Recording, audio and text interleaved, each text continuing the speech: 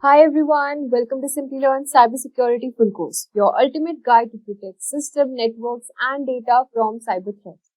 As technology grows, so do cyber attacks, putting everything from personal data to government infrastructure at risk. And by 2025, cybersecurity professionals will be high in demand as businesses race to outsmart hackers. In this course, you'll learn how to defend against threats like phishing, malware, and hacking. So whether you're a beginner or looking to level up your skills, this course will help you master cybersecurity essentials and build a career in this fast-growing field. Before we comment, if you're interested in building a successful career in cybersecurity, Simplilearn's professional certificate program in cybersecurity is your perfect choice. This 20-week program, designed in collaboration with Purdue University Online and IBM, offers over 100 hours of live expert-led classes and hands-on projects. You'll master essential skills like ethical hacking, penetration testing, malware analysis, and many more.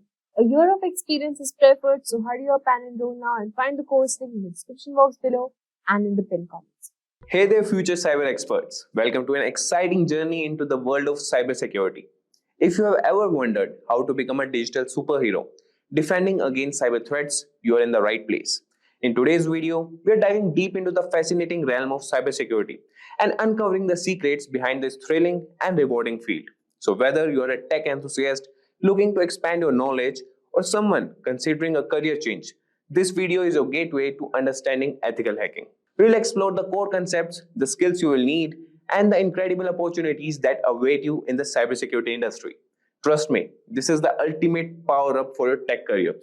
If you are an aspiring cybersecurity professional looking for online training and certification from the prestigious universities, and in collaboration with leading experts to enhance your credibility. So, without any further ado, let's get started. Let's do the basics first, and then we'll come to the point of discussion. Right. So let's move on to our topic of the evening and our first domain, enterprise infrastructure security. Right. We'll be discussing about risk management. So let's start the tonight's topic and proceed. Right.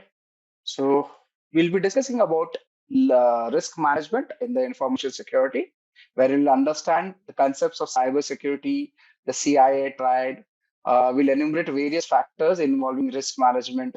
We'll be able to understand the definition between quantitative and qualitative risk analysis, and also categorize various type of security control methods. Right, and normally we start with a scenario. Right, we start with the scenario. And the scenario is you have joined a major corporation as a cybersecurity specialist. In your new role as a cybersecurity specialist, you must help in securing the organization's information systems. Right? That's your job as a cybersecurity expert, a specialist. Now, your job entails in protecting systems from cyber risks, threats, and vulnerabilities by monitoring and detecting, investigating, analyzing, and responding to security events, right? Incidents, events. So the task you have been given are identify the potential threats to the organization's critical assets, identify vulnerabilities to organization's assets, determine risks, and for identified risks, perform something known as risk analysis and recommend appropriate response. This is what you'll be learning on the job as we proceed. The basics first. What is cybersecurity? Very simple. Every one of us knows. It refers to the process of securing sensitive data and critical systems from cyber threats. Right? We'll cover what is a threat, what is sensitive data, what is vulnerabilities, exploits as we proceed in our discussions. Right? The goal is to protect the confidentiality, integrity, and availability. We'll cover CIA triad. That is CI. C stands for confidentiality, I stands for integrity, A stands for availability of an organization's critical assets. Now, the assets would be your networks, your computers, your programs, your data, your human being, your facilities. Anything is an asset for an organization. You agree with me, all of you? What is an asset in an organization? Anything which is a property of an organization. Anything which gives helps boost the organization's productivity per se. Right? Understood, right? Right. So that is the goal of cybersecurity: to protect right? The organization, allow it to flourish, continue doing business, right? So let's come to our blackboard, and I will start our topic discussions. The first topic we'll be discussing about security and risk management, right? Would you want everything in white, or would you prefer a red font? How does it look? White or red font? Your choice. White is better? Okay, great. Thank you. So I intend to share this with you once every session is complete. Yeah, Juice says FFF. Wonderful. Okay. White background is it, or black background with white font? But this is what I do. I use black background with white font, but I can always change it. No problem. You can have it like this also. The white background with black font. Good. Let's start with that discussion. So what I do normally, okay, let's have the introductory discussions. Yeah. Okay, let's start with security and risk management. So I'll give you the introduction, then we'll move on further on our topics, right? So let's have this discussion completed. Okay, what is the issue? Right. So information security and risk management are analogous with each other. Analogous with each other. This is how I will create notes, share it with you at the end of the day. Now, as you see, it is clear. I will, if we can increase the font a bit more for all of us to see, have a better look, right? The security and risk management domain forms the baseline for all information security concepts and practices. Now, in this topic, we'll be focusing on concepts and key areas such as the asset protection, confidentiality, integrity, and availability, security governance and principles, compliance, legal and regulatory issues that pertain to information security in the global context, professional ethics, personal security policies, risk management principles, threat modeling, business continuity planning, security risk considerations in acquisition strategy and practice, security education, training, and awareness. Right? At the primary, this is what we'll be covering throughout as we proceed, right? So we'll be discussing all of these one by one. Now, this is something which I'm covering through my own notes, through my understanding of what I have learned throughout the years, right? So remember, this is the practical part of it, which we are discussing. You'll have to go back and understand it during the weekend or week whenever you are free.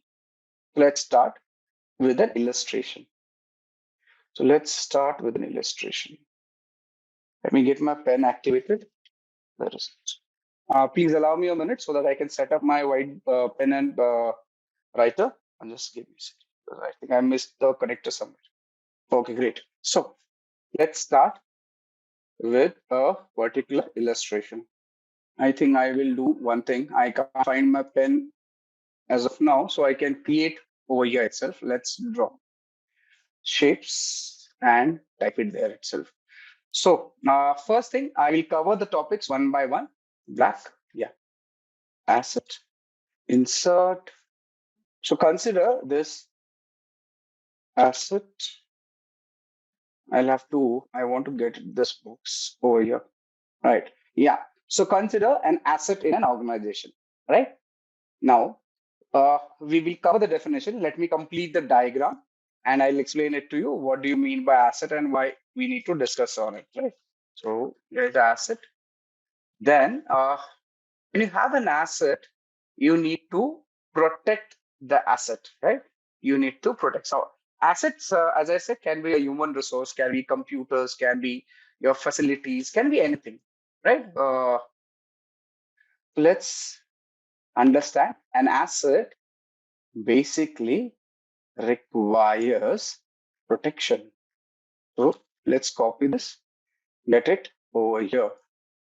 Okay, I'm creating a diagram for ease of understanding over here. I think this should be good. Yeah, so it needs protection. Once the diagram is ready, we can talk about it in greater detail. Right? Now, this protection will be based on something. And what is that something? What is that something? Is, okay, the CIA triad, which we'll be discussing in our topics ahead.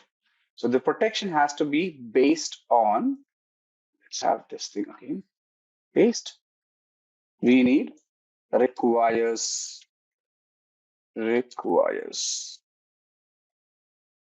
This thing requires protection, and this protection will be based on shapes. Do I have a triangle? Yeah, will be based on the CIA triad, which is C stands for, let's make it bigger. Okay, C stands for confidentiality. Okay, can I copy this? And the A stands for availability. Yeah, it would have been easier. I did find the pen, but connector to my yeah. So A stands for availability. There's an I over here. So let's have an I which says it is integrity. We'll be covering all these terminologies. So those who are confused, not sure what is happening, do not worry, we'll cover it. Right? This is your CIA triad. This is your CIA triad. So understand, we have an asset which requires protection, and this protection will be based on the CIA triad, right? So important, remember. So let's have this color coded for ease. And actually, I'm beautifying it, nothing else. So, right. So that's it. Make this as green so that you can see it better. Green, right? So you have an asset, it needs protection. The protection will be based on the CIA triad, right? Now, what is an asset? At the onset, what is an asset? Asset is, it's not straight. Let's make it straight. An asset is nothing but, let me make it here.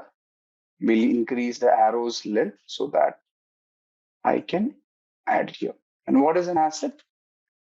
Yeah, asset is your hardware, software, information, people, personal. Let me see, how can I get it here? Oh, interesting. Okay, so your physical hardware. Now this is creating trouble for me. I don't know. It should have worked. Normally it does, but I normally make these diagrams using my pen. I never use this. So this is what is causing the issue. And if I type, it is typing somewhere else. Yeah. So like I said, and I assume we are out of the initial issues, right? So let's start. So like I said, the asset which we were discussing, what is an asset? His asset is nothing but your hardware. So your software, right? Then it could be, say it could be your people, right? And information, right? All of them are considered to be assets. Now, this is, yes, everything is an asset. Your facilities also can be called an asset. So assets can be hardware, software, people, information. And as is the case over here, all of them will require will require, all of them will require protection. All of them will require protection. Okay, so we need to protect it. Now, we've already talked, the protection will be based on our CI, confidentiality, integrity, and availability per se, right? So let's, excuse me. It is misbehaving. No, interesting. It is not allowing me to delete this. Is the line visible? Okay, you are also able to see this line which has come up, right? Okay, yeah. My apologies to the team. It should not have happened like that. Interesting. It is a glitch. Okay. Now let's move on further and we'll discuss it if the issue comes up again. Now, this CIA will primarily be given or will be decided based on certain other aspects, right? And those aspects would be your security, compliance. So we'll cover this. So you'll understand it better. Compliance and policies, right? So this CIA will be primarily based on security, compliance, and policies. Now, again, this also will be ensured through the CIA will be ensured through. Let me move it a bit like this. Can I just use it like this? Yeah. It will be ensured through security governance,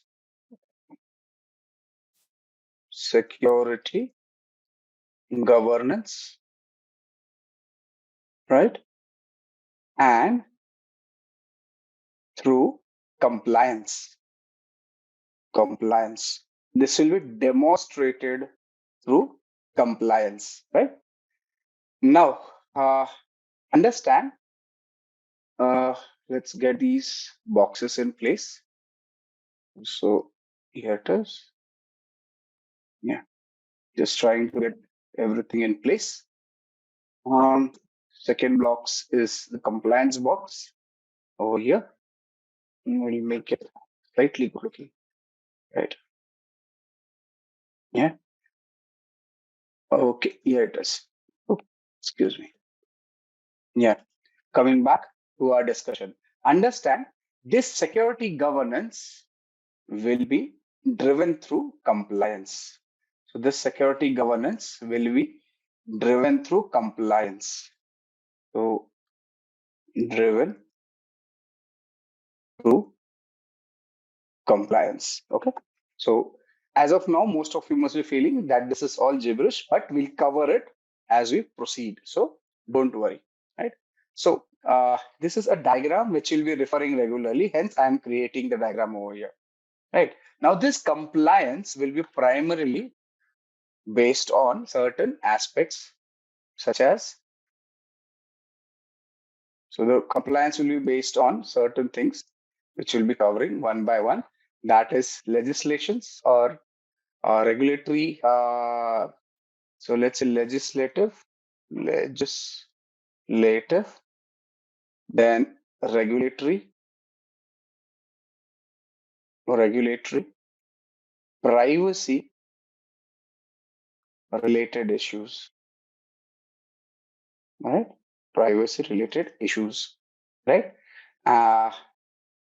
Also, it will be, for example, let's say it will be based on PCI DSS. Now we'll cover what is PCI DSS as we proceed. Regulations, HIPAA, or GDPR. Right? So we'll cover this as we proceed. Now understand, the most important thing we need to understand is an asset. It is hardware, software, people, information, facility, everything and all of it, right? Now, this asset needs to be protected, right? The asset needs to be protected. And this protection will be based on confidentiality, integrity, and availability, right? And now this CIA will be demonstrated using compliance, which is primarily based on legislative, regulatory, privacy related issues and regulations. And the security governance will ensure it, right? Now, what is security governance? It is nothing but management practices, right? Standards, policies, procedures. That is security governance. So, a few things to be remembered over here. Where's my pen? Here it is. So, remember, security governance is nothing but management practices, right? Then it will be your standards, policies, and procedures. We'll cover the definition after this, right? You should remember that security governance can be ensured by proper management practices, standards, policies, and procedures, right? Basically, this complete stuff will give you or will provide insights. I need to slow down. Insights into something known as security controls, the protection mechanisms, right? Your uh, personal security and professional ethics, right? Okay. Now, all of this is interrelated, hence we are covering it like that. Now, this particular aspect of security controls, excuse me, I did select, yeah. All these aspects of security controls, personal security, professional ethics will be controlled by or can be adhered using your compliance, right? We'll be adhering this using compliance, right? Now each term will be explaining as we proceed ahead. So don't get confused, right? So this will be adhered through, right? Security compliance. Okay, is the diagram clear? Right? Is the diagram clear? Asset needs protection. Asset is nothing but hardware, software, people, information. Protection will be done through the use of CIA, compliance, integrity, availability. Okay. This is primarily, okay, one more box will create so that I can differentiate. Otherwise, my handwriting is, okay, here it is. So yeah, now this compliance CIA will be basically based on security compliance and policies, right? Now you can ensure the CIA by ensuring you have proper security governance, which is management practices, standards, policies, and procedures. And this can be demonstrated using compliance, right? And compliance can be added through security controls, personal security, and professional ethics, right? This is what we are covering all in all in this particular topic, right? So let's move on with the explanation for each topic mentioned over here. Any questions so far? Anything you would like to understand? Anything which you like to discuss right now? We can discuss. If you have any questions, we'll be covering it. Okay. Yeah. Anything you like to discuss now? Please go ahead. No? Wonderful. Wonderful. So let's come back to our primary discussion. And here we begin. Yes, I will share the topic notes, Dipti, with you. I will share this particular page itself. Yeah, this particular page I will be sharing with you.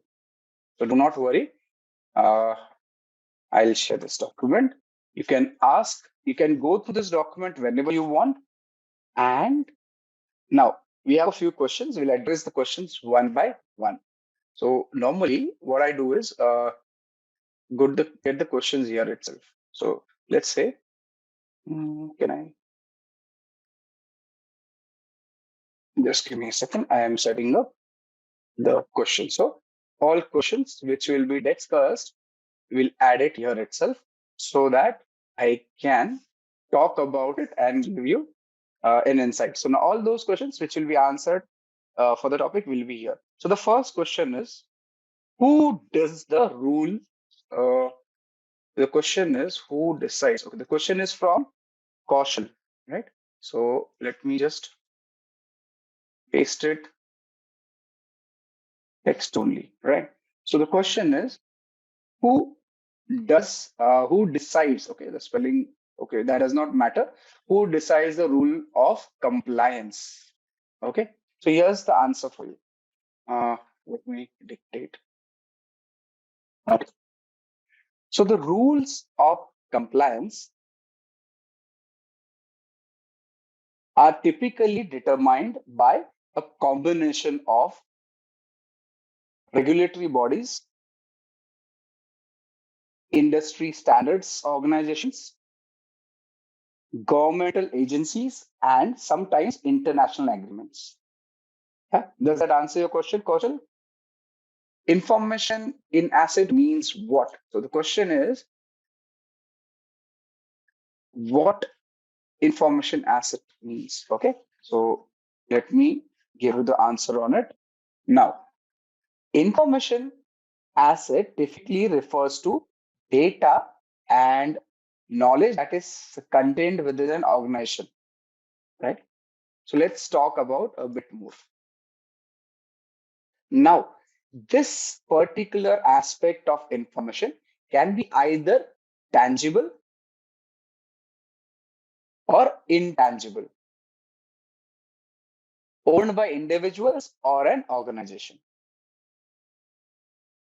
right?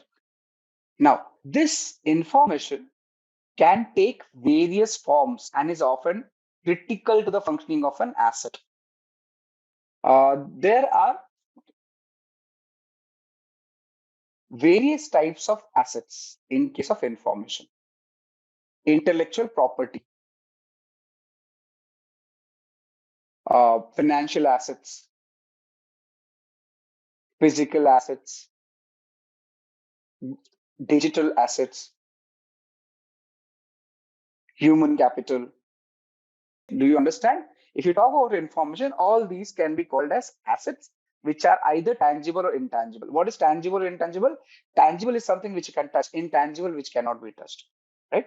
Like the air, you know it is there, but you cannot touch it. Same. If you want to touch a tree, it is there. Both are assets. Okay. Now, how can we ensure that the integrity is maintained as per a CIA? Now, this is a topic which we'll be discussing in our integrity discussions per se, but I can give you an introduction on it. Right? I can give you an introduction on it and what is it about. Now, maintaining integrity as a part of the CIA triad in information security is crucial for ensuring that the data remains accurate, trustworthy, and unaltered. This can be achieved by strategies such as data encryption, access control, data validation, audit trials, version control, security training and awareness, backup and recovery. So let's start with our topic discussion. So we addressed questions. Now we'll work on the terminologies which we used over here, one by one. Now, important things to remember, important points to remember here. Okay, let's understand this one by one. The first point, assets require protection. Right. So this is me typing now. There's too many typos happening. Second, protection is based on the requirements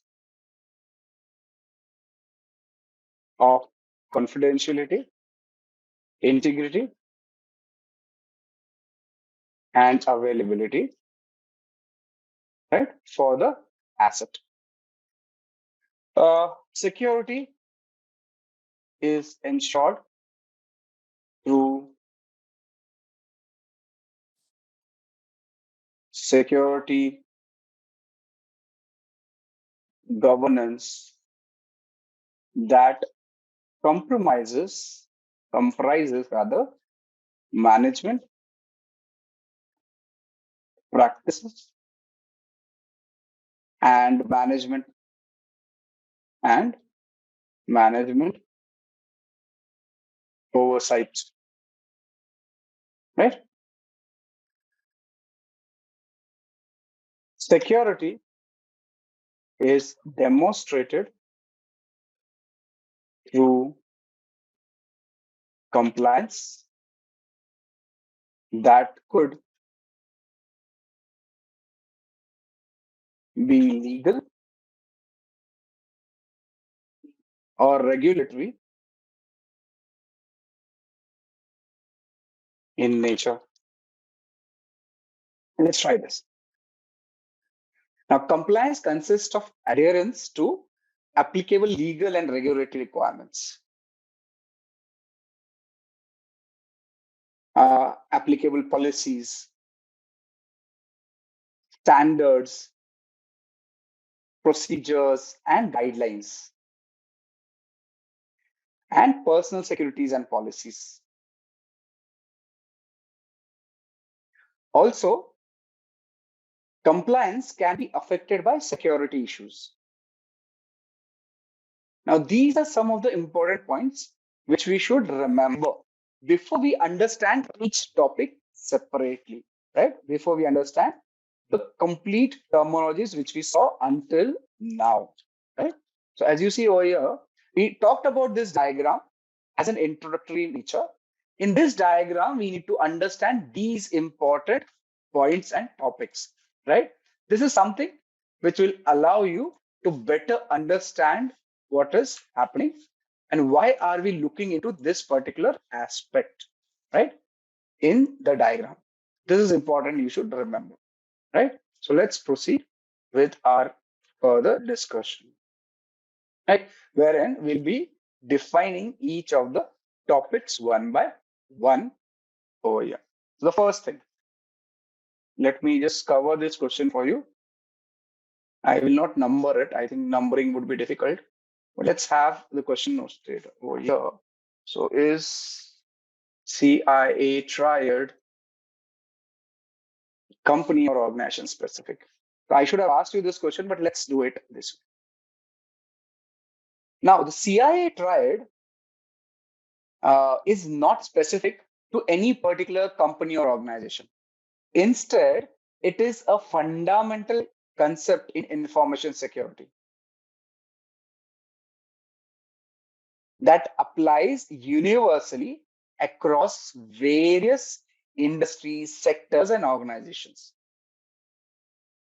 Also, the CIA triad basically provides a framework for understanding and addressing the core objectives of information security. And these core objectives are confidentiality, integrity, and availability. These will be discussed as we proceed ahead.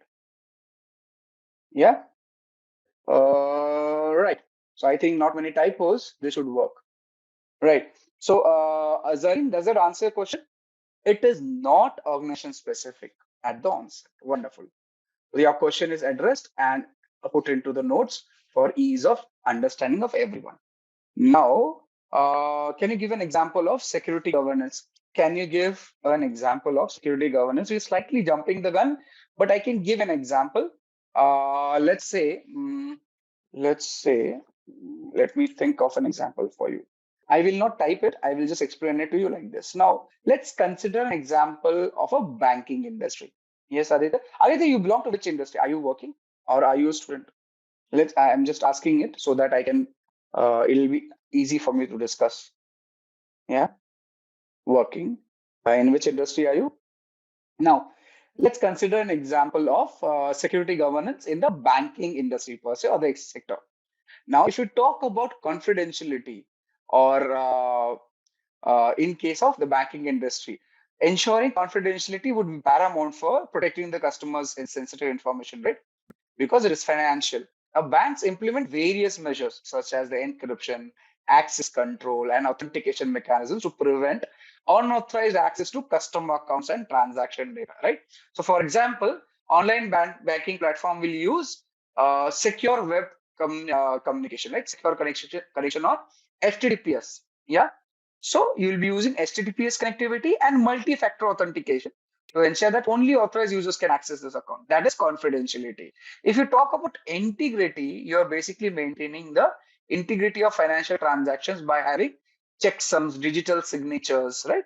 To basically verify the electronic transactions. And availability would be ensuring that when a customer wants to access the banking platform, the online banking platform, it is available whenever it is demanded without interruption. That is the CIA. Now, in this example, security governance in the banking industry will incorporate the principles of the CIA to protect the customer data, maintain the integrity, ensure the availability by placing requisite processes, mechanisms, standard operating processes, your guidelines, and policies in place. So you have to implement the CIA, protect the CIA, having a certain set of what did we call processes, practices, mechanisms, standards, guidelines in place, and we'll cover those definitions as we proceed. Yeah, Zareen, your question is answered. Okay, let's proceed with the topic which we were discussing. Let's start with asset. What is an asset? So we discussed about asset, but we need to clearly understand what do we understand by the asset and what all does an asset compromise of, right? So let's proceed. Does that? Okay. Now this is something which always happens. I'm just checking it. And it has again happened. Okay, yeah, it is. Now, asset can be tangible, that is perceptible by touch. An example of a tangible asset could be a desktop computer or a laptop. Assets can be intangible also, which are basically not physically present. You cannot touch it. For example, corporate image or intellectual property, such as the patents, are intangible assets. Clear so far? So assets are tangible and intangible. Tangible is basically what you can touch, what you can perceive with a touch, right? Intangible is something which is understood. We cannot just touch it, right? Now, assets are used by the organization for business purposes or business processes. Every asset, whether tangible or intangible, has a certain intrinsic value to the business. The value can be monetary or of importance or of both.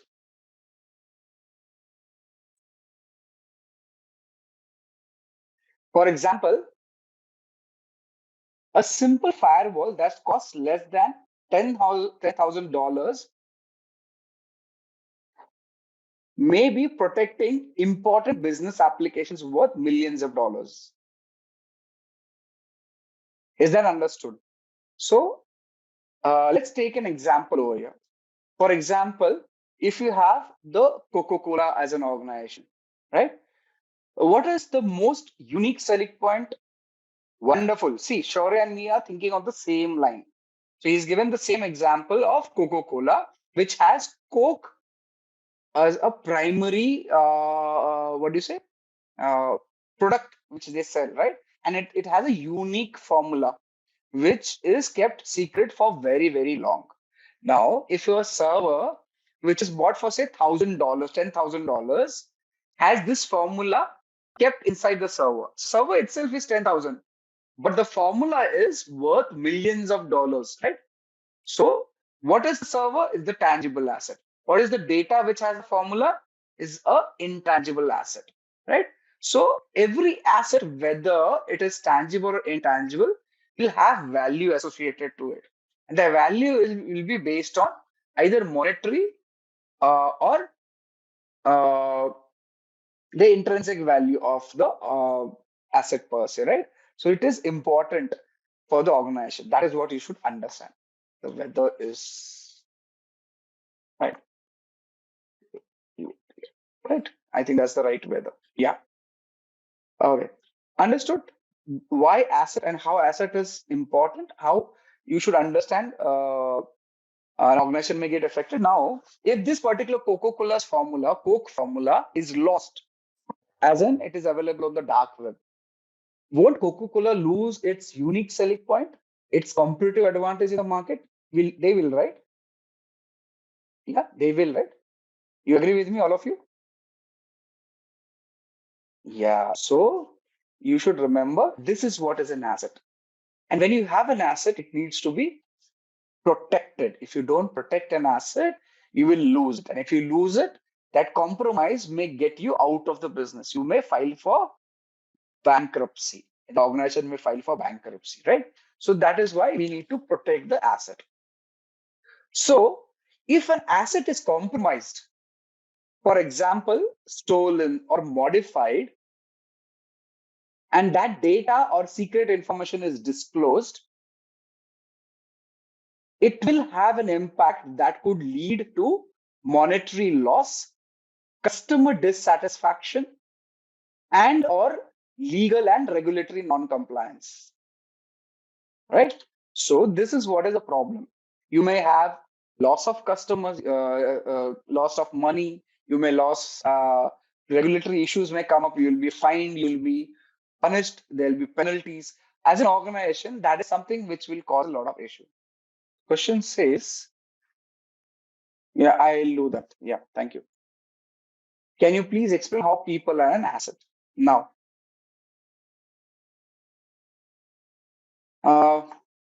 see, understand the people are the most valuable assets within an organization because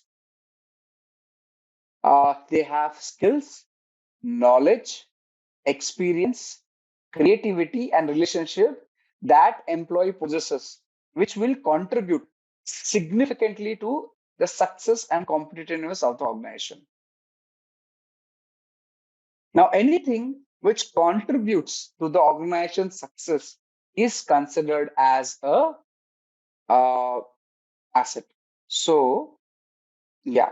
So, when you talk about human beings, right, and how information and skills of the workforce can be considered, it can be considered under, say, intellectual capital, right? That is collective knowledge, expertise, skills of an employees. Similarly, innovation and creativity can be considered such that an employees are able to innovate, to generate ideas, right? Uh, Customer relationship. Again, employees often develop very strong customer relationship. Let me just put it in the bullet points over here itself. So let's talk one by one on these points. So first one is uh, intellectual capital. So this is where the collective knowledge, expertise, and skills of the employees will represent intellectual capital. Innovation and creativity, where employees basically the ability of an employee to innovate, generate new ideas, and solve complex problems, again, can be considered as a critical asset for an organization, particularly where the industries are or the industry have a rapid changing scenario. Technology is changing regularly, right? So that is where employee can be considered, or human being can be considered as an asset, right? So this is where you need to understand why human being is considered an asset, right? Similarly, you will have customer relationship, wherein a lot of organizations have employees directly in touch with the customers. Now, customers trust these employees. They prefer to talk to these employees. This is where customer relationship this is where your employee becomes a asset, right? You cannot let go the asset because you may even lose the customer. And even your organization culture comes into play. And that culture basically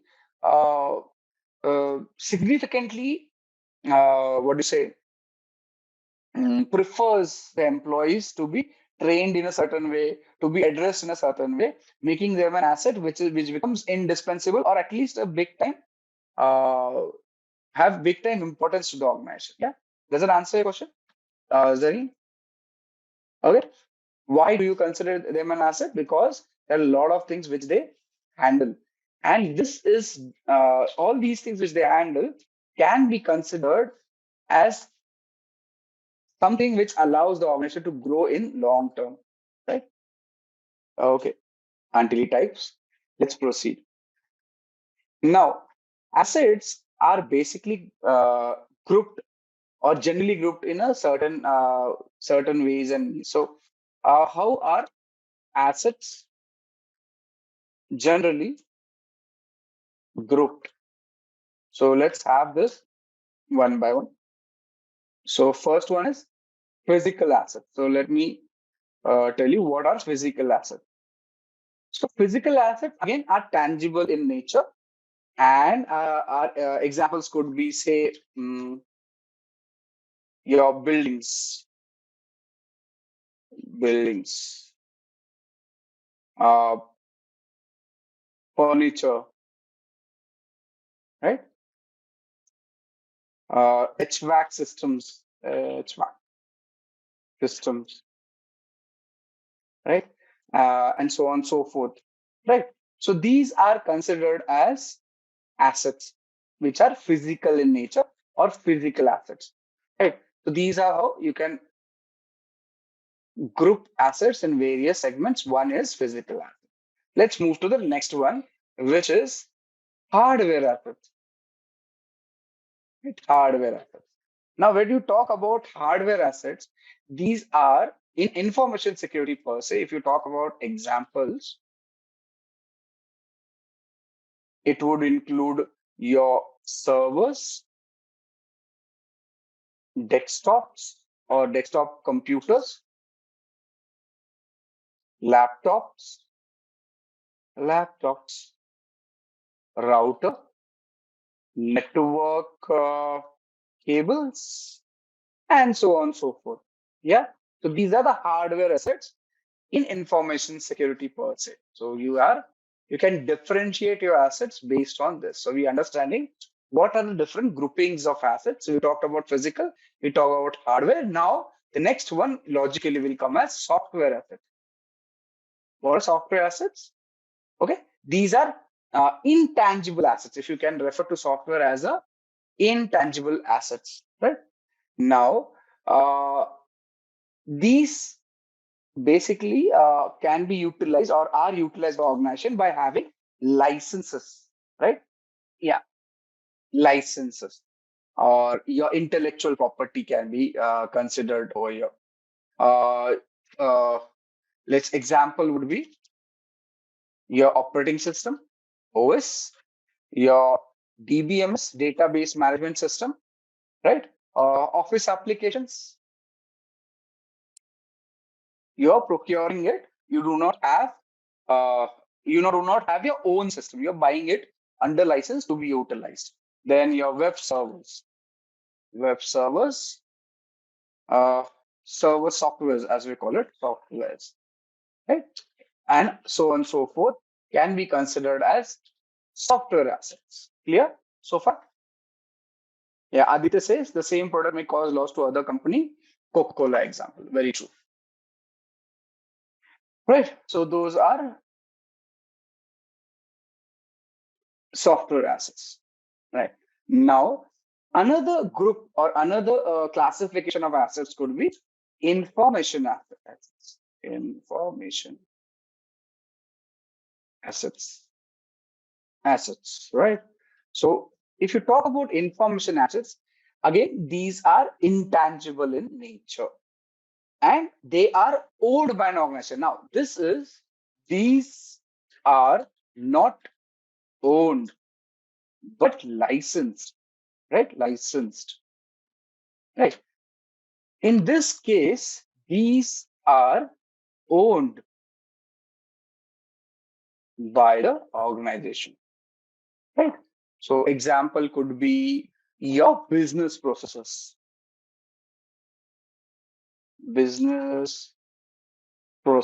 organizations, business processes. Then policies, procedures, procedures, um, customer information, right? Uh, Personal information, then agreements, mm, and formulas which are developed in-house, right? Those are so now developed in-house or even purchased. So they are holding them after purchasing, right? Those are your information assets. Clear so far? Physical, hardware, information, software, and personal assets. And the last one is personal assets. Now, these are basically people associated with the organization, right? For example, your employees, contractors, uh, maybe vendors, third-party consultants, right? Um, what else? Okay, maybe these all, or few more will come up here and there. So these are your personal assets. Personal assets, right? Got it? So you can group your assets into following classifications: physical, hardware, software, information, and personal. All these are important. Clear so far? And interestingly, our friend, let's talk about asset. Now that we know what is an asset, let's talk about asset protection, right? So now, if you remember in our diagram, we made an asset and we say it needs to be protected because it is an asset. So at asset protection, we talk about asset protection and what is it about. In information security domain, asset protection involves security management practices that are subjected to business and compliance requirements.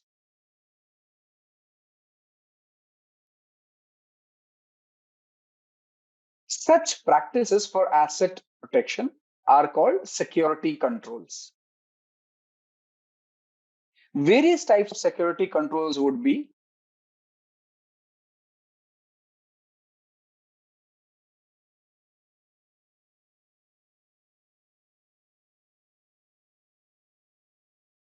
physical entry controls to an office building that allow only authorized persons. Monitoring controls such as CCTV for surveillance of critical assets. Right? So you have various protection mechanisms, and those protection mechanisms are we referring to physically stopping someone, monitoring it using CCTV, controls such as locks for hardware asset for protection from theft.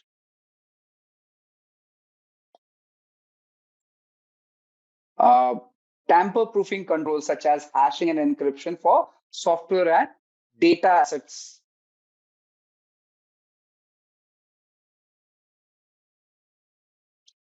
Copyrights or patent for information access to protect legal rights.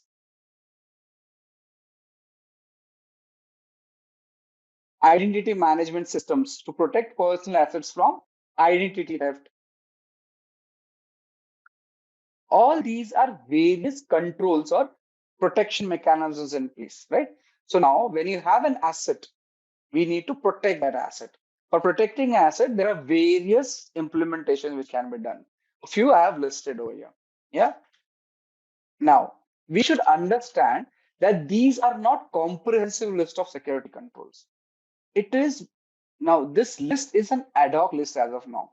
So it will be basically decided. Now, this kind of asset protection mechanism will basically be decided on uh, risk, risk analysis, your evaluation of the risk, assessment of the risk, right? Similarly, controls will be identified through risk mitigation strategies, risk assessment, risk, what do you say? Decision of risk based on management's policy. And this is where your analysis of risk management or risk management procedures will come into play. So asset protection requires or has a requirement that it would be based on risk. In order to understand the risk, we will have to understand risk assessment and select the control based on the risk analysis which is done over there, right? So we'll be discussing this based on the confidentiality, integrity, and availability concept. So if you have a software, be it open source or whatever, and it is being utilized to say uh, create value for a business, okay? Anything which creates value will be considered an asset. Remember that. It be it open source, right? Now, when you talk about open source, you can categorize it into, say, software assets, right? You're not owning it, but you can use it. And when you use it, you are trying to look for value. Is that understood? Aditya is saying open source software is not included in these assets. We can include it. I have not made it comprehensive. You can add a lot of things into it. I gave you an understanding of an asset. Okay. Okay. All right. So where are we? Since I'm talking a lot about risk management, let me give you a small introduction of risk assessment management before we proceed for our discussions on the CIA, the confidentiality, integrity, and availability. Now, why am I referring to it always? Where's my connection? This is something which is important. Understand when you sit for interviews for your as say GRC professional for cybersecurity. What is GRC? Stands for Governance, Risk, and Compliance. GRC, right? Governance, Risk, and Compliance. You'll be asked such questions. So you have first job in risk management would be to something known as inventorize assets. So you will basically make a list of assets held by an organization. These assets will be prioritized. Now, these will be based on what? The prioritization will be done on something known as business impact analysis. The impact this asset will have if it's compromised. In fact, if asset is compromised. Do you understand it? Now, when Shaurya said that Coca-Cola is an asset, you list out the asset. Now, if the Coca-Cola's asset, Coca-Cola's formula is lost, then what will happen? You'll have a big impact on the organization. Now, that impact is what will decide the priority of an asset for an organization. Once your assets are inventorized, you will understand the value of the assets compromise based on something known as quantitative and qualitative analysis. We'll cover this in our future discussions. These analysis will allow us to get something known as a dollar value for your asset, right? And what will be the issue in case they are compromised. Once we have these dollar values with us, then based on this value, we will be based on these calculations,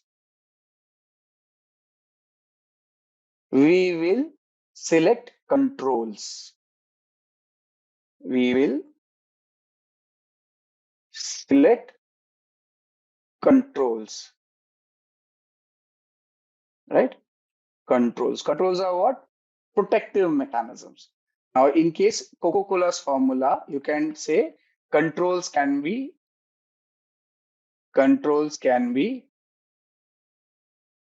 encryption, yeah, access control,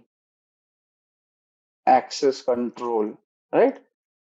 Yeah, say CCTVs, your guard dogs, right? These are controls, protective mechanisms, right? And once the controls are in place, we cannot stop over there. We'll have to review the controls periodically,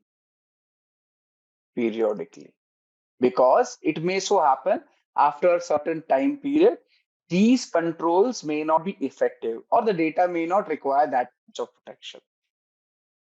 Okay, this is where your complete structure of asset management, asset security management, and risk management comes into play. Now, this is in crux the risk management discussion which we are going to do, right? This is the introduction I have given you, so don't worry, just take it as I have shown you, and I'll give you an example. Let's say let's connect all these steps as asked over here. Let's say in the example, let's take an example of our friend Coca-Cola, right? Coca-Cola, right? Coca-Cola, and their formula for Coca-Cola. Now, if you consider this formula as your asset, what would you do? You will think that first question in when you sit for analysis of a risk with respect to this formula is that uh, who, firstly, uh, what is the threat associated with this asset, right? So now you tell me what threat is associated with this formula? Exactly, breach of data, right? Breach of data is a threat. Now, if this next question to be addressed, if you know what is the threat associated, which is breach of data, then you need to answer next question: how much loss will happen if this is lost, if this happens, if this thing becomes successful, or you can call it as if the risk materializes, then what is the case, right? So if you now know that the asset is Coca-Cola's formula, the threat is breach of data, then you will know the weakness. Now, what is this? This is the weakness or vulnerability. You know the vulnerability. You know the threat, right?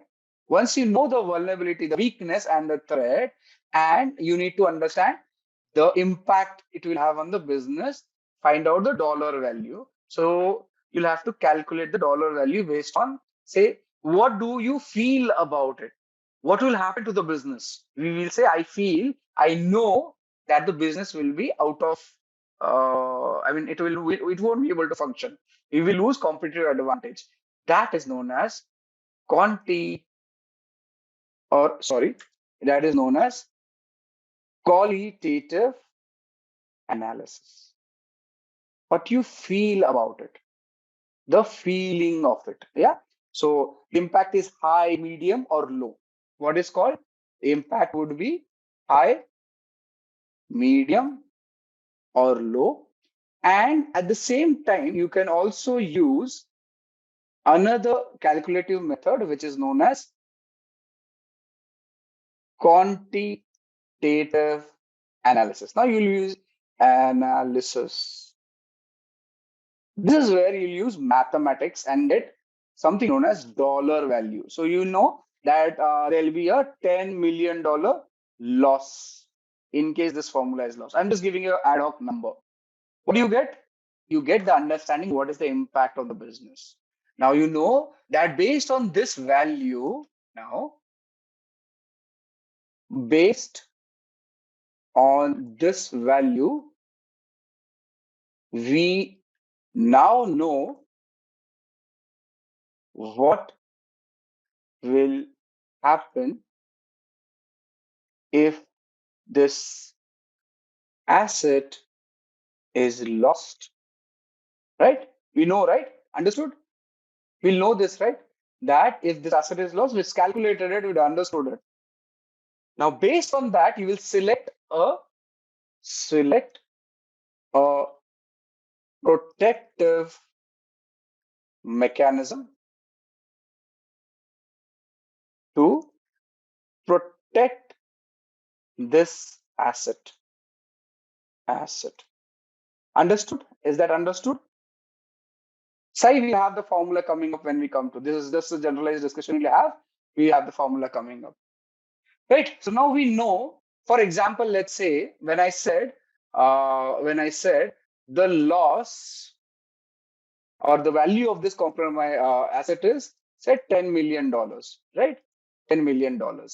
Now you will put a control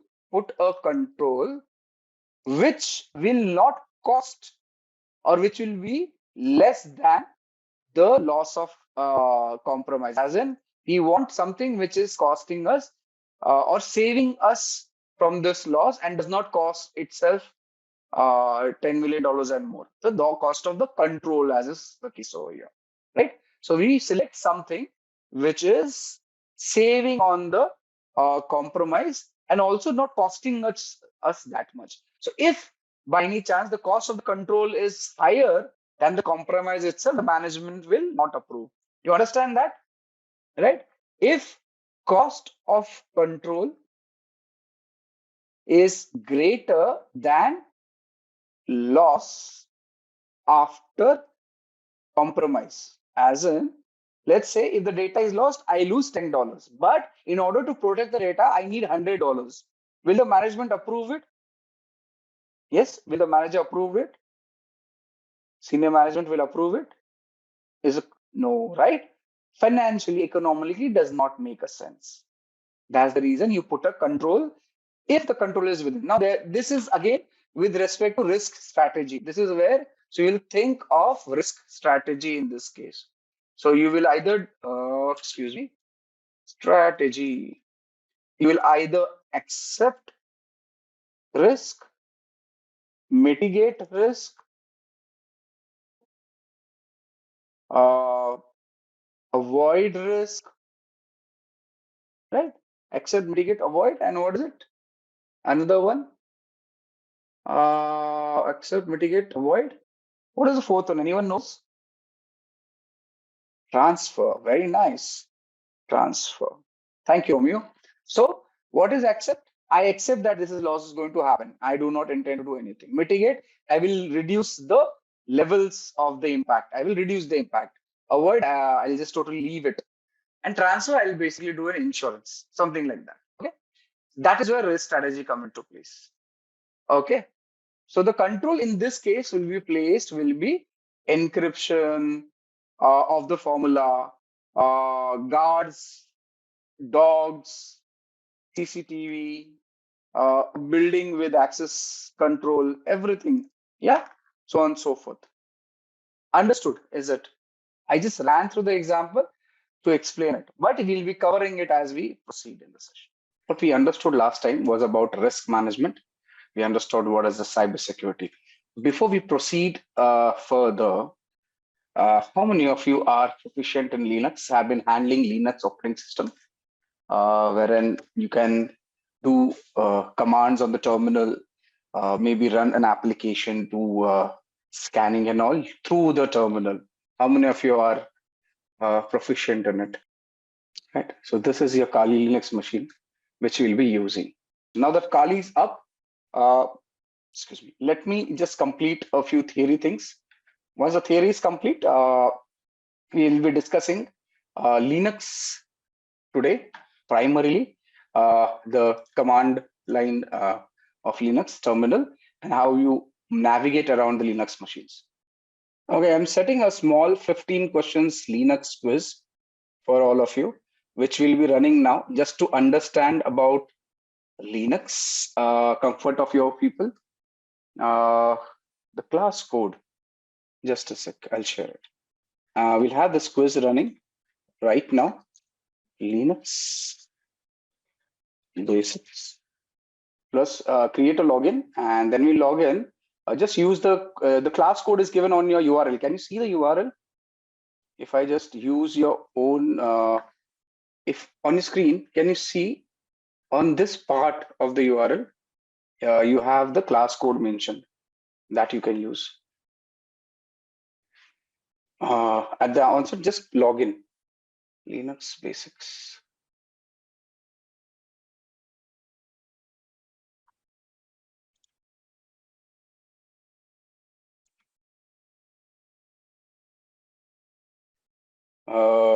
One sec.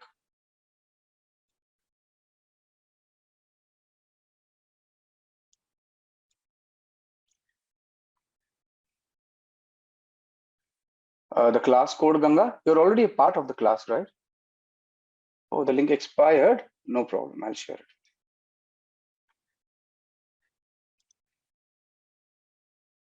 So we talked about CIA triad, the confidentiality, integrity, and availability as such, how it needs to be protected. We understood the CIA triad. We understood what is confidentiality, integrity, availability, and the attacks on them. Basically, each threat, each particular, what do you say, the pillar of cybersecurity, that is the confidentiality, integrity, and availability, has various threats associated to it. Those will be intentional attacks, primarily the man-in-the-middle attacks, the packet sniffing attacks, the hacking attacks. There could be accidental leakage through untrained employees, right? Someone who is misconfigured something, right? There could be issues with authentication, authorization, and failures, okay? Because there's lack of least privilege, need to know. There could be hardware or software failures. That's a threat to the confidentiality. Again, how do you protect yourself if there's an issue for, if there's a threat to the confidentiality? You encrypt, you ensure there's access control mechanisms in place. You have administrative controls. Now, the biggest example of administrative controls is the documentation, which is done, the various agreements which are done. For example, when you join a new organization, normally you sign something known as the acceptable use policy. How many of you have signed a acceptable use policy and a non-disclosure policy in an organization? Just say yes on the chat if you have, right?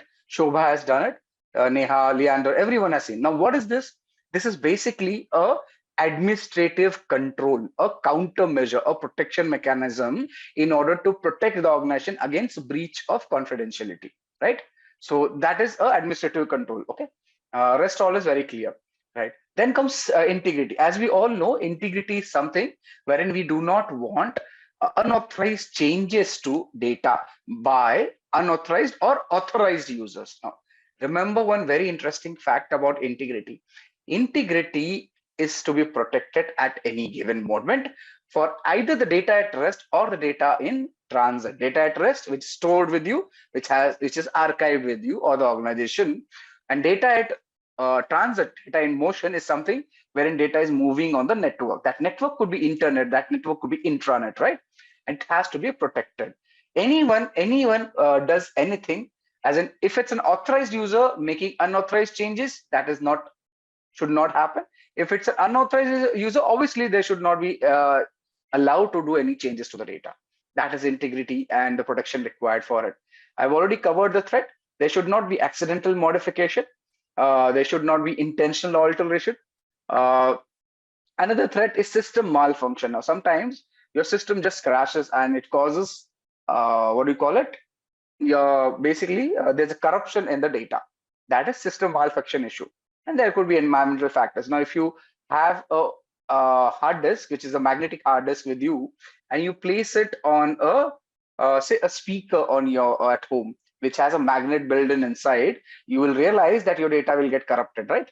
These are environmental factors. Or if there's a strong EM environment, electromagnetic environment around the magnetic hard disk, your data will get corrupted. So that is what is the threat to integrity. Yeah. So we've covered this. I'm just covering the slides per se. What is the protection mechanism?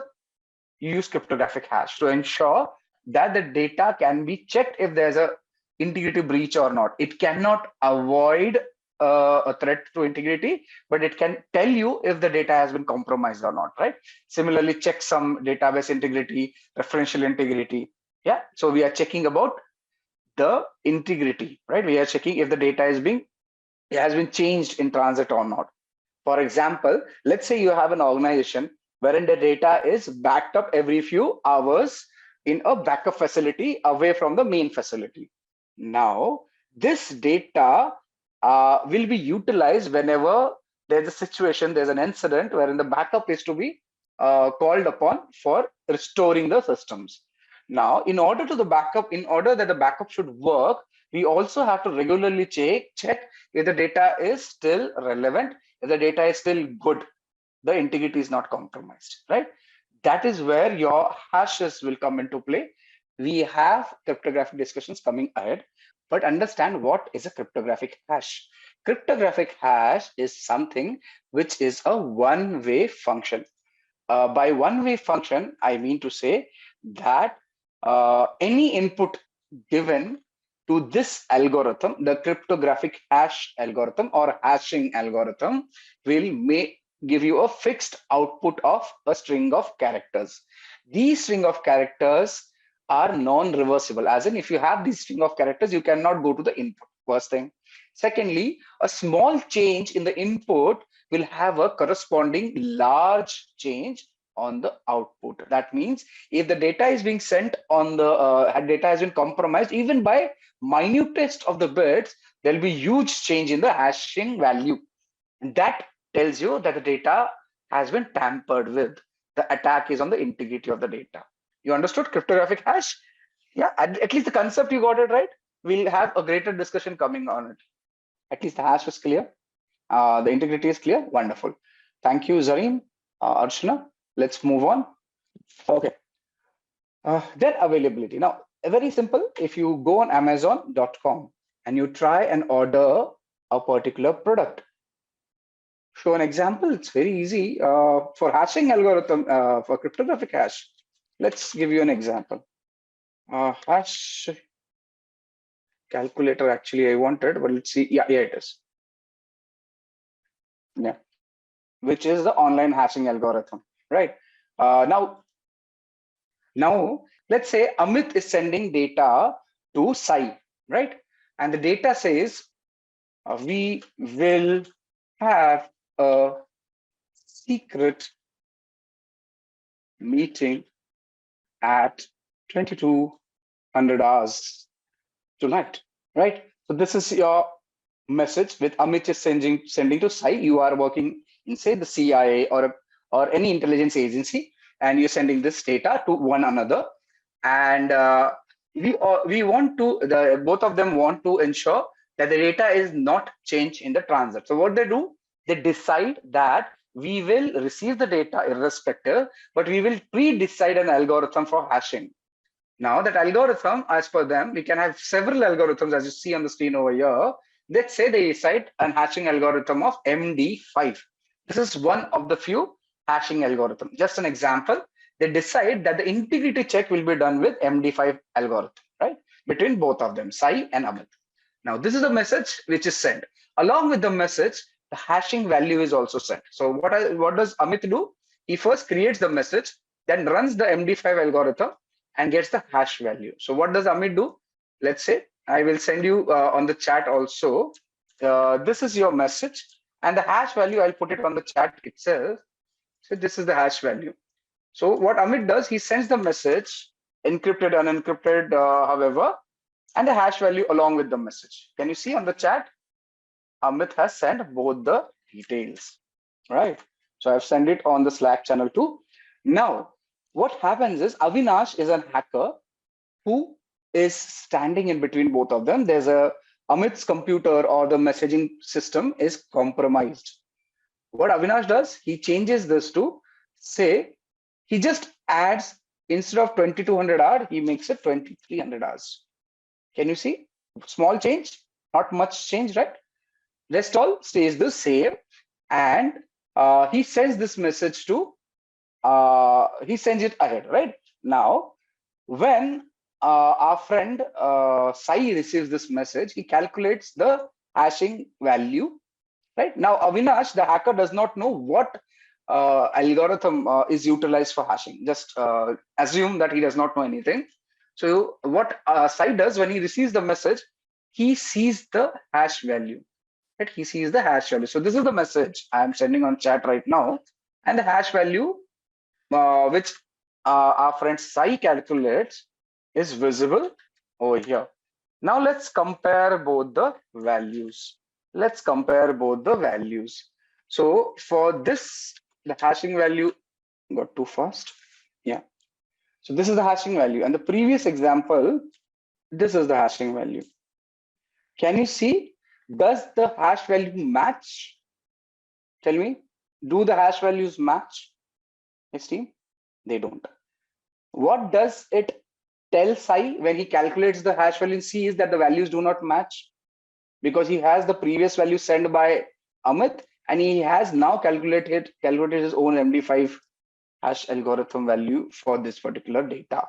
What does Sai know now? Sai says that data has been tampered with. It is not a surety that it's a compromise, because sometimes when you send data on the network, it may so happen the data gets corrupted, right? So there's a possibility that either there's a compromise or there's a system failure, but the data has compromised, the data has tampered, right? The data is changed. Obviously, the data cannot be relied on. Do you get the concept? Yeah, this is how hash works. This is how your integrity check works. So now this is exactly what happens when the data flows from the internet. When you send data from a client to a server, along with the data, a hash value is sent. And this is exactly what happens between the client and server. Pre-calculated hash is sent, and post receipt of the data, the server also calculates the hash. Yeah, the server also calculates the hash. Balraj, that's the point. When Sai receives this message, he knows that he has to meet at 2300 hours, but he also knows the data is tampered with. So obviously he will not follow the instructions. The data, he says the message has been tampered with. That means somebody has a malicious intent of changing the data. Somebody has changed it. And when something is changed, you don't work on it. And then there are other channels to confirm what was the message and all. That is a different thing altogether. Yeah? Just say yes if you do. Yeah, this receiver has absolutely no idea what change has been done. He just knows the data is changed. He has absolutely no idea what has changed. But he knows the data is changed. And once you know the data is changed, you just drop the data. Simple, right? I will not follow the instructions. Or we will ask for retransmission in the network language, because the hash changed, the value changed. Yes, the hash value is sent by the sender to the receiver. Yes, there are ways and means to crack the hash. There are ways and means to protect the hash. We'll come to that. We will. Yes. Every time we receive a message, we will calculate the hash value, compare it. This is exactly what happens on the network also, on internet also. Everything depends on everything, but hash will give you the integrity check. As in, it will confirm if the data has been compromised, tampered, or changed or not. Yeah. There are enormous number of algorithms. Attacker can keep on trying however long he wants or she wants. How would tell me you have received a message 10 times with different hash values from the sender. Will you still believe in the message? You won't, right? The hashes algorithm are pre-decided between the sender and receiver. It's a part of initial handshake. I'll show you a demo on that. I can give you a demo on that, but we'll divert completely. The attacker can spoof IPs, but change in data, the attacker cannot control the hash value. Yeah, I can show you. In fact, I am going to show you internet transaction. How does the internet transaction happens? Wherein how you start the connectivity, how hashes are, how algorithms are exchanged, how data is transmitted, how everything is calculated. It will work. Yeah, it's a part of my syllabus, not just Simplilearn. An additional thing to tell, which I will show it to you. If you want to understand the name, I'll be talking about TCP handshake on the network. I'll be talking about TLS handshake. Do you understand what is a TLS handshake? Do you know what is a TLS? Yes, full form, please. If you don't know it, TLS is, yeah. Tell me. See, when data is transmitted over the internet, it is known as transport layer security. Yeah, that is encrypted, right? When the data is sent. So the TLS is a transport layer security approach, and this is where your data is encrypted along the net in the network. And for that, the algorithms are pre-decided. The handshake tells. So now that we have jumped into it, let me tell you what happens is, let's say I am talking to Mahavir. So I cannot just talk to Mahavir, right? I will first seek his permission. I will say, Mahavir, may I talk to you? Mahavir will say, yes, let's talk. What am I doing? I'm sending a synchronous request to Mahavir. Mahavir is sending me synchronous acknowledgement, as in Mahavir is saying, yes, we can talk. I say, yes, that's good. I send an acknowledgement. This synchronous request sent from me to Mahavir, synchronous acknowledgement sent from Mahavir to me, and I sending yes, final yes acknowledgement is what is known as Sync-Synac TCP handshake. This is known as TCP handshake. Once you have the TCP handshake completed, then we decide, Mahavir, I belong to Karnataka. I speak Kannada. I also know Hindi. I also know English. Which language would you prefer? Now, what am I doing? We are deciding on a common communication protocol. So Mahavir will say, I belong to Rajasthan. I know Rajasthani. I know English. I know Hindi. We can talk in English. What is it happening? We are deciding on protocols. We are deciding on the communication line. We are deciding on the encryption algorithms. We are deciding on hashing algorithm. This is known as a TLS handshake. Once you decide on the language, we also decide what code to use. Do you use Devanagari? Do you use English? Do you use any other, script? What is it? We are discussing the encryption mechanism. Now, when Mahavir and me are talking, everything is pre-decided. What codes we use for encryption? English, right? How frequently will we speak? Now, once we finish this approach, when we finish everything that now we have decided to talk, we decided our algorithms, and we say, now we are done with talking. We'll close the connection. That's a reset, right? We'll cover that. At the onset, understand what is this. So this is exactly what happens on the network. A lot of handshaking happens. A lot of data is exchanged with each other. Only then your communication happens. Now, everything happens with a blink of an eyelid because the modern day communication system. So you won't know about it, but it happens. And this will be done. I will show this on live example. I've given you a analogous example. I will show you using Wireshark. How does it look on the network, right? I love giving that example. It's an awesome example, and I'll show you how it works with time. So we'll understand Linux today. If time permits, we'll go further ahead, and we will also understand this TLS handshake in the cryptography, TLS TCP handshake in the cryptography module in greater detail. So yeah, so let's move to the threats. I'm glad you understood. Yeah, so CIA threats. So what is the threat to the availability? I was coming to Amazon. When Amazon, you're trying to order a product and Amazon is down. What is happening? An authorized user is not able to place an order. You will get frustrated, right?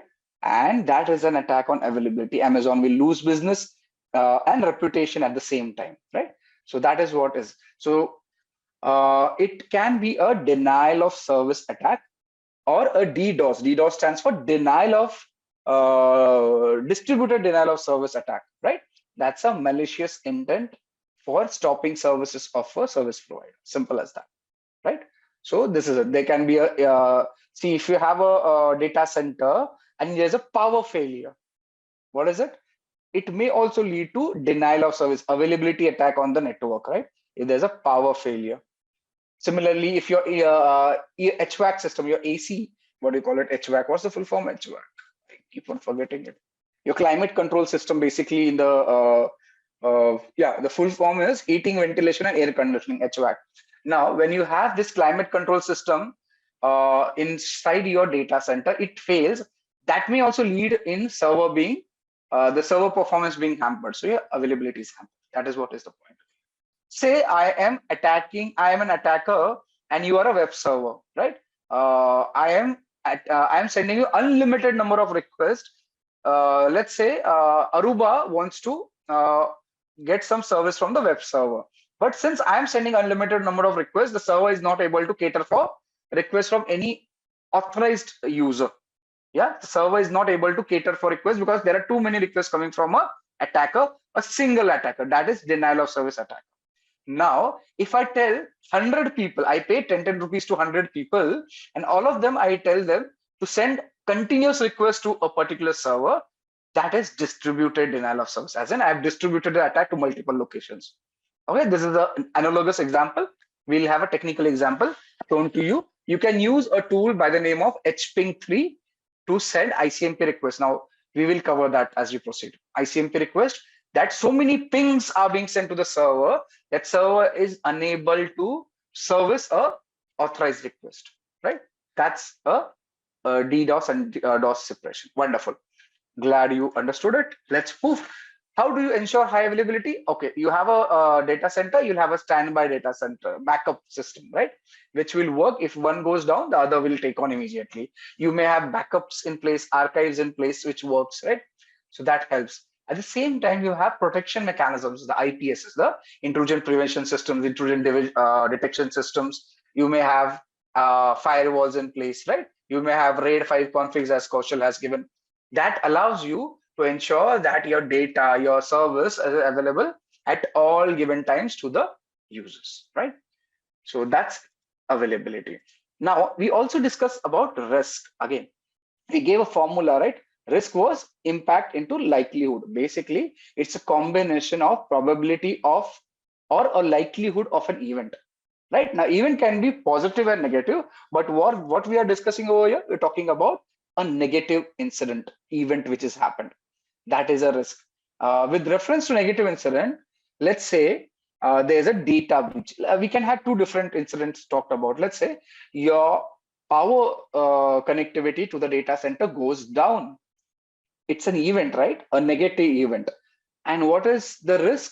Because that happens, your server availability or net system availability may go down, right? At the same time, there's a possibility that there's a hardware damage which will happen. Agree? So that's a risk.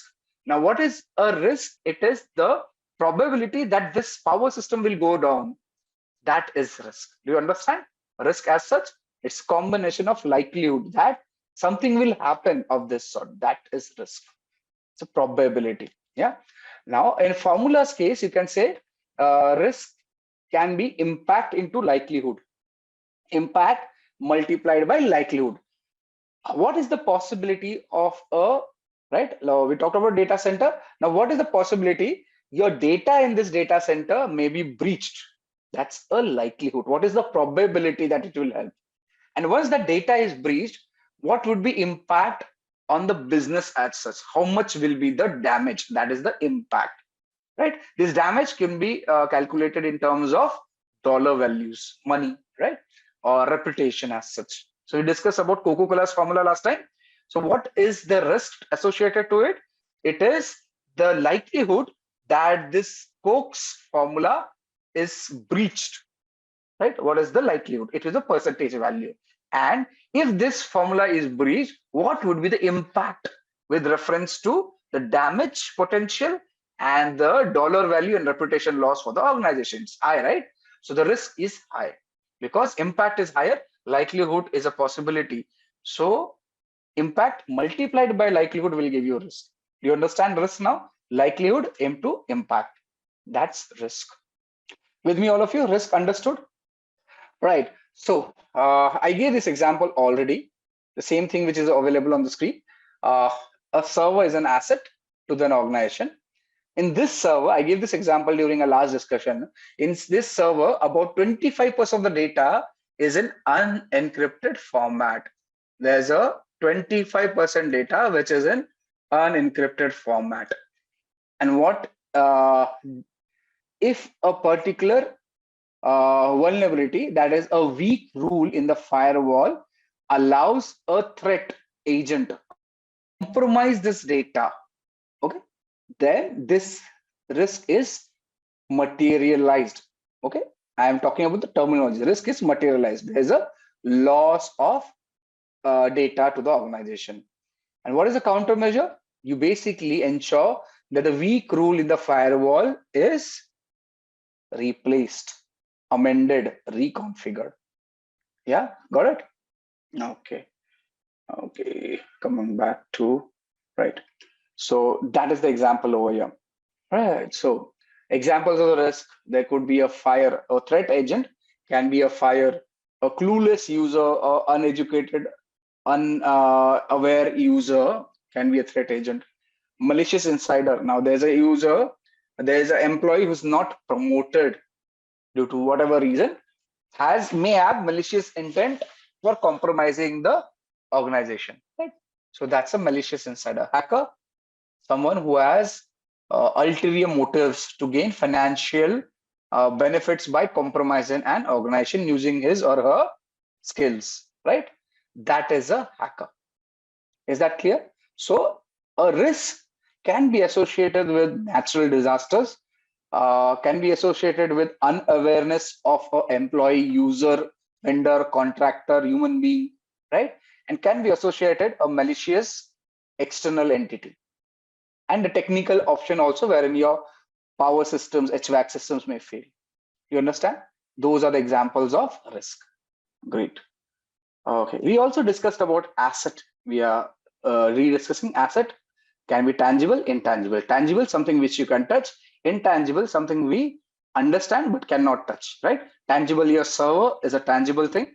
The data inside the server is an intangible thing. Your reputation of an organization is an intangible thing, right? This is an asset. So anything which has value to the organization can be considered as an asset, right?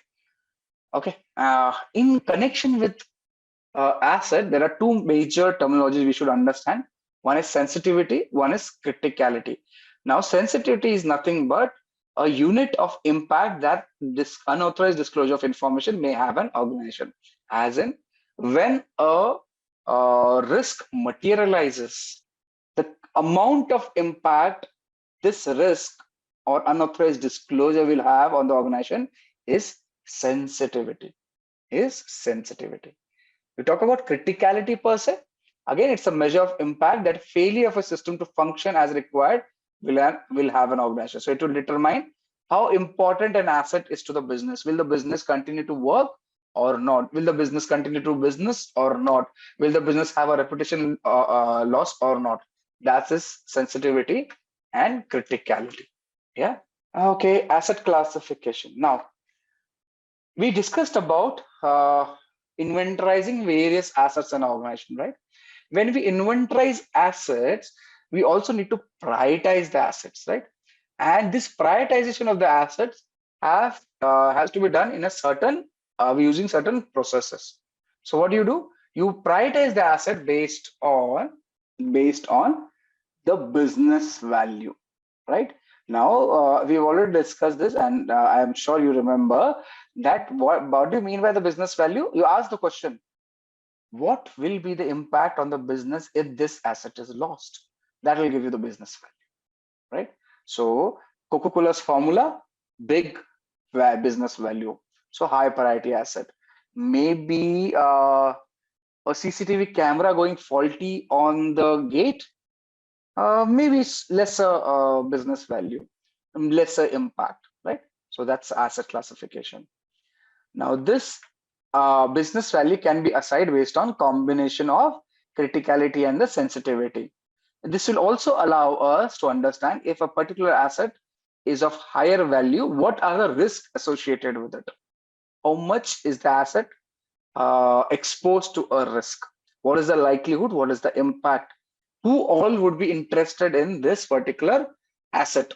The competitors, the malicious insiders, the hackers, yeah, the misconfiguration, so on. You know who's the threat agent, what is the risk, what could be the impact, and what is the sensitivity and criticality. So you get an understanding when you know what is your asset. So once you know what is important, would be the threat to that important thing, which is important to us, right? And based on that, we can have the classification level assigned to an asset.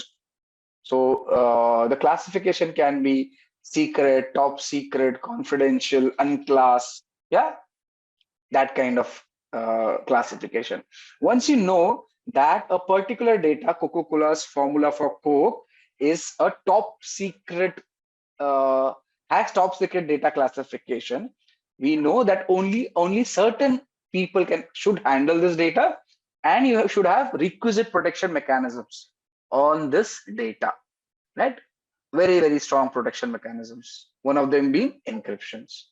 Now, once you know that, what classification level is it, what protection mechanisms in place, you will define, you can allocate the resources to the asset.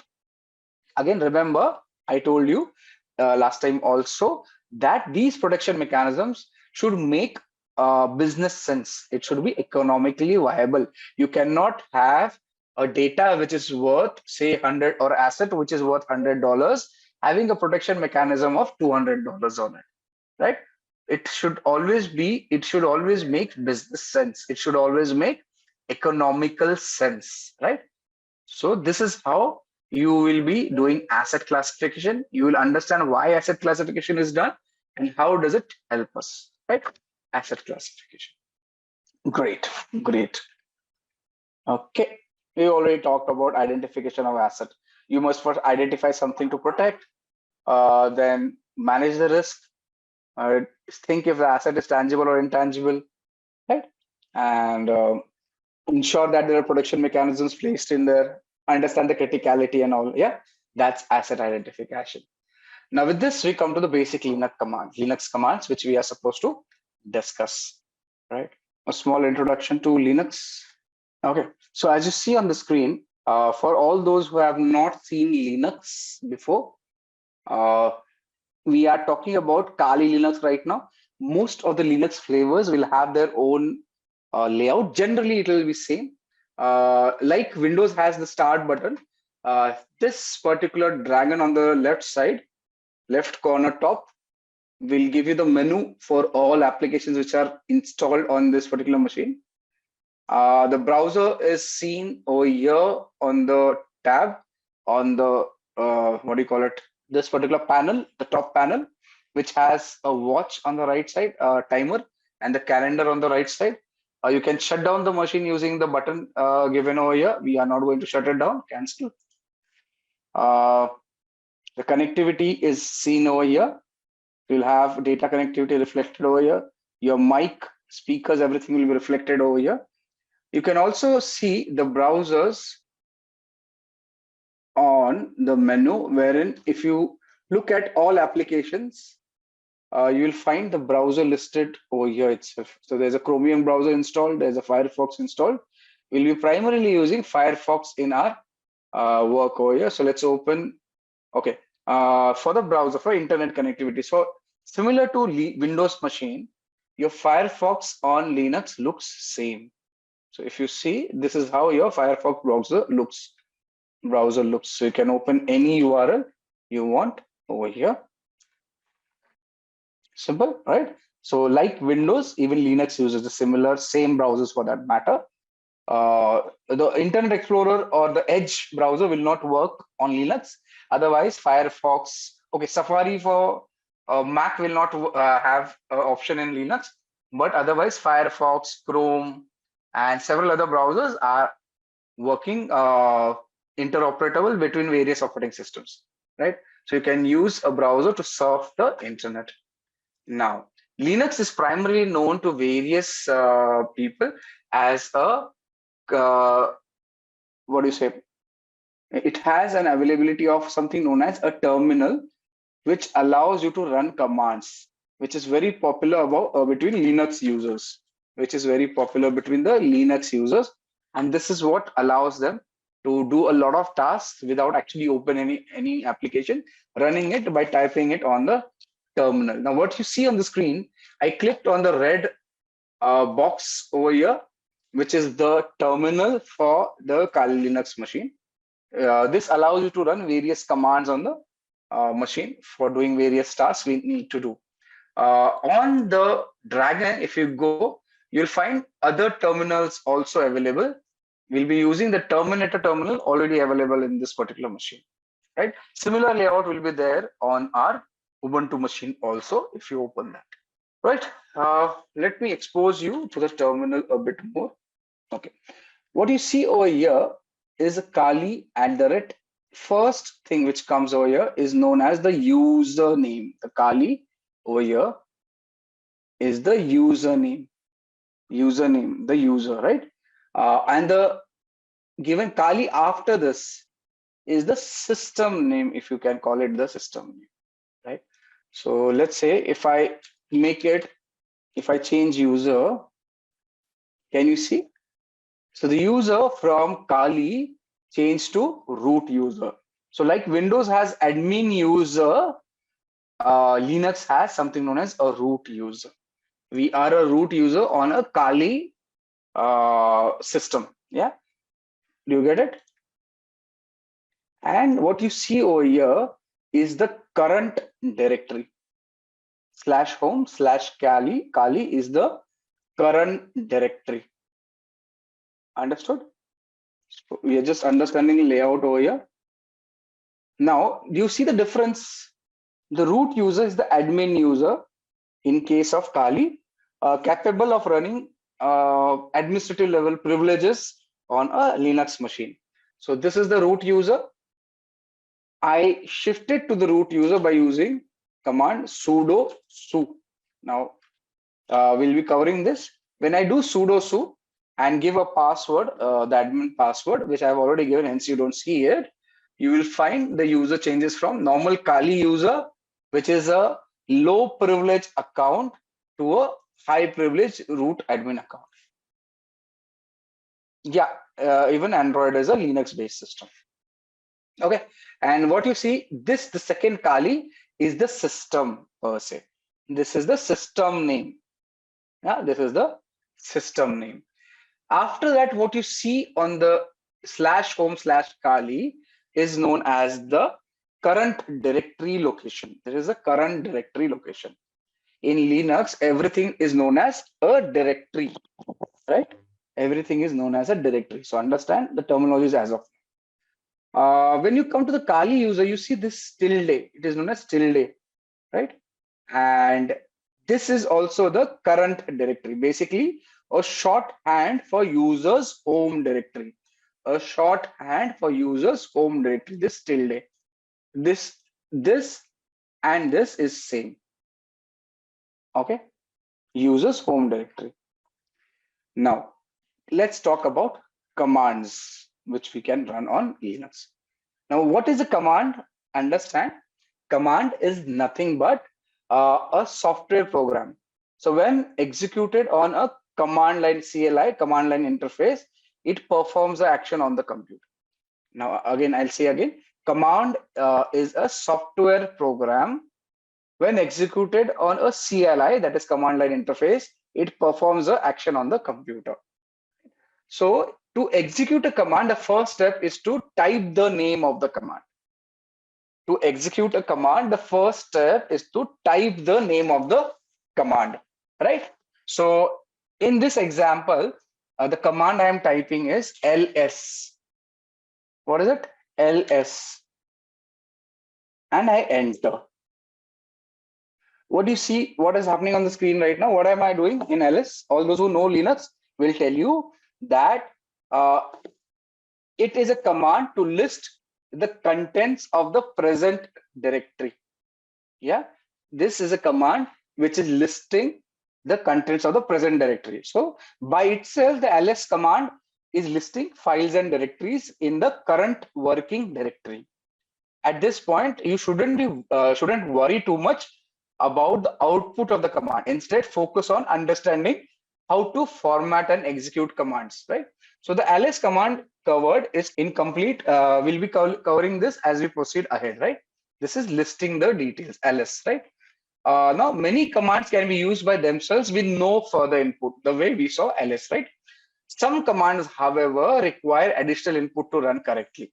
So those inputs will be looking something like this. So if you say clear the screen, command, this will be a command, then you will give some option and possibly some arguments. right? So this is the general structure of commands which will be listed on the terminal. Yeah. So options are basically used to modify the core behavior of the command. This options given over here will be utilized to modify the core behavior of a command, while arguments are used to provide additional information. What additional information? Maybe a file name or a username. Each option and argument is normally separated by a space. Okay. However, there are some options wherein they could be combined also. So this is the general layout of command, options, and arguments. Now you have to keep in mind that Linux, unlike Windows, is case sensitive. We have to keep in mind that Linux, unlike Windows, is case sensitive. So whenever you use commands and options and arguments and variables and file names, we have to exactly put the case sensitive word. Anything wrong, you will not list. For example, let's say I want to move into the downloads directories. Downloads directory. So I'm CD, I'm changing directory. Just understand what I'm telling right now. So immediately I move to the downloads directory. Can you see the directory location has changed to downloads? Visible, all of you? All right. Now, just understand, I used D capital and the spelling downloads. However, if I say CD downloads, what error does it say? It says no such file or directory exists. For us human beings, this and this is same. But even for Windows, I think case does not matter. But in case of Linux, the case matters a big deal. It will not do the command if the case does not matter. Okay, so let's move on with arguments. So we talked about the command, options, and arguments. Now, when you type, when you see the format of, say, command, options, argument, right? Yeah. So an argument can be used, this argument or arguments can be used to specify something for command to act upon. So if ls is the given command, which we saw before, so let's say, let's delete this. If ls is a given command, it's a class in itself. Linux has a lot of things to do, but I'll give you a concept and then we'll, after Linux, we'll have a break. Okay. So like I said, if the ls command is given the name of the directory as an argument, it will list the contents of that directory. So let's say if I just use ls, it will give me the contents of the present directory. If I use ls and say, give me contents of, say, documents, it will give me the contents of document directory. As of now, we have nothing listed in the documents directory. Hence, it is giving me a blank over here. Let me see if I can find another directory. Do I have this directory with me? Yeah. So if I say ls/etc/pp, it will list out details on this directory. Now, as of now, don't worry what directory I have gone into. Just understand, I have listed directory listings from another location by giving an argument of the directory name to the ls command. Yeah, this is how. Now you can also use multiple arguments to list out details. For example, we used one ls command to list out a directory. We can use the same ls command by giving another space to list out another directory. Say, let's say we use to /etc. I can use what? SSH, let's say. SSH. You see, two different directory listings can be visible. This is the below one is for directly SSH directory. The above one is for PPP directory, right? So I can use ls command with multiple arguments and list out contents of two different directories, right? Given as arguments over there. Understood? That's in basic the arguments which we have there, right? Now, we have, when we talked about command options arguments, we have discussed about arguments. Let's talk about options. So what are the options we are talking about? This is the one we are talking, command, options, arguments. This is where we've discussed about command, we've discussed about arguments. Let's discuss about options. Let's discuss about options. Now, options can be used with commands to expand or modify the way a command behaves. Again, options can be used with commands to expand or modify the way a command behaves. For example, if you use option -L, right, for ls command, it will give long listing, providing additional information about the files that are listed. So if I just do normal ls, this is the listing, and if I do ls and -L is long listing, it will give me additional details. What are the additional details over here? The size of the file, the permissions of the file, right? So on and so forth will be given over here, right? Now you have to note that we have used a small case L over here, -L, right? That is a lowercase l. If you use what do you say? An easy way to remember this would be -L is a mnemonic for long listing, right? This is -L can be considered as a long listing. Yeah. Okay. Yeah. So we are understand it is case sensitive. Okay. Similarly, if you want to look into directories recursively, you can use R, right? ls-r. Okay. So now I'm sorry, not recursively, I stand corrected. This prints the results in a reverse alphabetical order. So if you see, if I do just ls, it is going in a descending alphabetical order, A, D, A, B, C, D, E, F, G. If you do -R, it will do a reverse way, right? It will reverse it, that ls-R. Similarly, you can do long listing by using -LR. Yeah, so file permissions, the file size, the date it was created, and it is done given in the reverse lineup, moving from N to D in this case, right? Reverse lineup. So in most cases, options can be used in conjunction with other options. So what we have done, we have combined two options, long listing and reverse listing of the files together, right? So we are given separate options together. The combination of these options will result in long listing output in reverse alphabetical order, as you see over here, right? Now, if you ask me, will the order matter? No, that is not important. That is not important in this case. Yeah. So coming back, a few more things I need to cover. Now, when you do ls-l, this by default gives you the file sizes in bytes. When you do ls-l, it is by default giving you the sizes of the file in bytes. So these are the sizes, the 404096, 40961769 are sizes of the files, which are in bytes.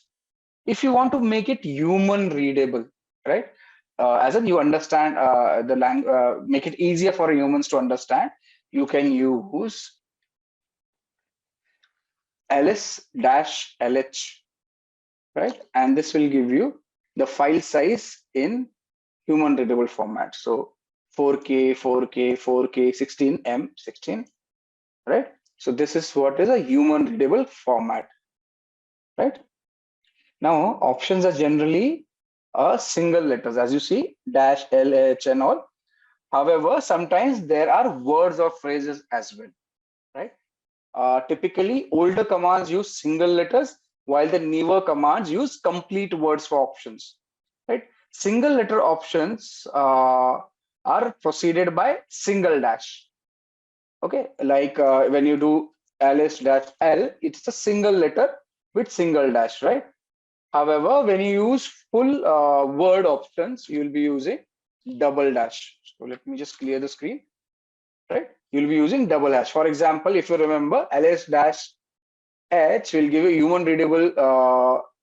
We'll have to do long listing to make it better understanding. So this will give you human readable format in a single letter.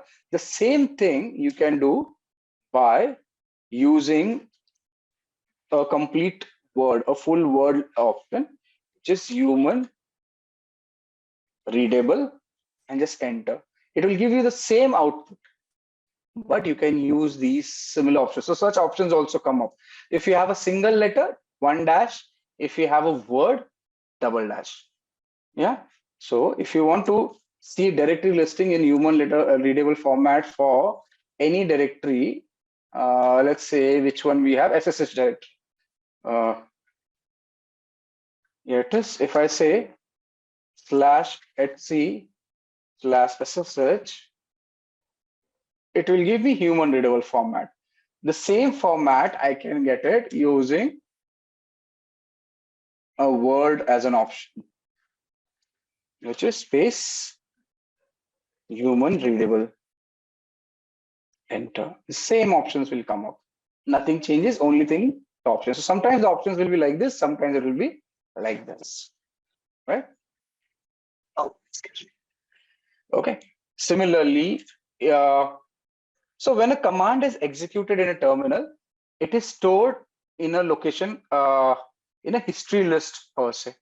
So this is designed to make it easy to execute same commands. So later, eliminating the need to retype the entire command. So the commands are basically saved somewhere in the history to allow you to retype. You can use your up arrow to go through the commands. I'm using my up arrow right now to go through all the commands. Okay, and now the entire history of the commands is which are run in the current session can be displayed using the up arrow repeatedly, one by one, right? Now, when you do the up arrow and press enter, the command will run again.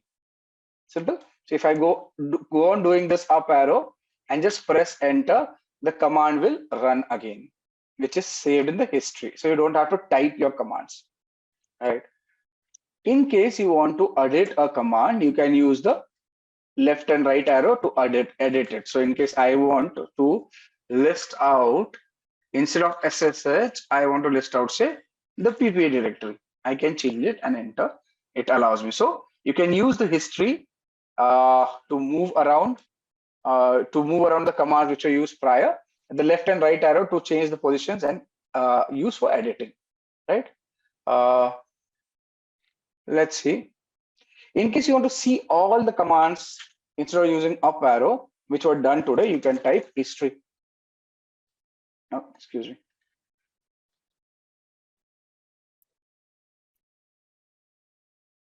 And it will list out all the commands. So we have run a total of 35 commands since the session has started. Right? Everything will be listed over here. See the history command. I gave a wrong command also visible. Yeah. Murli is telling type the command, giving space before the command, it will not show in history. Interesting. Let's try it out. So if I just give a space prior to the command and say, let's use a new command, date. Right? Enter. So it has given me the date. Right? Now let's try history. So it's an interesting thing we need to discuss.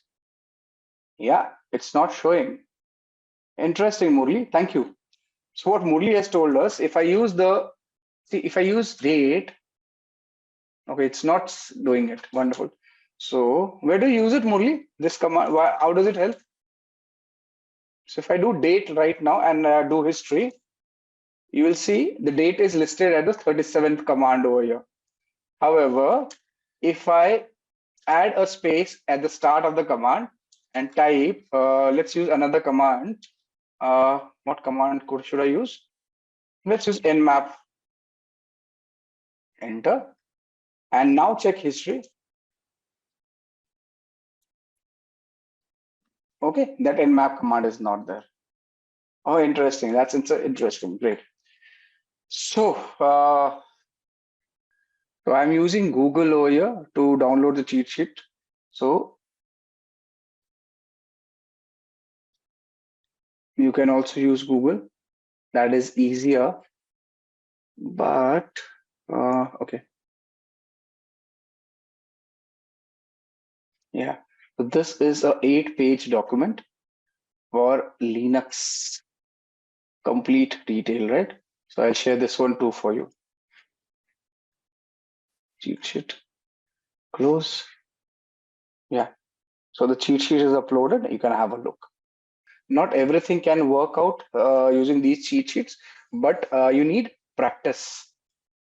Excuse me. Right? You need to find and do practice. Okay. Now, one more important thing you should understand, something known as external commands.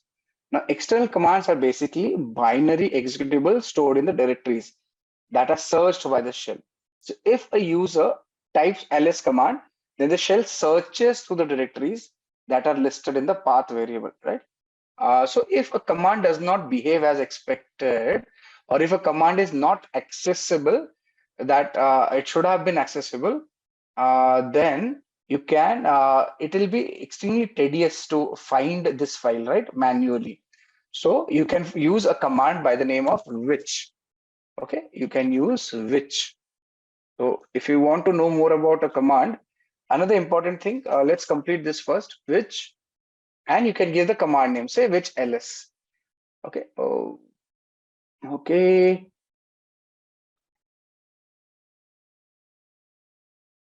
Say which ls. It should give you a path.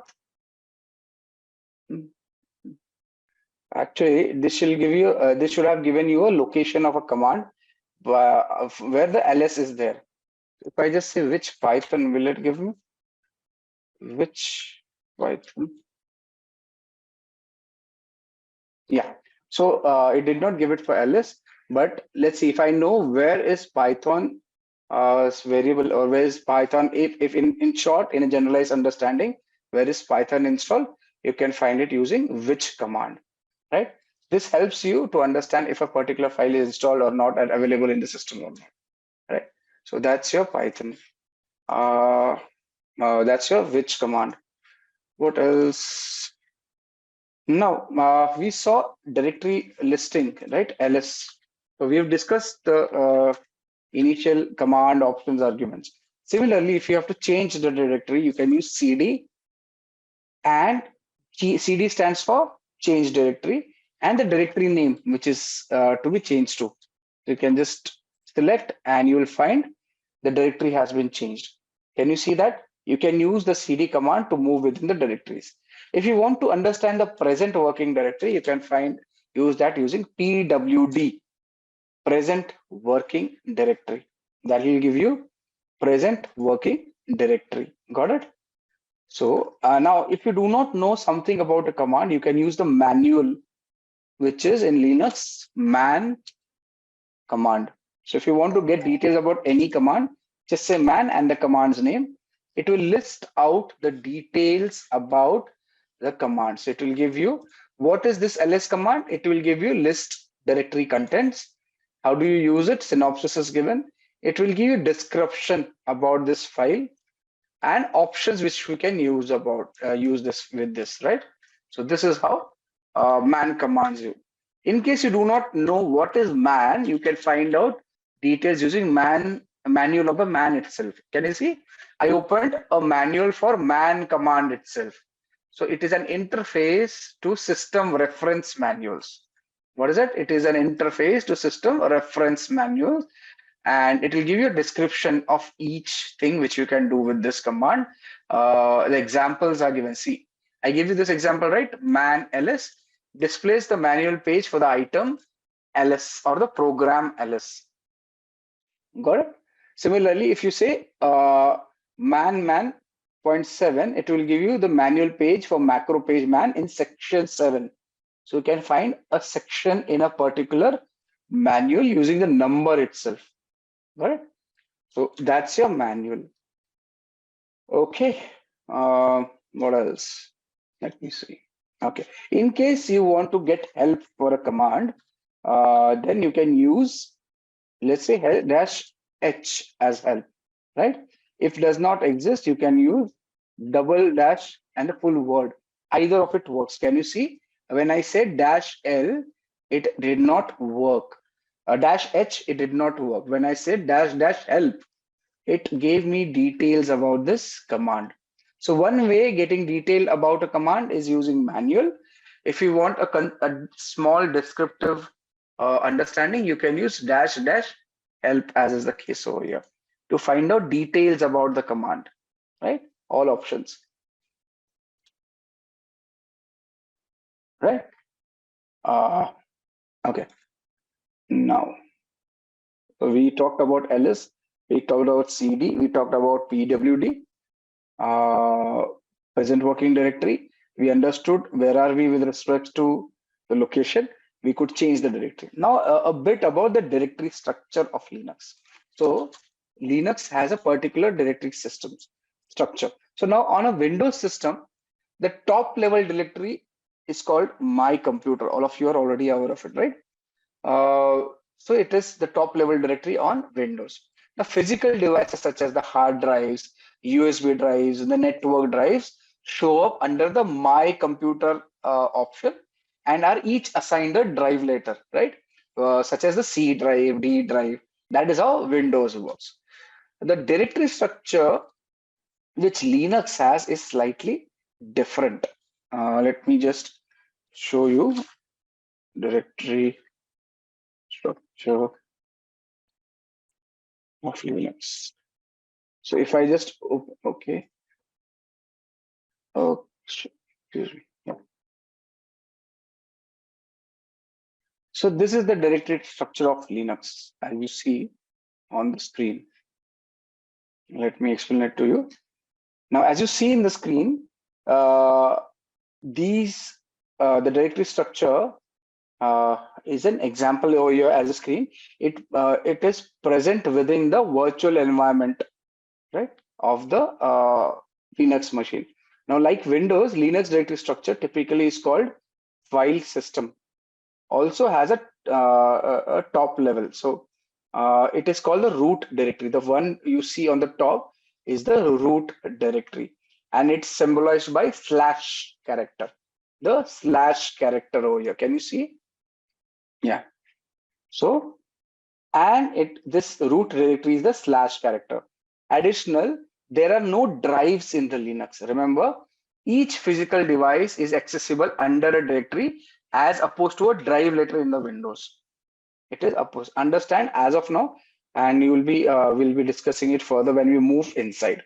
So to view contents of a directory, you will be using ls, as we already know. So if you want to understand, see the contents of a root directory, you can just say ls/l, and you will get the contents of a root directory. Can you see that? We are getting the contents of a root directory by using ls-l. Same thing, which is given in the diagram over here. Right? I am getting this boot etc proc dev mentioned over here. So can you see boot etc? Yeah, all the directories which are in the root directory can be seen over here. Right? Where is it? Where were we? Yeah. So now we can list out the contents of the directory, of the root directory, as we saw in the path over here, right? Using the ls command. We've already done that. Now we should notice that there are many directories with descriptive names, like the /boot directory, which contains files to boot the computer. If you want to see the /boot, you can just cd /boot ls, and you'll find the files to boot the computer inside this directory. Hence the name boot, right? So like Windows, this is the master directory boot, the my computer directory like my computer, and you'll have the details over here, the boot directories, right? root directory will have boot directory. Boot directory will have computers files which allow the computer to boot per se, right? Now the term home directory often confuses various people, right? Home directory often is confused by various people. Let me just come back here. Yeah. So to begin with, on most Linux distribution, there is a directory called home. Can you see this home directory over here? Right? Under the root directory, there's a home directory. Now, under this home directory, there's a directory for each user on the system. So if I just go to, let's say I go back to my root directory, I say ls, you'll find the boot directory, I'll find the home directory, right? Inside the home directory, I will find the directory for each user. As of now, this computer has only one user. Hence, only one directory for a user is mentioned over here. Wonderful. What I can do is, let's create a user. Let's create a user, and I'll show you. If I create a user, if I have to create a user, I can use command sudo user add, and what name should we give? Let's give AEP. Enter. So user is created. Now, like I said, in the root directory, there's a home folder. Which has, or rather, which has users of that particular computer. So if I just say home, you will, oh, it has not created. Just a sec. Why didn't it show the user? Where did we create it? It should have created the user in the root directory. I created a user, right? It did not give an error. What I did, I created a user to be listed over here. But somehow that user is not available in this directory. That's interesting. I will have to look where did I go wrong.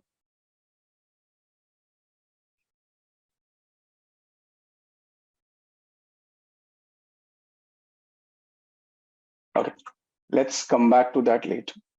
I actually wanted to show you, but yeah. So now, like I said, if you go to the home directory, you will find the users listed over there. Now, the directory name is same as the name of the user. So when I said ls/home,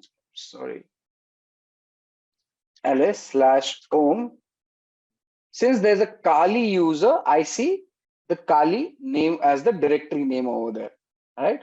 So if you have, say, a system admin user, you'll find the system admin name given in the folder over here, right? So we are in the Kali user, and the Kali user folder is seen over here. Okay, moving on. Okay, the home directory, again, remember, it's an important directory to begin with. When a user opens the shell, it automatically is placed in the home directory, right? Typically where you work. That's the importance of directory.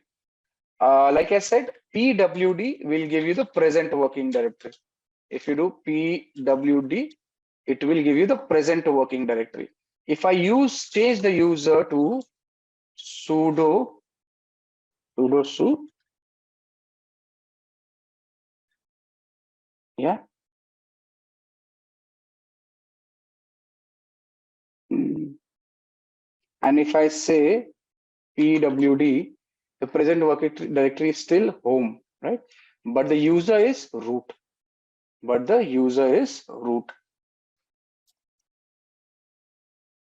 Right? So present working directory basically points to the working directory. Okay, we have a few questions. Let me address it one by one. Balraj is saying, is there any difference in the folder color? It seems different colors of folders. Nice. So, okay. In a typical Linux terminal, the color of the folders vary, right?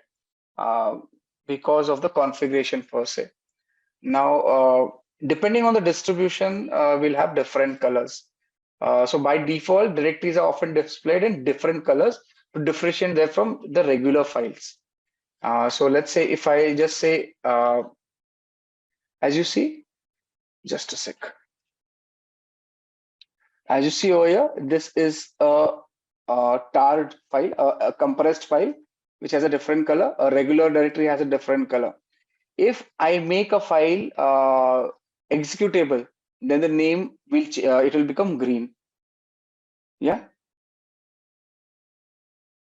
Okay. What is the difference between sudo and su? Okay.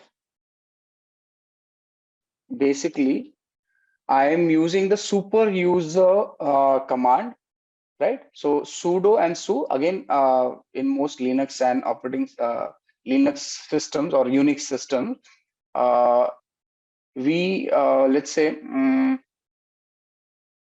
if you want to do something in elevated privileges, right? If you want to execute some command in elevated privileges, you will use the sudo command, or in full form, it is super user do. So let me just type it for you.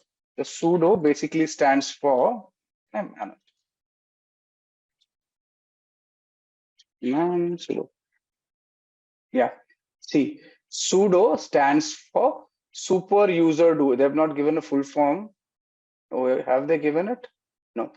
Now, this is basically to execute a command in a super user and to execute a command in a elevated privilege. They use sudo. So basically, sudo allows a user to execute a command as another user, typically the root user. What is it?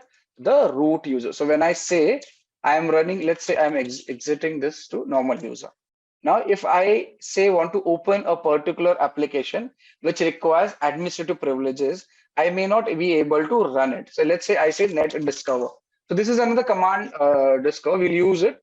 Does not have net discover, is it? Net discover. Okay.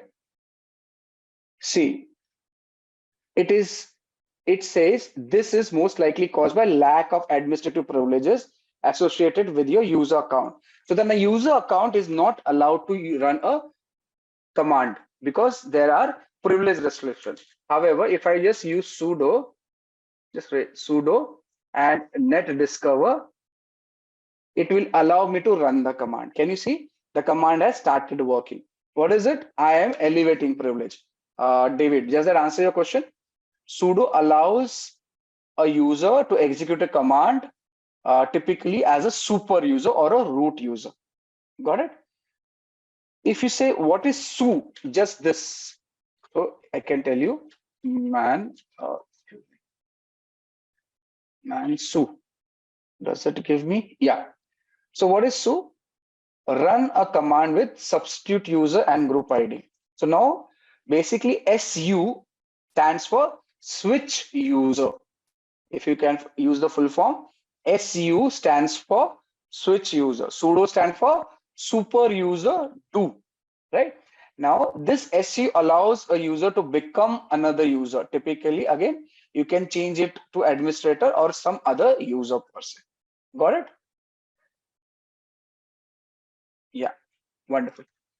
If it's about terminals and you're working on a terminal on a Linux, use manual command or help command to get more details. It will be much more easier. So if I say nmap, I can use manual of nmap to give me details. Nmap is a tool, which is a network scanner we'll be using. Wait for it. Yeah. So this is nmap. I press Q, I can quit it. Similarly, I can use nmap-h for help. Yes, all commands can be tested in the lab. I am doing it in the Simplilearn lab. If I just nmap-h, it will give me help command. So your help is available on the terminal. So you can get more details. Can we change the password of the user account in the lab using commands? Maybe you will not have the permission. If the lab vendor is smart enough, which he is, because I know him, he will not allow you to change the password of the lab user. Okay, should not actually. You can try it out. Okay, but there's no guarantee. I would not recommend it. You can play around with your own machines with respect to credentials. However, it is not recommended that you do it over here. Okay, wonderful. Right, where were we? Right. So moving on. So we saw we can change the directories using CD, and you can move within directories. We saw what is a home directory. We saw what is a root directory, what is the structure of the directory, right? If you move to a particular directory, use CD. If you say, let's say, if you're moving into a CD documents directory, right? There are multiple directories. Okay, not here. CD. If you have to move out of a directory, you can use CD dot dot, and you'll see you can revert back to the previous directory. You're moving one directory up using the CD dot dot. Now, if you say move to a directory, CD downloads, one sec, what happened? Yeah, let me clear the screen. Can we do any installation, launch any application using Kali? Yes, you can. If you want to, let me just complete this. I'll show you that too. So if I move to the CD directory, somehow my lab has got stuck. Okay, I moved to the downloads directory. If I move further into, okay, there's no subdirectory in the downloads, is it? Where was a subdirectory available? Let's move to a subdirectory somewhere. But my lab is stuck. Wait. Yeah. It's crashed. Just a second. Let the terminal open up. Vinay is asking, can we install anything? Yes, I'll show you that. But let the lab start. Give me a minute.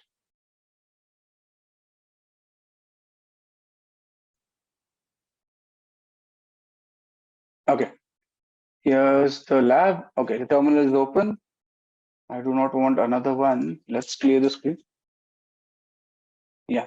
So do I have any other directory in downloads? No. Let's see if we have something in the home directory. Documents do not have anything. Okay, let's create one. That will be easy. So if I move into a directory, I want to create a directory. I can use command make dir. Sorry, mkdir, make dir, and I can make a folder AEP. Right. So that's how I create a directory inside a directory. Right, AEP. I can move into the directory like this, AEP. As you see, I am inside the directory. I can list out the contents of the directory if anything is present over there. See, nothing in the directory. If I want to create a file, I can use a command touch to create a file, AEP dot text. Enter. Now, what is that created? It has created a blank page, blank document, aep.text. As you see, the size of this page is 0 because nothing is inside. Right. Now, there are 2-3 ways of creating the file. One is what I showed you. Other one is you can use Nano, which is an editor, to create a file or change a file. So we'll create aep1.text using Nano. Enter. So this is a kind of structure. So this is a test document. This is a test document, right? I can say Control X and Y for saving the document and enter, right? Control X, Y, enter. Now, if I say, if I list out details, ls-l, I will find 2 files listed over here. One with 25 bytes of data, one with 0 bytes. One was created with touch, other was created with Nano. Similar to Nano, there are other editors which can be utilized. One of the few famous one is Vim. So you can use Vim to just edit the AEP file. Right? So I'm editing. So this is another editor which allows you to edit the file, but it is certain there is particular method in which you can edit the file. If I want to enter something in this Vim command, I say I for insert. I have to type insert. As soon as I type insert, you'll see an insert prompt is given over here. Now I can type over here. This is a test file. right? And we can add 2. How do I save it? I type, press escape on the keyboard, right? You see the insert prompt is gone. Then do colon, just type colon, W for write and Q for quit. Enter. I will write the changes and quit. Now if I say ls-l, enter, you will find that the 22 byte worth data is created in the previous file. The time of change and everything is visible over here. Seen all of you? Clear? With me? Yeah? Okay, great. Okay, let's move on. Now, another way of, can you repeat this again? Which one? The Vim one? Okay, Arvind is telling me if I use X, it will directly do everything. Okay, we'll try that. So if I say Vim and the file name, so Sai, and I enter, this is the file I see. I can make changes to the file. Let's say I delete these 2 and type new alphabet. Sorry, I have to press I for insert. Once I insert, I can type anything I want to, right? Now, in order to save the file, there are 2 options. One was escape. I say colon, W for write, Q for quit. Another option our friend Arvind has given, wherein I can use colon and X to exit. Let's see if it works. Yeah, I have exited. Let's look if the change has been incorporated in our file. So cat aep.text. You see, so Vim, you open the Vim file, then you press I for insert, make changes as per requirement, and then you can use colon and X to save and exit. I used to use colon and WQ, right? Both of them are same. Yeah. Okay, understood, Sai? Okay, great. We have a question from David. David is asking, does Linux have something like batch files in Windows? Okay, yes, Linux has a similar concept to Windows batch files, .bat files, if you call it, and they are known as shell scripts. Yeah, David, they are known as, let me just exit this.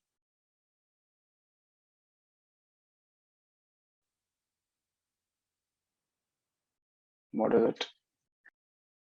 Yeah. Okay. So there are shell scripts. Now these shell scripts are text files containing commands that are interpreted and executed by the shell interpreters, right? So that's our shell scripts. So we'll be using shell scripts. So if you want to create a, say a simple shell script, now that we have come to this and we are using editors, another editor which will help us do is gedit. So we talked about Nano, we talk about Vim. Another text-based editor is gedit. Do we have gedit in this? Or let's say we'll have to install. So in case gedit, I say, and I don't have this file, I say enter, Linux will tell me that the file does not exist and we can install it. Now, this is the question when somebody was asking that, can I install applications? Yes, you can use sudo apt install and the application which is to be installed, gedit. In this case, let's install this application and I can install it. Can you see it's being installed on my Kali machine? So anything you have to install, you can use sudo apt install and the name of the application, and you will be able to install it. As you see on the screen, it is happening right now, wherein this application wasn't there and we are installing it. Yeah, sure. If you do not have an application, you can use sudo apt install and the application name to install the application. Simple. Sai, sudo apt install and the application name. In this case, I have installed gedit, which is a text-based editor for Linux machines. Where are you? Yeah. Yes. Okay. Great. So now that we are, we've seen Vim, we've seen Nano, we've seen Vim, we've seen Nano. Let's work on our options to use a text-based editor. Let's work on our options to use a text-based editor such as gedit. So if I say gedit and I say AEP, I give the file name, right? Enter. A text-based editor like Windows has a notepad, a similar thing will pop up like this. And I can change the file as per my liking over here also. Can you see I can change it? I'm changing the file. Yes. Now, David was asking, do we have batch files? So in Linux, we have shell scripts. Let's create a small script file. Now, this is bash scripting, not a part of your course, but an interesting thing if you want to learn. However, it is not compulsory. You just need to understand it. Okay, so let's start. I am creating a bash file, a simple script. Let's say /bin bash. And we are going to echo or print out on the screen. We want to print out, say, hello, how are you? I'm doing it in the editor, right? And I add a question mark, a quote, right? Also, we will ask the bash script to list out files in the current directory like this, right? So in order to save this document, it is simple. I just say Control S like we do in Windows, and the file is saved. The file is saved. We can close this. Okay. Control L.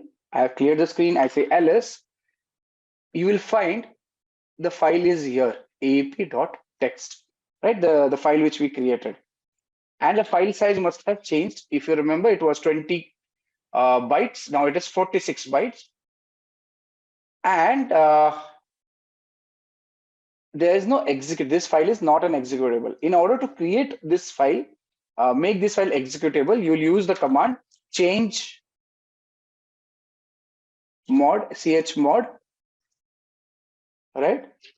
Plus X for making it executable and the file name, right? I should have saved it as .sh actually. Okay, let's use it.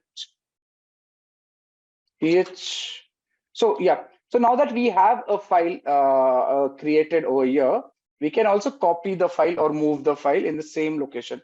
So if I just say copy ap.text,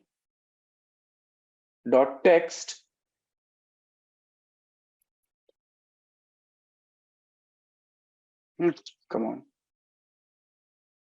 yeah, as ap.sh in the present location. Can I do that? Yes, all people who know Linux. Can I change the name of the file in the present location? Yeah. If there's an error, Linux will give you a warning.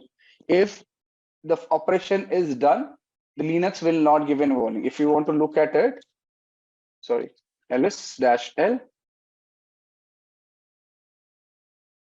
you see, I created a file of same size and name with a different extension. So aap.text was a file. I have copied it as aap.sh, which is a shell script file. Do you understand? I copied a file using CP.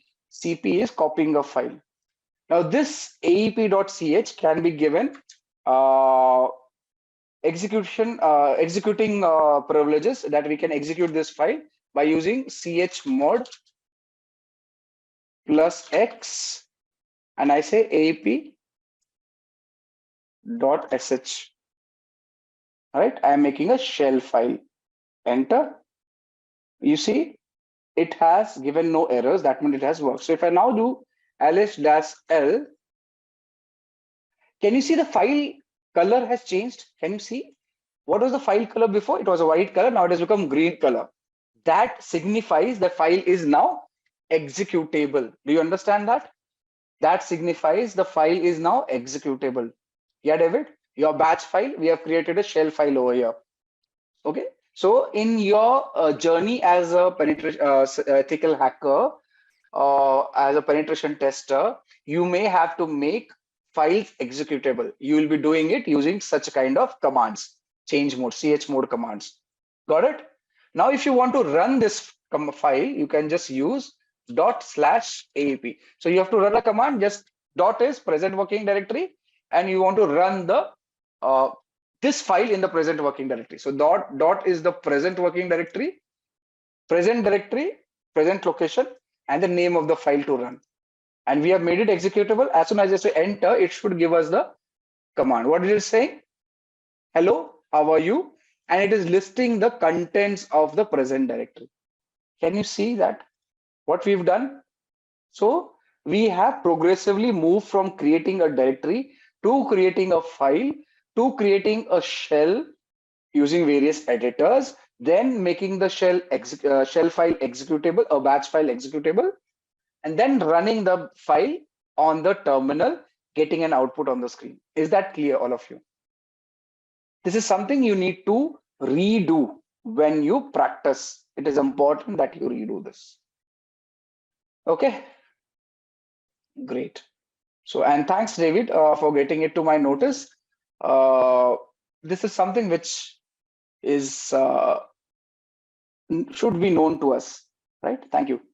So let's see a few questions. Yashodeep says, what is root terminal and terminal? Okay, Yashodeep, in context of Linux, a terminal is a program that provides text-based interface, what you see on the screen, to interact with the operating system. Well, okay, it is giving you a text-based text-based interface to interact with the operating system. While a root terminal is a terminal session that runs with super user privileges. Now, do you understand? Terminal gives you interface. Root terminal will give you super user privileges, and the same thing can be done with your privileges. Yeah. Okay. Zareen, it will be the same. The commands will stay the same. Nothing changes. Ubuntu is a Debian-based operating system. Kali Linux is also a Debian-based operating system. So all these commands in exact same format will work in Ubuntu also. Yeah. Okay, great. Okay. So next question. So we have a question from Kaushal, which is from where the Linux find the application. Now, in case of Linux, there's something known as official package repositories, right? So most Linux distributions have official software repositories or storage mechanisms where users can find and install the application.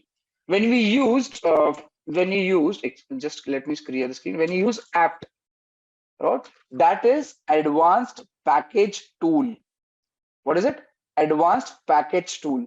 This allows you, this is a package manager which allows you to download packages from the repository of the Debian operating system, Linux operating system, and so on and so forth. For Debian, you use apt Debian. Sorry, right? Use apt for let's say Red Hat operating system, Fedora, CentOS. I think CentOS also. You use yum. That is a it is possibly yellow updater modified or something. I forgot. All right. So that's how you do it. Also, there are other options wherein there are third-party repositories, software websites. You can download like you do in Windows. Similarly, you can download and install applications. This is one option I have given, right? Most cyber people prefer working on Linux. It's much more convenient. Lesser issues come up. At least I prefer, and I've seen 90% of people who I work with prefer using Linux. Yeah. Okay. Okay. Again, another question from Kaushal. Does the syntax matter while searching the application? Yes. If you remember, I told you Linux is case sensitive. So you have to ensure that case is correct. So if if you're looking for Firefox, let's say now this machine has Firefox. I want to open Firefox. I just type Firefox like this, and it will open Firefox. But if I don't get the case correct, it will not open the application. Simple as that. Can you see? From the terminal, without actually using the mouse, I can open an application. I just say Firefox. I'll tell you something interesting I'm doing over here. Can you see? I just changed the case, the first case F, and Firefox did not open. If I say Firefox without with the right case and I enter, it will open Firefox. Got it? So you can search and open applications from the terminal. So if I want to open up, say, burp suite, I can type burp tab and enter. It will open. This is a proxy which we'll be using subsequently. So you can open applications directly from terminal by running a command. You don't have to use mouse and mouse as such, right? So today we will start our tutorial with an example. Imagine a world where every 39 seconds a cyber attack occurs, affecting businesses, governments, and individuals alike. And in a digital age where data is the new gold, cybersecurity has become one of the most critical fields to master. And if you have ever wondered how hackers breach systems or how companies protect themselves against these threats, you are in the right place. In this video, we are going to take you on a journey into the fascinating world of cybersecurity. We will break down the steps you need to learn cybersecurity, from building a strong foundation in networking and programming to mastering advanced techniques like ethical hacking and threat analysis. We'll also share some of the best resources and certifications that can propel your career forward. And this video will provide you with a clear roadmap for you. So get ready to unlock the secrets of cybersecurity and start your journey towards becoming a digital defender. So here first we will start with the essential skills for an ethical hacker, or when you will learn cybersecurity, what skills you will need. So here we'll see the list, and the number one is strong understanding of networking. So ethical hackers or cybersecurity professionals need to have understanding of networking protocols, how data travels across networks, and the vulnerabilities associated with different network configurations. Then comes programming and scripting. So proficiency in programming languages like Python, C, C++, and scripting languages is crucial for writing custom exploits and tools. And then comes cybersecurity fundamentals. A solid grasp of basic cybersecurity concepts, including threats, vulnerabilities, risk management, and security principles, is fundamental. And then comes operating system. Familiarity with various operating systems, including Windows, Linux, and Unix, is essential for understanding their vulnerabilities and security configurations. And then comes web application security. So knowledge of web technologies, that is web application vulnerabilities such as SQL injection, cross-site scripting, and security best practices for web development. And then comes penetration testing tools. So the proficiency in tools like Metasploit, Nmap, Wireshark, burp suite, and other penetration testing tools used to assess system vulnerabilities. So these tools you should have hands-on, and these are the skills that a cybersecurity professional must possess. And then comes cryptography. So understanding of encryption, decryption, cryptographic algorithms, and their role in securing data. And then comes wireless security. Expertise in wireless network security, including Wi-Fi encryption protocols and vulnerabilities. And then comes security compliance and standards. Knowledge of security standards and compliance regulations such as PCI DSS, HIPAA, and GDPR. And then comes incident response. So being prepared to handle security incidents and breaches effectively, including forensics and analysis. And then comes social engineering awareness. So understanding of social engineering tactics used by attackers to manipulate individuals into revealing confidential information. And then we have the last, that is ethical mindset as a skill. So an ethical hacker or a cybersecurity professional must adhere to a strong code of ethics and prioritize responsible disclosure when vulnerabilities are there. And now we'll start with how to learn cybersecurity, and we'll see the roadmap. So the number one thing you should have is educational foundation. So ethical hacking is all about using your skills for good, that is helping to protect systems and data from cyber threats. And let's start from the very beginning and build a strong foundation together. Number one is basic education. So first things first, you need to finish high school, and during high school, try to focus on subjects like mathematics, computer science, and IT. And these subjects are essential because they teach you how computers work and how to think logically. Imagine you are building a house, and math and computer science are like the bricks and mortar you will need to construct a strong, sturdy structure. And then comes higher education. So after high school, consider pursuing a degree in computer science, information technology, or cybersecurity. Now you might be wondering, do I really need a degree? Well, a degree can definitely help. It gives you a solid foundation and is often preferred by employers. However, it's not the way to become an ethical hacker. And if you're passionate and committed, you can learn the necessary skills on your own. And many successful hackers or cybersecurity professionals have taken this self-taught route. And remember, it's not just about the degree, it's about the skills and knowledge you gain along the way. And employers are looking for people who can solve problems and think creatively, whether they have a degree or not. Now that you have covered the educational basics, let's move on to the exciting part, that is developing the essential technical skills you will need. And this is where you will start to build your hacker toolkit with essential skills and ready to gear up with some serious learning. So let's dive in. And here you'll see developing essential skills. Number one is programming. And if I tell you why it's important, so programming is like learning a new language, but for communicating with computers. So why it's important? And now we'll see what to learn. So start with Python because it's beginner friendly and powerful. Then pick up C and C++ for understanding low-level operations and JavaScript for web-based hacking. And then we'll see how to practice. So write small scripts, automate tasks, and eventually build your own hacking tools. And after that comes networking. So let's see why it's important. So networks are like the roads connecting all computers. And understanding networking is crucial because it's where most hacking happens. But to learn for this, so learn about IP addresses, subnets, protocols like TCP/IP, and how data travels across networks, and how to practice. So set up your own network lab at home using virtual machines and experiment with different networking setups. Now coming to operating systems with the essential skills only. And the first thing we'll see is why it's important. So most hacking tools are designed for specific operating systems, especially Linux. And then comes what to learn. So get comfortable with Linux, that is distros like Kali Linux that are designed for security tasks, and understand the basics of Windows and Mac OS. And then comes how to practice. So use Linux as your main OS and play around with terminal commands and understand file system structures. And then we have security concepts. And we'll see the first thing, that is why it's important. So security concepts are like the rules of the game. Knowing them helps you understand how to break and fix things. And then we have what to learn. So focus on encryption, that is how data is protected, firewalls, how to defend networks, VPNs, how to secure connections, and IDS, how to detect intrusions. And let's see how to practice them. So implement these security measures in your own systems and try to bypass them to see how they work. So these are the core skills that form the backbone of an ethical hacker's knowledge or a cybersecurity professional knowledge. And it's not just about learning them, but practicing and applying them in the real world scenarios. Great. You have built a solid educational foundation if you are following this and developed essential skills. Now let's talk about certifications. And certifications are like badges of honor that show you have got the knowledge and skills to be an ethical hacker. And they can open doors to job opportunities and validate your expertise. So now we'll talk about some of the key certifications that you can consider. So number one is CEH, that is Certified Ethical Hacker.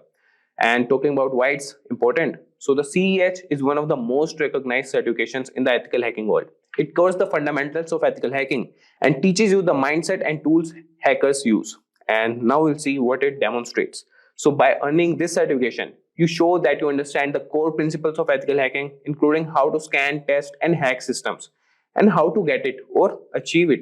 So you can study the CEH curriculum, which includes topics like footprinting, scanning, enumeration, and system hacking. Then pass the CEH exams to get certified. Now coming to the next certification, that is CompTIA Security Plus. And first we will see why it's important. So Security Plus is a great starting point for a career in cybersecurity. It covers a wide range of security topics from network security to risk management. And if I tell you what it demonstrates, so this certification proves you have the foundational knowledge required for any cybersecurity role. And it's often a stepping stone to more advanced certifications. And how to get it? So prepare by studying the CompTIA Security Plus material, focusing on key areas like threats, attacks, vulnerabilities, and security architecture. You can pass the Security Plus exam to earn your certification. Now coming to the next certification, that is OSCP, or Offensive Security Certified Professional. First thing we'll note about it is why it's important. So OSCP is known for its hands-on practical approach, and it's highly respected in the industry because it requires you to actually perform hacking techniques in a controlled environment. And if I tell you what it demonstrates, so earning the OSCP shows you can identify, exploit, and document vulnerabilities in various systems, and it's proof of your practical hacking skills. And if I tell you how to get it, so you can complete the offensive securities penetration testing with Kali Linux course, and then pass the rigorous OSCP exam, which involves a 24-hour hacking challenge.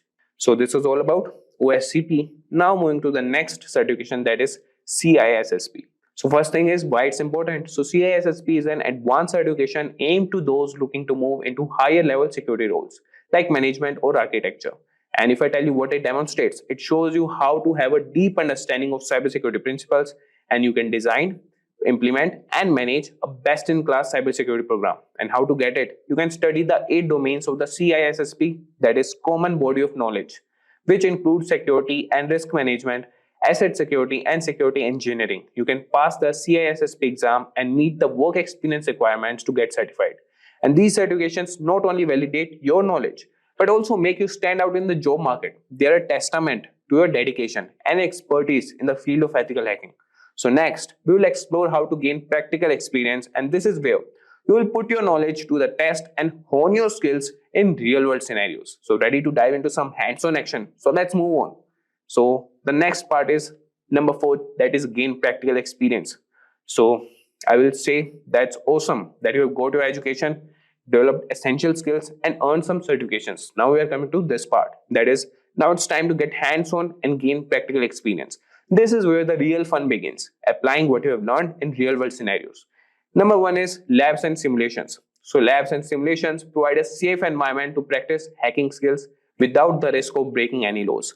They allow you to experiment and learn from your mistakes. So you could use the platforms like Hack the Box, Try Hack Me, and Cybersec Labs that are fantastic resources. And these resources offer a variety of challenges and scenarios that mimic real-world systems and networks. So internships and entry-level positions provide real-world experience and a chance to apply your skills in a professional setting. They also help you build a network of industry contacts.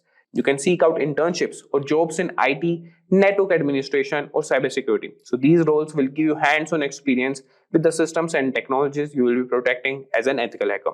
You can check job boards, company websites, and LinkedIn for openings. And don't be afraid to reach out to companies directly to inquire about internship opportunities. You can tailor your resume to highlight your skills and certifications, and be prepared to discuss your hands-on experience from labs and simulations. And after that comes the bug bounty programs. So bug bounty programs are an essential or excellent way to test your skills in the real world scenario.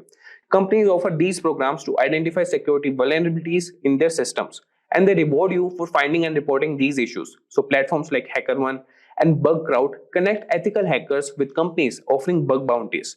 And these platforms provide a legal and structured way to test your skills. And you can create profiles on HackerOne and BugCrowd. And you can start by reading through the rules and scope of each program to understand what's allowed. And you can begin with lower risk programs and gradually move to more complex ones. As you find and report vulnerabilities, you will gain recognition and potentially earn money for your findings. And after that, we have practical experience that is invaluable, and it's where theory meets reality. And by practicing in labs, gaining real-world experience through internships, and participating in bug bounty programs, you will hone your skills and build a strong portfolio. And after that comes stay updated. So cybersecurity is a rapidly evolving field, and staying updated is crucial for maintaining your edge. And here's how you can keep your knowledge fresh. Number 1 is continuous learning. So the landscape of cybersecurity is always changing with new threats and technologies. And you can keep up with the latest news, blogs, and forums. And great resources like Krebs on security, dark reading, and the Reddit NetSec community. So make it a habit to read articles and participate in discussions regularly. And you can also subscribe to newsletters and follow key influencers in the cybersecurity space. And then we have conferences and workshops. So these events are excellent for networking and learning about the latest trends and techniques. And key conferences like DEFCON, Black Hat, and RSA conference are must-attend events for ethical hackers.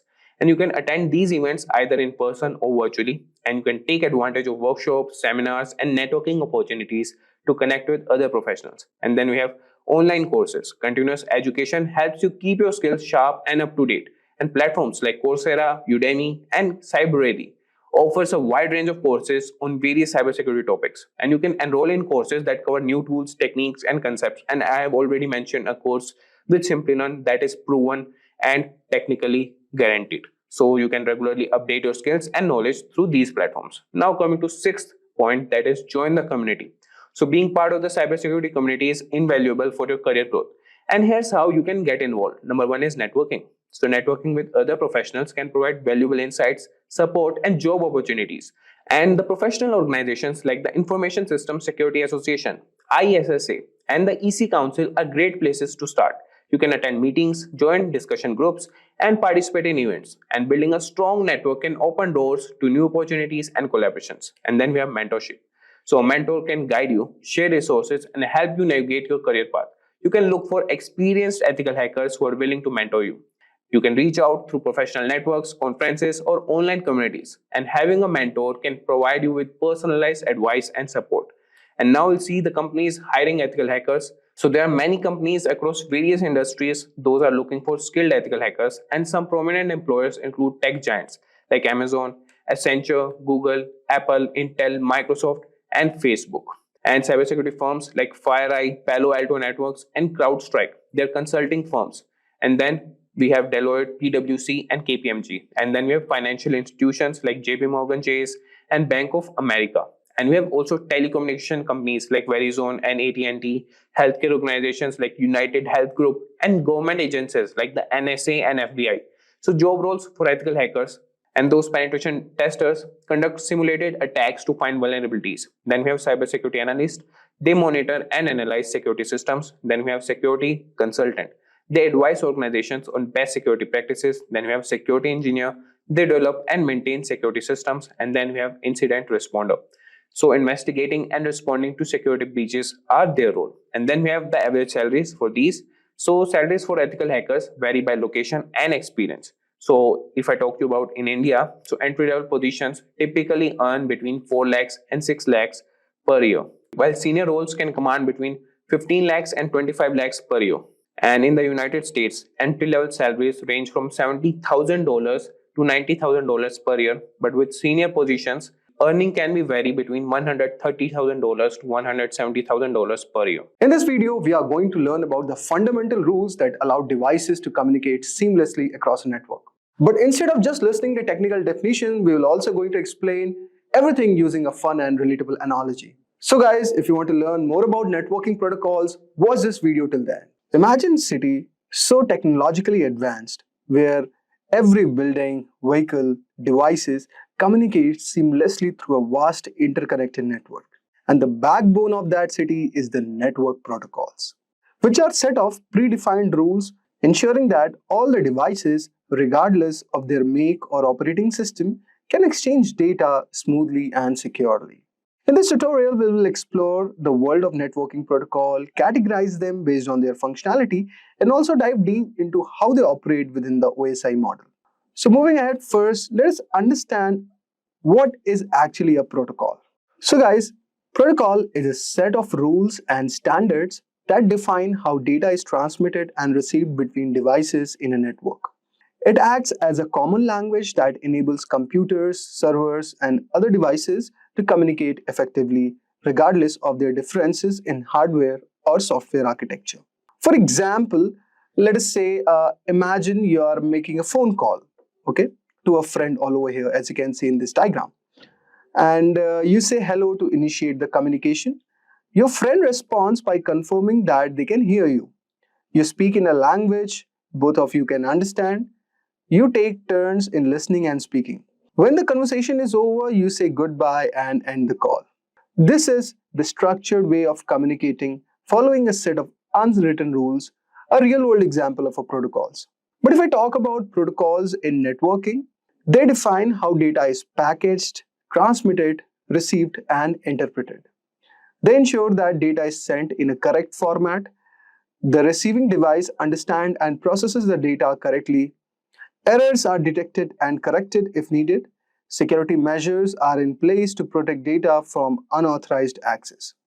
Now, let us move ahead and understand about what are different types of networking protocols available. Now we are going to study about types of networking protocols. So network protocols can be broadly divided into three major categories. The first one is communication protocols. Here these protocols ensure there is a seamless data exchange between devices. If I talk about security, then these protocols ensure that there is a secure communication against cyber threats. And finally, if I talk about management protocols, they monitor and optimize network performance. To understand these better, let us explore each one of them one by one. So if I talk about communication protocol, so this protocol governs data transmission and defines structure, format, and method for exchanging messages between devices. So we have this HTTP protocol or hypertext transfer protocol. So this is a backbone of the internet and it facilitates the web exchange between a server and a browser. So this is one kind of a protocol. Then you have a TCP protocol, which is a transmission control protocol. So it is a connection oriented protocol where protocol is ensured that the data packets are delivered accurately and they are in order. Then we have the internet protocol or IP protocol. These protocols addresses the system of internet, routes a packet across the given network. Then we have the UDP.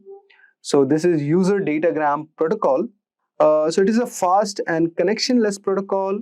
And then you also have this file transfer protocol, which enables file sharing between servers using separate connections for controlling and data transfer. And finally, you could also see an ICMP, which is not mentioned in this diagram. So which is basically Internet Control Message Protocol. This protocol acts as a diagnostic tool, helping detect network errors and connectivity issues. So let us take an example and try to understand the communication protocol.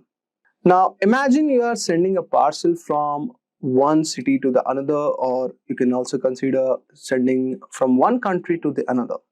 Now let us understand how these protocols are going to work. So if I talk about TCP IP that we have discussed earlier, you can consider it as a courier service. You choose a reliable courier company that ensures your package is delivered intact and it is in order. So the courier service which is reliable, that is TCP IP protocol working all over here in this scenario. Now if I talk about UDP or user datagram protocol, you can consider this as a public announcer. So instead of a courier, you broadcast a message over the city's public announcement system that everyone hears it, but there's no guarantee also that anyone will respond. Then you could understand FTP protocol as a parcel delivery system. So you use a secure delivery truck to send bulk packages from one place to the another. And if I talk about ICMP, so this is kind of a traffic reporter. This protocol is working like that. So this protocol service monitors traffic and alerts courier if certain routes are blocked. So in this way, these communication protocols are working. These communication protocols also ensure that fast, structured, and reliable delivery of data is happening in the digital network, just like cities' postal and transport system.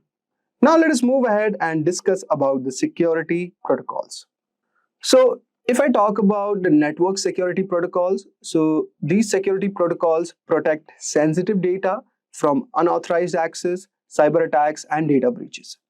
Now, if I talk about SFTP, which is not mentioned here, so you can consider it as a secure version of FTP, so which basically ensures the secure file transfer. So here it encrypts a file transfer using the public key encryption for authentication. Then you have the HTTPS, which is Hypertext Transfer Protocol. This is a secure version of HTTP which encrypts data between browsers and the servers. Then you have the SSL also, which is a secure socket layer, and it ensures that all the encrypted communication is happening over the internet, preventing any eavesdropping or any data theft. Now, as you can see also here we have the SMTP protocol, which is Simple Mail Transfer Protocol. It's also a communication protocol. So it is ensuring that it sends email over the internet, and also it ensures that emails are properly formatted, routed, and delivered to the recipient's email server. This protocol works in very simple steps. Like first of all, when you send an email, SMTP performs these steps. First is compose the email. Okay, so you type email in your email client like Gmail or Outlook. Then it connects to a SMTP server when you hit send. So your email client communicates with an SMTP server. Then the routing happens in the email where SMTP server checks the recipient's domain name and contacts their email server. And then the email is being delivered. So the recipient's email server receives a message and stores it for retrieval. So these were one of the scenario. And you could consider the same analogy for SMTP as a postal system also. Now, suppose you write a letter all over here and you put it up in envelope, okay? You drop it up at the post office, which is basically the SMTP server, where it's checked and it is sorted, and the postal system finds the recipient's address, mail server, and also the recipient can pick up and read the letter, okay? So there are protocols like IMAP, which are used to retrieve the emails. So SMTP only sends emails, not retrieves them, okay? Retrieval is done by IMAP protocol or POP3. So this was one of the example. Now let us discuss about SSH protocol. So SSH means it is a secure shell network protocol, which is basically used to securely access and control remote computers over an encrypted connection. It is widely used for securing remote logging and file transfers. Now, how does SSH works? So it initiates the connection. A user enters a command in the terminal, such as you can say SSH user remote server. Then the authentication happens where the user provides a password or uses an SSH key for authentication. Once it is authenticated, the user gains secure access to the remote server, and then the commands starts executing. The user can run commands, transfer files, or manage the system remotely. Imagine like a bank vault, okay? So you can think SSH of a secure key card entry system for a high security vault, okay? Or in the banking, in the banks basically, where you will be needing credentials, password, or key card. Once inside, all the communications are private and encrypted, okay? You can check records, retrieve documents, or make updates very much securely. And when done, you can log out and exit the vault safely. So you can think of SSH providing a secure way to access and manage remote computers, just like a bank vault system, which prevents the unauthorized entry. Now let us move ahead and discuss about our third and final protocol, which is basically the network management protocols. Network management refers to the process of monitoring, configuring, and maintaining the network devices to ensure a seamless communication is happening and preventing failures. It involves fault detection, performance optimization, and security enforcement. Now, the key network management protocols include like SNMP, which is Simple Network Management Protocol. So this protocol, as you can see all over here, this is basically used to monitor and manage network devices such as routers, switches, or servers. How this protocol works, guys? So, for example, devices have an SNMP agent that collects data, for example, the CPU usage or bandwidth. And the SNMP manager queries the agent to monitor network's health. If an issue occurs, then SNMP sends alerts called traps. So this is how it works. So for example, you can consider in a large office, SNMP alerts IT admins if a router is overloaded, something like this. Then we have the DHCP protocol, very famous protocol. So it stands for Dynamic Host Configuration Protocol. It automatically assigns IP addresses to devices in a network. So suppose when a new device connects, so it requests an IP address from the DHCP server, and the DHCP server assigns the available IP, preventing conflicts. This could be example in a Wi-Fi enabled office, okay? So employee don't need to manually configure IPs. Here DHCP assigns them dynamically. Then we have the ICMP protocol, which is Internet Control Message Protocol. This protocol is basically used for error reporting and network diagnostics. Here ICMP actually sends a control messages like ping requests to test the connectivity. So if a network path is down, then ICMP informs the sender. For example, if a website isn't loading, then a technician runs ping www.com or any given domain to check if the server is reachable or not. Then we have the border gateway protocol. So this is kind of a routing protocol which determines the best path for internet traffic. Internet routers use BGP to exchange routing information mostly, and it finds most efficient route to send the data packets. For example, like in a fiber optic cable under the ocean, if it fails, then BGP reroutes the traffic via another path. Okay, so you can consider this example as how it is being used. Now we'll have a look on POP3. So POP3 means Post Office Protocol version 3. Basically, this protocol is one of the protocol that we have discussed earlier, that it retrieves email from the remote server. So when the user opens their email clients, POP3 downloads the messages to their devices. Emails are deleted from the server after retrieval. So for example, you can consider using an Outlook to download emails from Gmail server. Okay, so there it is used. Now, these protocols are very much important because they ensure network reliability by identifying issues before they cause any failure, optimize the performance by managing the bandwidth and traffic, and automate an IP allocation. And also, it ensures the security. So you could see this is as an example of network security protocol, how it's working. So suppose this is your office. Now the data packets are being sent. So here you have the IP header, then IP payload. So IPsec is a security protocol. So here the IPsec header is added and a secure payload is added. And the same is, data is being transferred. This packet is to the laptop and it is routed via router IPsec, okay, with IPsec protocol all over here to the branch office. So this is how, you can consider architecture where, the network security communication is happening.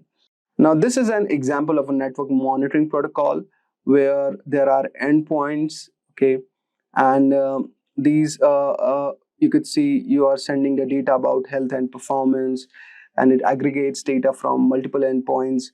The network monitoring tools are present, which converts raw data into usable metrics, and then the following data is given to the network administrators. Also, it generates alerts and reports.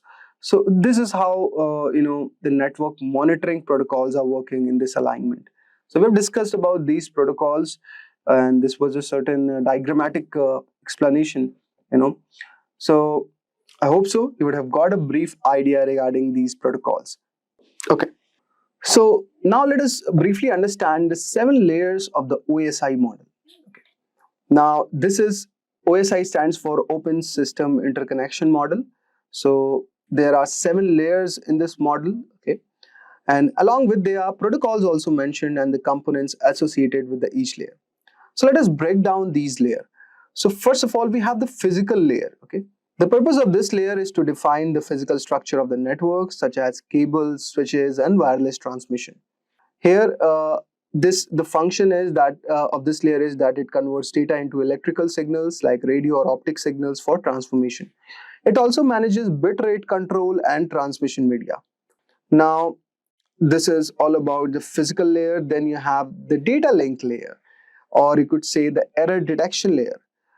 This layer basically manages the direct node-to-node data transfer and error detection. The function of this layer is that it ensures that the data is correctly framed before transmission. It detects and corrects errors in transmission, and it basically uses MAC address for device identification. Examples of this layer could be considered as Ethernet or PPP, point-to-point protocol, switches, bridges. All these come into this layer. The third one, we have the network protocol or the routing layer. So this layer determines the best path for data to travel between different networks. It assigns logical IP addresses, routes data using protocols. It manages network congestion and fragmentation. The examples of this protocol could be IP protocol, ICMP, IPsec, IGMP, okay, Internet Group Management Protocols. Just like navigation systems, that determine the best route for a vehicles to reach destination. Similarly, this layer is working like that. Then we have the transport layer, which basically is like a delivery layer. It ensures complete and reliable data transmission. This layer divides data into smaller segments and ensures proper reassembly. It provides error detection and correction. It uses TCP for reliable transmission and UDP for faster connectionless communications. Examples could be, the TCP protocol or UDP protocol. So you can consider it like a couriers, that ensure that packages are delivered safely and in the correct order. So after this, the data is moved to the session layer, which is like the connection layer. It establishes, maintains, and terminates the communication sessions. It helps in managing sessions between applications. It handles authentication and any reconnections if needed. So for example, we have the API sockets all over here in this layer. So just like customer service representatives who handle call and ensure smooth communication between businesses, this layer is working like that. Then we have the presentation layer, which ensures that data is formatted properly for the application layer. It translates data formats like converts images, compresses file, encrypts and decrypts data for security. Then we have example of presentation layer like SSL, secure socket layer, SSH, IMAP protocol, FTP. So you can consider these as a language translators who convert a message into a format that the recipient can understand. And finally, we have the application layer, which has a purpose of providing network services directly to the users. It manages data exchange between applications and the network. It enables browsing, email, and file transfer. So example of this layer include HTTP protocol, FTP, IRC, SSH, DNS. Okay, so you can consider something like this as these are the customer-facing employee in a company who directly interact with the users. Today, we are diving into a super important topic that affects everyone: phishing attacks. As cybercriminals get more sophisticated, it's important for us to stay one step ahead. So in this video, I'll be walking you through what phishing is, how it works, some famous examples of phishing attacks, different types of phishing, how to protect yourself, and what to do if you ever fall victim. So let's jump right in. What is phishing? To start, let's talk about what a phishing attack really is. In simple terms, phishing is a type of scam where hackers pretend to be legitimate people or companies to steal your personal information, whether it's your passwords, bank details, or even social security number. They typically do this through emails, text messages, or fake websites that seem genuine at first glance. But phishing attacks don't just rely on fake emails. They use a psychological trick known as social engineering. Now, social engineering is all about manipulating people into making poor decisions, like clicking on a malicious link or sharing personal information. Let's take an example. Imagine you work in a company and one day you get an urgent email from someone who looks like your boss. The email says, "I'm in a meeting right now, but I need you to send me the financial reports immediately. Click here to access a secure file." Because it's your boss and the message sounds urgent, you might not think twice and click the link. But that's where the trick is. The link wasn't real, and now the hacker has the access to the company's sensitive data. So social engineering works because it plays on human emotions like fear, urgency, trust, and leads you to make hasty decisions without double-checking. So phishing attacks are serious business, and they have caused some of the most damaging data breaches in history. Let's take a look at some of the most famous examples. First, let's talk about the Sony Pictures hack in 2014. This is one of the most well-known phishing incidents. It all started when Sony employees received phishing emails that looked completely legitimate. Some employees clicked on the links in these emails, which gave hackers access to Sony's internal network. And the result? Over 100 terabytes of data were stolen, including unreleased movies, confidential employee information, and thousands of internal emails. The leaked data caused major damage to Sony's reputation and led to lawsuits. It was one of the most costly cyber attacks of its time. Another incredible phishing incident involved both Facebook and Google. Between 2013 and 2015, a single hacker managed to scam these tech giants out of over $100 million. How did he do it? The hacker, Evaldus, pretended to be a hardware supplier that both companies did business with. He sent phishing emails with fake invoices that looked exactly like the real thing. Because the emails were so convincing, the finance departments of the Facebook and Google didn't question them and wired the money directly to the attacker's account. So these famous examples show that phishing can affect anyone, from everyday people to major corporations. So let's talk about how they work step by step when hackers actually try to steal your information. So how does a phishing attack unfold? Let's break it into easy steps. Step 1. Phishing attacks typically start with a carefully crafted message, often in the form of an email or text. This message will look like it's from a legitimate company, like your bank, a popular service like PayPal, or even someone you personally know. Hackers usually use several techniques to make these emails look authentic. One common technique is domain spoofing. This is when hackers create a domain that looks almost identical to the legitimate website, but with subtle differences. For example, instead of paypal.com, they might use paypal1.com or pay-pal.com.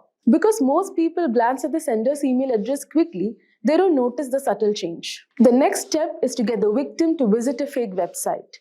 When you click on the link in the phishing email, you're often redirected to a website that looks exactly like the real thing. These fake websites are often designed to perfectly mimic the official login pages of services like your bank or email provider. To create these fake websites, hackers often use what's called a phishing kit. Now, phishing kits are pre-built tools that make it easy for attackers to clone real websites. The hacker then hosts the fake website on a malicious server or uses DNS spoofing, where they manipulate the DNS records to redirect users from the legitimate website to their fake version without the victim knowing. Now, once you land on the fake website, the next step is for the hacker to collect your information.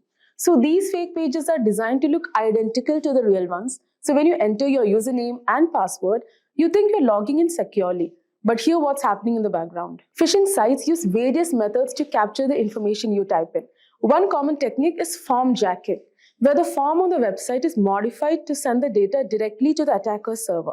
Alternately, hackers can use key logging malware that records every keystroke you make, capturing usernames, passwords, and even credit card information as you type. So to make the fake site even more convincing, attackers often secure it with a real SSL certificate. Now, this means the website might show up as secure with a padlock symbol in your browser, making you believe it's legitimate. So this is why it's important to check more than just the HTTPS in the URL. Now, once the hacker has your data, they can use it in various ways. The most common method is using your stolen credentials to log into your accounts. This is known as credential stuffing. But they can also use your personal information for identity theft, or they might sell your data on the dark web. But phishing isn't a one-size-fits-all approach. Hackers use several different types of phishing attacks, and each one is designed for a specific target or method. So now let's talk about the different types of phishing attacks. First, we have general phishing, which is the most common and broad type. So in this type of attack, hackers send out thousands or even millions of phishing emails to random people, hoping that a small percentage will fall for the scam. For example, let's say you receive an email that looks like it's from a popular company like Netflix. The email says something like, your payment method has failed, click here to update your information. You click the link and it takes you to a fake Netflix login.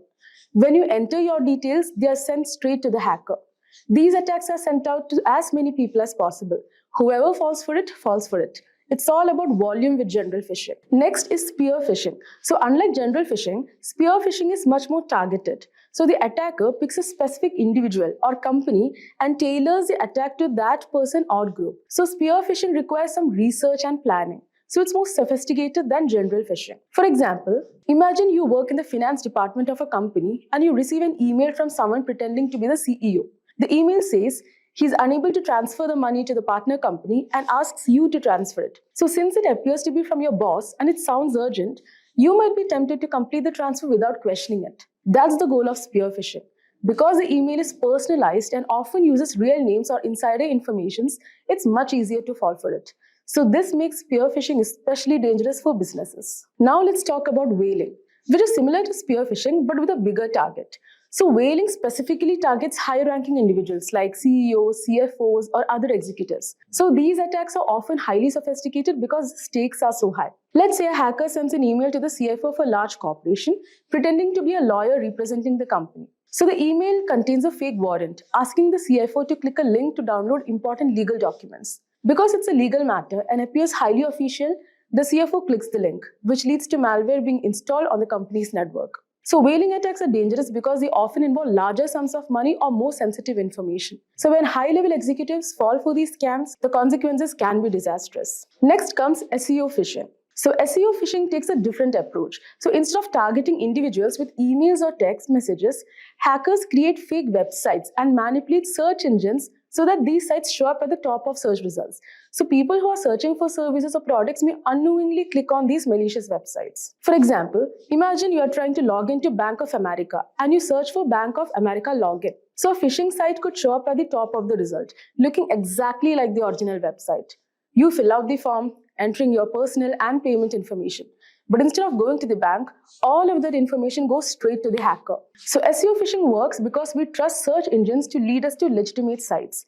Hackers take advantage of that trust by manipulating search engine algorithms to display their malicious sites. And finally, there's smishing, which stands for SMS phishing. Smishing involves sending fraudulent messages through SMS or text. So these texts often appear to come from a trusted source, like your bank or a delivery service, and contain a link that leads to a phishing site. For example, let's say you get a text that looks like it's from a delivery company such as FedEx, telling you to set your delivery preferences. The message includes a link to do the same. When you click the link, it takes you to a fake FedEx site that asks for your name, address, and credit card information to cover delivery fees. So smishing is effective because people tend to trust text messages more than emails, especially when they're on the go and may not scrutinize the message as closely. Anyways, fortunately, there are several things you can do to protect yourself from phishing attacks. So first and foremost, always think before you click. If you get an email or text asking you to click a link, stop and think. Does this look suspicious? Hover over the link to see where it actually leads before you click. Next, don't upload personal information online. Be careful where you share your personal information online. Hackers often gather details from social media or public profiles to make their phishing attempts more convincing. So make sure to keep your software, operating system, and apps updated. Regular updates include security patches that protect against known vulnerabilities. Next is use antivirus and email security. Install a good antivirus program and use email services with phishing filters. These tools can block many phishing emails before they even reach your inbox. And lastly, use a secure DNS service. This can prevent you from even accessing malicious websites, adding an extra layer of protection. Now, even with these precautions, phishing attacks can sometimes be successful. So what happens if you're already fallen a victim? Let's talk about what to do after a phishing attack. So if you realize you have fallen for a phishing attack, don't panic. There are steps you can take to minimize the damage. First, report the attack to cybercrime authorities. In many countries, there are dedicated teams that handle online fraud, and the faster they are notified, the better. Next, change the passwords for any accounts that may have been compromised. Make sure each password is unique and avoid using the same password for multiple accounts. Next, enable multi-factor authentication on your accounts. MFA adds an extra step, like a code sent to your phone, which makes it harder for hackers to gain access. And lastly, run a full malware scan on your devices. If you clicked a link or downloaded something from the phishing attack, malware might have been installed. So it's important to remove it as quickly as possible. And there you have it. We have covered everything you need to know about phishing attacks, from how they work, the different types, to some real-life examples of phishing disasters, and most importantly, how you can protect yourself. Do you know, friends, that Wireshark is a powerful network protocol analyzer that helps you capture and analyze network traffic in real time? It allows you to deep dive into data packets traveling through your network, giving you insights into network performance, security, and troubleshooting. In this tutorial, we'll guide you through the basics of using Wireshark, from setting up your capture environment to interpreting the data. By the end of this tutorial, you'll have a solid understanding of how to navigate Wireshark interface, set of filters, and analyze the network traffic for different use cases. So guys, let's get started. So guys, let us start first by understanding what is Wireshark. So guys, Wireshark is a comprehensive open source network protocol analyzer that basically allows user to capture and analyze the data traveling over the network in real time. It is widely used by network administrators, security professionals, and also developers for various purposes. For example, guys, like network troubleshooting, where you have to identify and resolve network issues by examining the traffic patterns and diagnosing the connectivity problems. The next one is network analysis, which we'll also be doing in our hands-on, where you have to understand and optimize network performance by analyzing data flows and interaction between network systems. The third one is security auditing. You will also have to detect and investigate unusual or potentially malicious network activities such as unauthorized access or data breaches. And finally, you have a protocol development, where you can debug and develop network protocols by capturing and analyzing protocol messages and behaviors. The key features of Wireshark are: the first one is packet capture. Wireshark captures packets of data transmitted over the network. Each packet contains a wealth of information, including source and destination addresses. And also you get protocol, types, and payload data. So as you can see all over here, I've already downloaded Wireshark, and I'll guide you also how to download it. But as you can see, these are the lines that shows that the Wi-Fi packet graph is showing that this is how the packets are transmitting. So this is basically the real-time analysis what you can get through in Wireshark. Next one is you get a detailed inspection.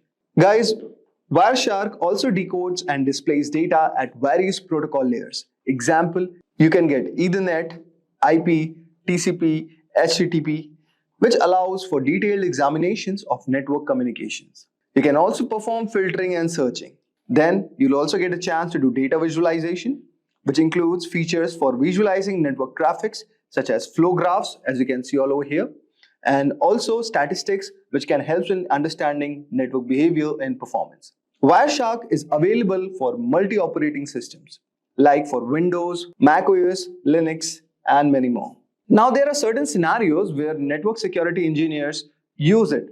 Suppose for network performance monitoring, where you track and analyze the performance of network applications and services. You also get an incident response. You investigate and respond to network security incidents by analyzing captured traffic. And you also do the protocol analysis, where you examine and troubleshoot network protocols and ensure proper implementation. Now, let us start with the Wireshark. So first, let us download the Wireshark.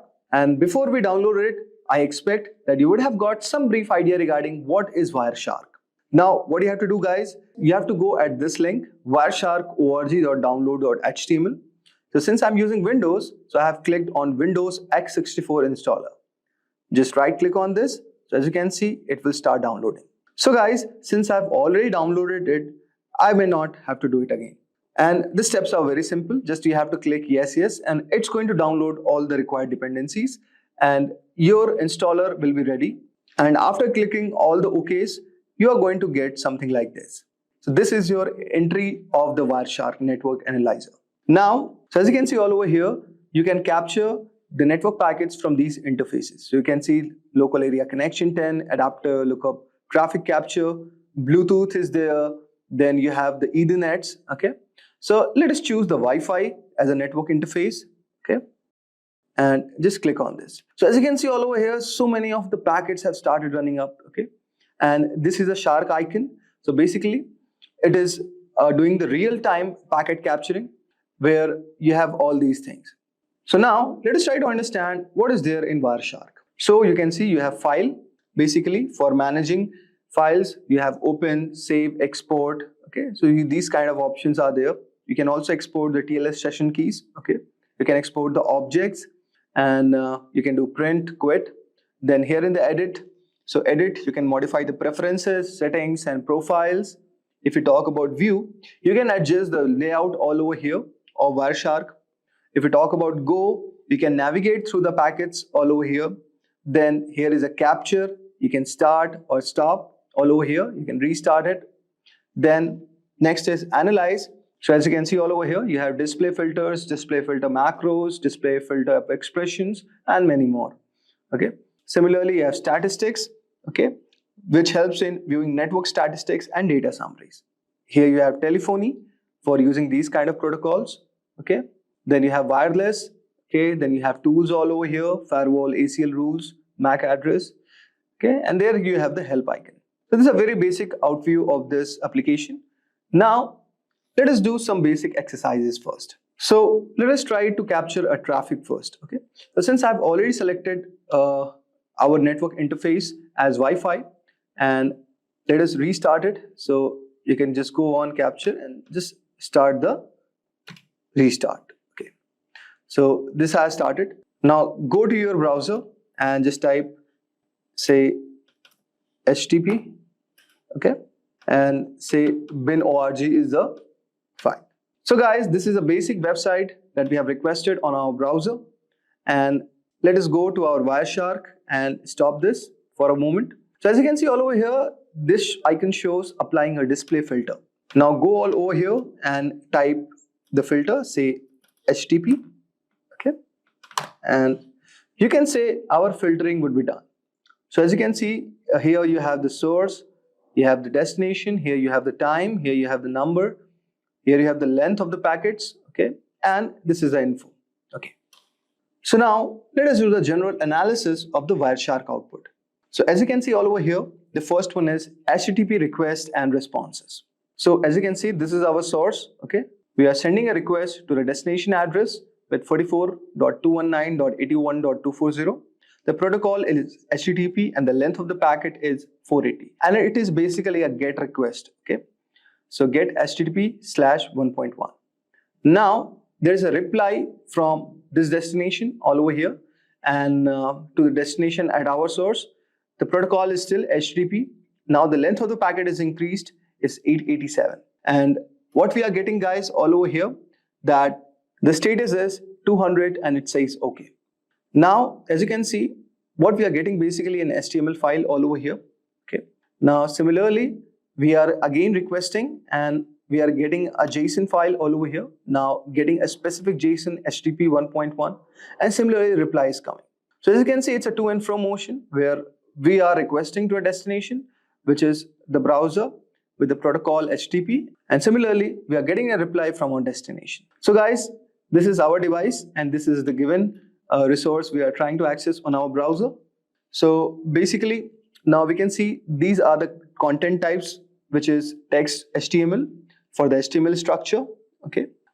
And also you can see all over here, this is a JSON type, okay. And these are the type of the content we are trying to access it, okay.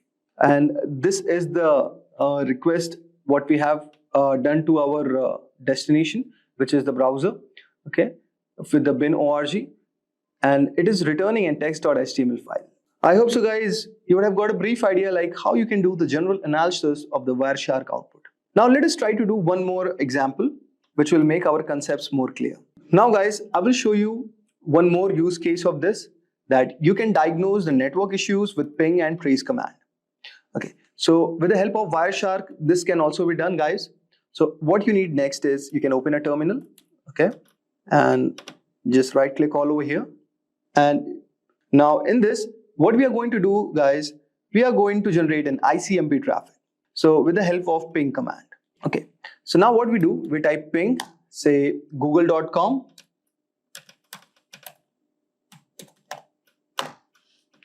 And you can see all over here, the request and reply have started. And now what we will do, guys, we will use the tracer command for tracing our packet flow. So you can see something we have got all over here. We will discuss about this a bit later. Now let us open our Wireshark, okay. And what we'll do, guys, we will type ICMP, okay, and just click all over here, okay.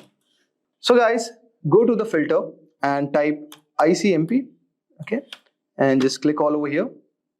And but before that, you have to stop this.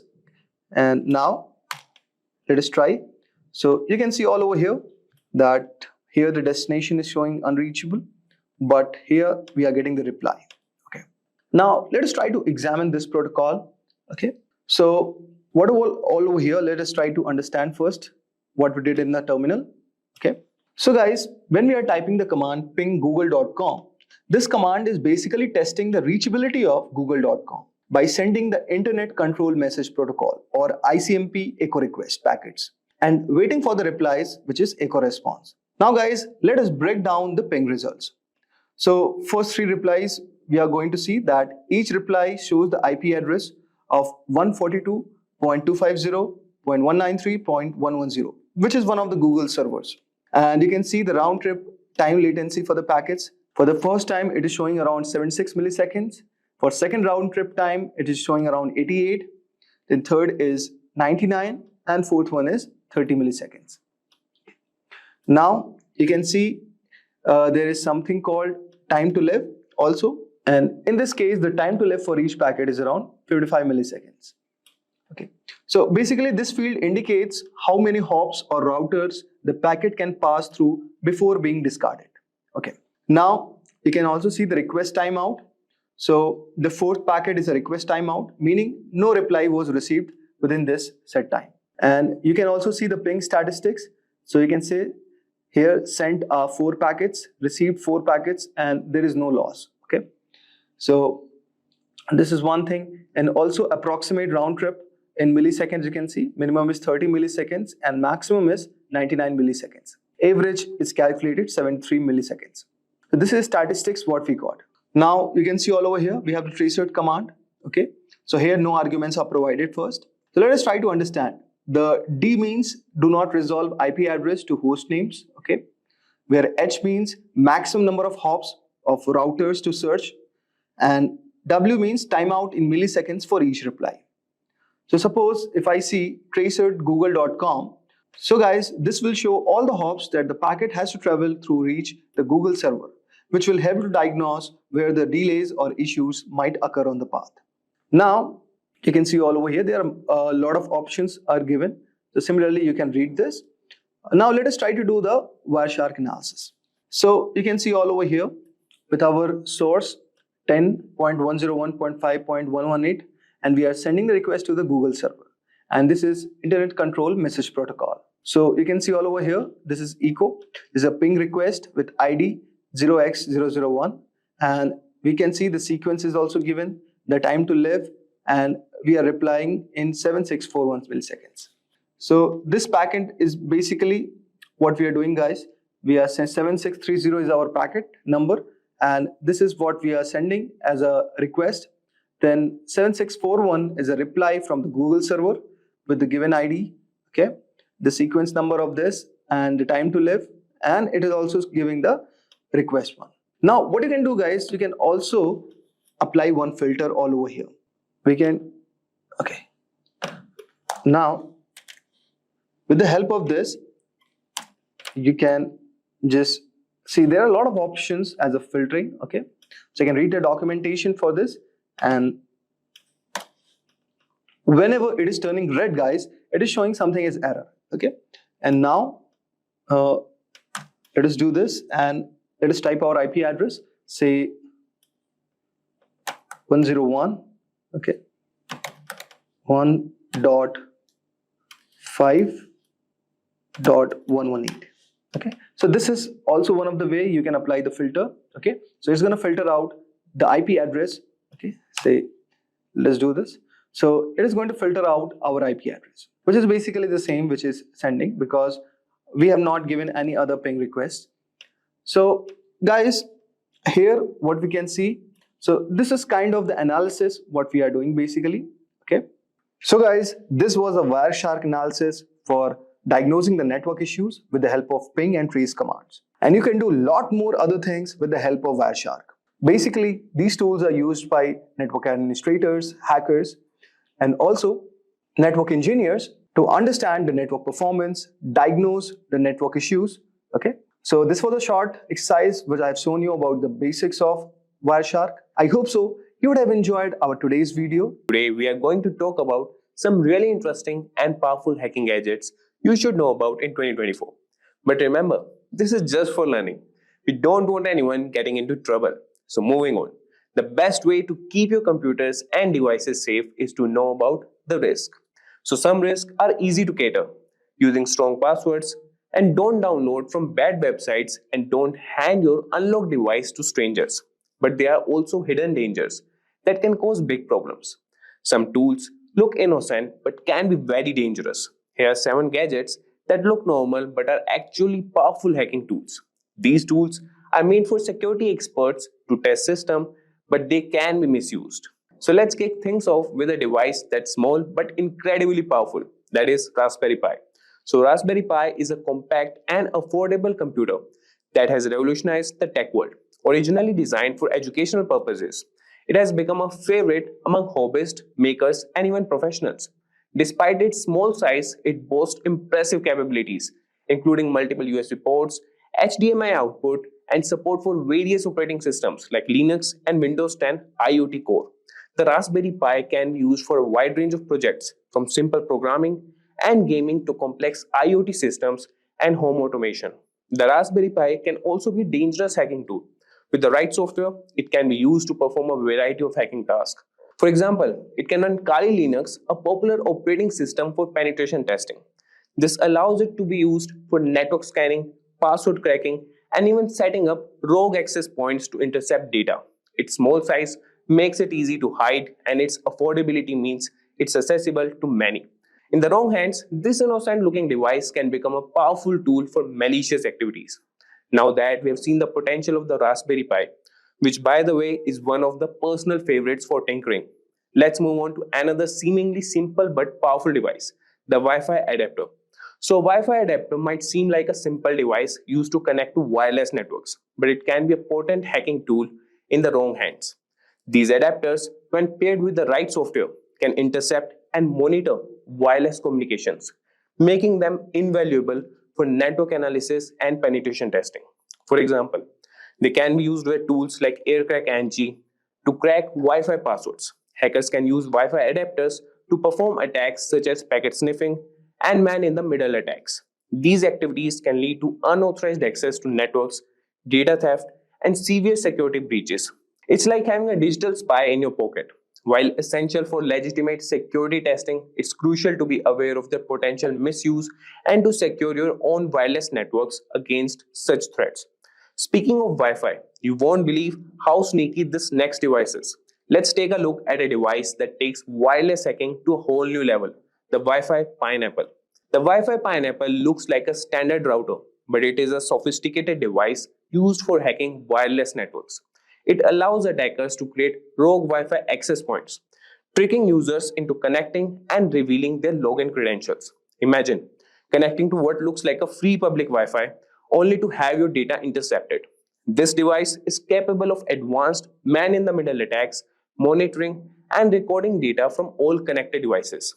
Additionally, the Wi-Fi Pineapple can capture Wi-Fi handshakes, which can then be used to crack network passwords. Its powerful feature makes it a favorite among penetration testers for assessing network security, but in the wrong hands, it can be used for malicious activities, highlighting the importance of robust wireless security. So from Wi-Fi to Bluetooth, which is everyone these days, right? Let's now explore a powerful tool for Bluetooth hacking, the Ubertooth One. The Ubertooth One is an open source Bluetooth testing tool that appears to be a simple USB dongle. Despite its unassuming appearance, it can monitor and analyze Bluetooth communications, making it a valuable asset for those testing the security of Bluetooth devices. Think of it as a spy for Bluetooth traffic. The Ubertooth One can capture Bluetooth packets, perform Bluetooth attacks, and even explore vulnerabilities in Bluetooth networks. Its ability to dissect Bluetooth traffic makes it a powerful tool for both legitimate security research and potential misuse. Understanding its capabilities helps highlight the importance of securing Bluetooth-enabled devices against unauthorized access and attacks. Continuing with radio frequency tools, which honestly sounds like something out of a spy movie. So let's discuss the Hack RF1 and its versatile capabilities. So the Hack RF1 is a versatile software-defined radio SDR platform that can transmit and receive radio signals from 1 MHz to 6 GHz. It looks like a standard electronic device, but can be used for a wide range of hacking activities. Imagine being able to capture and manipulate signals across a broad spectrum. With the Hack RF1, users can capture and analyze various radio signals, jam frequencies, and even spoof signals to manipulate communication systems. This tool is particularly useful for exploring and testing the security of wireless communication systems. While it serves an essential role in legitimate research and development, the Hack RF1 also demonstrates the need for robust security measures to protect against radio frequency based attacks. So now let's look at a tool that takes advantage of a computer's trust in USB devices. And trust me, this one's sneaky, the USB rubber ducky. So the USB rubber ducky is a device that looks like a regular flash drive but acts like a keyboard, typing commands into any computer it's plugged into. Hackers use it to execute pre-programmed scripts that can steal data, install malware, or take control of the target device. It's like a tiny digital ninja. This tool exploits the trust computers have in USB devices, making it a potent weapon for cyber attacks. It's a reminder to be cautious about plugging in unknown USB devices, as they could be rubber duckies in disguise, ready to unleash harmful commands and compromise your system security. So finally, we have got a real undercover gadget here, Let's uncover the secret capabilities of the LAN turtle. The LAN turtle looks like a typical USB Ethernet adapter, but it's a covert hacking tool used to monitor and infiltrate networks. Don't let its innocent appearance fool you. It provides hackers with several capabilities, such as network scanning, DNS spoofing, and data capture. The LAN turtle can be discreetly plugged into a network, allowing access to gather sensitive information and gain unauthorized access. Its ability to operate undetected makes it particularly dangerous, emphasizing the need for vigilance and robust network security measures to prevent unauthorized devices from connecting to your systems. So, there you have it, guys. We have explored some of the most powerful and dangerous hacking gadgets out there. These tools can do a lot of damage if they fall into the wrong hands. That's why it's so important to stay informed and vigilant about cybersecurity. Next on our docket is a live demonstration where we solve a set of cross-site scripting problems starting from the basic level to the topmost level 6. We're going to start at level 1. In this web application, it demonstrates the common cause of cross-site scripting where user input is directly included in the page without proper escaping. If we interact with a vulnerable application window here and find a way to make it execute JavaScript of our choosing, we can take actions inside the vulnerable window or directly edit its URL bar. This task needs only basic knowledge. Let's see why the most primitive injections work here right away. Let's do a simple query and inspect the resulting HTML page. I'm going to use this phrase with a single quote as a special character. We can now inspect the HTML page.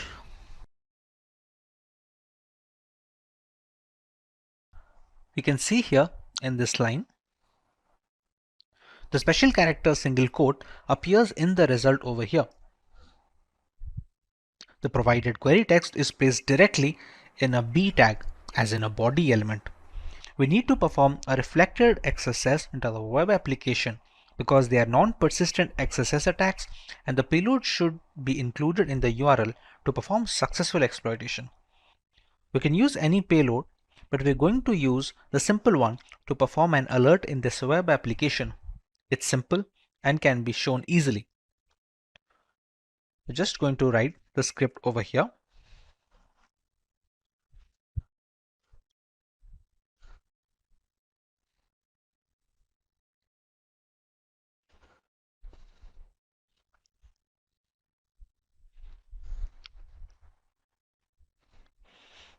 And we're going to press search. As you can see, we have successfully launched our first cross-site scripting attack. We can see an alert box pop up with the necessary message, and a similar process can be used to steal browser cookies and passwords, albeit with different commands. Now we have the option to move to level 2. In this web application, it shows that how easily XSS bugs can be introduced in complex chat applications. Chat app conversations are stored in a database and retrieved when a user wants to see the conversation. Therefore, if a malicious user injects some JavaScript code, all visitors will be infected. This kind of cross-site scripting attack is more powerful and it is more riskier than reflected cross-site scripting attacks, and that's why it is known as stored XSS. I posted my query with a special character of a single quote, and this is what I get. Whatever I typed in simply appeared on the page right after I click on Share Status. Let's see the source.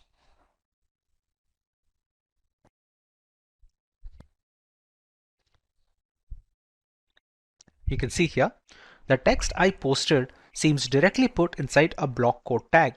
So even a simple script tag we used in level 1 should work here, but it will not. Let us examine the code to understand why. We're going to toggle the code over here and check the index.html file.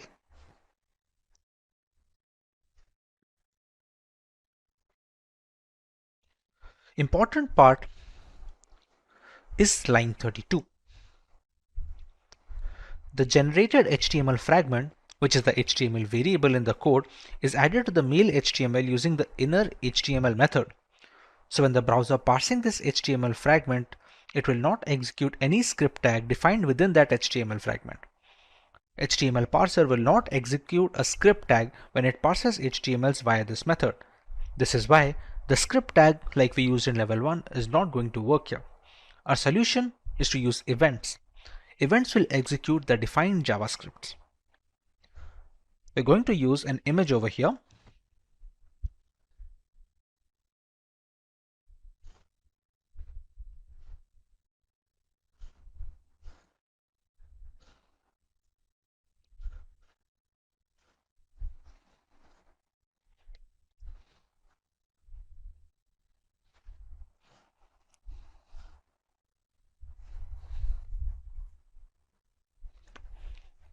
And when we press on share status, in the above injection, we are loading an image that doesn't exist, which causes to trigger an onError event. In onError event, it will execute our alert method. With that, we are able to beat level 2, and we can now move up to the next level in our challenge.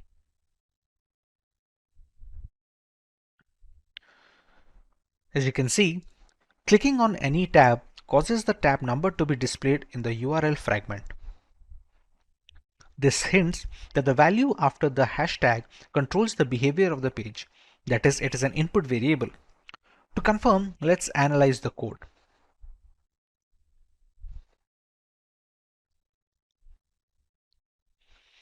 As you can see in line 43, inside the event handling, the value provided after the hash in the URL is directly passed onto the choTab method.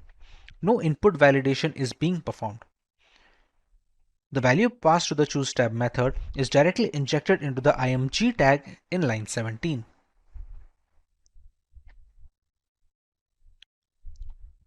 This is an unsafe assignment and it is the vulnerable part of the code. Now all we have to do now is to craft a payload that would adjust the img tag to execute our JavaScript. Remember, the script tag from level 1 would not work here since the variable HTML is used to add the DOM dynamically. Hence the events are our aces here once again. I will choose to use the existing img tag and change the source to something that doesn't exist, hence forcing it to fall in to execute an onError, even which I will pass the URL.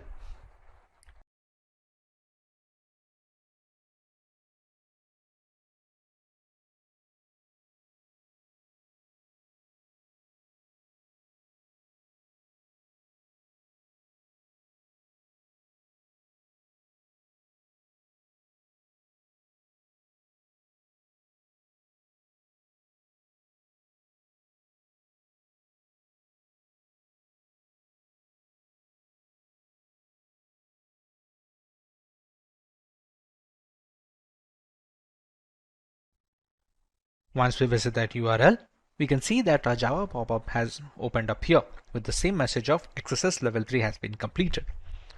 With this, we can now move on to level 4, which is going to present a different kind of attack.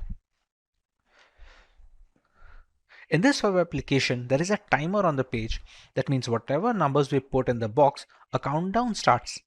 And then when it finishes, the application alerts that the countdown is finished. And you can see the time is up pop-up appearing over here, and this resets the timer again. Now it is obvious that the value entered in the text box is transferred to the server over the timer parameter in the URL. Let us examine the code to see how the timer parameter is being handled. We're going to visit timer.html over here. And we're going to check over here. In line 21, the start timer method is being called in the onload event. However, the timer parameter is being directly passed to the start timer method. We need to perform a pop-up alert in the web application which escapes the content of the function start timer without breaking the JavaScript code. The parameter value is directly added to the start timer method without any filtering. What we can try to do here is to inject an alert function to be executed inside the onload event along with the start timer method. We're going to remove this argument and put our script over here.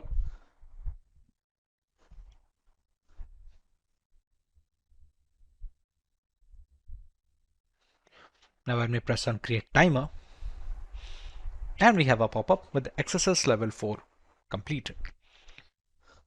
We can now move on to level 5. In this web application, this application XSS is different because this challenge description says cross-site scripting isn't just about correctly escaping data. Sometimes attackers can do bad things even without injecting new elements into the DOM.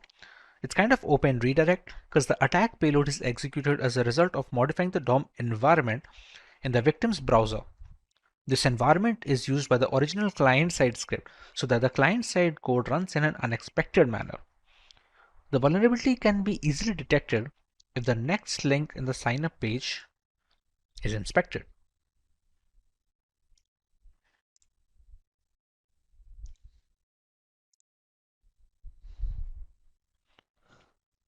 The href attribute value of next link is confirmed, which is exactly the value of the next URL query parameter, as you can see over here. This means using the next query parameter can be used to inject a JavaScript code to the href attribute of the next link. The following is the best way to do it. As soon as the user clicks on the link, the script will be triggered.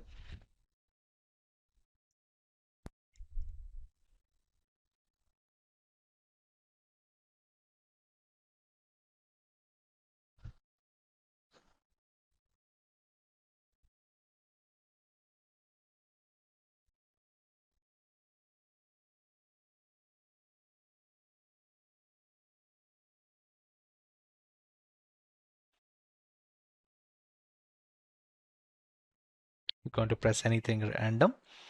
And now that we click next, we can see the XSS level 5 that we had provided in the URL as a parameter to the next variable. Since the value of next provided appears on a pop-up, we can consider the attack a success and move on to the final level 6. In this web application, it shows some of the external JavaScript is retrieved. If you analyze the URL, you can see that the script is loaded already. The vulnerability lies within how the code handles the value after the hashtag. If you check on line 45, the value right after the hashtag is taken as the gadget name, and then in line 48, the value is directly passed on to the include gadget method. And in the include gadget method that we can see over here, you can see in line 18, a script tag is created and the URL gadget name parameter value is directly used as the source attribute of the script tag in line 28. This means we can completely control the source attribute of the script tag that is being created. That is, with this vulnerability, we can inject our own JavaScript file into the code. We can inject a URL of our own hosted JavaScript into the web application's URL after the hashtag, and the URL should not be using HTTPS but anything like that to bypass the regular expression for security checking. We're going to remove the pre-stored URL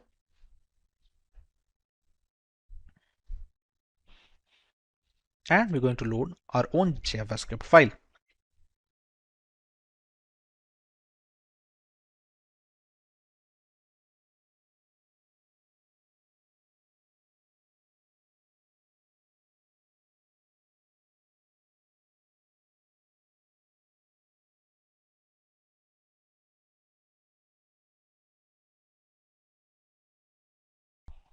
Finally, we have reached the end of our challenge. We completed 6 different varieties of cross-scripting attacks and used different solutions for all of the 6 questions.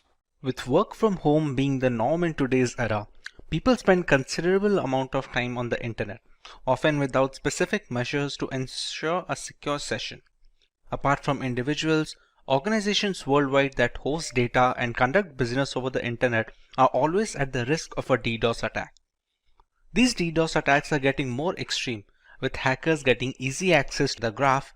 3 of the 6 strongest DDoS attacks were launched in 2021, with the most extreme attack occurring just last year in 2020. Lately, cybercriminals have been actively seeking out new services and protocols for amplifying these DDoS attacks.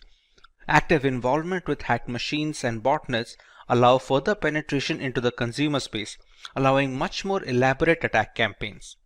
Apart from general users, multinational corporations have also had their fair share of problems. GitHub, a platform for software developers, was the target of a DDoS attack in 2018. Widely suspected to be conducted by Chinese authorities, this attack went on for about 20 minutes, after which the systems were brought into a stable condition. It was the strongest DDoS attack to date at the time and made a lot of companies reconsider the security practices to combat such attacks. Even after years of experimentation, DDoS attacks are still at large and can affect anyone in the consumer and corporate space. Hey everyone, this is Vaibhav from Simplilearn and welcome to this video on what is a DDoS attack. Let's learn more about what is a DDoS attack.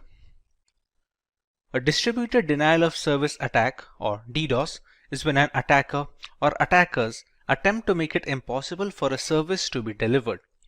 This can be achieved by thwarting access to virtually anything: servers, devices, services, networks, applications, and even specific transactions within applications.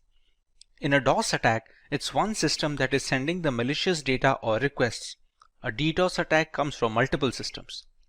Generally, these attacks work by drowning a system with requests for data. This could be sending a web server so many requests to serve a page that it crashes under the demand, or it could be a database being hit with a high volume of queries. The result is available internet bandwidth, CPU, and RAM capacity become overwhelmed. The impact could range from a minor annoyance from disrupted services to experiencing entire websites, applications, or even entire businesses taking offline. More often than not, these attacks are launched using machines in a botnet. A botnet is a network of devices that can be triggered to send requests from a remote source, often known as the command and control center. The bots in the network attack a particular target, thereby hiding the original perpetrator of the DDoS campaign. But how do these devices come under a botnet? And what are the requests being made to the web servers? Let's learn more about these and how DDoS attacks work. A DDoS attack is a two-phase process. In the first phase, a hacker creates a botnet of devices. Simply put, a vast network of computers are hacked via malware, ransomware, or just simple social engineering. These devices become a part of the botnet, which can be triggered anytime to start bombarding a system or a server on the instruction of the hacker that created the botnet. The devices in these networks are called bots or zombies. In the second phase, a particular target is selected for the attack. When the hacker finds the right time to attack, all the zombies in the botnet network send these requests to the target, thereby taking up all the server's available bandwidth. These can be simple ping requests or complex attacks like SYN flooding and UDP flooding. The aim is to overwhelm them with more traffic than the server or the network can accommodate. The goal is to render the website or service inoperable. There is a lot of wiggle room when it comes to the type of DDoS attack a hacker can go with. Depending on the target's vulnerability, we can choose one of the three broad categories of DDoS attacks. Volume-based attacks use massive amounts of bogus traffic to overwhelm a resource. It can be a website or a server. They include ICMP, UDP, and spoofed packet flood attacks. The size of volume-based attack is measured in bits per second. These attacks focus on clogging all the available bandwidth for the server, thereby cutting the supply short. Several requests are sent to the server, all of which warrant a reply, thereby not allowing the target to cater to the general legitimate users. Next, we have the protocol level attacks. These attacks are meant to consume essential resources of the target server. They exhaust the load balancers and firewalls, which are meant to protect the system against the DDoS attacks. These protocol attacks include SYN floods and Smurf DDoS, among others, and the size is measured in packets per second. For example, in an SSL handshake, server replies to the hello message sent by the hacker, which will be the client in this case, but since the IP is spoofed and leads nowhere, the server gets stuck in an endless loop of sending the acknowledgement without any end in sight. Finally, we have the application level attacks. Application layer attacks are conducted by flooding applications with maliciously crafted requests. The size of application layer attacks is measured in requests per second. These are relatively sophisticated attacks that target the application and operating system level vulnerabilities. They prevent the specific applications from delivering necessary information to users and hog the network bandwidth up to the point of a system crash. Examples of such an attack are HTTP flooding and BGP hijacking. A single device can request data from a server using HTTP POST or GET without any issues. However, when the requisite botnet is instructed to bombard the server with thousands of requests, the database bandwidth gets jammed and it eventually becomes unresponsive and unusable. But what about the reasons for such an attack? There are multiple lines of thought as to why a hacker decides to launch a DDoS attack on unsuspecting targets. Let's take a look at a few of them. The first option is to gain a competitive advantage. Many DDoS attacks are conducted by hacking communities against rival groups. Some organizations hire such communities to stagger their rivals' resources at a network level to gain an advantage in the playing field. Since being a victim of a DDoS attack indicates a lack of security, the reputation of such a company takes a significant hit, allowing the rivals to cover up some ground. Secondly, some hackers launch these DDoS attacks to hold multinational corporations at ransom. The resources are jammed, and the only way to clear the way is if the target company agrees to pay a designated amount of money to the hackers.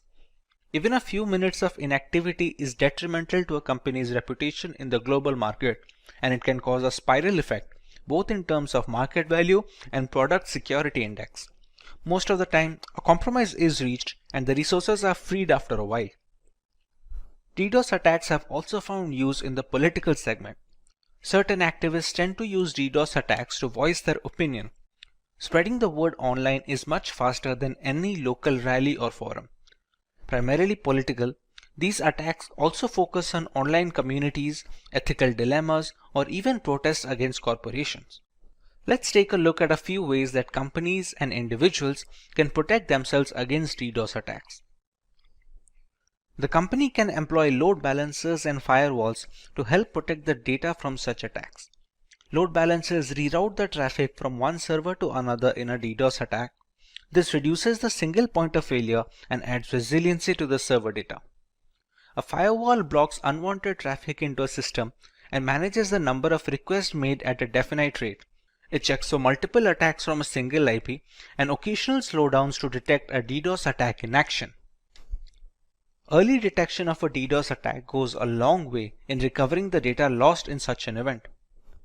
Once you've detected the attack, you will have to find a way to respond.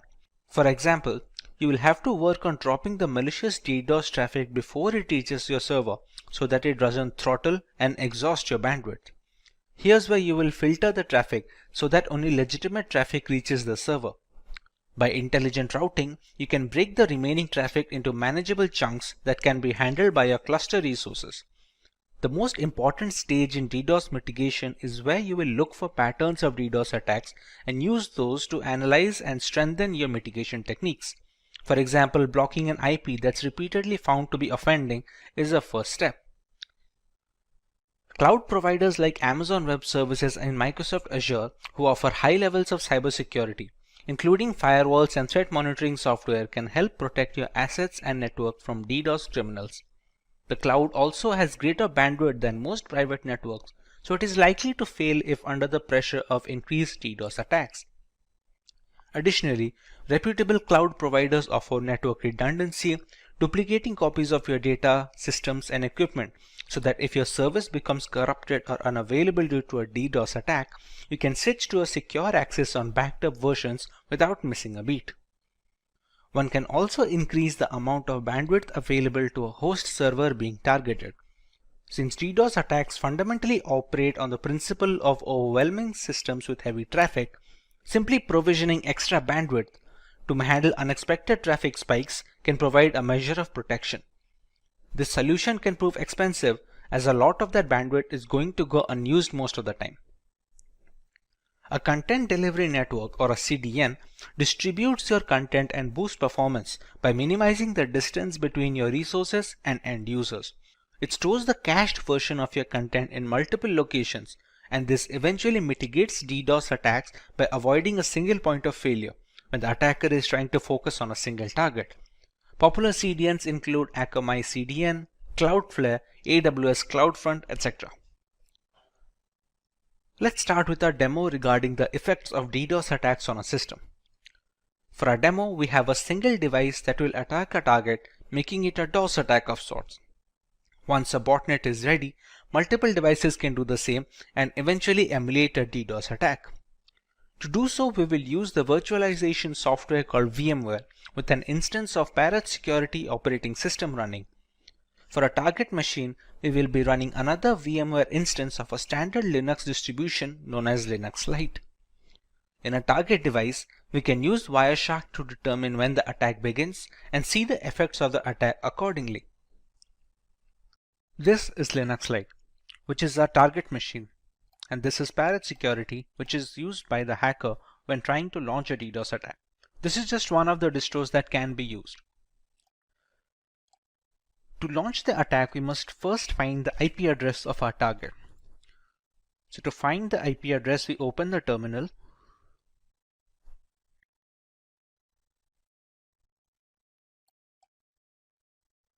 We use the command ifconfig. And here we can find the IP address. Now remember, we're launching this attack in VMware. Now both the instances of Cybersecurity and Linux Lite are being run on my local network. So the address that you can see here is 192.168.72.129, which is a private address. This IP cannot be accessed from outside the network. Basically anyone who is not connected to my Wi-Fi. When launching attacks with public servers or public addresses, it will have a public IP address that does not belong to the 192.168 subnet. Once we have the IP address, we can use a tool called hping3. hping3 is an open source packet generator and analyzer for the TCP/IP protocol. To check what are the effects of an attack, we will be using Wireshark. Wireshark is a network traffic analyzer. We can see whatever traffic that is passing through the Linux Lite distro is being displayed over here with the IP address, the source IP and the destination IP as to where the request is being transferred to. Once we have the DOS attack launched, you can see the results coming over here from the source IP, which will be Cybersecurity. Now, to launch the hping3 command, we need to give sudo access to the console, which is the root access.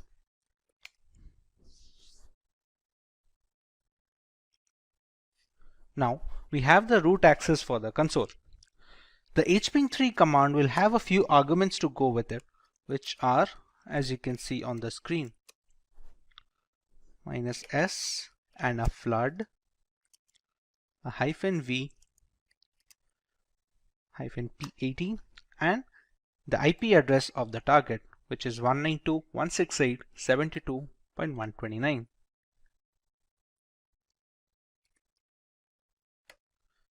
In this command, we have a few arguments such as the -s, which specifies SYN packets. Like in an SSL handshake, we have the SYN request that the client sends to the server to initiate a connection. The -flood aims to ignore the replies that the server will send back to the client in response to the SYN packets.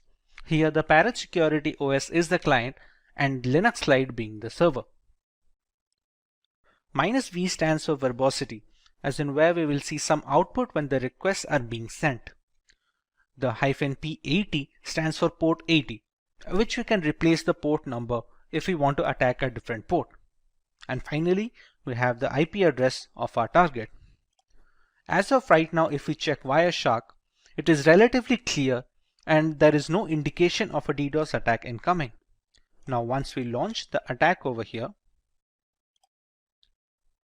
we can see the requests coming in from this IP, which is 192.168.72.128. Till now, even the network is responsive, and so is Linux Lite.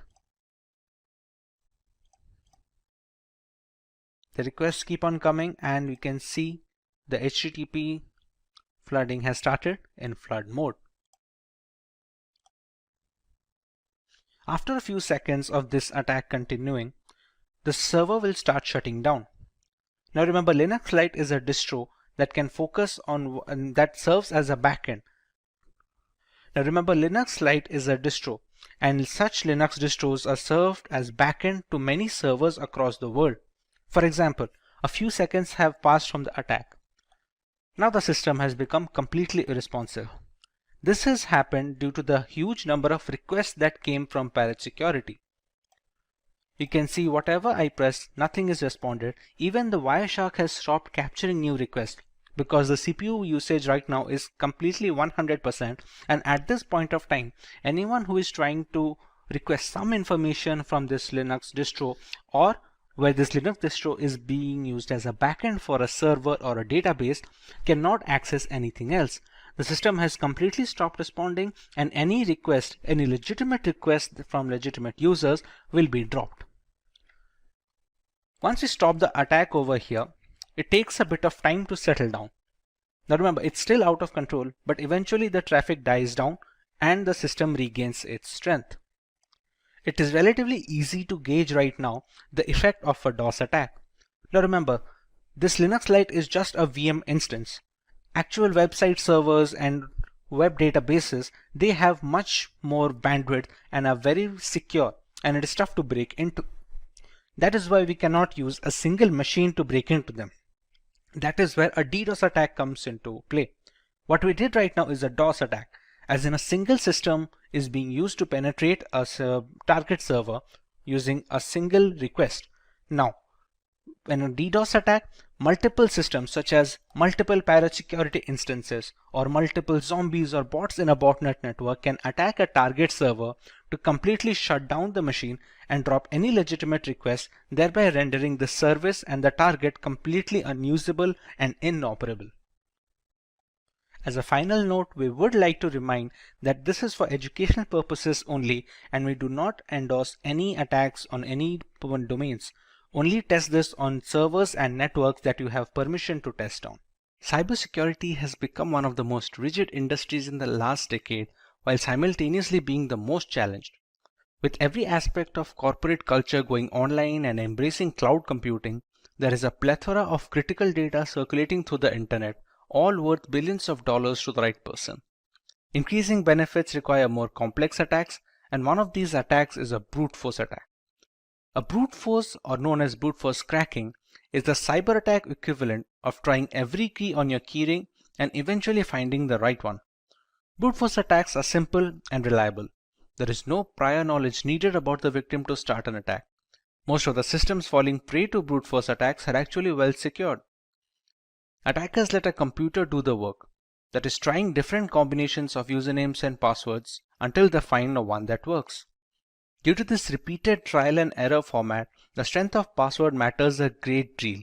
Although with enough time and resources, brute force will break a system since they run multiple combinations until they find the right passcode. Hey everyone, this is Vaibhav from Simplilearn, and welcome to this video on what is a brute force attack. Let's begin with learning about brute force attacks in detail. A brute force attack, also known as an exhaustive search, is a cryptographic hack that relies on guessing possible combinations of targeted password until the current password is discovered. It can be used to break into online accounts, encrypted documents, or even network peripheral devices. The longer the password, the more combinations that will need to be tested. A brute force attack can be time consuming and difficult to perform if methods such as data obfuscation are used, and at times downright impossible. However, if the password is weak, it could merely take seconds with hardly any effort. Dictionary attacks are an alternative to brute force attacks, where the attacker already has a list of usernames and passwords that need to be tested against the target. It doesn't need to create any other combinations on its own. Dictionary attacks are much more reliable than brute force in a real-world context, but the usefulness depends entirely on the strength of passwords being used by the general population. There is a three-step process when it comes to brute forcing a system. Let's learn about each of them in detail. In step 1, we have to settle on a tool that we are going to use for brute forcing. There are some popular names on the market like Hashcat, Hydra, and John the Ripper. While each of them has its own strengths and weaknesses, each of them perform well with the right configuration. All of these tools come pre-installed with certain Linux distributions that cater to penetration testers and cybersecurity analysts like Kali Linux and Parrot Security. After deciding what tool to use, we can start generating combinations of alphanumeric variables whose only limitation is the number of characters. For example, while using Hydra, a single 6-digit password will create 900,000 passwords with only digits involved. Add alphabets and symbols to that sample space and that number grows exponentially. The popular tools allow customizing this process. Let's say the hacker is aware of the password being a specific 8-digit word containing only letters and symbols. This will substantially increase the chances of being able to guess the right password since we remove the time taken to generate the longer ones. We omit the need for including digits in such combinations. These small tweaks go a long way in organizing an efficient brute force attack since running all the combinations with no filters will dramatically reduce the odds of finding the right credentials in time. In the final step, we run these combinations against the file or service that is being broken. We can try and break into a specific encrypted document, a social media account, or even devices at home that connect to the internet. Let's say there is a Wi-Fi router. The generated passwords are then fed into the connection one after the other. It is a long and arduous process, but the work is left to the computer rather than someone manually clicking and checking each of these passcodes. Any password that doesn't unlock the router is discarded and the brute force tool simply moves on to the next one. This keeps going on until we find the right combination which unlocks the router. Sometimes reaching the success stage takes days and weeks, which makes it cumbersome for people with low computing power at their disposal. However, the ability to crack any system in the world purely due to bad password habits is very appealing, and the general public tends to stick with simple and easy to use passwords. Now that we have a fair idea about how brute force works, let's see if we can answer this question. We learned about how complex passwords are tougher to crack by brute force. Among the ones listed on the screens, which one do you believe will take the longest to be broken when using brute force tools? Leave your answers in the comment section and we will get back to you with the correct option next week. Let's move on to the harmful effects of getting a system compromised due to brute force attacks. A hacked laptop or mobile can have social media accounts logged in, giving the hackers free access to the victim's connections. It has been reported on multiple occasions where compromised Facebook accounts are sending malicious links and attachments to people on their friends list. One of the significant reasons for hacking, malware infusion is best done when spread from multiple devices, similar to distributing spam. This reduces the chance of circling back the source to a single device which belongs to the hacker. Once brute forced, a system can spread malware via email attachments, sharing links, file upload via FTP, etc. Personal information such as credit card data, usage habits, private images and videos are all stored in our systems, be it in plain format or root folders. A compromised laptop means easy access to these information that can be further used to impersonate the victim regarding bank verification, among other things. Once a system is hacked, it can also be used as a mail server that distributes spam across lists of victims. Since the hacked machines all have different IP addresses and MAC addresses, it becomes challenging to trace the spam back to the original hacker. With so many harmful implications arising from a brute force attack, it's imperative that the general public must be protected against such.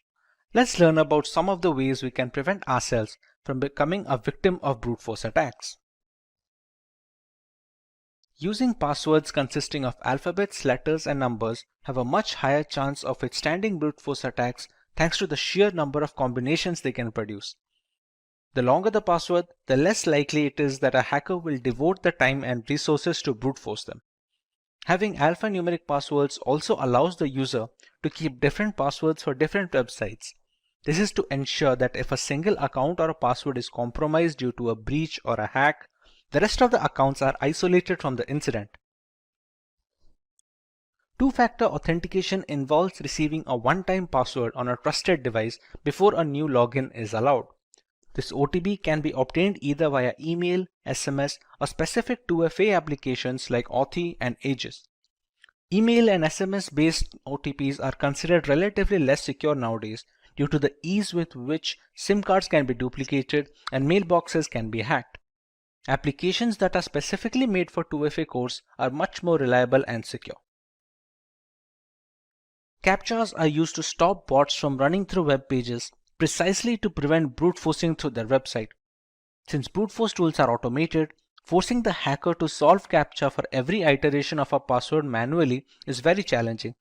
The CAPTCHA system can filter out these automated bots that keep refreshing the page with different credentials, thereby reducing the chances of brute force considerably. A definite rule that locks the account being hacked for 30 minutes after a specific number of attempts is a good way to prevent brute force attempts. Many websites lock account for 30 minutes after 3 failed password attempts to secure the account against any such attack. On an additional note, some websites also send an email instructing the user that there have been 3 insecure attempts to log into the website. Let's look at a demonstration of how brute force attacks work in a real-world situation. The world has gone wireless. With Wi-Fi taking the reins in every household, it's natural that their security will always be up for debate. To further test the security index and understand brute force attacks, we will attempt to break into the password of a Wi-Fi router. For that to happen, we first need to capture a handshake file, which is a connection file from the Wi-Fi router to a connecting device like a mobile or a laptop. The operating system used for this process is Parrot Security, a Linux distribution that is catered to penetration testers. All the tools being used in this demo can easily be found pre-installed in this operating system.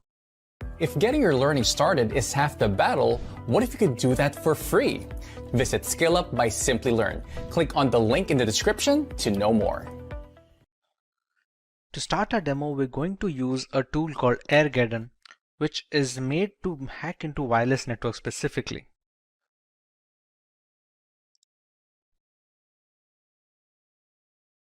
At this point, it's going to check for all the necessary scripts that are installed in the system. To crack into a Wi-Fi and to capture the handshake file, we're going to need an external network card. The significance of the external network card is a managed mode and a monitor mode. For now, the WLX1 named card is my external network adapter, which I'm going to select. To be able to capture data over the air, we're going to need to put it in monitor mode. As you can see above, it's written it is in managed mode right now. So we're going to select option 2, which is to put the interface in monitor mode. And its name is now WLAN 0 monitor. The monitor mode is necessary to capture data over the air. That is the necessary reason why we need an external card, since a lot of inbuilt cards that come with the laptops and the systems, they cannot have a monitor mode installed. Once we select the mode, we can go into the 5th, which is the handshake tools menu. In the first step, we have to explore for targets, and it is written that monitor mode is necessary to select a target. So let's explore for targets and press enter.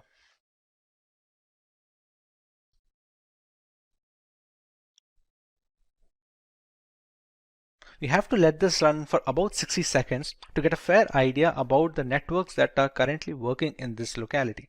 For example, this ESS ID is supposed to be the Wi-Fi name that we see when connecting to a network. Geo24, Recover Me, these are all the names that we see on our mobile when trying to search for the Wi-Fis. This BSS ID is supposed to be an identifier, somewhat like a MAC address that identifies this network from other devices. The channels features on 1 or 2, there are many channels that the networks can focus on. This here is supposed to be a client that is connected to one such network. For example, the station that you can see, 5626, this is supposed to be the MAC address of the device that is connected to a router. This BSS ID is supposed to be which Wi-Fi it is connected to. For example, 5895D8 is this one, which is the Geo24 router. So we already know which router has a device connected to it, and we can use our attack to capture this handshake. Now that it has already run for 1 minute, now that we press Ctrl C, we will be asked to select a target. See, it has already selected the number 5, which is the Geo24 router, as the one with clients. So it is easy to run an attack on, and it is easy to capture a handshake for. We select network 5 and we run a capture handshake. It says we have a valid WPA-WPA2 network target selected and that the script can continue. Now, to capture the handshake, we have a couple of attacks, a deauth or a deauth air replay attack. What this attack does is kick the clients out of the network. In return, when they try to reconnect to the Wi-Fi, as they are configured that way, that when a client is disconnected, it tries to reconnect it immediately, it tries to capture a handshake file, which in turn contains the security key, which is necessary to initiate the handshake. For our demo, let's go with the second option, that is the deauth air replay attack. Select a timeout value, let's say we give it 60 seconds, and we start the script. We can see it capturing data from the Geo24 network, and here we go. We have the WPA handshake file.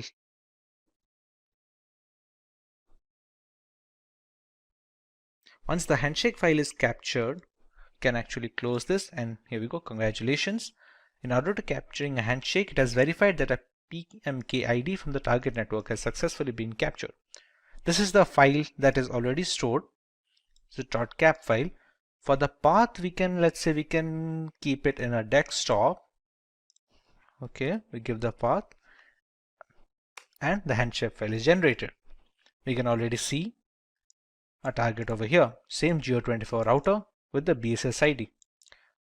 Now if we return to its main menu, we already have the handshake file captured with us. Now our job is to brute force into that handshake capture file. The capture file is often encrypted with the security key of the Wi-Fi network. If we know how to decrypt it, we will automatically get the security key. So let's go to the offline WPA-WPA2 decrypt menu. Since we'll be cracking personal networks, we can go with option 1. Now to run the brute force tool, we have two options. Either we can go with the aircrack or we can go with the hashcat. Let's go with aircrack plus crunch, which is a brute force attack against a handshake file. We can go with option 2. It can already detect the capture file that we have generated. So we select yes. The BSS ID is the one which denotes the Geo24 router. So we're going to select yes as well. The minimum length of the key, for example, it has already checked that the minimum length of a Wi-Fi security key, which is a WPA to PSK key, will always be more than 8 digits and below 64 digits. So we have to select something in between this range. So if we already know, let's say that the password is at least 10 digits, we can go with the minimum length as 10. And as a rough guess, let's say we put the maximum length as 20. The character set that we're going to use for checking the password will affect the time taken to brute force. For example, if we already know that, or we have seen a user use the password while connecting to the router as something that has only numbers and symbols, then we can choose accordingly. Let's say if we go with only uppercase characters and numeric characters, go with option 7 and it's going to start decrypting. So how aircrack is working right here, you can see this passphrase over here. The first 5 or 6 digits are A. It starts working its way from the end, from the last character. It keeps trying every single combination. You can see the fourth character from the right side, the D. It will eventually turn to E because it keeps checking up every single character from the end. This will keep going on until all the single characters are tested and every single combination is tried out. Since the handshake file is encrypted using the security key, that is the WPA2 key of the router, whichever passphrase is able to decrypt the handshake key completely will be the key of the Wi-Fi router. This is the way we can brute force into Wi-Fi routers anywhere in the world. Cyber attacks are frequently making headlines in today's digital environment. At any time, everyone who uses a computer could become a victim of a cyber attack. There are various sorts of cyber attacks ranging from phishing to password attacks. In this video, we'll look into one such attack that is known as botnet. But before we begin, if you love watching tech videos, subscribe to our channel and hit the bell icon never to miss an update. To begin with, let's take a look at some of the famous botnet attacks. The first one is Mirai botnet, which is a malicious program designed to attack vulnerable IoT devices and infect them to form a network of bots that on command perform basic and medium level denial of service attacks. Then we have the Zeus bot, specifically designed for attacking the system for bank related information and data. Now let's see what exactly a botnet is. Botnet refers to a network of hijacked interconnected devices that are installed with malicious codes known as malware. Each of these infected devices are known as bots, and a hijacked criminal known as bot hoarder remotely controls them. The bots are used to automate large-scale attacks, including data theft, server failure, malware propagation, and denial of service attacks. Now that we know what exactly a botnet is, let's dive deeper into learning how a botnet works. During the preparation of a botnet network, the first step involves preparing the botnet army. After that, the connection between the botnet army and the control server is established. And the end, the launching of the attack is done by the bot herder. Let's understand through an illustration. Firstly, we have a bot herder that initiates the attack. According to the control server commands, the devices that are infected with the malware programs and begins to attack the infected system. Let's see some details regarding the preparation of the botnet army. The first step is known as the prepping the botnet army. The first step is creating a botnet is to infect as many as connected devices as possible. This ensures that there are enough bots to carry out the attack. This way, it creates bots either by exploiting the security gaps in the software or websites or using phishing attacks. They are often deployed through Trojan horses. For the next step we have establishing the connection. Once it hacks the device, as per previous step, it infects it with the specific malware that connects the device back to the control bot server. A bot herder uses command programming to drive the bot's actions. And the last step is known as launching the attack. Once infected, a bot allows access to admin level operation like gathering and stealing of data, reading and rewriting the system data, monitoring user activities, performing denial of service attacks, including other cybercrimes. Now let's take a look at the botnet architecture. The first type is known as client-server model. The client-server model is a traditional model that operates with the help of a command and control center server and communication protocols like IRC. When the bot herder issues a command to the server, it is then relayed to the client to perform malicious actions. Then we have peer-to-peer model. Here controlling the infected bots involves a peer-to-peer network that relies on a decentralized approach. That is, the bots are topological interconnected and acts as both C and C servers, that is, the server and the client. Today hackers adopt this approach to avoid detection and single point failure. In the end, we will see some points on some countermeasure against botnet attacks. The first step is to have updated drivers and system updates. After that, we should avoid clicking random pop-ups or links that we often see on the internet. And lastly, having certified antivirus, anti-spyware softwares, and firewall installed into a system will protect against malware attack. The internet is an endless source of information and data. Still, in some cases, we come across some occurrences like cyber attacks, hacking, forced entry, which may affect our time on the web. Hi everyone and welcome to the Simplilearn channel. Today we will discuss a topic that secretly records our input data that is known as keyloggers. But before we begin, if you like watching tech videos, subscribe to our channel and hit the bell icon to never miss an update. To understand the keylogging problem better, let's take a look at an example. This is June. She works in a business firm where she manages the company's data regularly. This is Jacob from the Information Department, who is here to inform her about some of the security protocols. During the briefing, she informed him about some of the problems her system was facing with, which included slow reaction speed and unusual internet activity. As Jacob heard about the problems with the system, he thinks of the possibility what could be the reason behind these problems her system was facing with. The conclusion that he came across was the keylogging issue. Unknown to the problem her system was facing with, she asked him about some of the details regarding it. For today's topic, we learn what exactly keyloggers are and how they affect our system, what are the harmful effects that keylogging can bring into the system. To begin with, we learn what exactly the keylogging program is. As the name suggests, keylogger is a malicious program or a tool that is designed to record keystrokes that are typed during data input and record them into a log file. Then the same program secretly sends these log files to its origin, where they can be used for malicious acts by the hacker.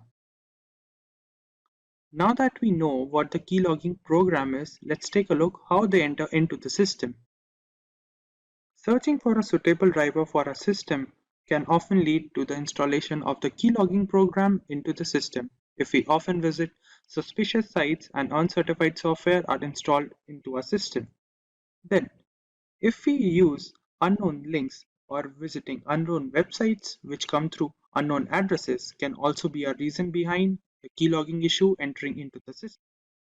And lastly, there are often cases where different pop-ups that we often see on social sites or different media sites can lead to the installation of keylogging program into our system. Now that we know how the problem gets into the system, let's take a look how to identify whether the system is infected by the keylogging issue. The keylogging issue can be identified if there are often cases when our keyboard lags behind the system. The data that we enter sometimes is stuck in between when we type through the input. Then, there are cases when the system freeze occurs unknowingly to what exactly could be the reason behind them. And also there are delayed reaction time for different applications that run on the system. And lastly, there are different cases when we often see suspicious internet activity on the system that we don't know about. This could lead to the identification of a problem into the system. Now, we'll take a look at different types of keyloggers that are present on the net which can harm our system differently. The first problem that keyloggers arouse is API based. The most common keylogging case, which uses APIs to keep a log of the typed data and share it to its origin for malicious purposes. Each time we press a key, the keylogger intercepts the signal and logs it. Then we have form grabbing based keyloggers. As the name suggests, they are based keyloggers that store the form data. That is, if we often use web forms or different kinds of forms to enter different data, they can be recorded into the system by the program and sent it to its origin. Then we have kernel-based keyloggers. These keyloggers are installed deeply into the operating system, where they can hide from different antivirus if not checked properly, and they record the data that we type on the keyboard and send it to its origin. And lastly, we have hardware keyloggers. These keyloggers are present directly into the hardware, that is, they are embedded into system where they record the data that we type on the keyboard. Now let's take a look how hackers differentiate different type of recorded data and exploit them. When hackers receive information about the target, they might use it to blackmail the target, which may affect the personal life of the target and also blackmail them for different money related issues. Then, in case of company data that is recorded by the keylogging program can also affect the economic value of the company in the market, which may lead to the downfall of the company. Also, in some cases, the keylogging program can also log data about military secrets, which may include nuclear codes or security protocols which are necessary to maintain the security of a country. Now let's take a look whether mobile devices get infected with the keylogging issue or not. In the case of hand devices, infection of keyloggers are low in comparison to the computer systems, as they use on-screen keyboard or virtual keyboard. But in some cases, we often see different kinds of malicious programs getting installed into the hand device if we often visit different uncertified websites or illegal websites or torrent sites.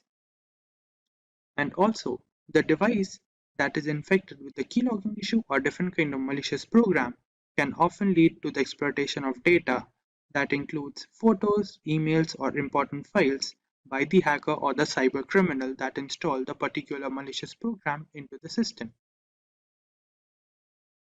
Now, to prevent a system from getting infected by the keylogging program, let's take a look at different points. The first point includes using of different antivirus softwares or tools which can prevent the entering of malicious program into the system. Then, keeping system security protocols regularly updated is also a good habit. And lastly, using virtual keyboard to input our sensitive data, which may include bank details, login details, or different passwords related to different websites. Now that we have some understanding about the topic of keyloggers, let's take a look at the demo to further increase the knowledge about the topic. For the first step, we have to download some of the important libraries that are required into the system, which is this library. Now we'll run it. The system says the library is already installed into the system. Now let's take a look what exactly modules are required from the particular library. From this library, we'll import the keyboard module, which will help us to record the data that we type on the keyboard.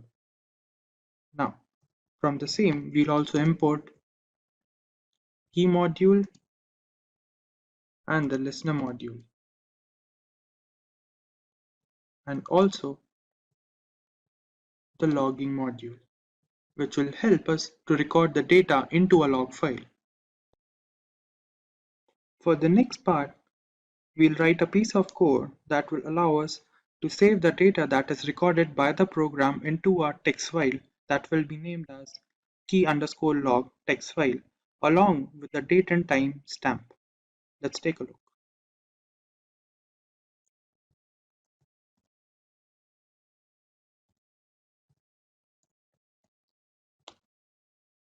Now, we'll provide it with the file name that will be given as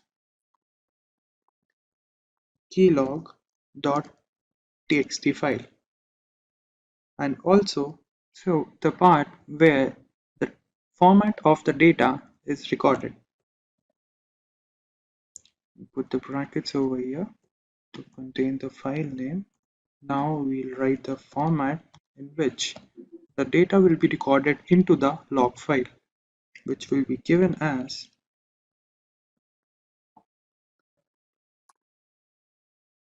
the format would be the message and the timestamp, which would be given as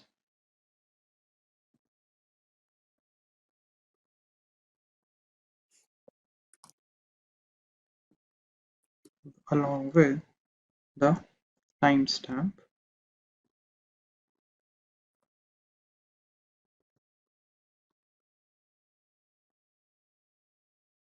given as percentage and ending it with the bracket.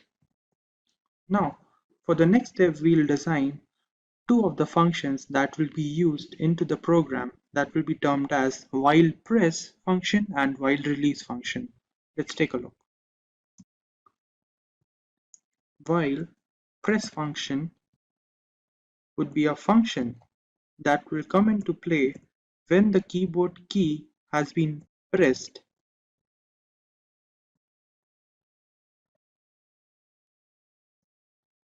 is pressed.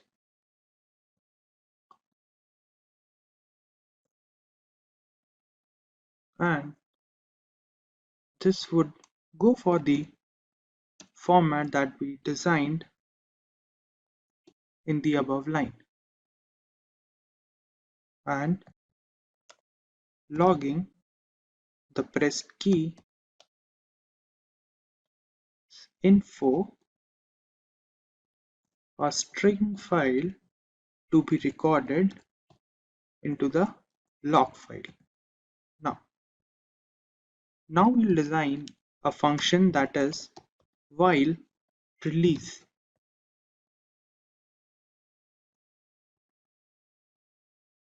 That will come into play when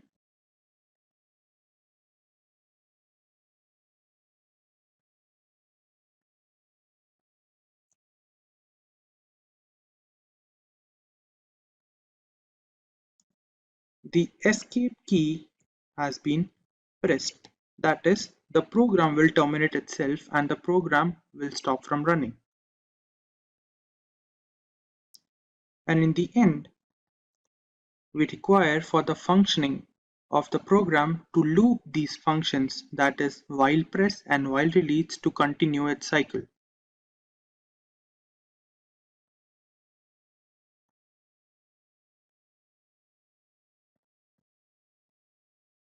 That will be going for while press and on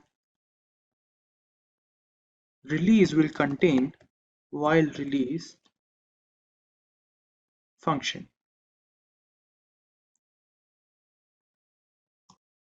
As listener. And now this part would join the different threads and store them into the log file. Now that we have completed the code for the program, let's run it.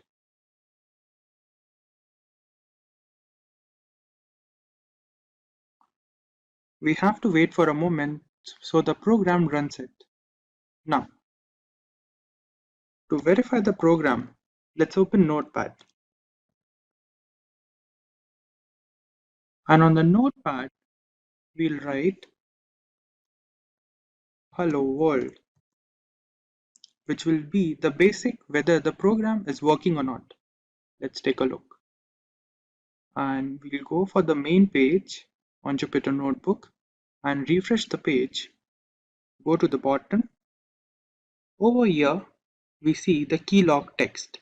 That is a text file that we created. Let's open it. And over here, we have the data that is created. As we started with note, then this is the hello world part that we created just now, which shows that the program we created is working properly. Now that we have reached the end of the module, let's take a look at the summary. Firstly, we learned what exactly keyloggers are. Then we understood what different modes are present, how the system get infected with the keylogging problem. Then we learned how to detect the problem into our system. Then we learned what different types of keyloggers are present on the net. We also understood how hackers use the recorded data from the program. And we also learned whether mobile devices get infected with the keylogging problem or not. And lastly, we understood what different points can be taken to prevent the entering of the keylogging problem into the system. And before we begin, if you are someone who is interested in building a career in cybersecurity, or to become an ethical hacker by graduating from the best universities, or a professional who elicits to switch career with cybersecurity or ethical hacker by learning from the experts, then try giving a shot to Simplilearn's postgraduate program in cybersecurity with modules from MIT Schwarzman College of Computing. The course link is mentioned in the description box below that will navigate you to the course page, where you can find a complete overview of the program being offered. Before we learn about the Pegasus platform, let us understand what spyware is and its working.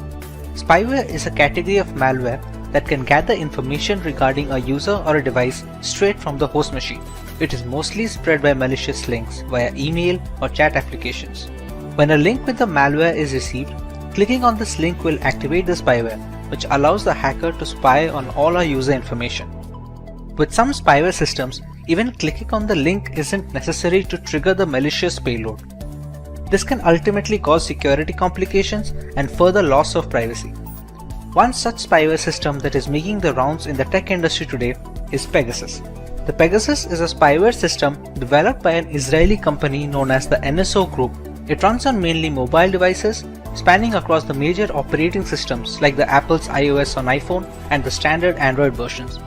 This is not a newly developed platform since Pegasus has existed since as early as 2016. A highly intricate spyware program that can track user location, read text messages, scan through mobile files, access device camera and microphone to record voice and video. Pegasus has all the tools necessary to enforce surveillance for any client that wishes to buy its services. Initially, the NSO Group had designed the software to be used against terrorist factions of the world. With more and more encrypted communication channels coming to the forefront, Pegasus was designed to maintain control over the data transmission that can be a threat to national security.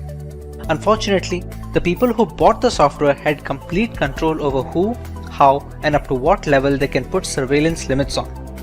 Eventually, the primary clients became sovereign nations. Spying on public information that is supposed to stay private became really easy with this service. Multiple devices can be affected with the same spyware system to create a network information. This network keeps feeding data to the host. To understand how a network can be created, let's know how a mobile device can be affected by Pegasus. We all communicate with friends and family over instant messaging applications and email in some instances. If you check your inbox on a regular basis, you must have noticed that we receive some spam emails that the mail providers like Gmail and Yahoo can just filter into the spam folder. Some of these messages bypass this filter and make their way into a person's inbox. They look like generic emails which are supposed to be safe.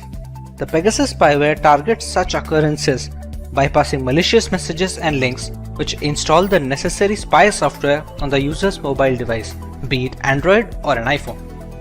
This isn't unique to the email ecosystem, since it's equally likely to be targeted via SMS text, WhatsApp, Instagram, or even the most secure messaging apps like Signal and Threema. Once the malicious links are clicked, a spyware package is downloaded and installed on the device. After the spyware is successfully installed, the perpetrator who sent the payload to the victim can monitor everything the user does. Pegasus can collect private emails, passwords, images, videos, and every other piece of information that passes through the device network. All this data is transmitted back to the central server, where the primary spying organization can monitor the activities at a granular level. This is not even surface level, since complex spyware software like Pegasus can access the root files on our mobiles. These root files hold information that is crucial to the working of the Android and iOS operating systems. Leaking such private information is a massive blow to the security and the privacy of an individual. The information that may seem trivial, like the name of your Wi-Fi connection or the last time you ordered an item from Amazon, are indeed all valuable information. This exploitation is primarily possible due to the zero-day vulnerabilities known as bugs in the software development process. The zero-day bugs are the ones that have just been discovered by some independent security company or a researcher.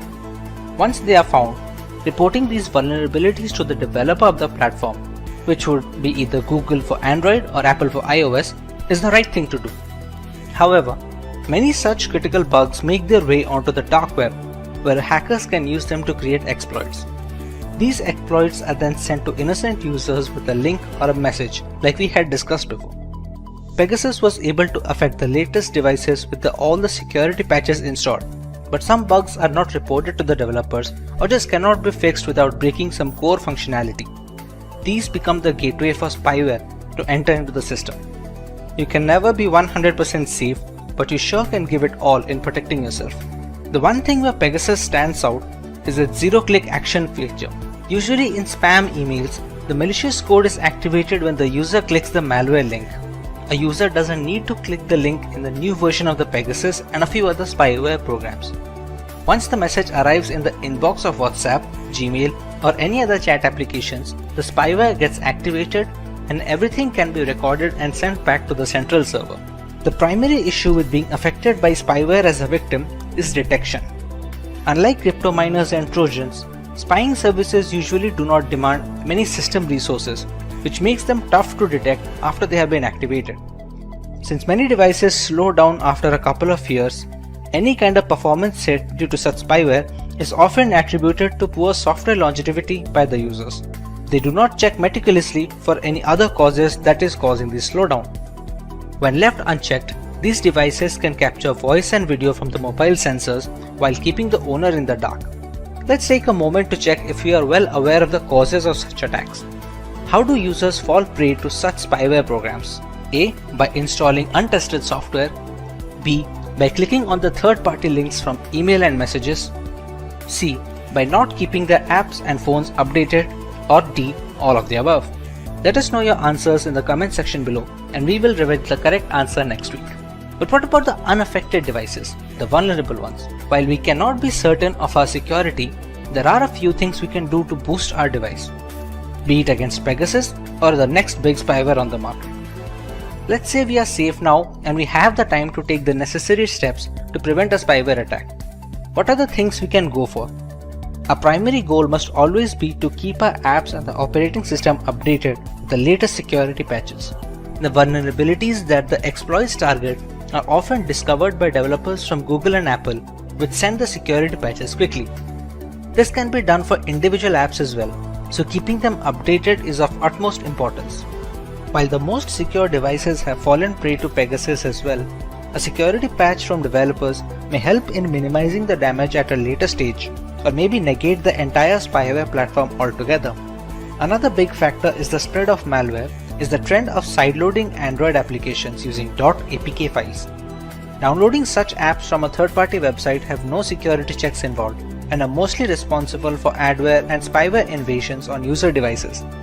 Avoiding the sideloading of apps would be a major step in protecting yourself.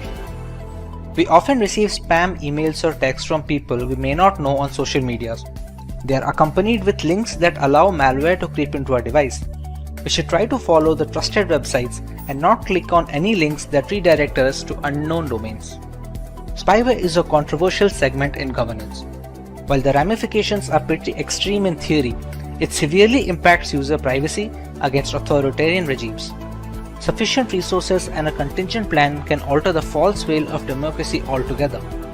Even if our daily life is rather simplistic, we must understand that privacy is not about what we have to hide. Instead, it portrays the things we have to protect. It stands for everything we have to share with the outside world, both rhetorically and literally. Hey everyone, today we look at the hack which took the world by storm and affected multiple governments and corporations, the SolarWinds attack. The global statistics indicate that upward of 18,000 customers have been affected, potentially needing billions to recover the losses incurred.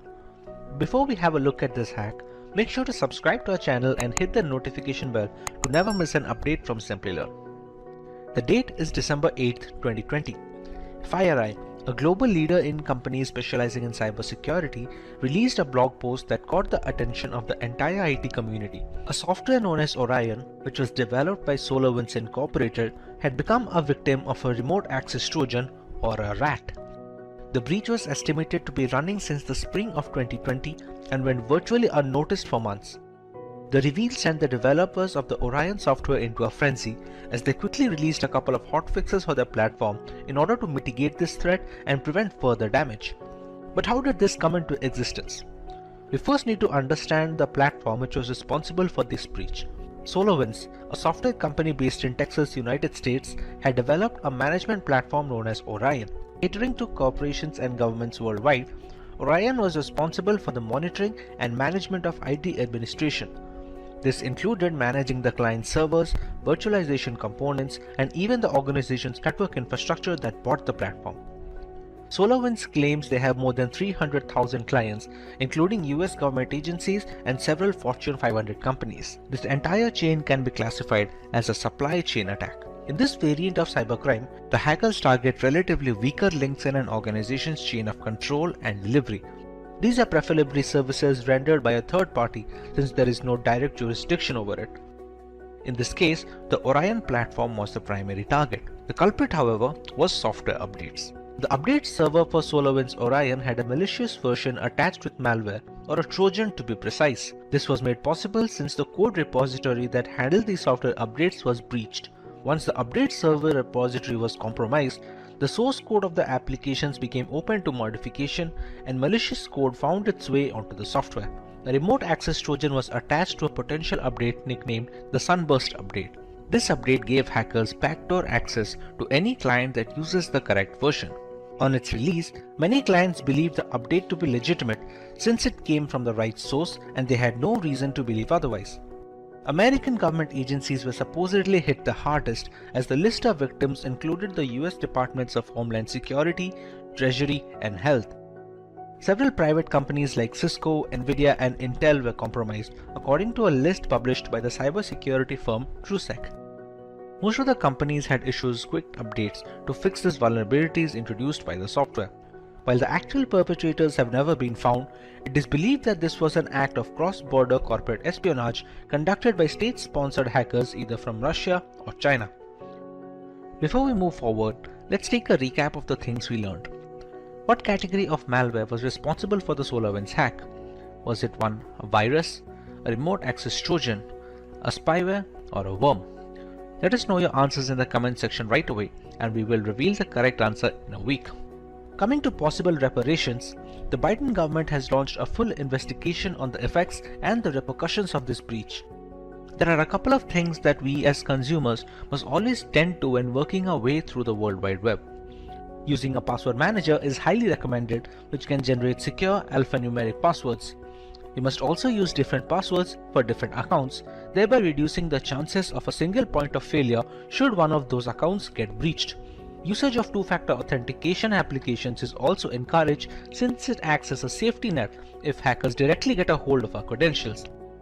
Clicking on unknown links transmitted via emails is also a strict no, as is installing applications from unverified sources. The SolarWinds hack is estimated to cost the parent company nearly $18 million as reparations, making it one, if not the biggest hacks in cyberspace history. As recently as of July 2021, the hackers accessed some US attorneys' Microsoft 365 email accounts as part of the attack. Criminal organizations like the FBI and CIA are determined to figure out the culprits responsible for this debacle. However, the intricacy and the full extent of the breach makes it a way more complicated job than it looks on paper. The day is 26th February 2022. The world is hit with breaking news that Russian state TV channels have been hacked by Anonymous, a hacktivist collective and movement who have made a name taking part in multiple cyber wars in the past decade. This was in response to the Russian aggression on Ukrainian territory in the hopes of annexation. Anonymous hacked the Russian state TV networks to combat propaganda in Russia and highlight the damage to life meted out by the Kremlin in Ukraine. They also hacked 120,000 Russian troops' personal information and the Russian central bank, stealing 35,000 files. This served as a clear indicator of how cyber war can change the momentum in battle, something which people had never seen so closely. So, what is cyber war? A digital assault or series of strikes or hacks against a country is sometimes referred to as a cyber war. It has the ability to cause havoc on government and civilian infrastructure, as well as disrupt essential systems, causing state harm and even death.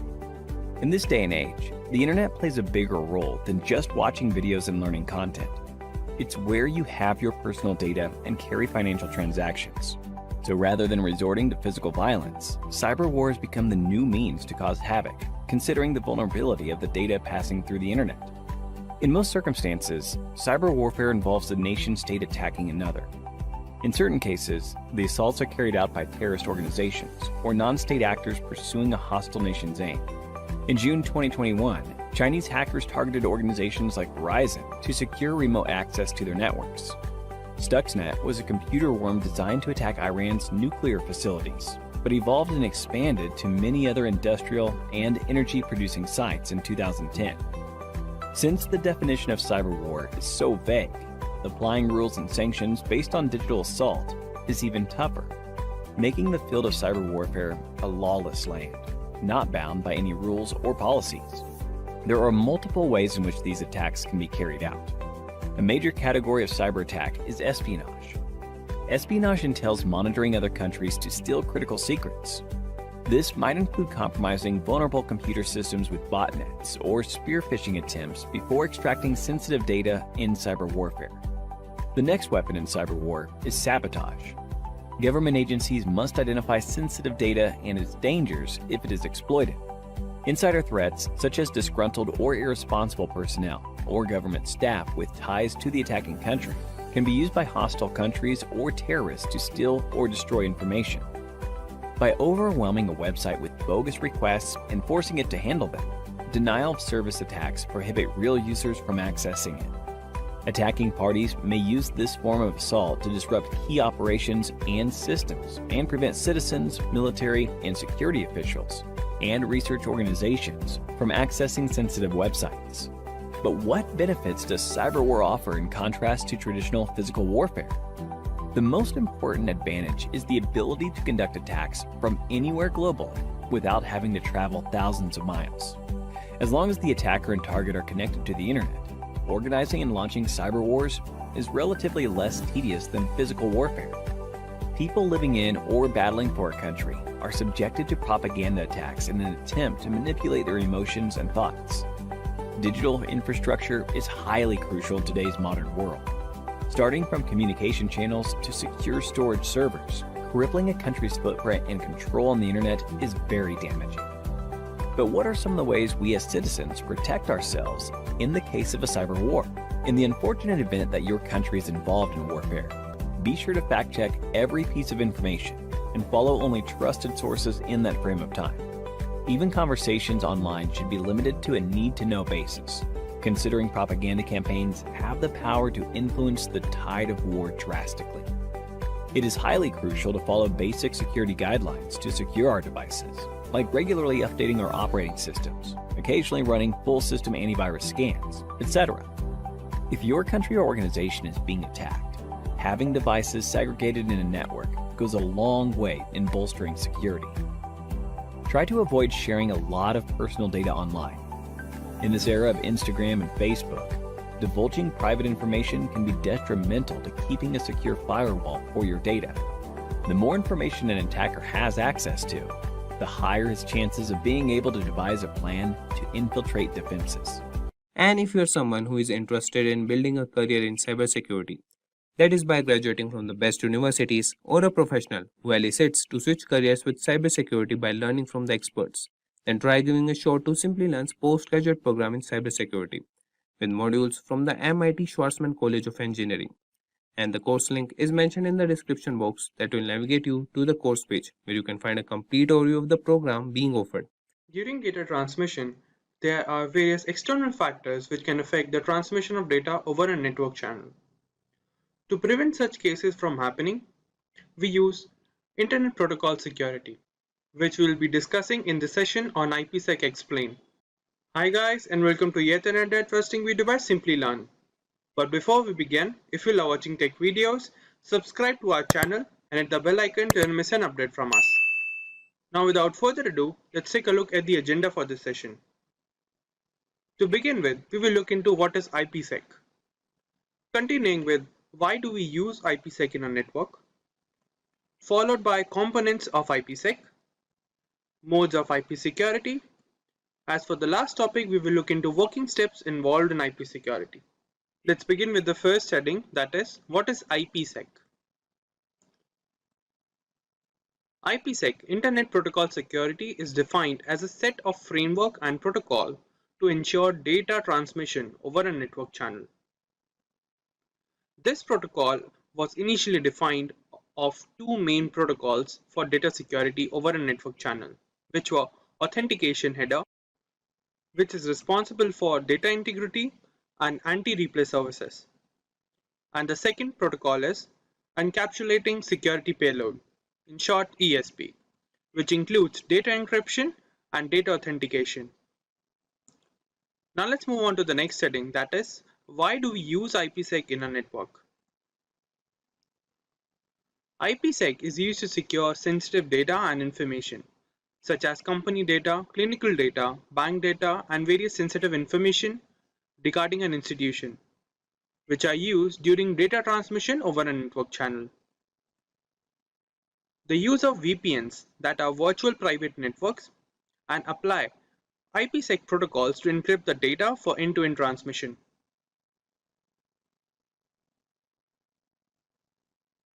Let's continue with why do we use IPsec services.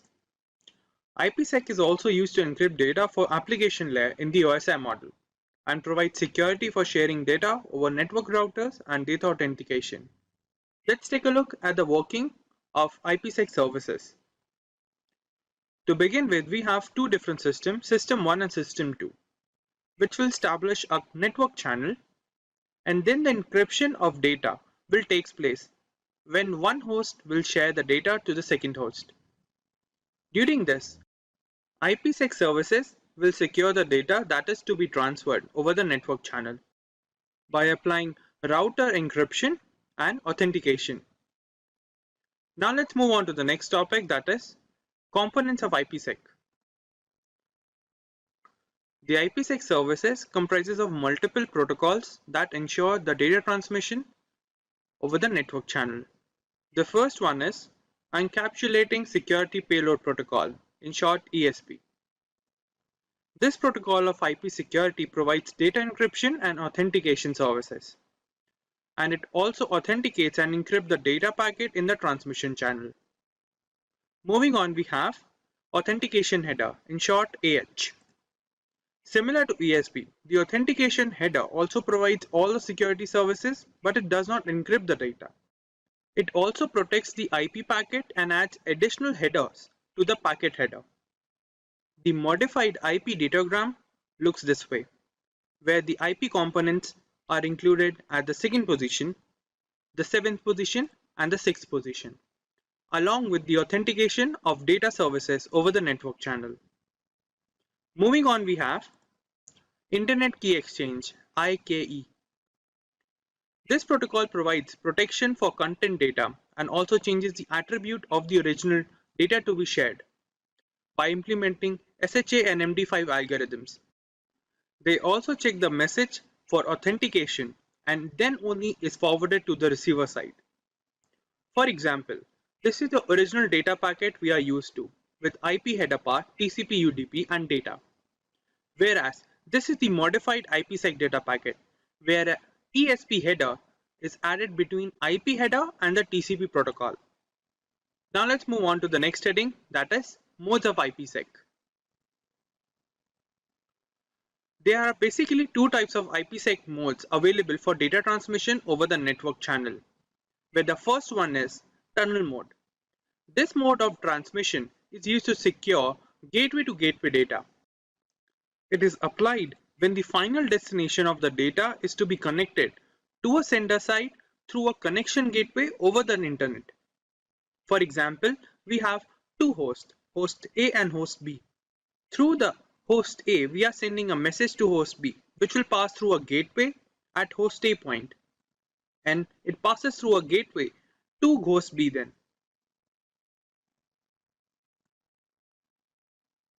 This is a basic format for gateway to gateway data transmission.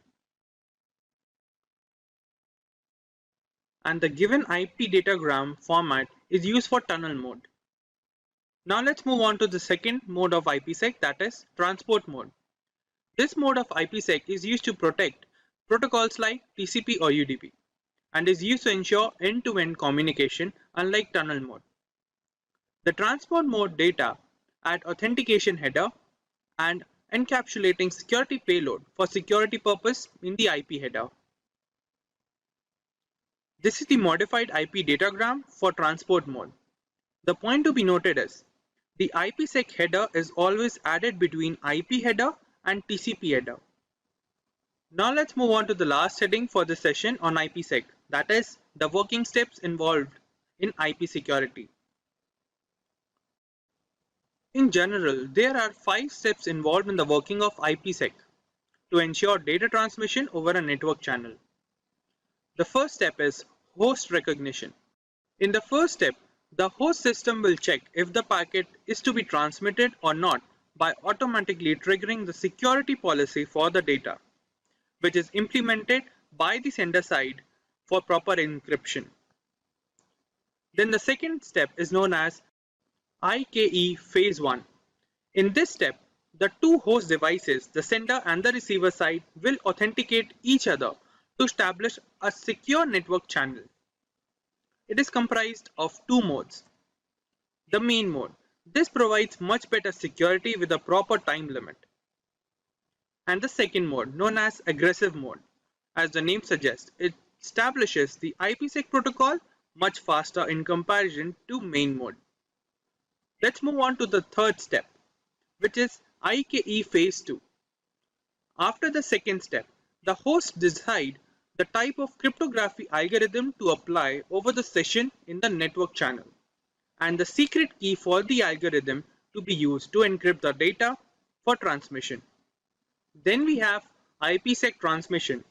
This step involves the actual transfer of data over the network channel using the various protocols used in IPsec security, which are implemented under the tunnel condition. And the last step is IPsec termination.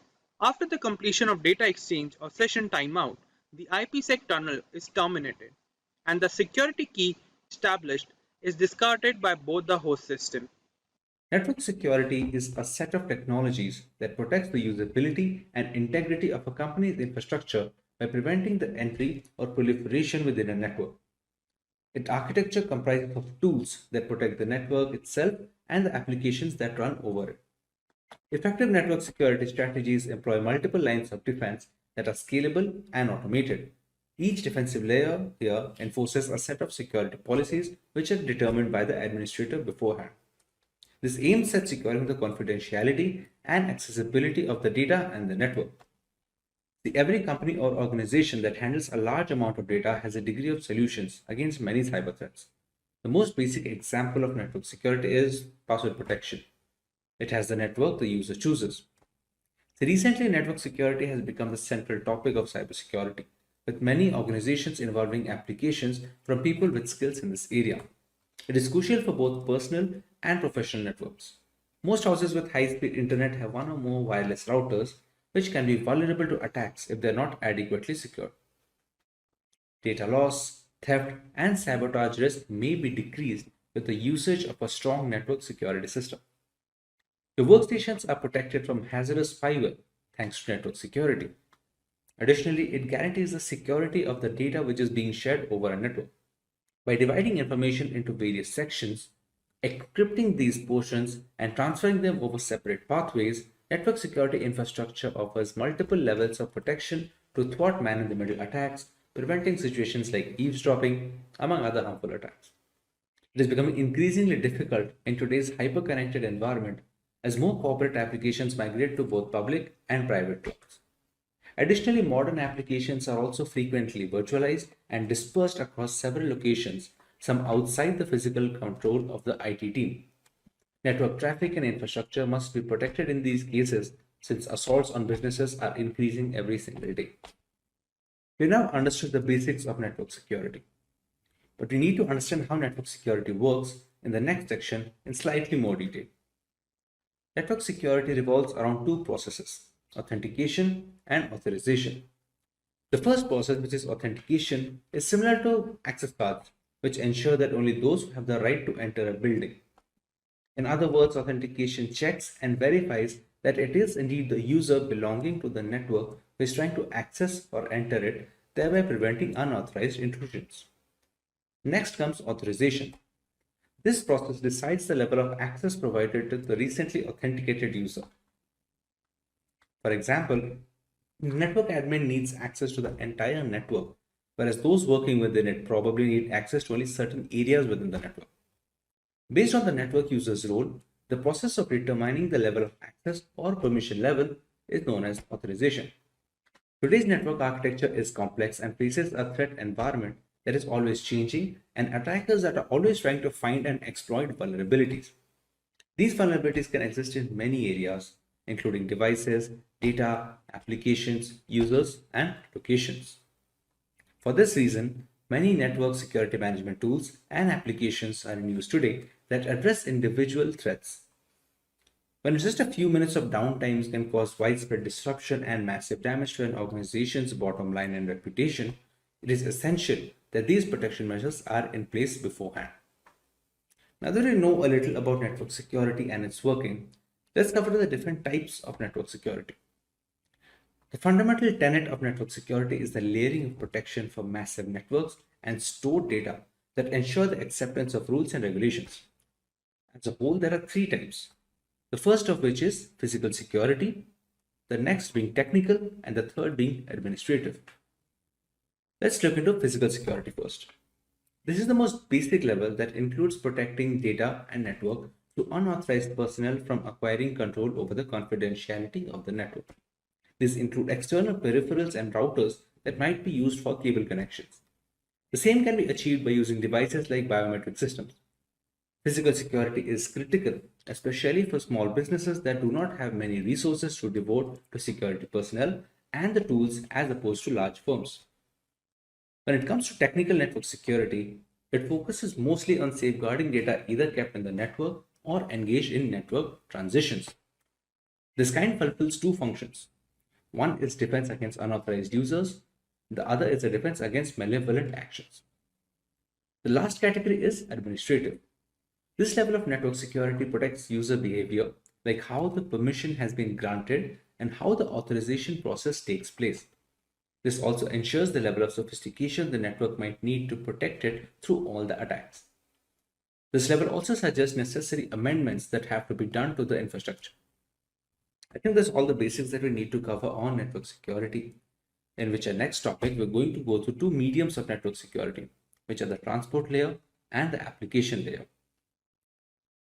The transport layer is a way to secure information as it is carried over the internet, with users browsing websites, emails, instant messaging, etc.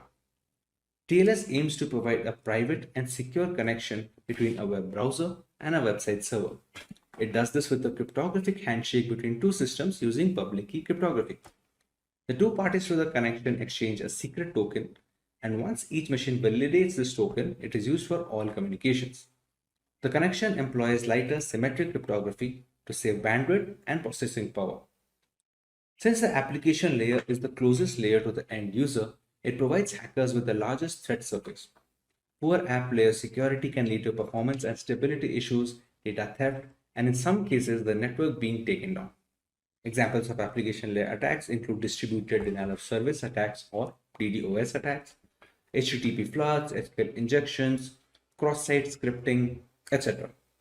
Most organizations have an arsenal of application layer security protections to combat these and more, such as web application firewalls, secure web gateway services, etc. Now that we have the theory behind network security has been covered in detail, let us go through some of the tools that can be used to enforce these network security policies. The first tool to be covered in this section is a firewall. A firewall is a type of network security device that keeps track of incoming and outgoing network traffic, and it decides which traffic to allow or deny in accordance to a set of security rules. For more than 25 years, firewalls have served as network security's first line of defense. They provide a barrier between trustworthy internal protected and regulated networks from shady external networks like the internet at some points. The next tool which can be used to bolster network security is a virtual private network, or VPN for short. It's an encrypted connection between a device and a network via the internet. The encrypted connection aids the secure transmission of sensitive data. It makes it impossible for unauthorized parties to eavesdrop on the traffic and enables remote work for the user. The usage of VPN technology is common in both corporate and personal networks. Next, we cover the importance of intrusion prevention systems in network security, or IPS frameworks. An intrusion prevention system is a network security tool that continually scans the network for harmful activity and responds to it when it does occur by reporting, blocking, or discarding it. It can be either hardware or software. It's more sophisticated than an intrusion detection system or an IDS framework, which can just warn an administrator and merely identify harmful activities, while in the case of an IPS, it actually takes against that activity. The next tool in this section and the final one are going to be behavioral analytics. Behavioral analytics focus more on the statistics that are being carried over and stored through months and years of usage. Once some kind of similar pattern is noted, where the IT administrator can detect some kind of attack, the similar attacks can be stopped and the security can be further enhanced. Now that we have covered all that we need to know about network security, the necessary tools, its different types, etc., let's go to the benefits of network security as a whole.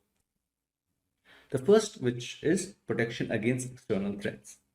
The objective for cyber assaults can be as varied as the offenders themselves. Although they're typically initiated for financial gain, whether they are industrial spies, hacktivists, or cyber criminals, these bad actors all have one thing in common, which is how quick, clever, and covert the attacks are getting. A strong cybersecurity posture that considers routine software updates may assist firms in identifying and responding to the abuse techniques, tools, and the common entry points. The next benefit is protection against internal threats. The human aspect continues to be the cybersecurity system's weakest link. Insider risk can originate from current or former workers, third-party vendors, or even trusted partners, and they can be unintentional, careless, or downright evil. Aside from that, the rapid expansion of remote work and the personal devices used for business purposes, while even IoT devices in remote locations, can make it easier for these kind of threats to go undetected until it's too late. However, by proactively monitoring networks and managing access, these dangers may be identified and dealt with before they become expensive disasters. The third benefit is increased productivity. It is nearly impossible for employees to function when networks and personal devices are slowed to a crawl by viruses and other cyber attacks during the operation of website and for the company to run. You may significantly minimize violations and the amount of downtime required to fix the breach by implementing various cybersecurity measures such as enhanced firewalls, virus scanning, and automatic backups. Employee identification of possible email phishing schemes, suspicious links, and other malicious criminal activities can also be aided by education and training. Another benefit is brand trust and reputation. Customer retention is one of the most crucial elements in business development. Customers today place a premium on maintaining brand loyalty through a strong cybersecurity stance, since this is the fastest way to get other businesses back, get referrals, and sell more tickets overall. Additionally, it helps manufacturers get on the vendor list with bigger companies as a part of the supply chain, which is only as strong as its weakest link. This opens possibilities for potential future endeavors and development. With the rise in censorship and general fear over privacy laws, consumer security is at an all-time high risk. Technology has made our lives so much easier while putting up a decent target on our personal information. It is necessary to understand how to simultaneously safeguard our data and be up to date with the latest technological developments. Maintaining this balance has become easier with cryptography taking its place in today's digital world. So hey everyone, this is Bev from Simplilearn and welcome to this video on cryptography. But before we begin, if you love watching tech videos, subscribe to our channel and hit the bell icon to never miss an update from Simplilearn. So here's a story to help you understand cryptography. Meet Anne. Anne wanted to look for a decent discount on the latest iPhone. She started searching on the internet and found a rather shady website that offered a 50% discount on the first purchase. Once Anne submitted her payment details, a huge chunk of money was withdrawn from her bank account just moments after. Devastated, Anne quickly realized she had failed to notice that the website was a HTTP web page instead of an HTTPS one. The payment information submitted was not encrypted and it was visible to anyone keeping an eye, including the website owner and hackers. Had she used a reputed website which has encrypted transactions and employs cryptography, our iPhone enthusiast could have avoided this particular incident. This is why it's never recommended to visit unknown websites or share any personal information on them. Now that we understand why cryptography is so important, let's take a look at the topics to be covered today. We take a look into what cryptography is and how it works. We learn where cryptography is being used in our daily lives and how we are benefiting from it. Then we will understand the different types of cryptography and their respective uses. Moving on, we will look at the usage of cryptography in ancient history and a live demonstration of cryptography and encryption in action. Let's now understand what cryptography is. Cryptography is the science of encrypting or decrypting information to prevent unauthorized access. We transform our data and personal information so that only the correct recipient can understand the message. As an essential aspect of modern data security, using cryptography allows the secure storage and transmission of data between willing parties. Encryption is the primary route for employing cryptography by adding certain algorithms to jumble up the data. Decryption is the process of reversing the work done by encrypting information so that the data becomes readable again. Both of these methods form the basis of cryptography. For example, when Simplilearn is jumbled up or changed in any format, not many people can guess the original word by looking at the encrypted text. The only ones who can are the people who know how to decrypt the coded word, thereby reversing the process of encryption. Any data pre-encryption is called plain text or clear text. To encrypt the message, we use certain algorithms that serve a single purpose of scrambling the data to make them unreadable without the necessary tools. These algorithms are called ciphers. They are a set of detailed steps to be carried out one after the other to make sure the data becomes as unreadable as possible until it reaches the receiver. We take the plain text, pass it to the cipher algorithm, and get the encrypted data. This encrypted text is called the ciphertext, and this is the message that is transferred between the two parties. The key that is being used to scramble the data is known as the encryption key. These steps, that is the cipher and the encryption key, are made known to the receiver, who can then reverse the encryption on receiving the message. Unless any third party manages to find out both the algorithm and the secret key that is being used, they cannot decrypt the messages, since both of them are necessary to unlock the hidden content. Wonder what else we would lose if not for cryptography?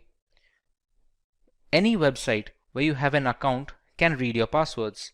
Important emails can be intercepted and their contents can be read without encryption during their transit. More than 65 billion messages are sent on WhatsApp every day, all of which are secured thanks to end-to-end encryption. There is a huge market opening up for cryptocurrency, which is possible due to blockchain technology that uses encryption algorithms and hashing functions to ensure that the data is secure. If this is of particular interest to you, you can watch our video on blockchain, the link of which will be in the description. Of course, there is no single solution to a problem as diverse as explained. There are three variants of how cryptography works and is in practice. They are symmetric encryption, asymmetric encryption, and hashing. Let's find out how much we have understood until now. Do you remember the difference between a cipher and ciphertext? Leave your answers in the comments, and before we proceed, if you find this video interesting, make sure to give it a thumbs up before moving ahead. Let's look at symmetric encryption first. Symmetric encryption uses a single key for both the encryption and decryption of data. It is comparatively less secure than asymmetric encryption, but much faster. It is a compromise that has to be embraced in order to deliver data as fast as possible without leaving information completely vulnerable. This type of encryption is used when data rests on servers and identifies personnel for payment applications and services. The potential drawback with symmetric encryption is that both the sender and receiver need to have the same secret key, and it should be kept hidden at all times. Caesar cipher and Enigma machine are both symmetric encryption examples that we will look into further. For example, if Alice wants to send a message to Bob, she can apply a substitution cipher or a shift cipher to encrypt the message. But Bob must be aware of the same key itself, so he can decrypt it when he finds it necessary to read the entire message. Symmetric encryption uses one of the two types of ciphers, stream ciphers and block ciphers. Block ciphers break the plain text into blocks of fixed size and use the key to convert it into ciphertext. Stream ciphers convert the plain text into ciphertext one bit at a time instead of resorting to breaking them up into bigger chunks.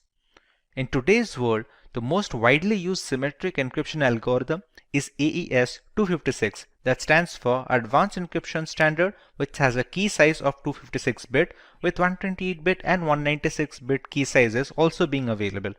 Other primitive algorithms like the Data Encryption Standard, that is the DES, the Triple Data Encryption Standard 3DES, and Blowfish have all fallen out of favor due to the rise of AES. AES chops up the data into blocks and performs 10+ rounds of obscuring and substituting the message to make it unreadable. Asymmetric encryption, on the other hand, has a double whammy at its disposal. There are two different keys at play here, a public key and a private key. The public key is used to encrypt information pre-transit, and a private key is used to decrypt the information post-transit. If Alice wants to communicate with Bob using asymmetric encryption, she encrypts the message using Bob's public key. After receiving the message, Bob uses his own private key to decrypt the data. This way, nobody can intercept the message in between transmissions, and there is no need for any secure key exchange for this to work, since the encryption is done with the public key and the decryption is done with the private key that no one except Bob has access to. Both the keys are necessary to read the full message. There is also a reverse scenario where we can use the private key for encryption and the public key for decryption. A server can sign non-confidential information using its private key, and anyone who has its public key can decrypt the message. This mechanism also proves that the sender is authenticated and there is no problem with the origin of the information. RSA encryption is the most widely used asymmetric encryption standard. It is named after its founders Rivest, Shamir, and Edelman, and it uses block ciphers that separate the data into blocks and obscure the information. Widely considered the most secure form of encryption, albeit relatively slower than AES, it is widely used in web browsing, secure identification, VPNs, emails, and chat applications. With so much hanging on the key's secrecy, there must be a way to transmit the keys without others reading our private data. Many systems use a combination of symmetric encryption and asymmetric encryption to bolster security and match speed at the same time. Since asymmetric encryption takes longer to decrypt large amounts of data, the full information is encrypted using a single key, that is, symmetric encryption. That single key is then transmitted to the receiver using asymmetric encryption, so you don't have to compromise either way. Another route is using the Diffie-Hellman key exchange, which relies on a one-way function and is much tougher to break into. The third variant of cryptography is termed as hashing. Hashing is the process of scrambling a piece of data beyond recognition. It gives an output of fixed size, which is known as the hash value of the original data, or just hash in general. The calculations that do the job of messing up the data collection form the hash function. They are generally not reversible without resilient brute force mechanisms and are very helpful when storing data on website servers that need not be stored in plain text. For example, many websites store your account passwords in a hashed format so that not even the administrator can read your credentials. When a user tries to log in, they can compare the entered password's hash value with the hash value that is already stored on the servers for authentication, since the function will always return the same value for the same input. Cryptography has been in practice for centuries. Julius Caesar used a substitution shift to move alphabets a certain number of spaces beyond their place in the alphabet table. A spy can't decipher the original message at first glance. For example, if he wanted to pass confidential information to his armies and decides to use the substitution shift of +2, A becomes C, B becomes D, and so on. The word attack, when passed through a substitution shift of +3, becomes DWWDEFN. This cipher has been appropriately named the Caesar cipher, which is one of the most widely used algorithms. The Enigma is probably the most famous cryptographic cipher device used in ancient history. It was used by the Nazi German armies in the World Wars.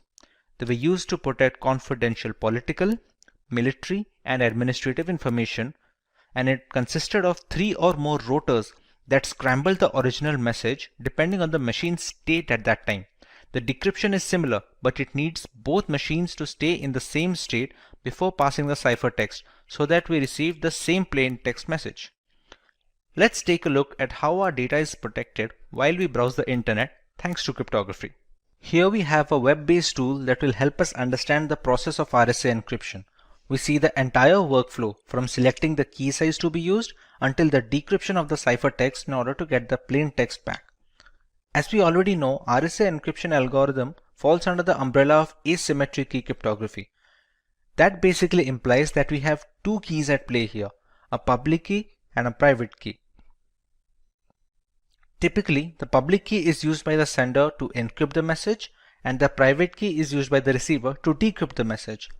There are some occasions when this allocation is reversed, and we will have a look at them as well. In RSA, we have the choice of key size. We can select any key from a 512-bit to 1024-bit, all the way up to a 4096-bit key. The longer the key length, the more complex the encryption process becomes, and thereby strengthening the ciphertext. Although with added security, more complex functions take longer to perform the same operations on similar size of data. We have to keep a balance between both speed and strength, because the strongest encryption algorithms are of no use if they cannot be practically deployed on systems around the world.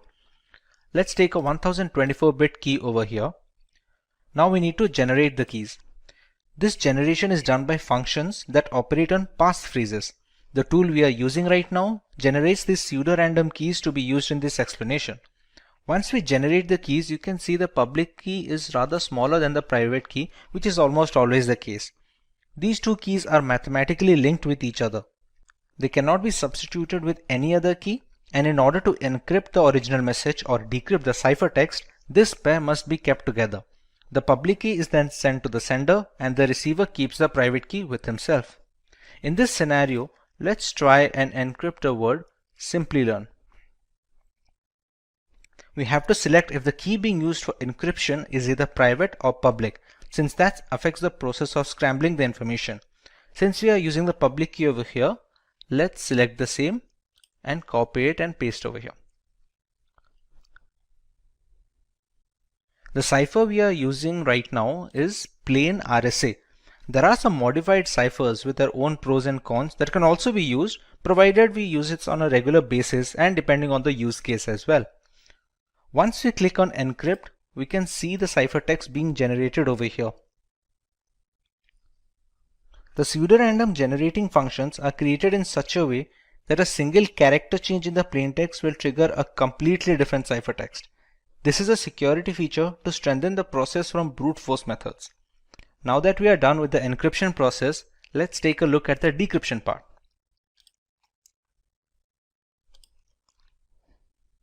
The receiver gets this ciphertext from the sender with no other key or supplement. He or she must already possess the private key generated from the same pair. No other private key can be used to decrypt the message since they are mathematically linked. We paste the private key here and select the same. The cipher must also be the same used during the encryption process. Once we click decrypt, you can see the original plaintext we had decided to encrypt. This sums up the entire process of RSA encryption and decryption.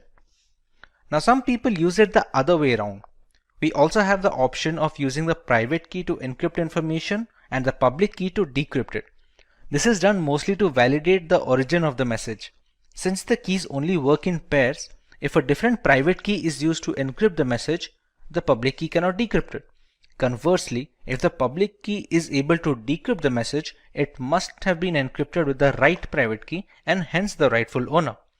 Here we just have to take the private key and use that to encrypt the plaintext and select the same in this checkbox as well. You can see we have generated a completely new ciphertext. This ciphertext will be sent to the receiver, and this time we will use the public key for decryption. Let's select the correct checkbox and decrypt, and we still get the same output. Now let's take a look at practical example of encryption in the real world. We all use the internet on a daily basis, and many are aware of the implications of using unsafe websites. Let's take a look at Wikipedia here. Pretty standard HTTPS website where the H stands for secured. Let's take a look at how it secures the data. Wireshark is the world's foremost and most widely used network protocol analyzer. It lets you see what's happening on your network at a microscopic level, and we are going to use this software to see the traffic that is leaving our machine and to understand how vulnerable it is.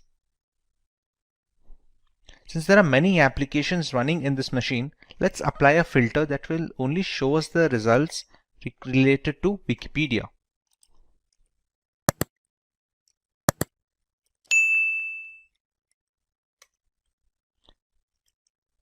Let's search for something that we can navigate the website with. Okay, once we get into it a little, you can see some of the requests being populated over here. Let's take a look at the specific request. These are the data packets that basically transport the data from our machine to the internet and vice versa.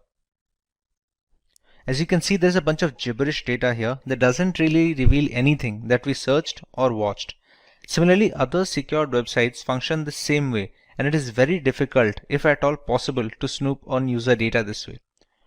To put this in perspective, let's take a look at another website, which is a HTTP web page.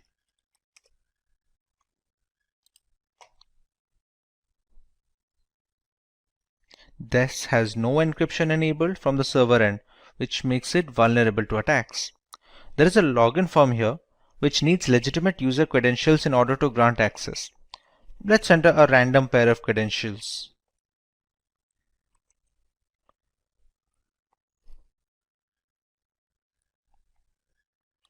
These obviously won't work, but we can see the manner of data transfer. Unsurprisingly, we weren't able to get into the platform. Instead, we can see the data packets. Let's apply a similar filter that will help us understand what request this website is sending.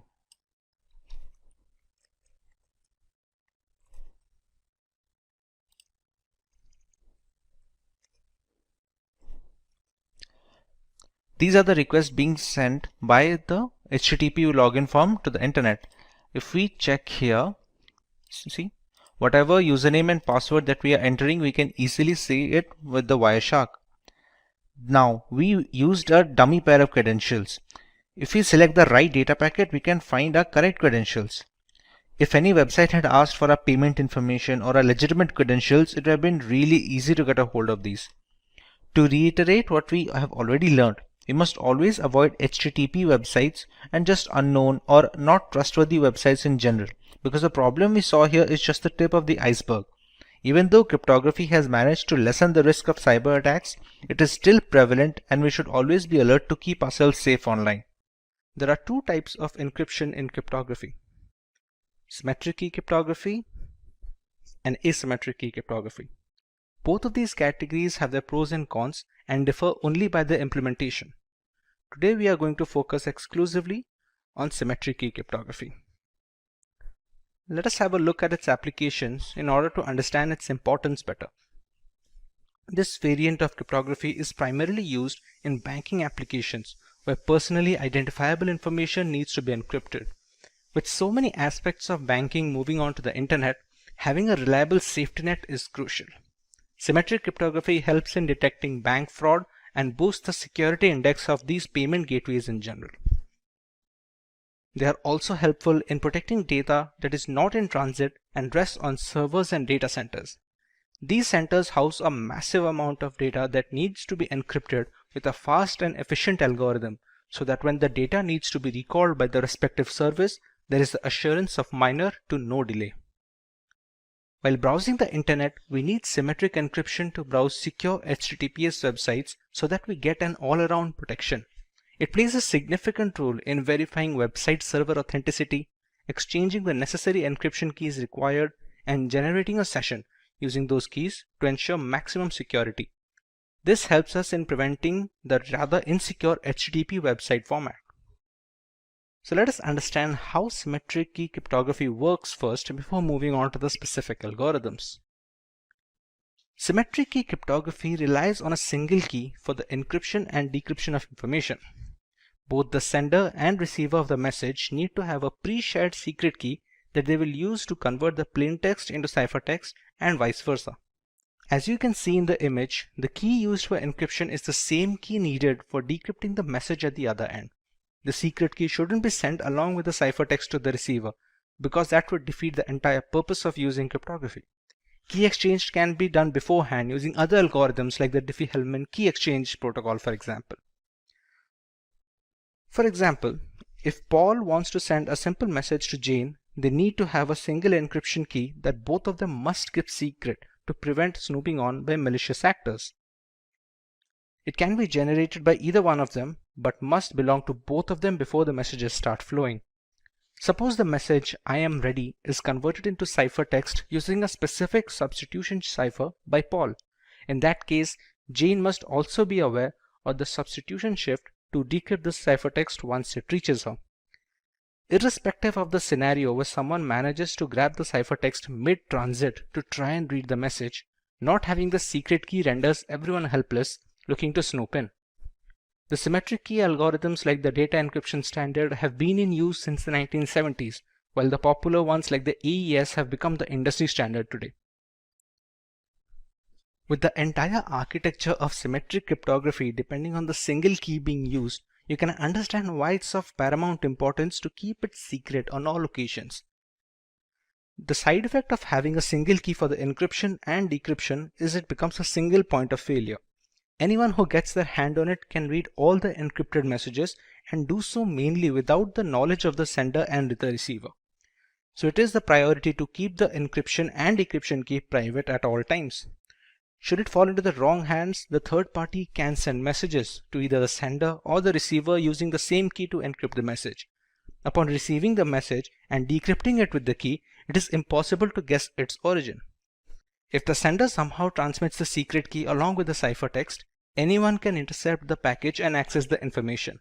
Consequently, this encryption category is termed private key cryptography, since a big part of the data's integrity is riding on the promise that the users can keep the keys secret.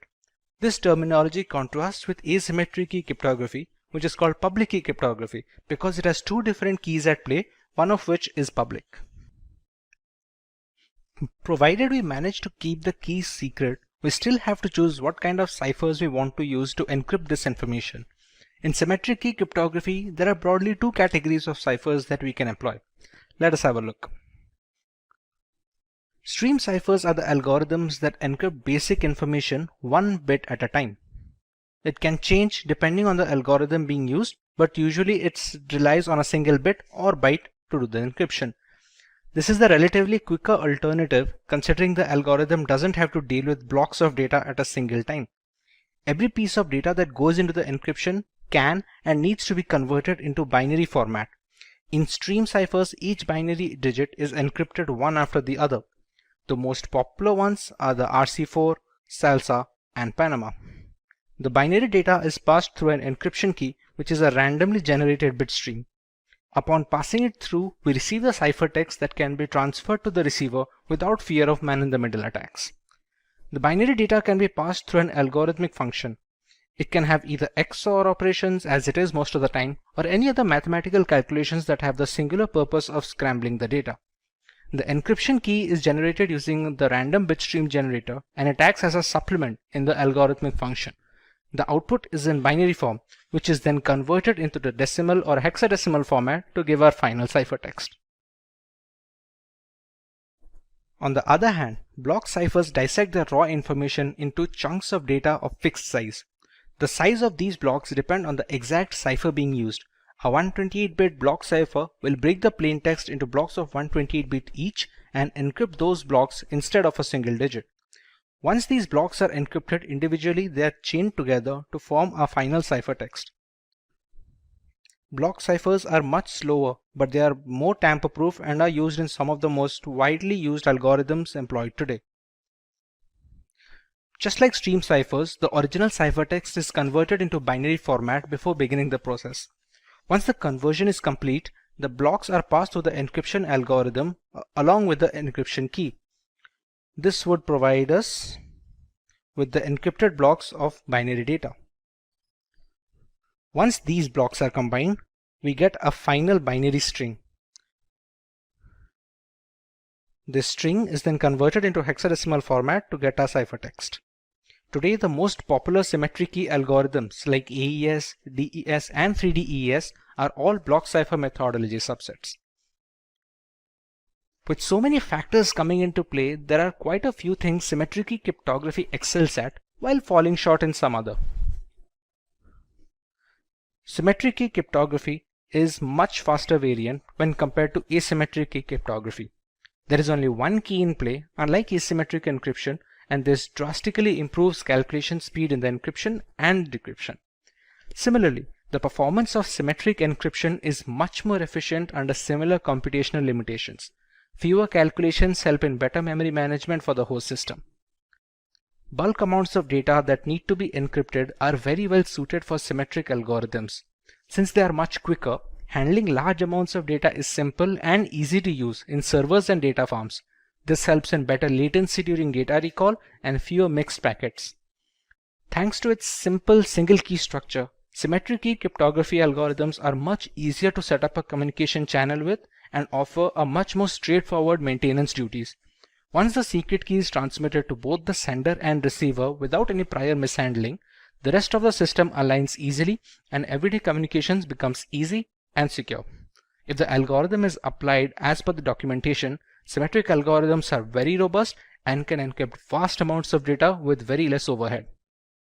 DES algorithm stands for Data Encryption Standard. It is a symmetric key cipher that is used to encrypt and decrypt information in a block-by-block manner. Each block is encrypted individually and they are later chained together to form our final ciphertext, which is then sent to a receiver. DES takes the original unaltered piece of data called the plain text in a 64-bit block and it is converted into an encrypted text that is called the ciphertext. It uses 48-bit keys during the encryption process and follows a specific structure called the Fistel cipher structure during the entire process. It is a symmetric key algorithm, which means DES can reuse the keys used in the encryption format to decrypt the ciphertext back to the original plain text. Once the 64-bit blocks are encrypted, they can be combined together before being transmitted. Let's take a look at the origin and the reason DES was founded. DES is based on a Fistel block cipher called Lucifer, developed in 1971 by IBM cryptography researcher Horst Fistel. DES uses 16 rounds of this Fistel structure, using a different key for each round.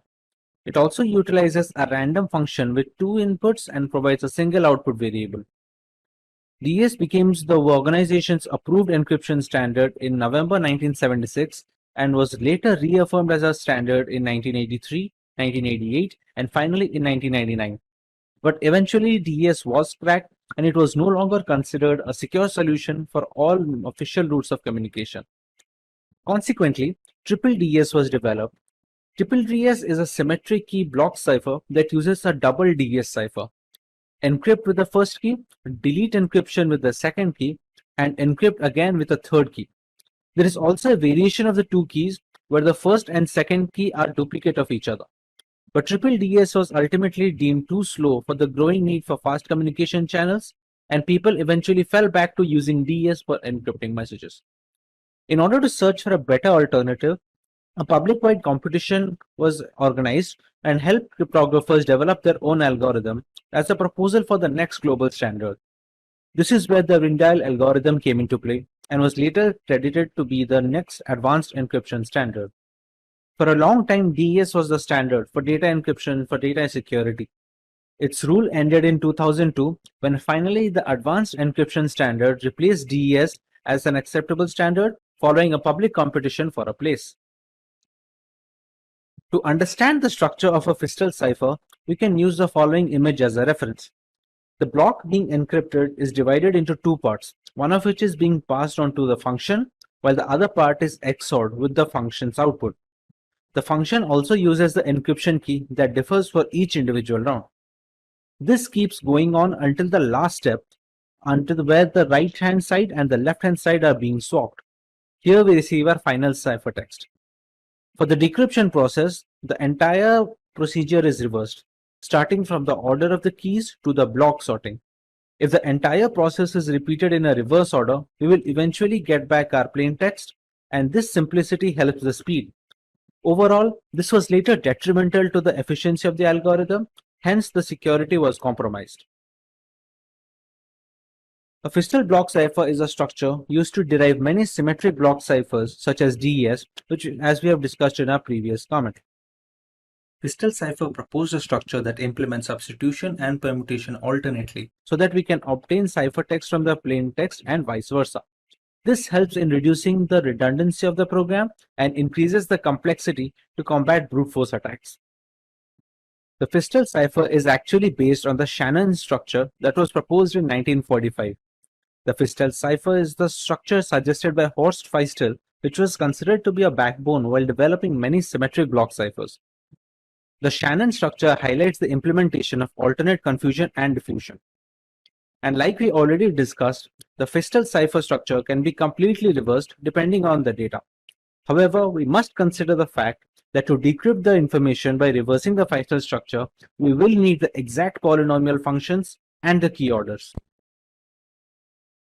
To understand how the blocks are being calculated, we take a plaintext which is of 64-bit and that is later divided into two equal halves of 32-bit each. In this, the right half is immediately transferred to the next round to become the new left half of the second round. The right hand is again passed off to a function which uses an encryption key that is unique to each round in the Fistel cipher. Whatever the function gives off as an output, it is passed on as an XOR input with the left half of the initial plaintext. The next output will become the right half of the second round for the plaintext. This entire process constitutes of a single round in the Fistel cipher. Taking into account what happens in the polynomial function, we take one half of the block and pass it through an expansion box. The work of the expansion box is to increase the size of the half from 32-bit to 48-bit text. This is done to make the text compatible to a 48-bit keys we have generated beforehand. Once we pass it through the XOR function, we get a 48-bit text as an output. Now remember, a half should be of 32-bit. So this 48-bit output is then later passed on to a substitution box. This substitution box reduces its size from 48-bit to 32-bit output, which is then later XORed with the first half of the plaintext. A block cipher is considered the safest if the size of the block is large, but large block sizes can also slow down encryption speed and the decryption speed. Generally, the size is 64-bit. Sometimes modern block ciphers like AES have a 128-bit block size as well. The security of the block cipher increases with increasing key size, but larger key sizes may also reduce the speeds of the process. Earlier, 64-bit keys were considered sufficient. Modern ciphers need to use 128-bit keys due to the increasing complexity of today's computational standards. The increasing number of rounds also increase the security of the block cipher. Similarly, they are inversely proportional to the speed of encryption. A highly complex round function enhances the security of the block cipher, albeit we must maintain a balance between the speed and security. The symmetric block cipher is implemented in a software application to achieve better execution speed. There is no use of an algorithm if it cannot be implemented in a real-life framework that can help organizations to encrypt or decrypt the data in a timely manner. Now that we understand the basics of Fistel ciphers, we can take a look at how DES manages to run through 16 rounds of the structure and provide the ciphertext at the end. Now that we understand the basics of Fistel ciphers, we can take a look at how DES manages to run through 16 rounds of this structure and provide a ciphertext. In simple terms, DES takes the 64-bit plaintext and converts it into a 64-bit ciphertext. And since we are talking about asymmetric algorithms, the same key is being used when it is decrypting the data as well.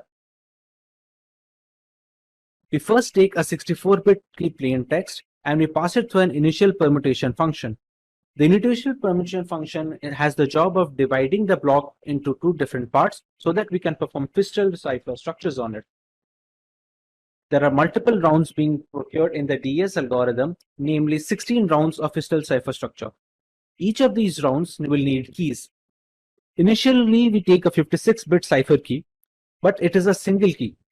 We pass it on to a round key generators, which generates 16 different keys for each single round that the Fistel cipher is being run. These keys are passed on to the rounds as 48 bits.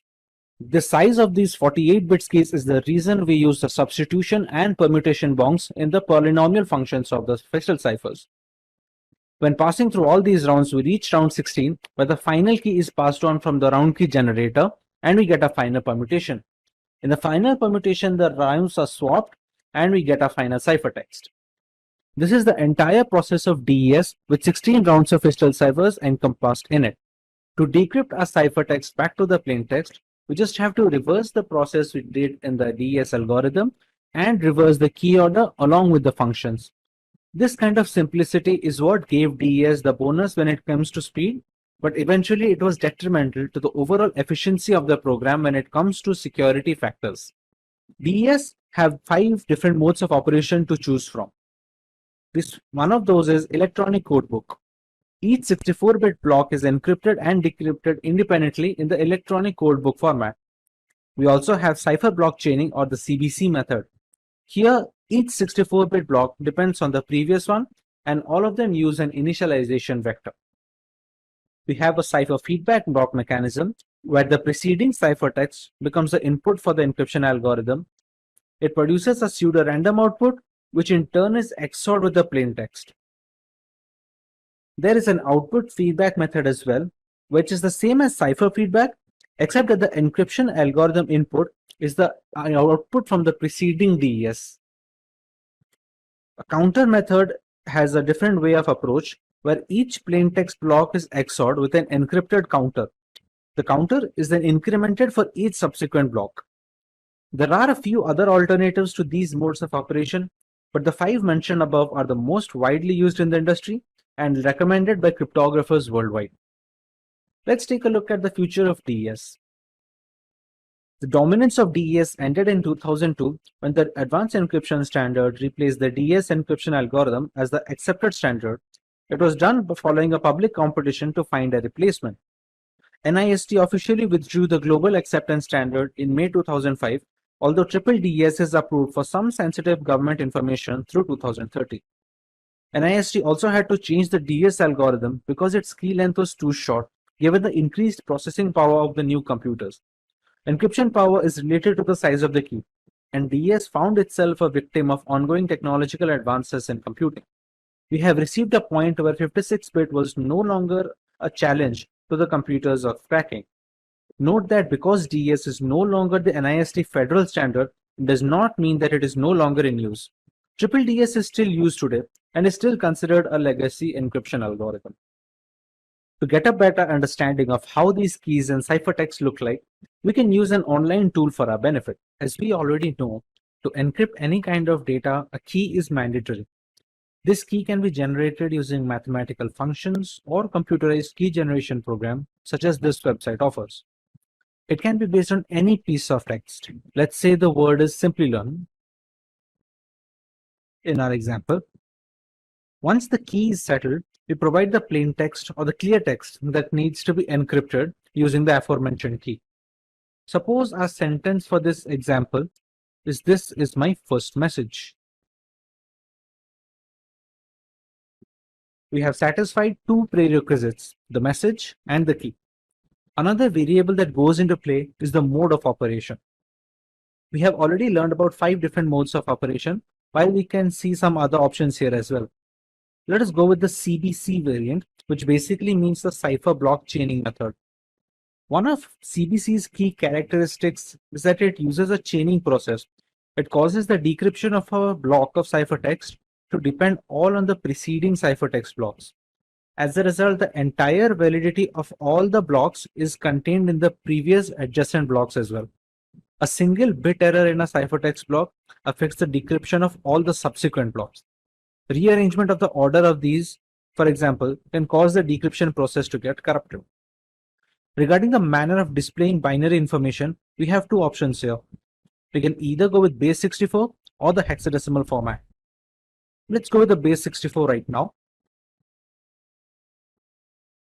As you can see, the ciphertext is readily available. Base 64 is a little more efficient than hex, so we will be getting a smaller ciphertext when it comes to base 64. Albeit the size of both the formats will be the same. The hex has a longer ciphertext since base 64 takes 4 characters for every 3 bytes, while hex will take 2 characters for each byte. Hence, base 64 turns out to be more efficient. Now to decrypt the ciphertext, we go by the same format. We choose base 64. We copy the ciphertext onto a decryption tool and we have to make sure that the key we are using is exactly the same. We choose similar mode of operation, and we choose the correct encoding format as well, which is base64 in this case. As you can see, the decryption is complete and we get a plain text back. Even if you keep everything the same, but we just change the encoding format, it will not be able to decrypt anything. Unfortunately, DES has become rather easy to crack even without the help of a key. The advanced encryption standard is still on top when it comes to symmetric encryption security and will likely stay there for a while. Eventually, with so much computing power growth, the need for a stronger algorithm was necessary to safeguard our personal data. As solid as DES was, the computers of today could easily break the encryption with repeated attempts, thereby rendering the data security helpless. To counter this dilemma, a new standard was introduced which was termed as the Advanced Encryption Standard, or the AES algorithm. Let's learn what is Advanced Encryption Standard. The AES algorithm, also known as the Rijndael algorithm, is a symmetric block cipher with a block size of 128 bits. It is converted into ciphertext using keys of 128, 192, or 256 bits.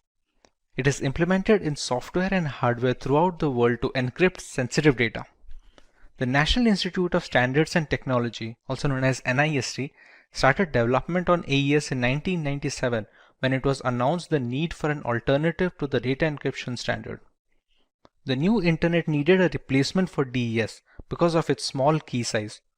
With increasing computing power, it was considered unsafe against entire key search attacks. The triple DES was designed to overcome this problem. However, it was deemed to be too slow to be deployed in machines worldwide. Strong cases were present by the Mars, RC6, Serpent, and the Two-Fish algorithms, but it was the Rijndael encryption algorithm, also known as AES, which was eventually chosen as the standard symmetric key encryption algorithm to be used. Its selection was formalized with the release of Federal Information Processing Standards Publication 197 in the November of 2001. It was approved by the US Secretary of Commerce. Now that we understand the origin of AES, let us have a look at the features that make AES encryption algorithm unique. The AES algorithm uses a substitution permutation or SP network. It consists of multiple rounds to produce a ciphertext. It has a series of linked operations, including replacing inputs with specific outputs, that is substitutions, and others that involve bit shuffling, which is permutations. At the beginning of the encryption process, we only start out with a single key, which can be either a 128-bit key, a 192-bit key, or a 256-bit key. Eventually, this one key is expanded to be used in multiple rounds throughout the encryption and the decryption cycle. Interestingly, AES performs all its calculations on byte data instead of bit data, as seen in the case of the DES algorithm. Therefore, AES treats 128 bits of a clear text block as 16 bytes. The number of rounds during the encryption process depends on the key size that is being used. The 128-bit key size fixes 10 rounds, the 192-bit key size fixes 12 rounds, and the 256-bit key holds 14 rounds. A round key is required for each of these rounds, but since only one key is input into the algorithm, the single key needs to be expanded to get the key for each round, including the round 0. With so many mathematical calculations going on in the background, there are bound to be a lot of steps throughout the procedure. Let's have a look at the steps followed in AES. Before we move ahead, we need to understand how data is being stored during the process of AES encryption. Everything in the process is stored in a 4x4 matrix format. This matrix is also known as a state array, and we'll be using these state arrays to transmit data from one step to another and from one round to the next round. Each round takes state array as input and gives a state array as output to be transferred into the next round. It is a 16-byte matrix with each cell representing 1 byte, with each 4 bytes representing a word.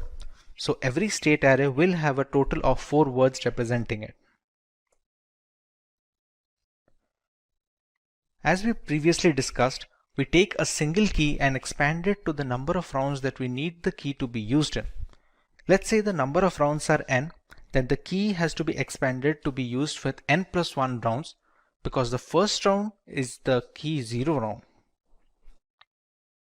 Let's say n is the number of rounds. The key is expanded to n plus 1 rounds. It is also a state array having 4 words in its vicinity. Every key is used for a single round, and the first key is used as a round key before any round begins. In the very beginning, the plaintext is captured and passed through an XOR function with the round key as a supplement. This key can be considered the first key from the n plus 1 expanded set. Moving on, the state array resulting from the above step is passed on to a byte substitution process. Beyond that, there is a provision to shift rows in the state arrays. Later on, the state array is mixed with a constant matrix to shuffle its column in the mixed column segment, after which we add the round key for that particular round.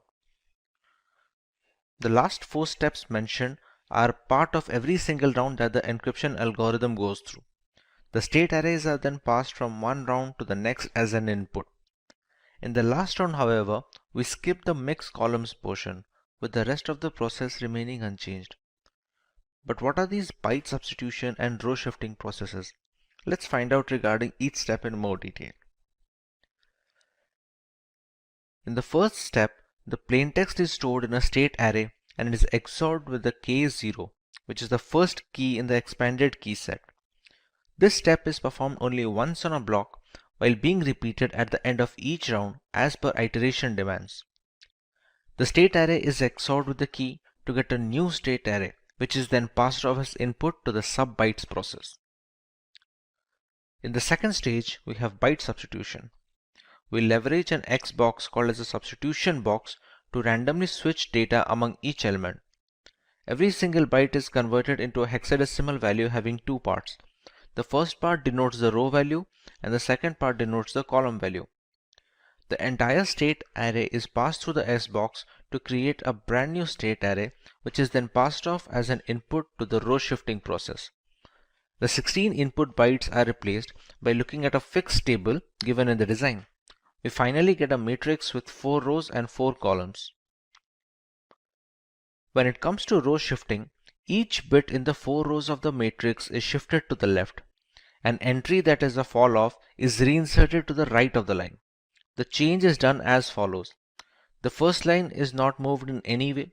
The second line is shifted to a single position to the left. The third line is shifted 2 positions to the left, and the fourth line is shifted 3 positions to the left. The result is a new matrix that contains the same 16 bytes but has been moved in relation to each other to boost the complexity of the program. In mixed columns, each column of 4 bytes is now replaced using a special mathematical function. The function takes 4 bytes of a column as input and outputs 4 completely new bytes. We will get a new matrix with the same size of 16 bytes, and it should be noted that this phase has not been done in the last round of the iteration. When it comes to adding a round key, the 16 bytes of the matrix are treated as 128 bits and the 128 bits of the round key are XORed. If it is the last round, the output is the ciphertext. If you still have a few rounds remaining, the resulting 128 bits are interpreted as 16 bytes and we start another similar round. Let's take an example to understand how all these processes work. If our plaintext is the string 2192, we first convert it into a hexadecimal format as follows. We use an encryption key which is "that's my kung fu" and it is converted into a hexadecimal format as well. As per the guidelines, we use a single key which is then later expanded into n plus 1 number of keys, in which case it's supposed to be 11 keys for 10 different rounds. In round 0, we add the round key. The plaintext is XORed with the K0 and we get a state array that is passed off as an input to the substitution bytes process. When it comes to the substitution bytes process, we leverage an S box to substitute the elements of each byte with a completely new byte. This way the state array that we receive is passed off as an input to the row shifting process on the next step. When it comes to row shifting, each element is shifted a few places to the left, with the first row being shifted by 0 places, second row by 1 place, third row by 2 places, and the last by 3. The state array that we received from the row shifting is passed off as an input to mix columns. In mix columns, we multiply the state array with a constant matrix, after which I receive a new state array to be passed on to the next step. We add the new state array as an XOR with the round key of the particular iteration. Whatever state array we receive here, it becomes an output for this particular round. Now, since this is the first round of the entire encryption process, the state array that we receive is passed off as an input to the new round. We repeat this process for 10 more rounds and we finally receive a ciphertext. Once the final state array can be denoted in the hexadecimal format, this becomes our final ciphertext that we can use for transferring information from the sender and receiver. Let's take a look at the applications of AES in this world. AES finds most use in the area of wireless security in order to establish a secure mode of authentication between routers and clients. Highly secure mechanisms like WPA and WPA2 are extensively used in securing Wi-Fi endpoints with the help of Rindial's algorithm. It also helps in SSL TLS encryption that is instrumental in encrypting our internet browser sessions. AES works in tandem with other asymmetric encryption algorithms to make sure the web browser and web server are properly configured and use encrypted channels for communication. AES is also prevalent in general file encryption of various formats ranging from critical documents to the media files.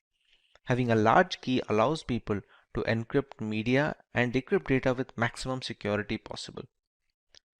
AES is also used for processor security in hardware appliances to prevent machine hijacking, among other things. As a direct successor to the DES algorithm, there are some aspects that AES provides an immediate advantage in. Let us take a look.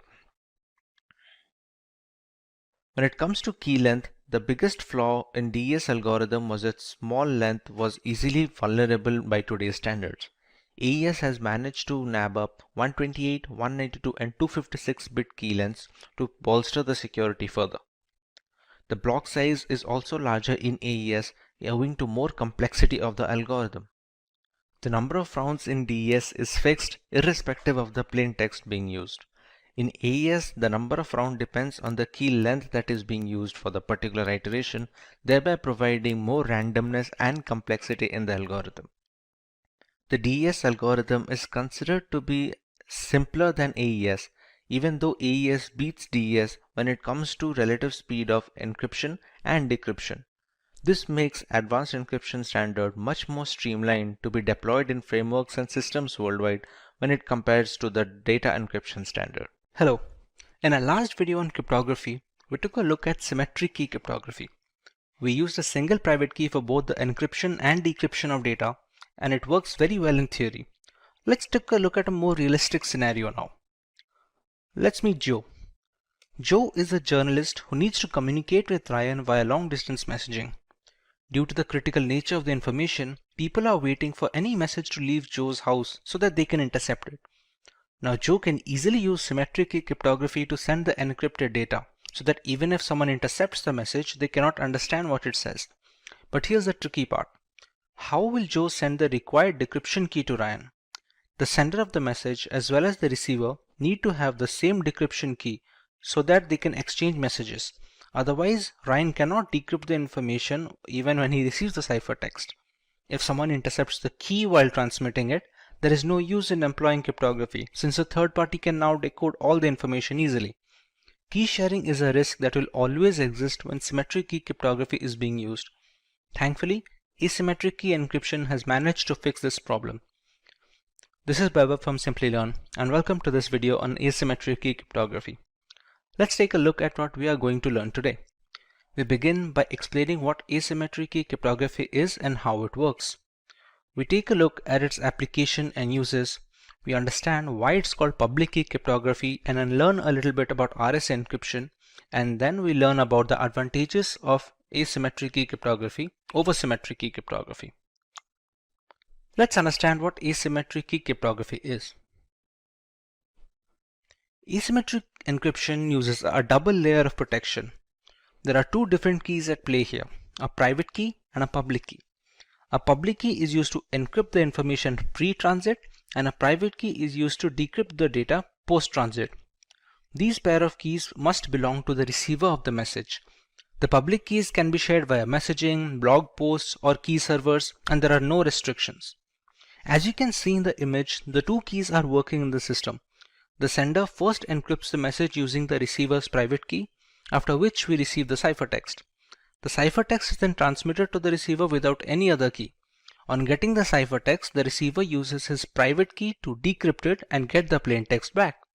There has been no requirement of any key exchange throughout this process, therefore solving the most glaring flaw faced in symmetric key cryptography. The public key known to everyone cannot be used to decrypt the message, and the private key which can decrypt the message need not be shared with anyone. The sender and receiver can exchange personal data using the same set of keys as often as possible. To understand this better, take the analogy of your mailbox.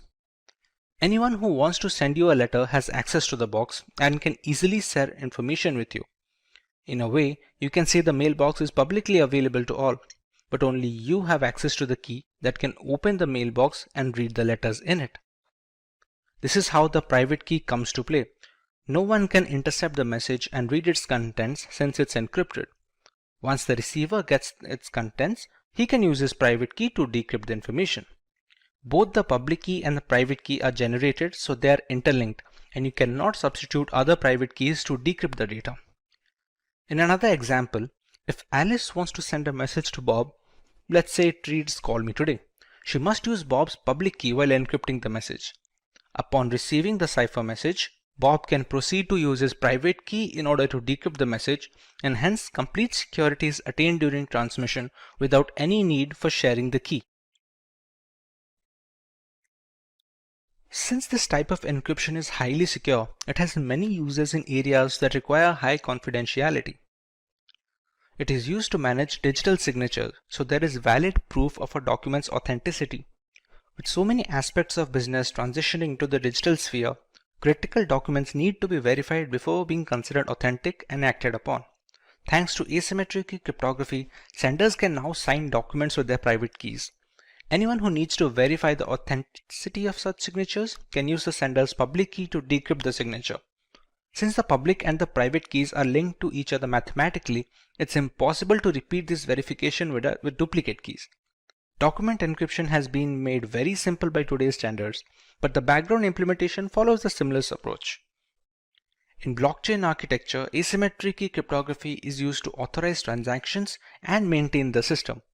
Thanks to its two key structures, changes are reflected across the blockchain's peer-to-peer network only if it is approved from both ends. Along with asymmetric key cryptography's tamper-proof architecture, its non-repudiation characteristic also helps in keeping the network stable. We can also use asymmetric key cryptography combined with symmetric key cryptography to monitor SSL or TLS encrypted browsing sessions to make sure nobody can steal our personal information when accessing banking websites or the internet in general.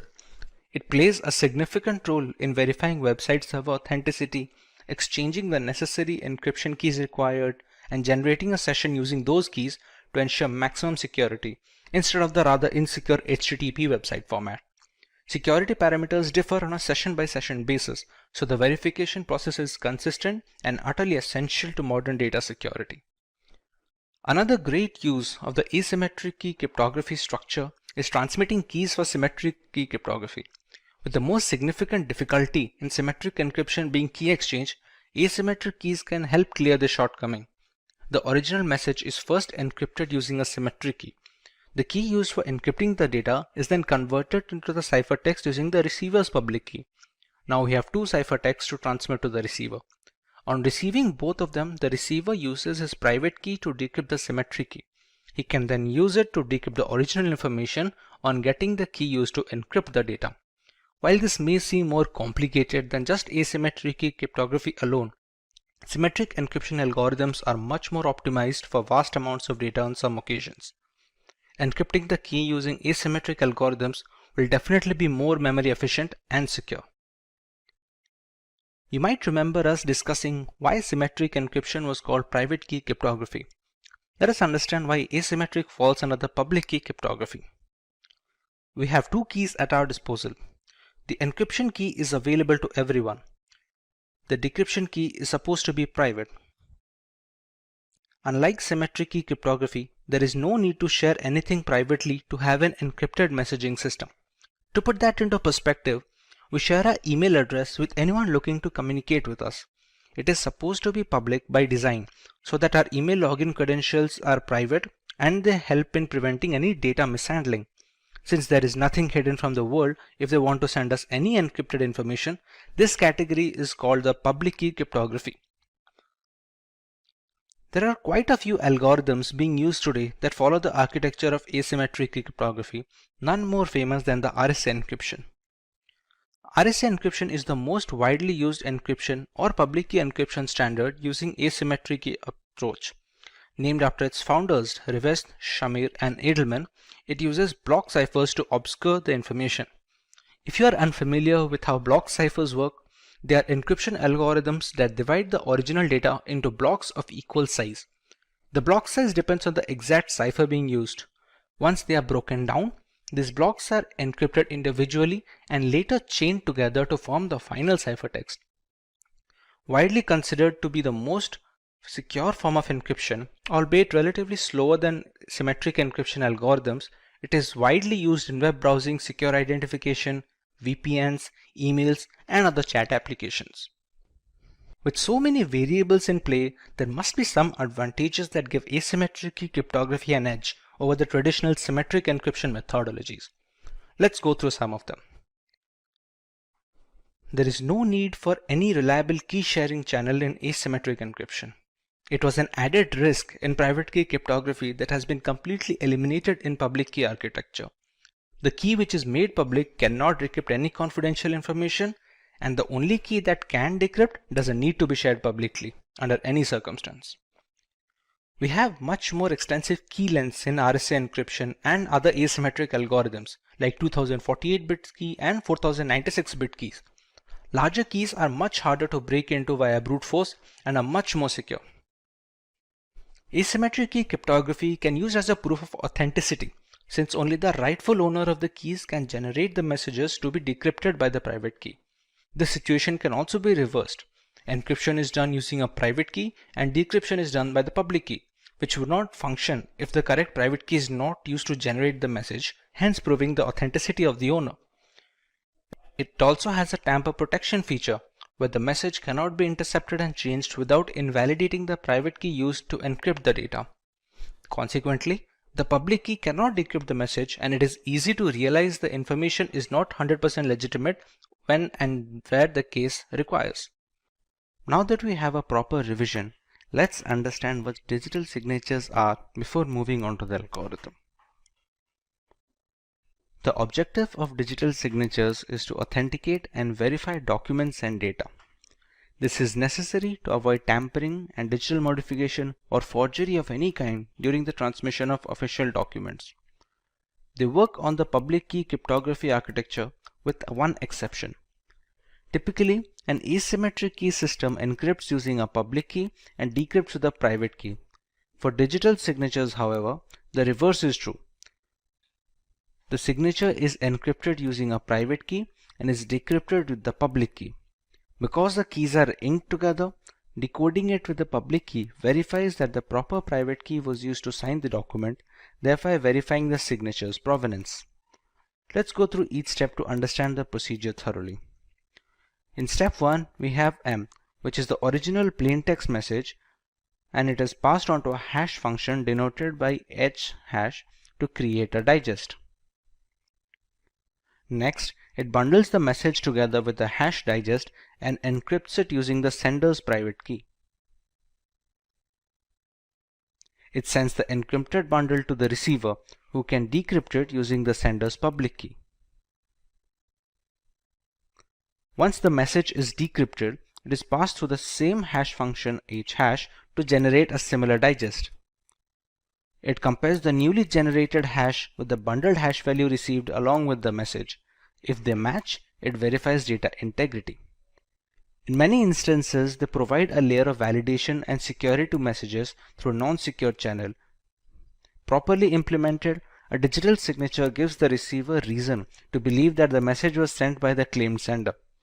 Digital signatures are equivalent to traditional handwritten signatures in many respects, but properly implemented digital signatures are more difficult to forge than the handwritten type. Digital signature schemes in the sense used here are cryptographically based and must be implemented properly to be effective. They can also provide non-repudiation, meaning that the signer cannot successfully claim that they did not sign a message while also claiming their private key remains secret. Further, some non-repudiation schemes offer a timestamp for the digital signature, so that even if the private key is exposed, the signature is valid. To implement the concept of digital signature in real world, we have two primary algorithms to follow: the RSA algorithm and the DSA algorithm, but the latter is a topic of learning today. So let's go ahead and see what the digital signature algorithm is supposed to do. Digital signature algorithm is a FIPS standard, which is the Federal Information Processing Standard for digital signatures. It was proposed in 1991 and globally standardized in 1994 by the National Institute of Standards and Technology, also known as the NIST. It functions on the framework of modular exponentiation and discrete logarithmic problems, which are difficult to compute as a force brute system. Unlike DSA, most signature types are generated by signing message digest with the private key of the originator. This creates a digital thumbprint of the data. Since just the message digest is signed, the signature is generally much smaller compared to the data that was signed. As a result, digital signatures impose less load on processors at the time of signing execution, and they use small volumes of bandwidth. DSA, on the other hand, does not encrypt message digest using private key or decrypt message digest using public key. Instead, it uses mathematical functions to create a digital signature consisting of two 160-bit numbers, which are originated from the message digests and the private key. DSAs make use of the public key for authenticating the signature, but the authorization process is much more complicated when compared with RSA. DSA also provides three benefits, which is the message authentication, integrity verification, and non-repudiation. In the image, we can see the entire process of DSA validation. A plain text message is passed on to a hash function where the digest is generated, which is passed on to a signing function. Signing function also has other parameters like a global variable G, a random variable K, and the private key of the sender.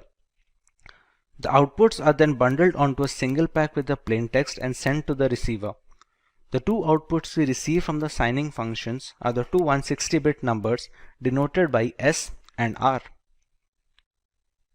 On the receiver end, we pass the plain text through the same hash function to regenerate the message digest. It is passed on to verification function, which has other requirements such as the public key of the sender, global variable G, and SNR received from the sender. The value generated by the function is then compared to R. If they match, then the verification process is complete and data integrity is verified. This was an overview of the way the DSA algorithm works. We already know it depends on logarithmic functions to calculate the outputs, so let us see how we can do the same in our next section. We have three phases here, the first of which is key generation. To generate the keys, we need some prerequisites. We select a queue which becomes a prime divisor. We select a prime number p such that p-1 mod q equal to 0. We also select a random integer g which must satisfy the two formulas being mentioned on the screen right now. Once these values are selected, we can go ahead with generating the keys. The private key can be denoted by x, and it is any random integer that falls between the bracket of 0 and the value of q. The public key can be calculated as y equal to g to the power x mod p, where y stands for the public key. The private key can then be packaged as a bundle which comprises of values of p, q, g and x. Similarly, the public key can also be packaged as a bundle having the values of p, q, g and y. Once we're done with key generation, we can start verifying the signature and its generation. Repeat. Once the keys are generated, we can start generating the signature. The message is passed through a hash function to generate the digest h first. We can choose any random integer k which falls under the bracket of 0 and q. To calculate the first 160-bit number of our signing function of r, we use the formula g to the power k mod p into mod q. Similarly, to calculate the value of the second output, that is s, we use the following formula that is shown on the screen. The signature can then be packaged as a bundle having r and s. This bundle along with the plain text message is then passed on to the receiver. Now with the third phase, we have to verify the signature. We first calculate the message digest received in the bundle by passing it to the same hash function. We calculate the value of w, u1 and u2 using the formulas shown on the screen. We have to calculate a verification component which is then to be compared with the value of r being sent by the sender. This verification component can be calculated using the following formula. Once calculated, this can be compared with the value of r. If the values match, then the signature verification is successful and our entire process is complete, starting from key generation to the signature generation all the way up to the verification of the signature. With so many steps to follow, we are bound to have a few advantages to boot this, and we would be right to think so. DSA is highly robust in the security and stability aspect when compared to alternative signature verification algorithms. We have a few other ciphers that aim to achieve the simplicity and the flexibility of DSA, but it has been a tough ask for all the other suits. The key generation is much faster when compared to the RSA algorithm and such. While the actual encryption and decryption process may falter a little in comparison, a quicker start in the beginning is well known to optimize a lot of frameworks. DSA requires less storage space to work its entire cycle. In contrast, its direct correspondent, that is RSA algorithm, needs a certain amount of computational and storage space to function efficiently. This is not the case with DSA, which has been optimized to work with weaker hardware and lesser resources. The DSA is patented, but NIST has made this patent available worldwide royalty-free. A draft version of the speculation FIPS 186.5 indicates that DSA will no longer be approved for digital signature generation, but it may be used to verify signatures generated prior to the implementation date of that standard. The RSA algorithm is a public key signature algorithm developed by Ron Rivest, Adi Shamir and Leonard Edelman. The paper was first published in 1977, and the algorithm uses logarithmic functions to keep the working complex enough to withstand brute force and streamlined enough to be fast post-deployment. RSA can also encrypt and decrypt general information to securely exchange data along with handling digital signature verification. Let us understand how it achieves this. We take our plaintext message M. We pass it through a hash function to generate the digest H, which is then encrypted using the sender's private key. This is appended to the original plaintext message and sent over to the receiver. Once the receiver receives the bundle, we can pass the plaintext message to the same hash function to generate a digest, and the ciphertext can be decrypted using the public key of the sender. The remaining hashes are compared.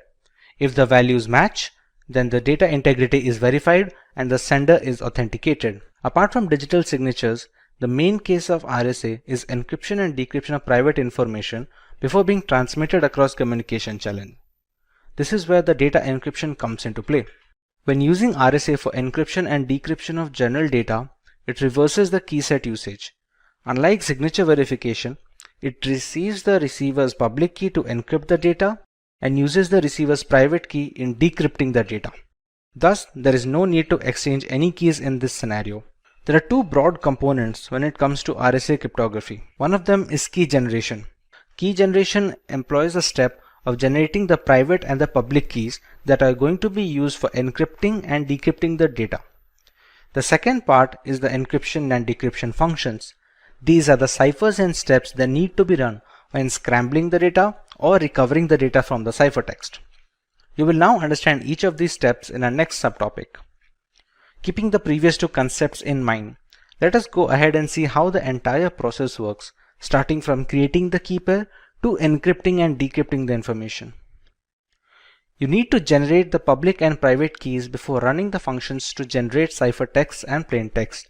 They use certain variables and parameters, all of which are explained. We first use two large prime numbers which can be denoted by P and Q. We can compute the value of n as n equal to P into Q and compute the value of z as P minus 1 into Q minus 1. A number E is chosen at random satisfying the following conditions, and a number D is also selected at random following the formula ED mod Z equal to 1, and it can be calculated with the formula given below. The public key is then packaged as a bundle with N and E, and the private key is packaged as a bundle using N and D. This sums up the key generation process. For the encryption and decryption function, we use the formula C and M. The ciphertext can be calculated as C equal to M to the power E mod N, and the plaintext can be calculated from the ciphertext as C power D mod N. When it comes to a data encryption example, let's take P and Q as 7 and 13.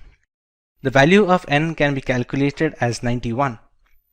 If we select the value of E to be 5, it satisfies all the criteria that we need it to. The value of D can be calculated using the following function, which gives it as 29. The public key can then be packaged as 91,5 and the private key can then be packaged as 91,29. The plaintext, if it is 10, which is denoted by M. Ciphertext can be calculated to the formula C equal to M to the power E mod N, which gives us 82. If somebody receives this ciphertext, they can calculate the plaintext using the formula C to the power D mod N, which gives us the value of 10 as selected as our plaintext. We can now look at the factors that make the RSA algorithm stand out versus its competitors in the advantageous topics of this lesson. RSA encryption depends on using the receiver's public key so that you don't have to share any secret key to receive the messages from others.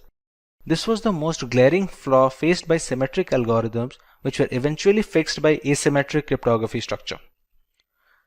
Since the key pairs are related to each other, a receiver cannot intercept the message since they don't have the correct private keys to decrypt the information. If a public key can decrypt the information, the sender cannot refuse signing it with his private key without admitting the private key is not in fact private anymore. The encryption process is faster than that of the DSA algorithm. Even if the key generation is slower in RSA, many systems across the world tend to reuse the same keys so that they can spend less time in key generation and more time on actual ciphertext management.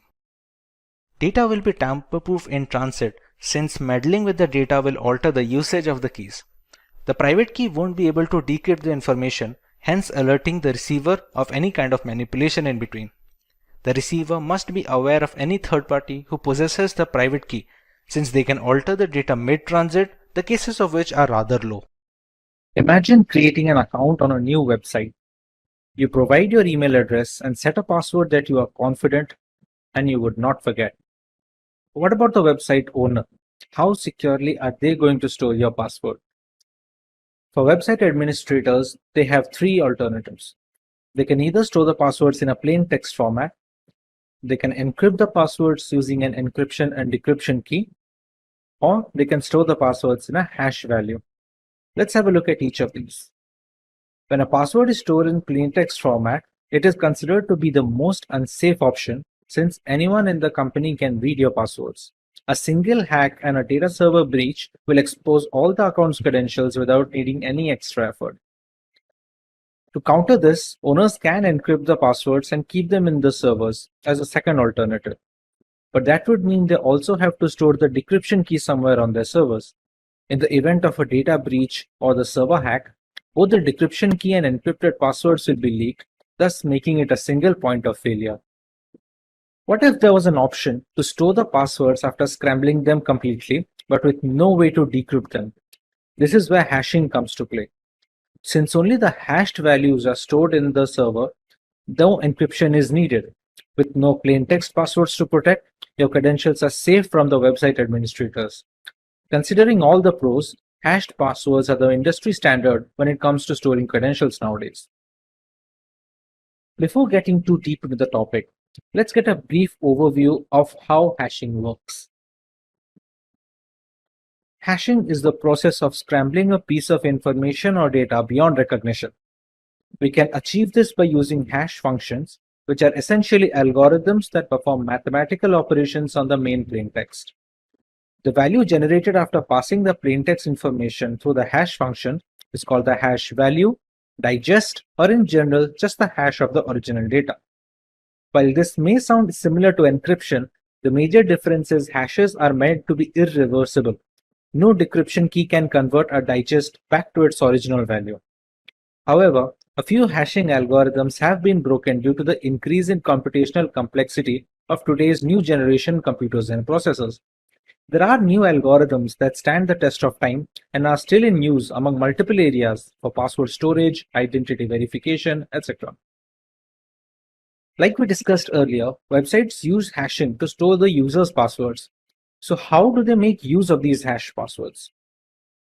When a user signs up to create a new account, the password is then run through the hash function and the resulting hash value is stored on the servers. So the next time a user comes to log into the account, the password he enters is passed through the same hash function and compared to the hash stored on the main server. If the newly calculated hash is the same as the one stored on the website server, the password must have been correct, because according to hash functions terminology, same inputs will always provide the same outputs. If the hashes do not match, then the password entered during login is not the same as the password entered during the sign-up. Hence, the login will be denied. This way, no plain text passwords get stored, preventing both the owner from snooping on user data and protecting users' privacy in the unfortunate event of a data breach or a hack. Apart from password storage, hashing can also be used to perform integrity checks. When a file is uploaded on the internet, the file's hash value is generated and it is uploaded along with the original information. When a new user downloads the file, he can calculate the digest of the downloaded file using the same hash function. When the hash values are compared, if they match, then file integrity has been maintained and there has been no data corruption. Since so much important information is being passed onto the hash function, we need to understand how they work. A hash function is a set of mathematical calculations operated on two blocks of data. The main input is broken down into two blocks of similar size. The block size is dependent on the algorithm that is being used. Hash functions are designed to be one-way. They shouldn't be reversible, at least by design. Some algorithms like the previously mentioned MD5 have been compromised, but more secure algorithms are being used today, like the SHA family of algorithms. The digest size is also dependent on the respective algorithm being used. MD5 has a digest of 128 bits, while SHA-256 has a digest of 256 bits. This digest must always be the same for the same input, irrespective of how many times the calculations are carried out. This is a very crucial feature since comparing the hash value is the only way to check if the data is untouched, as the functions are not reversible. There are certain requirements of a hash function that need to be met before they are accepted. While some of them are easy to guess, others are placed in order to preserve security in the long run. The hash function must be quick enough to encrypt large amounts of data at a relatively fast pace, but it also shouldn't be very fast. Running the algorithm on all cylinders makes the functions easy to brute force and a security liability. There must be a balance to allow the hash function to handle large amounts of data and not make it ridiculously easy to brute force by running through all the possible combinations. The hash function must be dependent on each bit of the input. The input can be text, audio, video, or any other file extension. If a single character is being changed, it doesn't matter how small that character may be, the entire digest must have a distinctly different hash value. This is essential to create unique digests for every password that is being stored. But what if two different users are using the same password? Since the hash function is the same for all users, both the digests will be the same. This is called a hash collision. You may think this must be a rare occasion where two users have exactly the same password, but that is not the case. We have techniques like salting that can be used to reduce these hash collisions, as we will discuss later in this video. You would be shocked to see the most used passwords of 2020. All of these passwords are laughably insecure, and since many people use the same passwords repeatedly on different websites, hash collisions risk are more common than one would expect. Let's say the hash functions find two users having the same password. How can they store both the hashes without messing up the original data? This is where salting and peppering come to play. Salting is the process of adding a random keyword to the end of the input before it is passed on to the hash function. This random keyword is unique for each user on the system, and it is called the salt value or just the salt. So even if two passwords are exactly the same, the salt value will differ, and so will their digest. There is a small problem with this process though. Since the salt is unique for each user, they need to be stored in the database along with the passwords, and sometimes even in plain text to speed up the process of continuous verification. If the server is hacked, then the hashes will need to be brute forced, which takes a lot of time. But if they receive the salts as well, the entire process becomes very fast. This is something that peppering aims to solve. Peppering is the process of adding a random string of data to the input before passing them to the hash function. But this time the random string is not unique for each user. It is supposed to be common for all users in the database, and the extra bit added is called the pepper in this case. The pepper isn't stored on the servers. It is mostly hard-coded onto the website source code, since it's going to be the same for all credentials. This way, even if the servers get hacked, they will not have the right pepper needed to crack into all the passwords. Many websites use a combination of salting and peppering to solve the problem of hash collision and bolster security. Since brute force takes such a long time, many hackers avoid taking the effort. The returns are mostly not worth it, and the possible combinations of using both salting and peppering is humongous.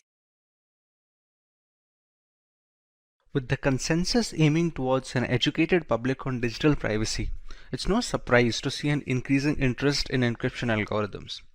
We have already covered the major names like the DES and the AES algorithm. MD5 algorithm was one of the first hashing algorithms to take the global stage as a successor to the MD4. Despite the security vulnerabilities encountered in the future, MD5 still remains a crucial part of data infrastructure in a multitude of environments.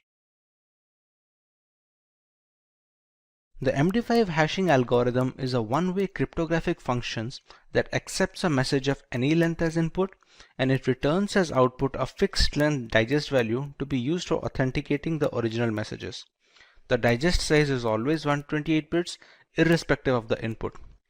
The MD5 hash function was originally designed for use as a secure cryptographic hash algorithm to authenticate digital signatures. MD5 has also been deprecated for uses other than as a non-cryptographic checksum to verify data integrity and detect unintentional data corruption. Ronald Rivest, founder of RSA Data Security and Institute professor at MIT, designed MD5 as an improvement to a prior message digest algorithm, which was the MD4. As already iterated before, the process is straightforward. We pass a plaintext message to the MD5 hash functions, which in turn perform certain mathematical operations on the clear text to scramble the data. The 128-bit digest received from this is going to be radically different from the plaintext. The goal of any message digest function is to produce digests that appear to be random. To be considered cryptographically secure, the hash function should meet two requirements. First, that it is impossible for an attacker to generate a message that matches a specific hash value, and second, that it is impossible for an attacker to create two messages that produce the same hash value. Even a slight change in the plain text should trigger a drastic difference in the two digests. This goes a long way in preventing hash collisions, which take place when two different plain texts have the same digest. To achieve this level of intricacy, there are a number of steps to be followed before we receive the digest. Let us take a look at the detailed procedure as to how the MD5 hash algorithm works. The first step is to make the plain text compatible with the hash function. To do this, we need to pad the bits in the message. When we receive the input string, we have to make sure the size is 64 bits short of a multiple of 512. When it comes to padding the bits, we must add 1 first, followed by zeros to round out the extra characters. This prepares a string to have a length of just 64 bits less than any multiple of 512. Here on out, we can proceed on to the next step where we have to pad the length bits. Initially in the first step, we appended the message in such a way that the total length of the bits in the message was 64 bits short of any multiple of 512. Now we add the length bits in such a way that the total number of bits in the message is perfectly a multiple of 512. That means 64-bit lengths, to be precise, are added to the message. Our final string to be hashed is now a definite multiple of 512. The next step would be to initialize the message digest buffer. The entire hashing plain text is now broken down into 512-bit blocks. There are 4 buffers or registers that are of 32 bits each, named A, B, C, and D. These are the 4 words that are going to store the values of each of these subblocks. The first iteration to follow these registers will have fixed hexadecimal values as shown on the screen below. Once these values are initialized, of these 512 blocks, we can divide each of them into 16 further subblocks of 32 bits each. For each of these subblocks, we run 4 rounds of operations having the 4 buffer variables A, B, C, and D. These rounds require the other constant variables as well, which differ with each round of operation. The constant values are stored in a random array of 64 elements. Since each 32-bit subblock is run 4 times, 16 such subblocks equal 64 constant values needed for a single block iteration. The subblocks can be denoted by the alphabet M, and the constant values are denoted by the alphabet T. Coming to the actual round of operation, we see our 4 buffers which already have pre-initialized values for the first iteration. At the very beginning, the values of buffers B, C, and D are passed on to a non-linear logarithmic function. The formula behind this function changes by the particular round being worked on, as we shall see later in this video. Once the output is calculated, it is added to the raw values stored in buffer A.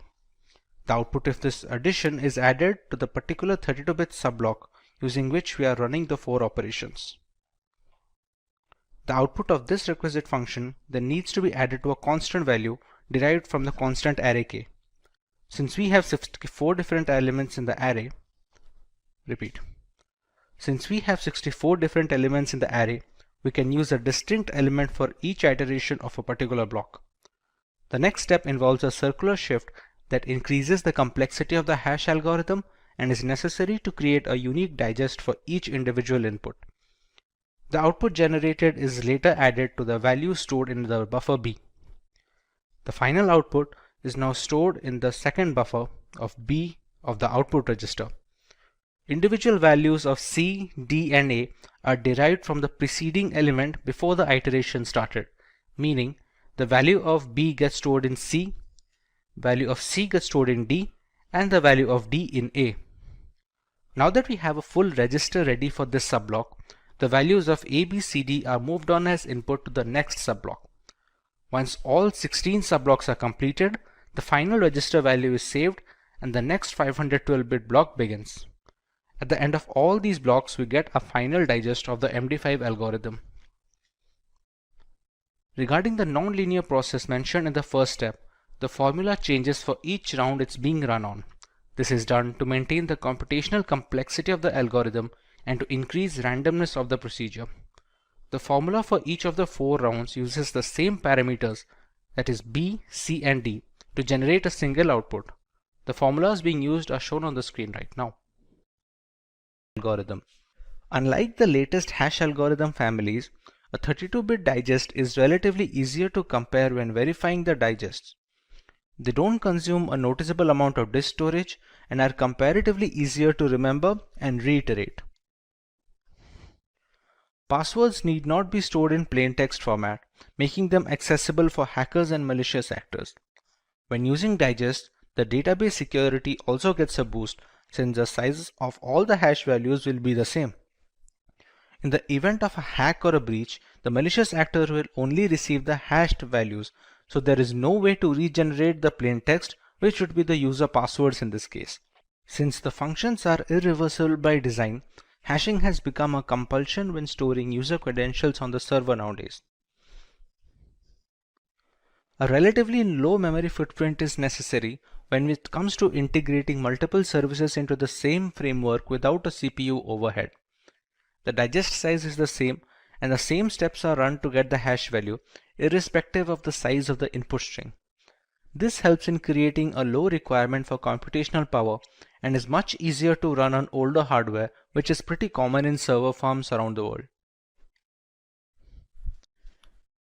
We can monitor file corruption by comparing hash values before and after transit.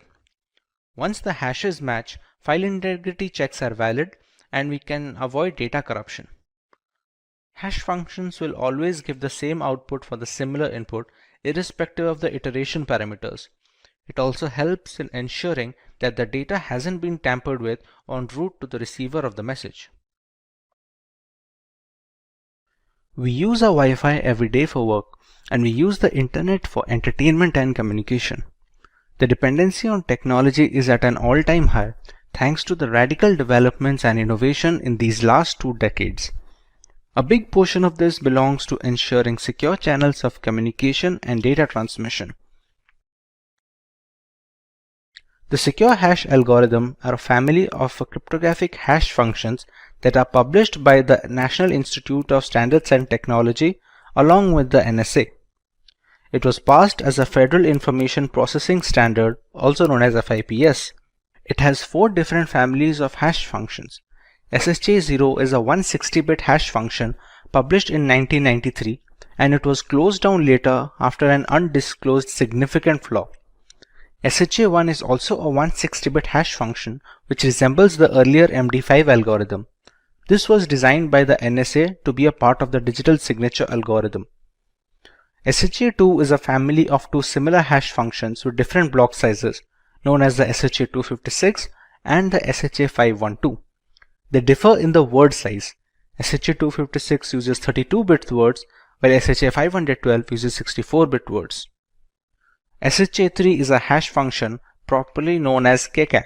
It was chosen in 2012 after a public competition among non-NSA designers.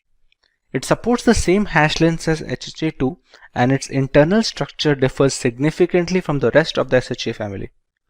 As we have already iterated, the process is straightforward.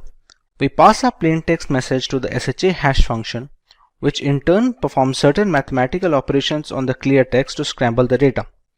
The 160-bit digest received from this is going to be radically different from the plain text. The goal of any hash function is to produce digests that appear to be random. To be considered cryptographically secure, the hash function should meet 2 requirements. First, that it is impossible for an attacker to generate a message that matches a specific hash value, and second, it should be impossible for an attacker to create 2 messages producing the exactly same hash value. Even a slight change in the plain text should trigger a drastic difference in the 2 digests. This goes a long way in preventing hash collisions, which takes place when 2 different plain texts have the same digest. The SHA family functions have some characteristics that they need to follow while generating the digests. Let's go through a few of them. The length of the clear text should be less than 2 to the power 64 bits in the case of SHA-1 and SHA-256. This is essential to keep the plain text compatible with the hash function, and the size needs to be in comparison area to keep the digest as random as possible. The length of the hash digest should be 256 bits in the SHA-256 algorithm, 512 bits in the SHA-512 algorithm, and so on. Bigger digest usually suggests significantly more calculations at the cost of speed and space. We typically go for the longest digest to bolster security, but there must be a definite balance between the speed and security of a hash function. By design, all hash functions of the SHA-512, SHA-256 are irreversible. You should neither get a plain text when you have the digest beforehand, nor should the digest provide the original value when you pass it through the same hash function again. Another case of protection is that when the hash digest is passed into the SHA function for a second time, we should get a completely different digest from the first instance. This is done to reduce the chance of brute force attacks. To achieve this level of intricacy, there are a number of steps to be followed before we receive the digest. Let us take a look at the detailed procedure as to how the SHA algorithm works. The first step is to make the plain text compatible with the hash function. To do this, we need to pad the bits in the message.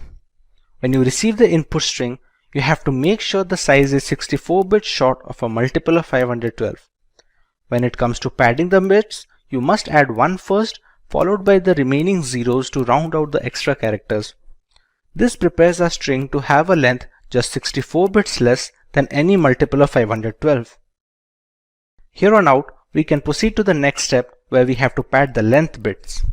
Initially, in the first step, we appended the message in such a way that the total number of bits in the message was 64 bits short from becoming a multiple of 512. Now we add the length of bits in such a way that the total number of bits in the message is a perfect multiple of 512. That means 64 bits plus the length of the original message becomes a multiple of 512. This becomes a final string that needs to be hashed. In the next step, we have to initialize these chaining variables. The entire plain text message can now be broken down into blocks of 512 bits each. Unlike other hash algorithms like MD5, which use 4 registers or buffers, SHA family use 5 buffers of 32 bits each. They are named A, B, C, D, and E. These registers go through multiple rounds of operation, where the first iteration has fixed hexadecimal values, as can be seen in the screen. Moving on, we have to process each of the 512-bit blocks by breaking each of them into 16 sub-blocks of 32 bits each. Each of them goes through 4 rounds of operation that use the entire register and have the 512-bit block along with the constant array. Out of those 4 rounds, each round has 20 iterations. So in general, we have 80 rounds sum total. The constant value of k is an array of 80 elements. Of those 80, 16 elements are being used each round, so that comes out to 80 rounds for each of those elements. The value of t differs by the number of rounds, as can be seen in the table below. A single formula is necessary to calculate the output of each round and iteration. The formula can be ABCDE register is equal to E plus a non-linear process P along with a circular shift of A plus WT plus KT. In this formula, ABCD is the register value of the chaining variables as we discussed before. P is the logical process which has a different formula for each round. S5 is a circular shift by 5 bits. And WT is a 32-bit string derived from the existing subblock. This can be calculated depending on the iteration at hand. KT signifies a single element of the 80-character element array, which changes depending on the particular round at hand. For the values of WT, the first 16 values are the same as that of the subblocks, so there is no extra calculation needed. For the next 64 elements, the value of WT can be calculated as shown in the formula here. To better understand this, let's take a look at how each of this goes in a sequential process. We have our initial register using the 5 words of 32 bits each. In the first step, we put the values of A, B, C, and D to the subsequent register as the output. Next, we use a non-linear process P that changes depending on the round and uses the values of B, C, and D as input. Whatever output is generated from the nonlinear process, it is added with the value of the E register. Next, the value of A is circular shifted by 5 bits and is added with the output generated in the previous step. The next step is adding the value of WT and the constant element of KT. The current output is then stored in the register A. Similarly, this iteration is repeated every round and for each subblock in the process.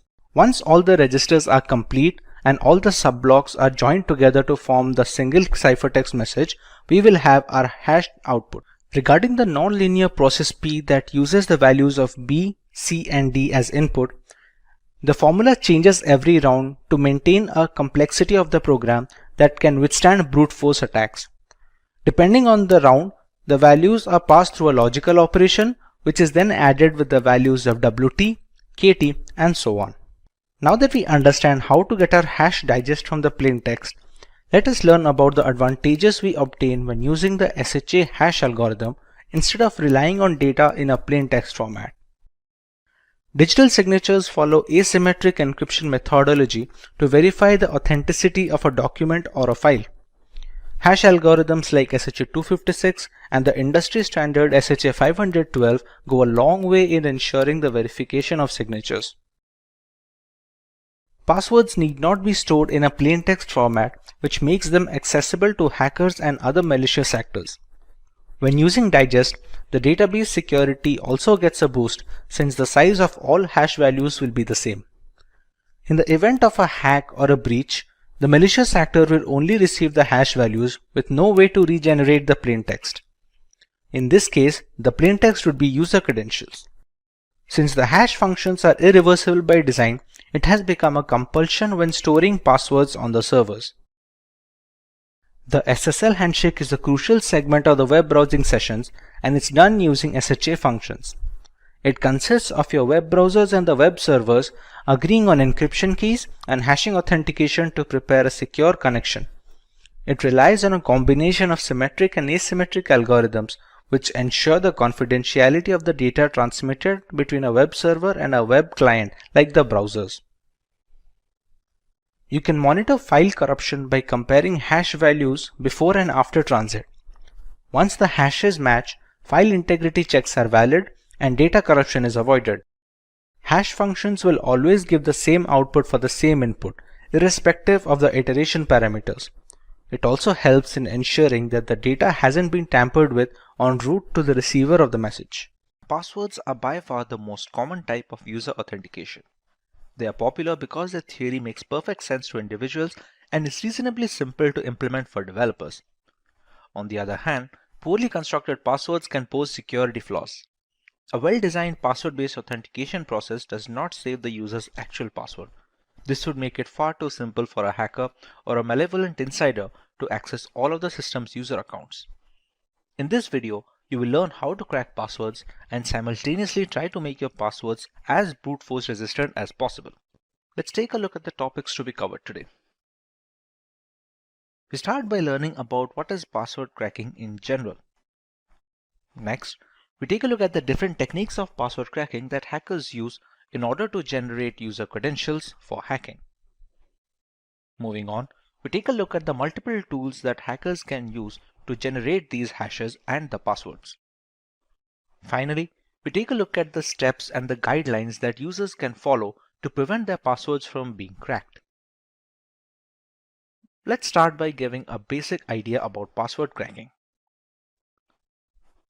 Password cracking is the process of identifying an unknown password to a computer or a network resource using a program code. It can also assist a threat actor in gaining illegal access to resources. Malicious actors can engage in various criminal activities with the information obtained through password cracking. The procedure might entail comparing a set of words to guess credentials or using an algorithm to guess the password repeatedly. Password cracking can be done for several reasons, but the most malicious reason is in order to gain unauthorized access to a computer without the owner's awareness. This results in cybercrime, such as stealing passwords for the purpose of accessing banking information. Other non-malicious reasons for password cracking occur when someone has misplaced or forgotten a password. Another example of non-malicious password cracking may take place if a system administrator is conducting tests on password strength as a form of security test. This enables so that the hacker cannot easily access protected systems. The best way that users can protect their passwords from cracking is to ensure that they choose strong passwords. Typically, passwords must contain a combination of mixed-case random letters, digits, and symbols. Strong passwords should never be actual words. In addition, strong passwords are at least 8 characters long. In many password-protected applications, users are notified of the strength of the password they have chosen upon entering it. The user can then modify it and strengthen the password based on the indications of its strength. Now that we understand the basics of password cracking, let's go to the basic techniques hackers use to retrieve passwords from general victims. Asking the customer for their password is a simple approach to hacking. A phishing email directs the unwary reader to a counterfeit login page linked with whatever service the hacker wants to access, generally by demanding the user fix some critical security flaw or aid in a database reset. That page then captures their password, which the hacker can subsequently exploit for their own purpose.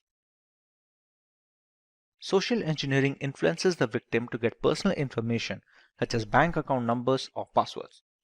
The strategy is popular among hackers because they realize that humans are the gateway to vital credentials and information. Through social engineering, they employ tried and true tactics to exploit and influence age-old human tendencies rather than devising novel means to breach secure and advanced technologies.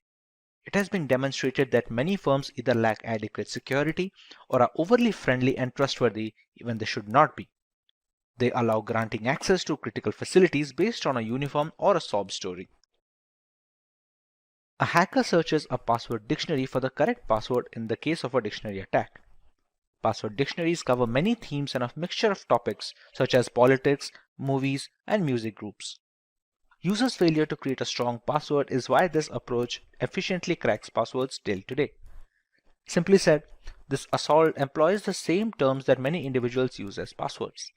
A hacker can compare the password hash obtained to hashes of the password dictionaries to find the correct plain text password. Now that the passwords have been hashed, the hackers attempt to achieve authentication by breaking the password hash. They accomplish this by employing a rainbow table, which is a set of pre-computed hashes of portable password combinations.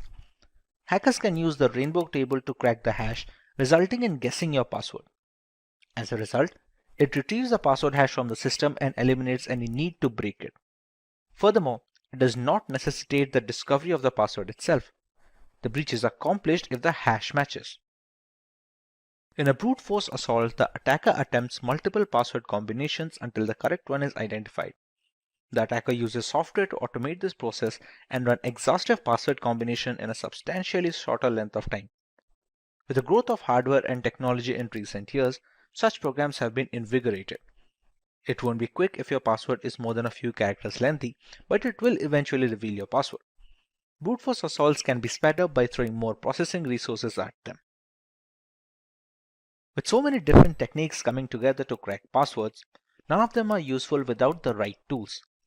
There are a plethora of scripts and snippets of code that can retrieve passwords from either encrypted storage or from their hash digest.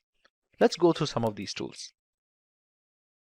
Cain and Abel is a password recovery tool for Microsoft operating systems. It allows easy recovery of various kinds of passwords by sniffing the network, cracking encrypted passwords using dictionary, brute force, and cryptanalysis attacks. Recording VoIP conversations, decoding scrambled passwords, recovering wireless network keys, etc. are some of the other features of Cain and Abel. The latest version is faster and contains a lot of new features like ARP poison routing, which enables sniffing on switched LANs and man-in-the-middle attacks. The sniffer in this version can also analyze encrypted protocols such as SSH1 and HTTPS, while containing filters to capture credentials from a wide range of authentication mechanisms. It also ships routing protocol authentication monitors and route extractors. Dictionary and brute force crackers are also present along with common hashing algorithms and several specific authentications, password hash calculators, and other features. John the Ripper is a password cracking application that was first released in 1996 for Unix-based computers. It was created to evaluate password strength, brute force encrypted hash passwords and break passwords using dictionary attacks. It can use dictionary attacks, rainbow tables, and other attacks depending on the target type. Rainbow Crack is a password cracking application that uses time memory trade-off algorithm to crack password hashes with rainbow tables. Rainbow tables make password cracking more easier and faster than traditional brute force attacks. It is like a dictionary containing nearly every possible password and the pre-calculated hashes. Creating this kind of dictionary takes much more time than cracking a single hash, but after that, you can use the same dictionary over and over again. This procedure might take a long time. However, once the table is ready, it can break passwords far quicker than brute force methods. With so many tools ready to nab our passwords, there are a certain set of rules users can follow to protect their credentials from being compromised. Let's cover some of these guidelines. Longer passwords are required, making the brute force mechanism tougher to implement. Longer passwords and passphrases have been demonstrated to boost security significantly. However, it is still critical to avoid lengthier passwords that have previously been hacked or that feature often in cracking dictionaries. This password policy encourages users to establish passwords that do not contain personal information. As previously said, most users create passwords utilizing personal information such as hobbies, nicknames, pet or family member names, etc. If a hacker has access to personal information about a specific user, for example via social media, they will test password combinations based on that knowledge. Password regulations should compel users to distinguish between security and convenience. Users should be prohibited from using the same password for all services. Password sharing between users, including those who work in the same department or use the same equipment, should be avoided. A single breached password doesn't affect your other accounts with this policy. Some password regulations necessitate the creation of a passphrase rather than a password. While passphrases serve the same objective, their length makes them more difficult to break. In addition to letters, a good pass should include numbers and symbols. Passwords may be easier for users to remember than passphrases. However, the latter is much more breach resistant. Two-factor authentication or 2FA can help secure an online account or even a smartphone. 2FA does this by asking the user to provide two forms of information, a password or a personal identification PIN, and a code texted to the user's smartphone or a fingerprint before accessing whatever is secured. This helps discourage unauthorized entries to an account without the original owner's permission. At this point, you may wonder why you need a strong password in the first place. Even if most websites are safe, there is still a danger that someone will try to access or exploit your information. A strong password is among the most effective ways to protect your accounts and personal information from hackers. You should follow certain rules and guidelines while creating a strong password. Password managers are also recommended to help remember the created passwords for convenience of usage. With that being said, let's take a look at the topics we are covering today. We start by learning about the state of password cracking in today's world and why creating strong passwords is an absolute must for every account. Next, we will look at some guidelines and rules that help strengthen passwords and make password cracking a daunting task for hackers. Moving on, we understand why passphrases have grown in popularity and are being recommended for credential protection over traditional passwords. And finally, we take a look at how password managers help alleviate the problem of creating and remembering complex passwords along with other critical personal information. Let's start by learning about why strong passwords have become an absolute necessity. One of the most common ways that hackers break into computers is by guessing passwords. Simple and commonly used passwords enable intruders to easily gain access and control a computing device. Conversely, a password that is difficult to guess makes it prohibitively difficult for common hackers to break into a machine and will force them to look for another target. The more difficult the password, the lower the likelihood that one's computer will fall victim to an unwanted intrusion. Many individuals opt to tie their websites to something they can readily recall to generally easy, memorable combos. However, this does not make the password unique. In fact, it's the reverse. Passwords are handled by 53% of individuals using their recollections and memory. With modern computational standards, simple passwords take seconds and a couple of minutes at worst to be completely brute forced. According to global surveys, more than 60% of people use the same passwords for their personal and job applications. While this may allow the user never to forget the password, it makes a single point of failure the only pin to drop. If one of the accounts gets breached, all subsequent accounts are as good as hacked. To further elaborate on how you can create strong passwords, let's go through some of the guidelines. Let's go through some do's and don'ts to understand how to create new passwords for our accounts. It is recommended to keep the password length at least 12 characters to ensure brute forcing to be difficult. A combination of upper and lowercase alphabets is an absolute necessity when creating strong passwords. It is also recommended to use numerics along with those alphabets to create a complicated password. Finally, special characters help in making a password much more brute force resistant than any number of alphabets or letters can make. Moving over to the don't section, it's absolutely not recommended to keep simple dictionary terms such as computer or even the word password as your credential, because those are very easy to be brute forced and are usually present in majority of the dictionary attack word list. Similarly, changing a single alphabet or a single character in a dictionary word does not make it brute force resistant, considering there are already algorithms present that can counter this tactic. Using the same character multiple times in a password also reduces the strength and makes it easier to crack for hackers. Apart from using single characters multiple times, following patterns that are present on the traditional English keyboard, such as key WERTY, or the line below the main alphabet such as the ZX, CV, B, and M, etc., make it easier to guess, since these are once again common combinations that are present in word list already. Finally, the most important part being not using personal information such as birthdays, addresses, and other important information in the passwords. More often than not, if a hacker is trying to break into your account, there has been some amount of research done, be it via social media or any other medium. If they have already this information present with them, breaking into your account becomes all the more easier.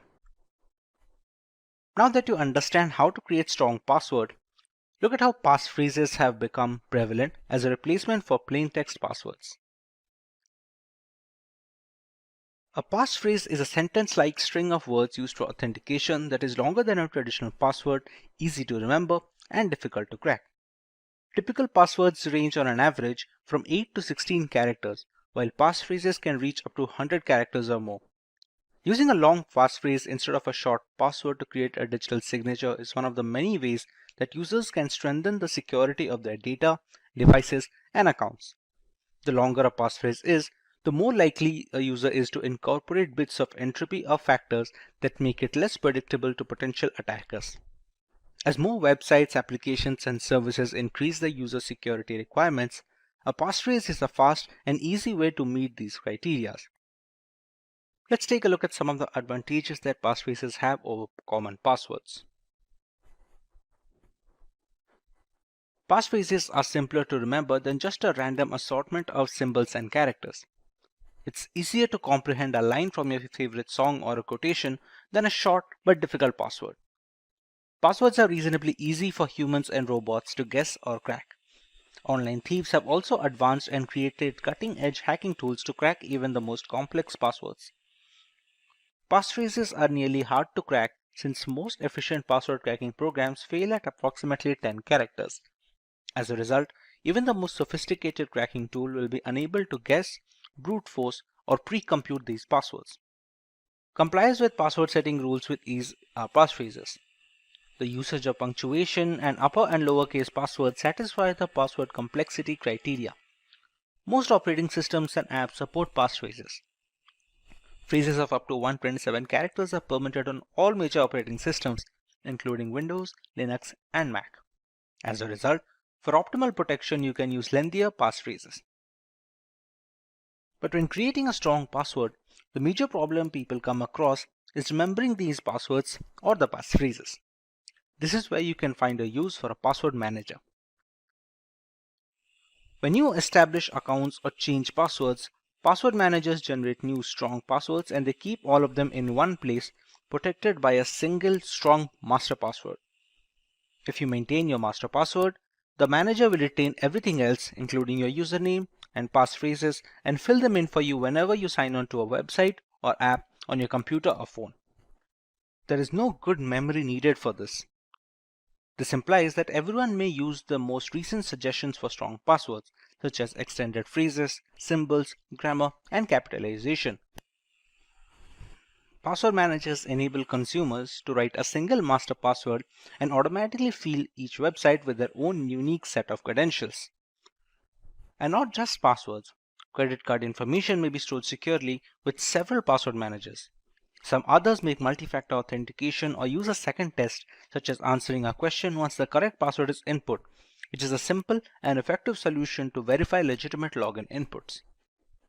Among the global players in password managers, services like Bitwarden, KeePass, and Dashlane have been running for years now and are very worthy recommendations if you want to get started with password management. Now that we understand what is hacking, let's take a look at some points to know whether our system is already hacked or not. The first point regarding how to check whether a system is hacked or not can be cases where the system security is switched off by unknown means and it is not visible to the user. This is one of the most primary checkpoints to know if our system is hacked or not. Next point to check whether a system is hacked or not would be frequent antivirus software failures, which are due to the interference from hacking attempts performed by a professional hacker or a cybercriminal. Then we also face problems regarding systems reaction speed, which is affected due to the execution of unknown applications in the background of the system, which also affects the hardware resources in the device. Next, we also face problems regarding passwords, which are no longer working or are changed without a user's intervention, which might indicate that there was some unknown hacking activity that took place in our account. Let's take a look at some more points regarding the topic. There are often cases when the system's cursor moves on its own and perform tasks, indicating that the system is being used by someone else using an illegal hacking method. There are also cases when we often see files and folders being created in the storage disk on the system, which is unknown to us. To better understand the points regarding how to identify whether our system is hacked or not, let's take a look. Then let's start with the first point. If we want to check whether a system is hacked or not, the first point would be to choose the settings option and using privacy and security and moving on to the Windows security. This option that is available on our system allows us to see various protection applications that are available on the system. If we see any problem regarding any one of them, for example, apps and browser control, in my system it says there's a problem with it, which might be due to hacking attempts that was done on my system. Now let's take a look at the other option, how we can check whether our system is hacked or not. That would be checking the antivirus software that is installed in our system. If you face problems regarding that, this might be the issue. According to my antivirus software, it says my computer is at risk. This might be due to the interference from a cybercriminal or a hacker while using different illegal softwares during its hacking attempt. Then there are also cases where we see there are unknown programs being executed in the background of our system, which we can take a look using the Task Manager software. Using the Task Manager, we can take a look at each and every application that is being executed in the system and see the origin. If we find any unknown program or application, we can assume that it might be due to a hacking attempt. Moving on, if we want to check further whether our system is hacked or not, we can check for files or folders that are being created unknown to us. For example, this unknown folder, which contains some security details that are unknown to me. This might be also due to a hacking attempt by a hacker or a cybercriminal. Then there are also cases when the system's cursor moves on its own and performs tasks that are not initiated by us and performs copying of different folders or data from one file to other. This is due to a hacking attempt that was done on a system, and the hacker has taken control of a system. Then there are also cases regarding login issues or password problem. For example, if I want to access into my account and there's a problem with the password, it might be due to the attempt of hacking into my account by a professional hacker.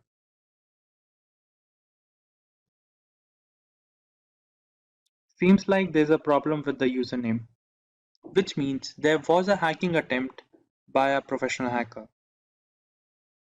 We can further check hacking attempts by accessing our web browser and checking whether there's some extra add-ons or unknown add-ons that wasn't installed by us. This might also indicate a hacking attempt on the system. Now that we are clear about how to check whether our system is hacked or not, let's take a look at some of the countermeasure against hacking. Let's begin. The first point regarding how to avoid hacking is do regular manual security checks and keep the system security updated. Using certified antivirus softwares is a basic countermeasure against hacking attempts. And if possible, visit only secure websites for surfing on the internet or use VPN or other internet security applications to mask your system's network to avoid any hacking attempts for the device. Then we have avoid clicking on random web pop-ups and ads to avoid hackers from getting into a system and accessing a device data. And lastly, use strong passwords or complex passwords for your login details. Applying these countermeasures, we can avoid hacking to a certain extent. The concept of instant messaging crossed into the mainstream in the 1990s, allowing friends, acquaintances, colleagues, and like-minded thinkers from all over the world to connect in real time. Since then, instant messaging has revolutionized how we communicate, and today over 1 billion people are signed up for at least one messaging app. The present instant messaging experience is seamless, and it intuitively integrates features like video, photos, voice, e-commerce, and gaming with plain old messaging. Among these apps, WhatsApp has comfortably found its place among the most popular messaging platforms. Like everyone associated with the internet, a matter of security is never far away. Considering the huge user base of this messaging app, hackers are always on the lookout for compromised accounts to grab. Today, we are going to cover some of the ways we can protect our WhatsApp account from falling into malicious hands. We start by learning about the importance of security when it comes to WhatsApp and instant messaging apps in general. Next, we cover some of the most important steps that should be followed in order to protect our WhatsApp accounts from hackers. Finally, we learn what we should do when a WhatsApp account gets compromised. Let's start by learning why we need to focus on the safety of WhatsApp.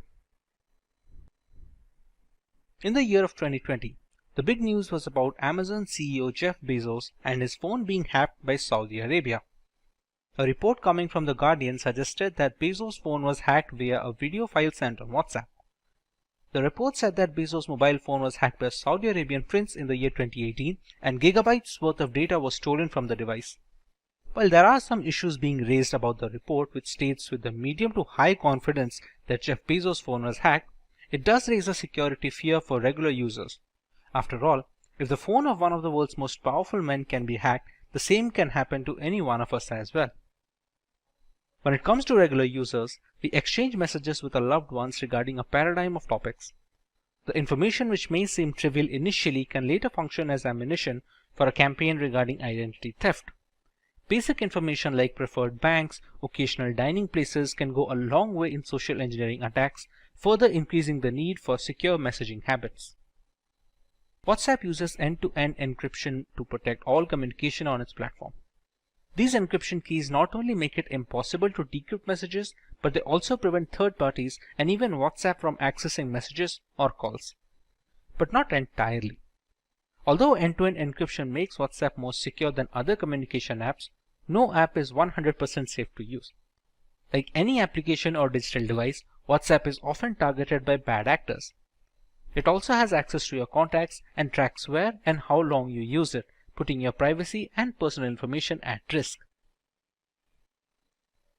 We all have access to our cell phones, so it's no surprise that SMS two-factor authentication is one of the most widespread types of MFA available.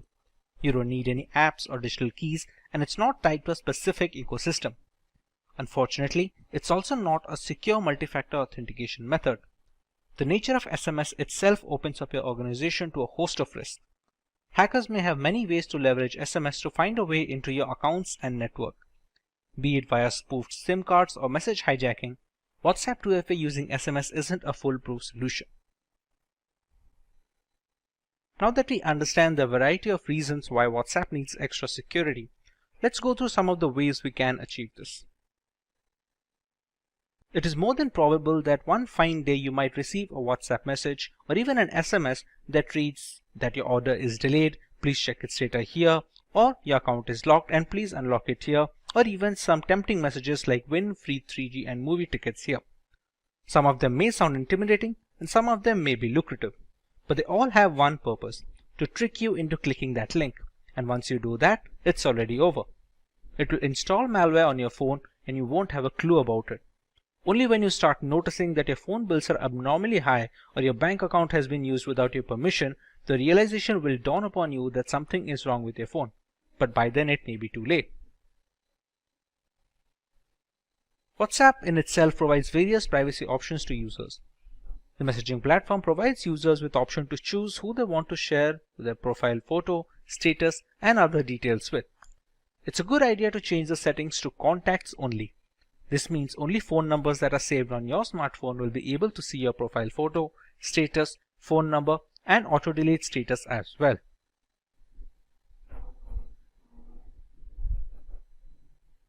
Make sure you enable the option to lock the screen every time WhatsApp is closed.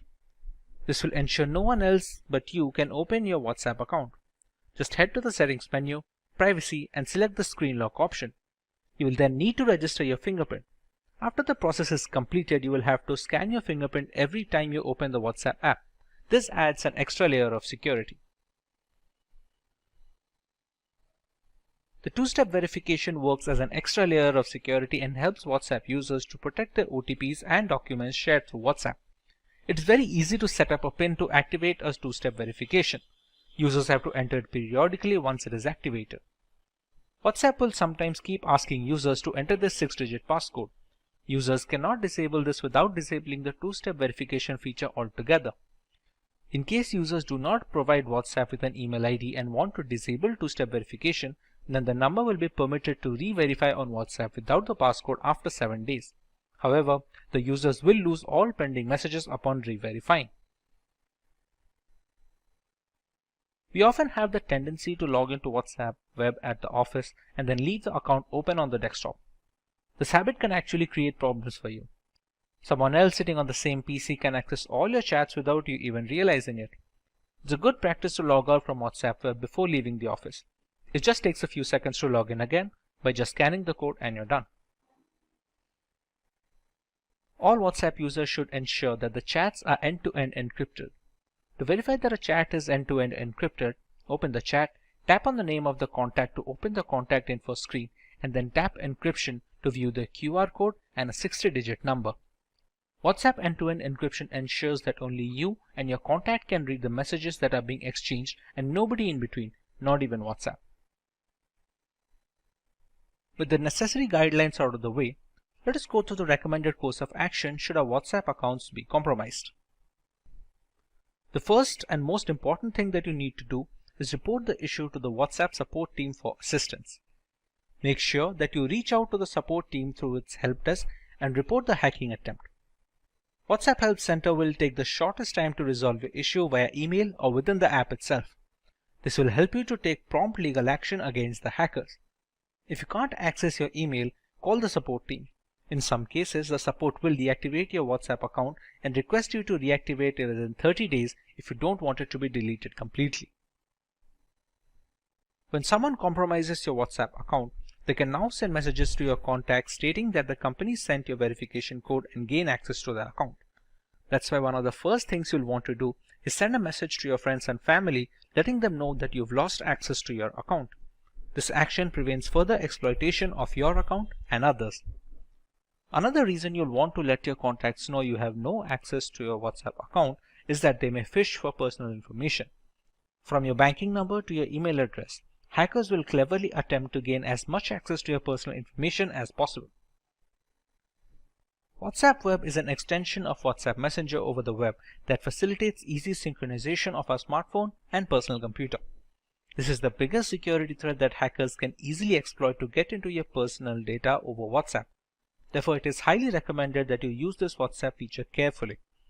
Once you notice that your WhatsApp Messenger has been hacked, go to your WhatsApp web and tap or click on the Logout from all computers option. This will deactivate all the web extensions of your account. Under the unfortunate circumstances where the account recovery doesn't seem likely, you can always ask WhatsApp support to delete your account permanently. While far from the ideal solution, it can act as a fail-safe option if you want to protect your personal data at any cost possible. You can always open a new account later with the security issues mitigated. And before we begin, if you are someone who is interested in building a career in cybersecurity or to become an ethical hacker by graduating from the best universities, or a professional who elicits to switch career with cybersecurity or ethical hacker by learning from the experts, then try giving a shot to Simplilearn's postgraduate program in cybersecurity with modules from MIT Schwarzman College of Computing. The course link is mentioned in the description box below that will navigate you to the course page, where you can find a complete overview of the program being offered. It's no secret that the majority of our internet usage is at the risk of being hacked, be it via unsafe messaging applications or misconfigured operating systems. To counteract this void of digital security, penetration testing has become the norm when it comes to vulnerability assessment. Kali Linux is an operating system that has become a well-known weapon in this fight against hackers. A Linux distribution that is made specifically for penetration testers, Kali Linux has layers of features that we will be covering in today's lesson. Let's take a look at the topics to be covered in this video. We start by learning about Kali Linux and a basic explanation of its purpose. We take a look at the history of Kali Linux from the story of its origin to its current day exploits. Next, we learn a few distinct features of Kali that make it an attractive choice for penetration testers worldwide. Finally, we take a look at the multiple ways we can install Kali Linux to start our journey in the world of penetration testing. Let's start by learning about Kali Linux in general. Kali Linux, which is formerly known as Backtrack Linux, is an open source Linux distribution aimed at advanced penetration testing and security auditing. It contains several hundred tools that are targeted towards various information security tasks such as penetration testing, security research, computer forensics, and reverse engineering. Kali Linux is a multiple platform solution accessible and freely available to information security professionals and hobbyists.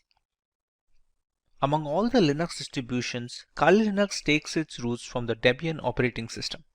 Debian has been a highly dependable and stable distribution for many years, providing a similarly strong foundation to the Kali desktop. While the operating system is capable of practically modifying every single part of our installation, the networking components of Kali become disabled by default. This is done to prevent any external factors from affecting the installation procedure, which may pose a risk in critical environments. Apart from boosting security, it allows a deeper element of control to the most enthusiastic of users. We did not get Kali Linux since the first day. How did it come into existence? Let's take a look at some of its history. Kali Linux is based on years of knowledge and experience in building penetration testing and operating systems. During all these project lifelines, there have been only a few different developers as the team has always been small. The first project was called WOPEX, which stands for White Hat Knopex. As can be inferred from the name, it was based on the Knopex operating system as its underlying OS. WOPEX had releases ranging from version 2.0 to 2.7. This made way for the next project, which was known as WAX, or the longhand being White Hat Slacks. The name change was because the base OS was changed from Knopex to Slacks. WAX started at version 3 as a nod, it carrying on from WOPEX. There was a similar OS being produced at the same time, Auditor Security Collection, often being shortened to just Auditor, which was once again using Knopex. Its efforts were combined with WAX to produce Backtrack. Backtrack was based on Slackware from version 1 to version 3, but switched to Ubuntu later on with version 4 to version 5. Using the experience gained from all of this, Kali Linux came after Backtrack in 2013. Kali started off using Debian stable as the engine under the hood before moving to Debian testing when Kali Linux became a rolling operating system. Now that we understand the history and the purpose of Kali Linux, let us learn a little more about its distinct features. The latest version of Kali comes with more than 600 penetration tools pre-installed. After reviewing every tool that was included in Backtrack, developers have eliminated a great number of tools that either simply did not work or which duplicated other tools that provided the same or similar functionality. The Kali Linux team is made up of a small group of individuals who are the only ones trusted to commit packages and interact with the repositories, all of which is done using multiple secure protocols. Restricting access of critical code bases to external assets greatly reduces the risk of source contamination, which can cause Kali Linux users worldwide a great deal of damage as a direct victim of cybercrime. Although penetration tools tend to be written in English, the developers have ensured that Kali includes true multilingual support, allowing more users to operate in their native language and locate the tools they need for the job. The more comfortable a user feels with the intricacies of the operating system, the easier it is to maintain a stronghold over the configuration and the device in general. Since ARM-based single-board systems like the Raspberry Pi are becoming more and more prevalent and inexpensive, the development team knew that Kali's ARM support would need to be as robust as they could manage with fully working installations. Kali Linux is available on a wide range of ARM devices and has ARM repositories integrated with the mainline distributions, so the tools for ARM are updated in conjunction with the rest of the distribution.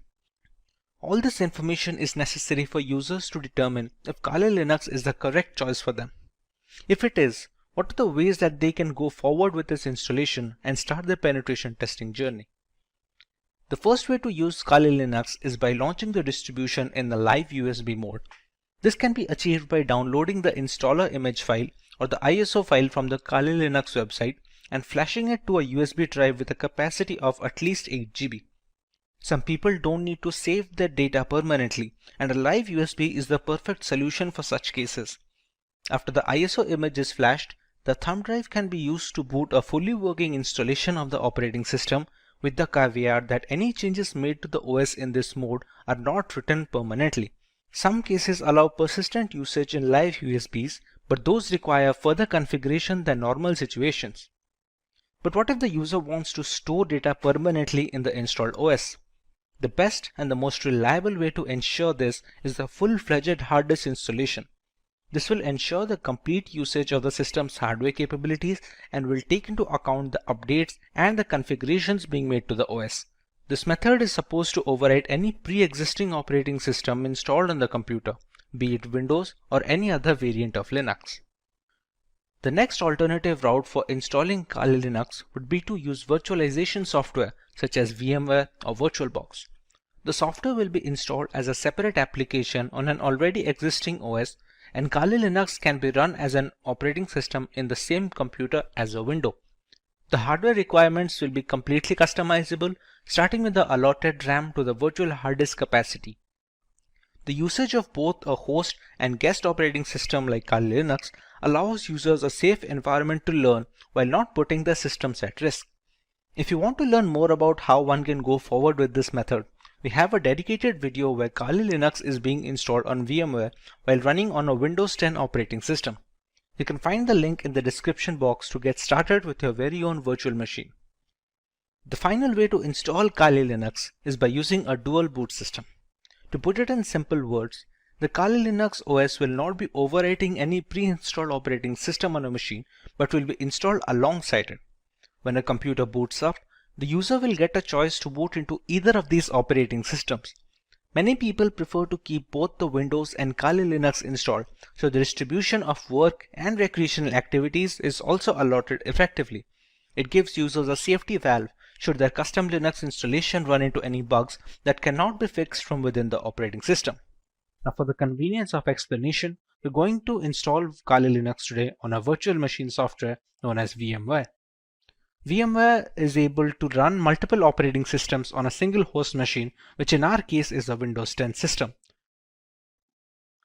To get started with Kali Linux installation, we have to go to the website to download an image file.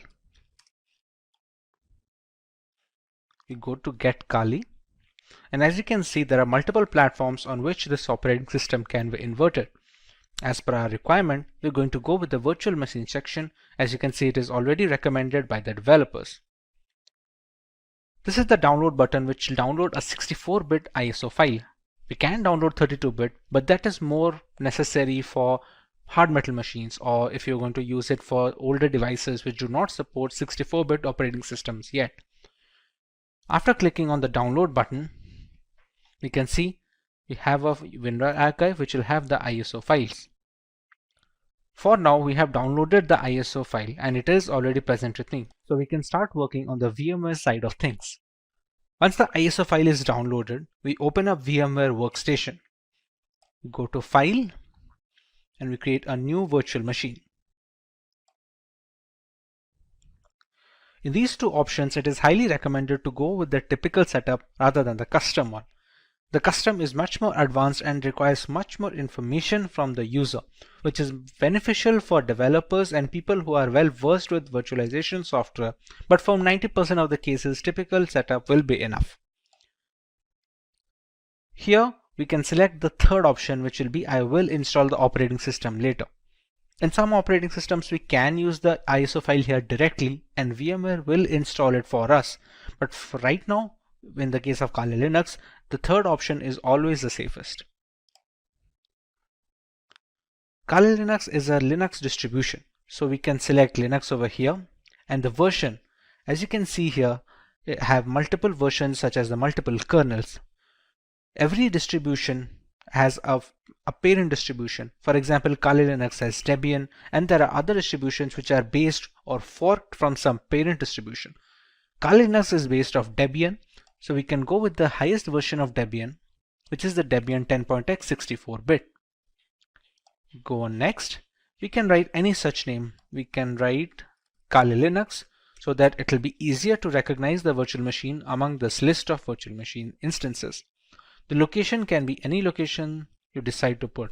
By default, it should be the documents folder, but anywhere you put, it will hold up all the information of the operating system, all the files you download, all the configurations you store, everything will be stored in this particular location that you provide. When we go next, we are asked about the disk capacity. This disk capacity will be all the storage that will be provided to your virtual machine of Kali Linux. Think of your Windows device. If you have a 1 terabyte of hard drive, you have the entirety of the hard disk to store data on. How much data you give here, you can only store up to that amount of data.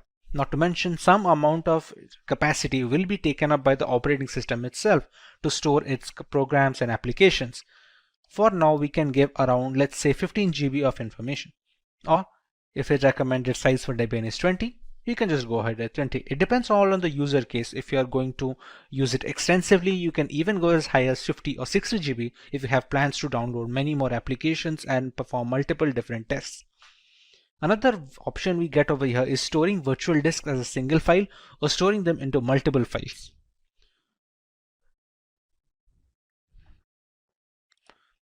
As we already know, this virtual machine runs entirely on VMware.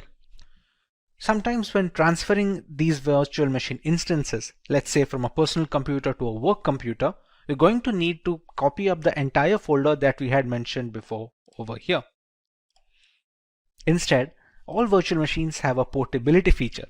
Now this portability feature is possible for all scenarios, except it is much easier if they split the virtual disk into multiple files. Now even if this makes porting virtual machines easier from either system to system or software to software, let's say if you want to switch from VMware to VirtualBox or vice versa, the performance takes a small hit. It's not huge, but it's recommended to go with storing the virtual disk as a single file if you have no purposes of ever moving the virtual machine. Even if you do, it's not a complete stop that it cannot be ported. It's just easier when using multiple files. But in order to get the best performance out of the virtual machine, we can store it as a single file over here. This is a summary of all the changes that we made and all the configurations that have been settled until now. Now at this point of time, we have not provided the .iso file yet, which is the installation file for the Kali Linux that we downloaded from this website. As of right now, we have only configured the settings of the virtual machine. So we can press on Finish. And we have Kali Linux in the list. Now, to make the changes further, we press on Edit Virtual Machine Settings. The memory is supposed to give the RAM of the virtual machine. So devices with RAM of 8 GB or below that, giving high amount of RAM will cause performance issues and the host system. If the memory has some amount of free storage left, let's say on idle storage, my Windows machine takes about 2 GB. So I have 6 GB of memory to provide. Although if you provide all of the 6 GB, it will be much more difficult for the host system to run everything properly. So for this instance, we can keep it as 2 GB of memory for the virtual machine instance. Similarly, we can use the number of processors and we can customize it according to our liking. Let's say if we want to use one processor, but we want to use 2 different cores, we can select them as well. Hard disk is pre-set up as the SCSI hard disk and it does not need to be changed for the installation of this operating system at all. CD/ID DVD. This is where the installation file comes. You can think of the ISO file that we downloaded as a pen drive or a USB thumb drive which is necessary to install an operating system. To provide this, we're going to select Use ISO image file. We're going to click on Browse. Go to Downloads and select the ISO file over here. Select Open and we can see it is already loaded up. Next, in the network adapter, it is recommended to use NAT. This helps the virtual machine to draw the internet from the host machine settings. If your host machine is connected to the internet, then the virtual machine is connected as well. There are some other options such as host only or custom segments or LAN segments, but those are not necessary for installation. Rest of them are pretty standard, which do not need any extra configuration and can be left as it is. Press OK. And now we can power on this virtual machine.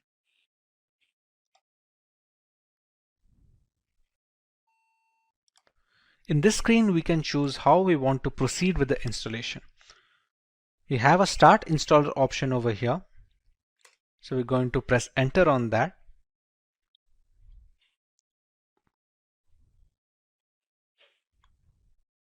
We're going to wait for the things to load from the ISO file. The first step in the installation is choosing the language of the operating system. For this, we can go with English as standard. This is a location. This will be used for setting up the time and some of the internal settings which depend entirely on the location of the user. So for this, we're going to go with India. Configuring the keyboard, it's always recommended to go with the American English first. Many people make a mistake of going with the Indian keyboard if it is possible, and it provides a lot of issues later on. So it's always preferred to go with the American English, and if later we see some necessity of another keyboard dialect that is required, we can install it later. But for now, we should always stick with American English as a basic. At this point, it's going to load the installation components from the .iso file. It is a big file of 3.6 GB, so it has a lot of components that need to be put into the virtual machine, which can also be used to detect hardware.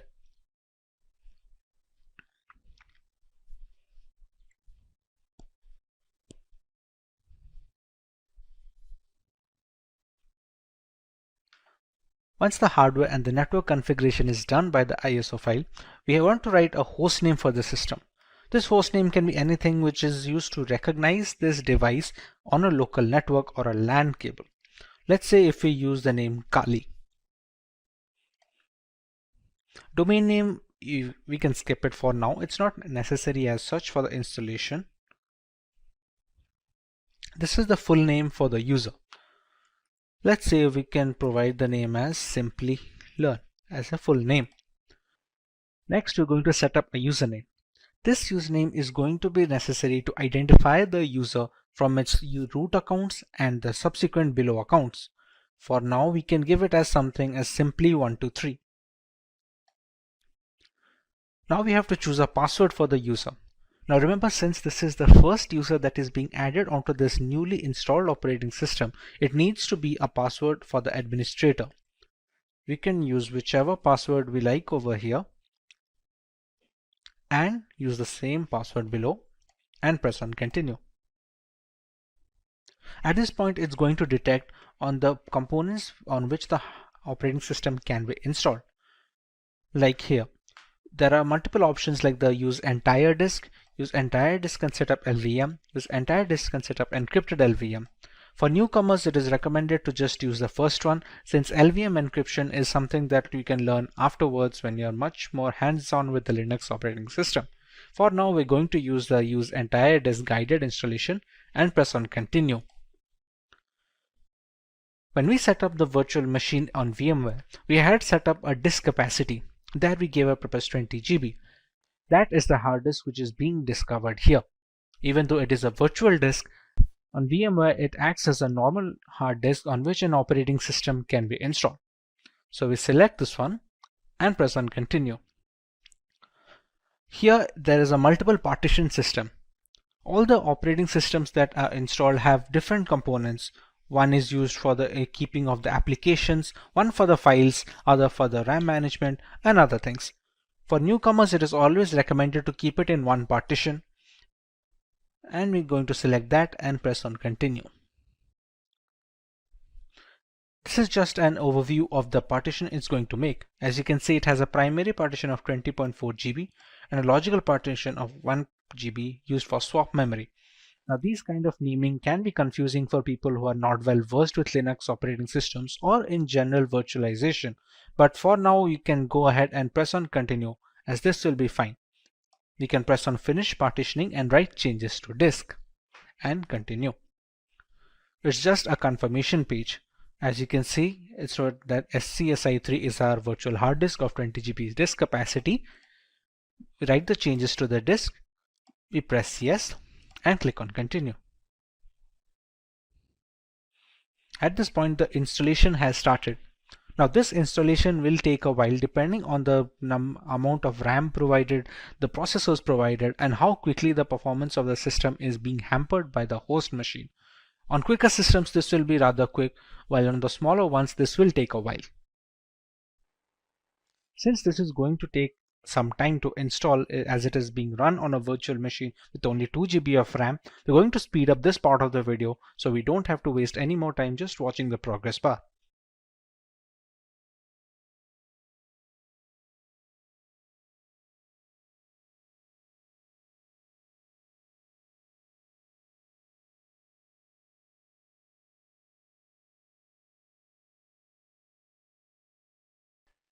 Now that our core installation is completed, it's asking us to configure a package manager. The work of a package manager on Linux operating systems is similar to the Google Play Store on Android mobile devices and on the App Store for the Apple devices. It's an interface to install external applications which are not installed by default. Let's say for Google Chrome or any other browser which can be used to browse the internet. At this point of time, it's asked us to select a network mirror. We're going to select as yes and move forward with this. Next, it's going to ask us for an HTTP proxy, which we can leave it as blank and press it as continue forward. At this point of time, it's looking for updates to the Kali Linux installation. This will fetch the new builds from the Kali server, so the installation is always updated to the latest version. Now that the package manager is configured, we have the grub bootloader. The grub is used for selecting the operating system while booting up. Its core functionality is to allow the operating system to be loaded correctly without any faults. So at this point of time, if it asks install the grub bootloader to your primary drive, we can select this as yes and press continue. Remember, the installation was conducted on dev SDA. So we're going to select installation of the grub loader on the same hard disk that we have configured. We press this one and press continue. So now the grub bootloader is being installed.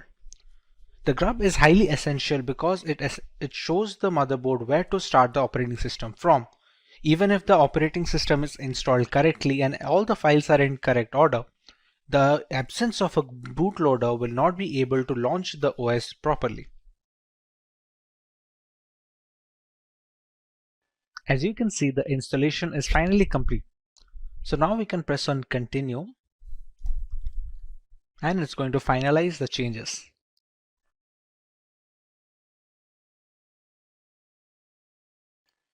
Now you can see Kali Linux being booted up straight away. It doesn't check for the ISO file anymore since the operating system is now installed onto the virtual hard disk storage that we had configured before.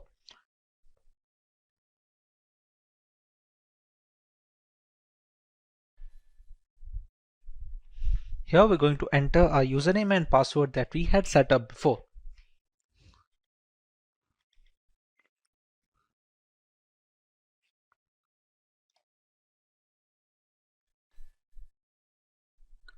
And we have the Kali Linux system booted up.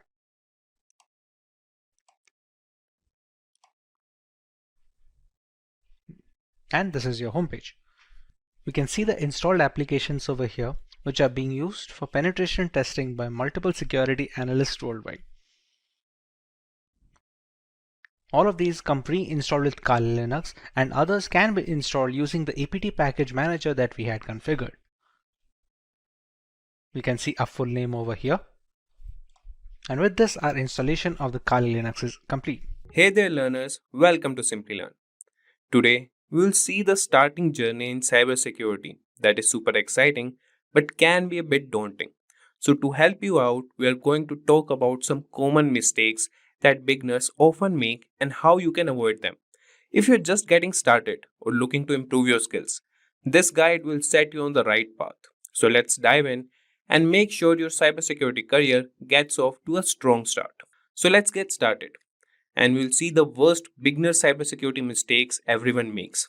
And we'll start with the number one point, that is ignoring basics.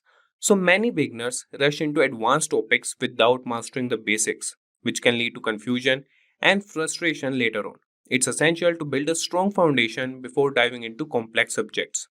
If we talk about number one is understanding networking. Networking is the backbone of cybersecurity. Learn how data travels across networks, different types of networks like LAN and WAN, and basic networking protocols. Knowing how network protocol functions help you understand how attacks occur and how to defend against them.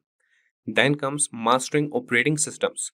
So operating systems are another critical area. Whether it's Windows, Linux or Mac OS, you need to know how different OS work and learn about file systems, user management, and basic command line skills. So this knowledge is crucial for tasks like malware analysis and system hardening. Then comes the basic coding skills. So coding is an invaluable skill in cybersecurity. You can start with a simple language like Python and learn how to write scripts to automate tasks, analyze data, and understand the logic behind software vulnerabilities. So basic coding skills will help you comprehend how attacks are carried out and how to develop countermeasures. So taking the time to master these basics will make advanced topics much easier to understand and will set a solid foundation for your career in cybersecurity.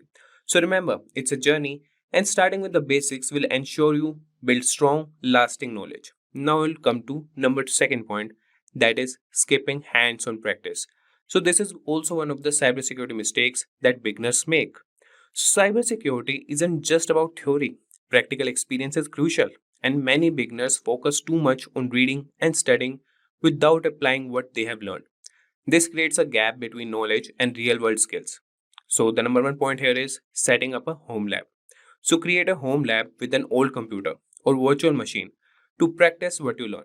Install different operating systems, set up networks, and simulate attacks in a controlled environment.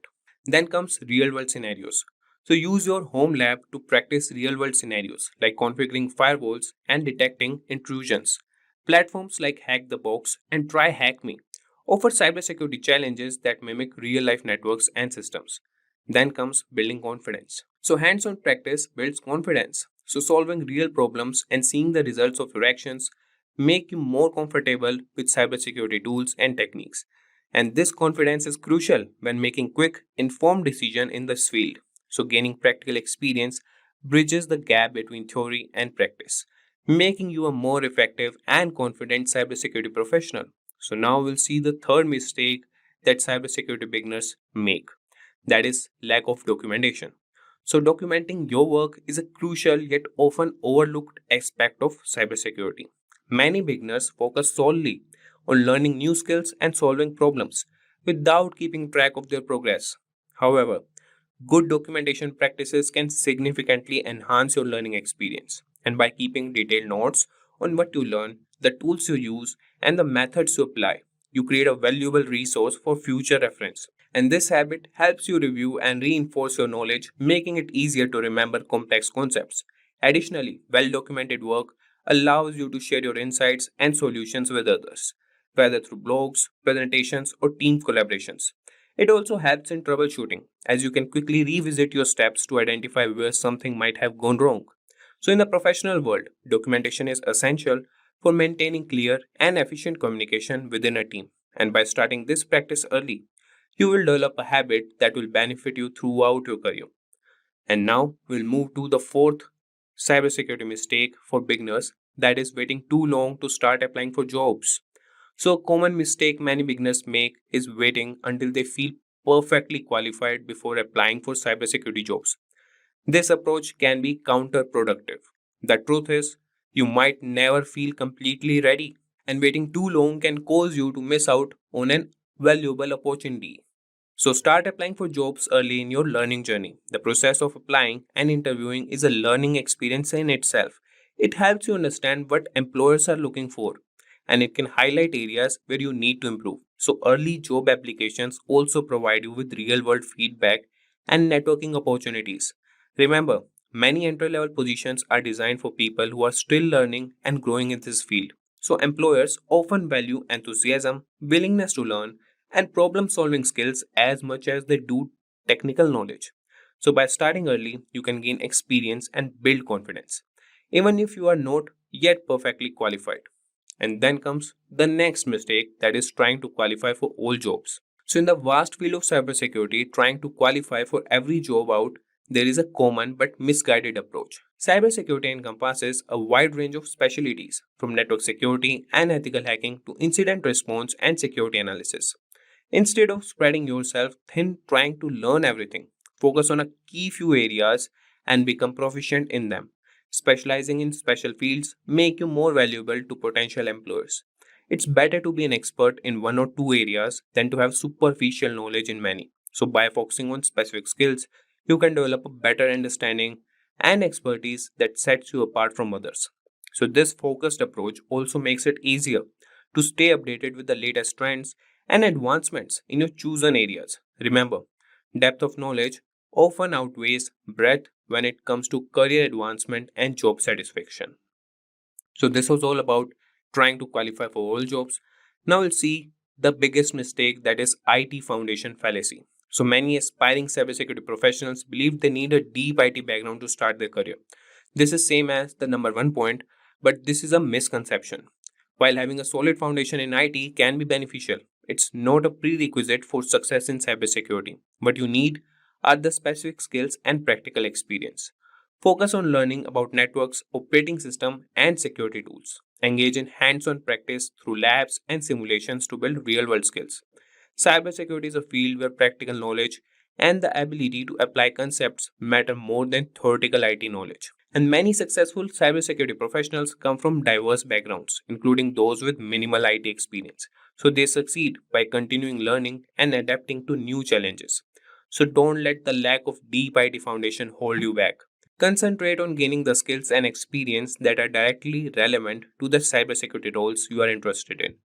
Now moving to number 7, that is not attending cybersecurity events. So attending cybersecurity events is one of the best ways to stay updated and connected in the field. These events, including conferences, webinars, and meetups, offer a wealth of information on the latest trends, tools, and threats in cybersecurity. They provide a platform to learn from experts, gain insights into industry developments, and discover new technologies. Additionally, these events are excellent networking opportunities, meeting other professionals that can lead to job opportunities, collaborations, and mentorship. Building a network within the cybersecurity community can provide support and guidance throughout your career. And many events also offer hands on workshops and training sessions that can enhance your practical skills. So, by actively participating in these events, you can demonstrate your commitment to continuous learning and professional development.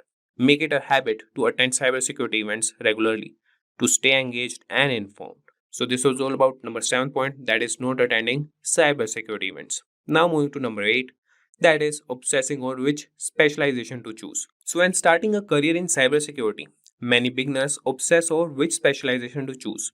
This can be overwhelming and counterproductive. Instead of stressing about making the perfect choice, allow yourself the freedom to explore different areas of cybersecurity. The field is diverse, with specializations like penetration testing, incident response, security analysis, and more.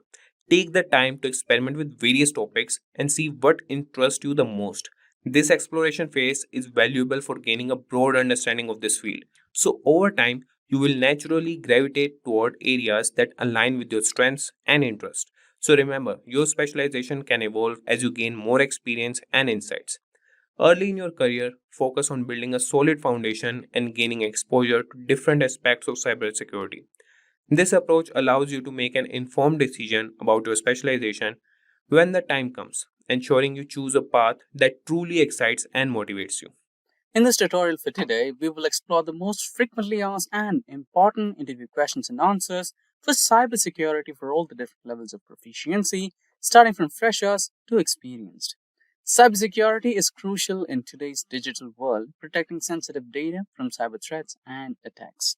As cybersecurity risks grow, businesses are investing heavily in security measures, creating a surge in cybersecurity job openings.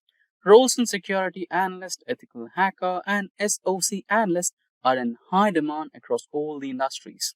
Professionals with skills in network security, penetration testing, and cloud security are highly sought after.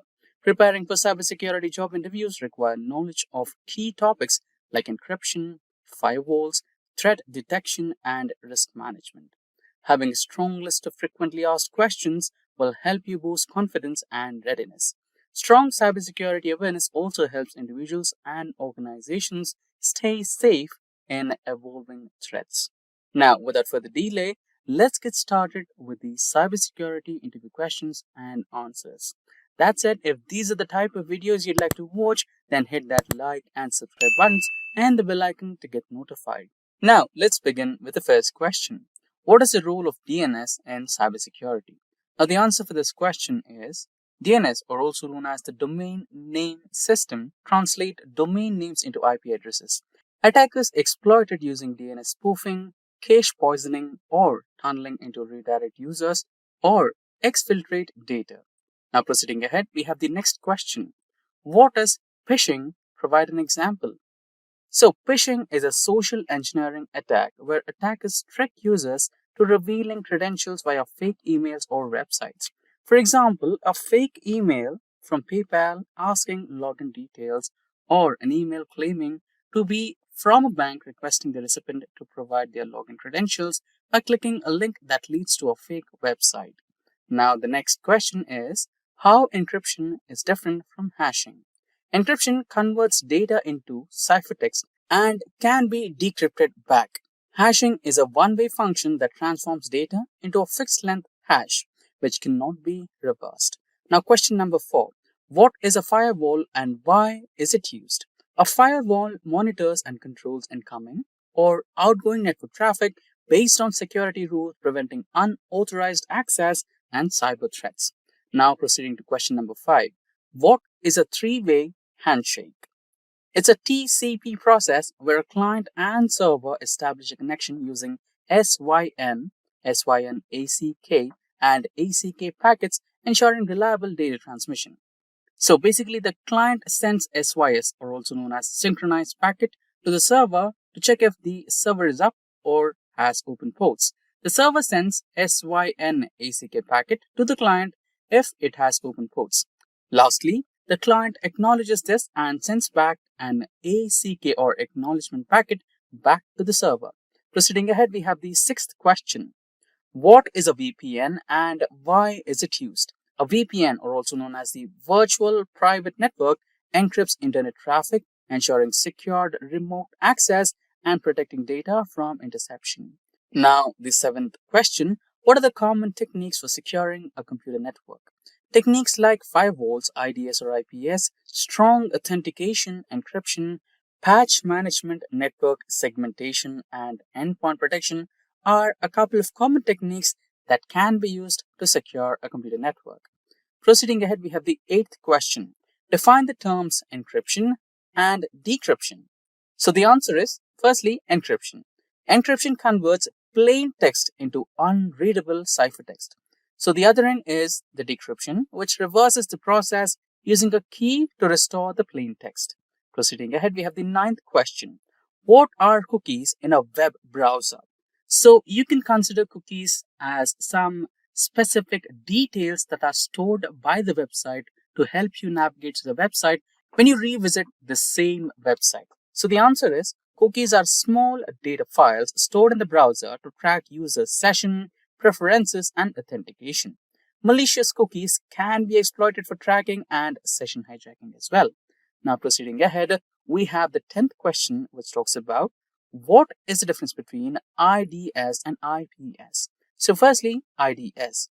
IDS is also known as Intrusion Detection System, which monitors traffic for threats, while IPS is Intrusion Prevention System, which actively blocks malicious traffic. Now proceeding ahead, we have the 11th question. What is two-factor authentication? So for all of those you're already using Gmails or any of the email accounts and you want to log in from a remote location which kind of seems different to your browser, then you get a notification. Authenticate yourself via mobile or your phone, etc. Right? Send an OTP or some secured questions. So that is known as two-factor authentication. The security method requiring two independent authentication factors like a password or a one-time code to verify identity is called as two-factor authentication.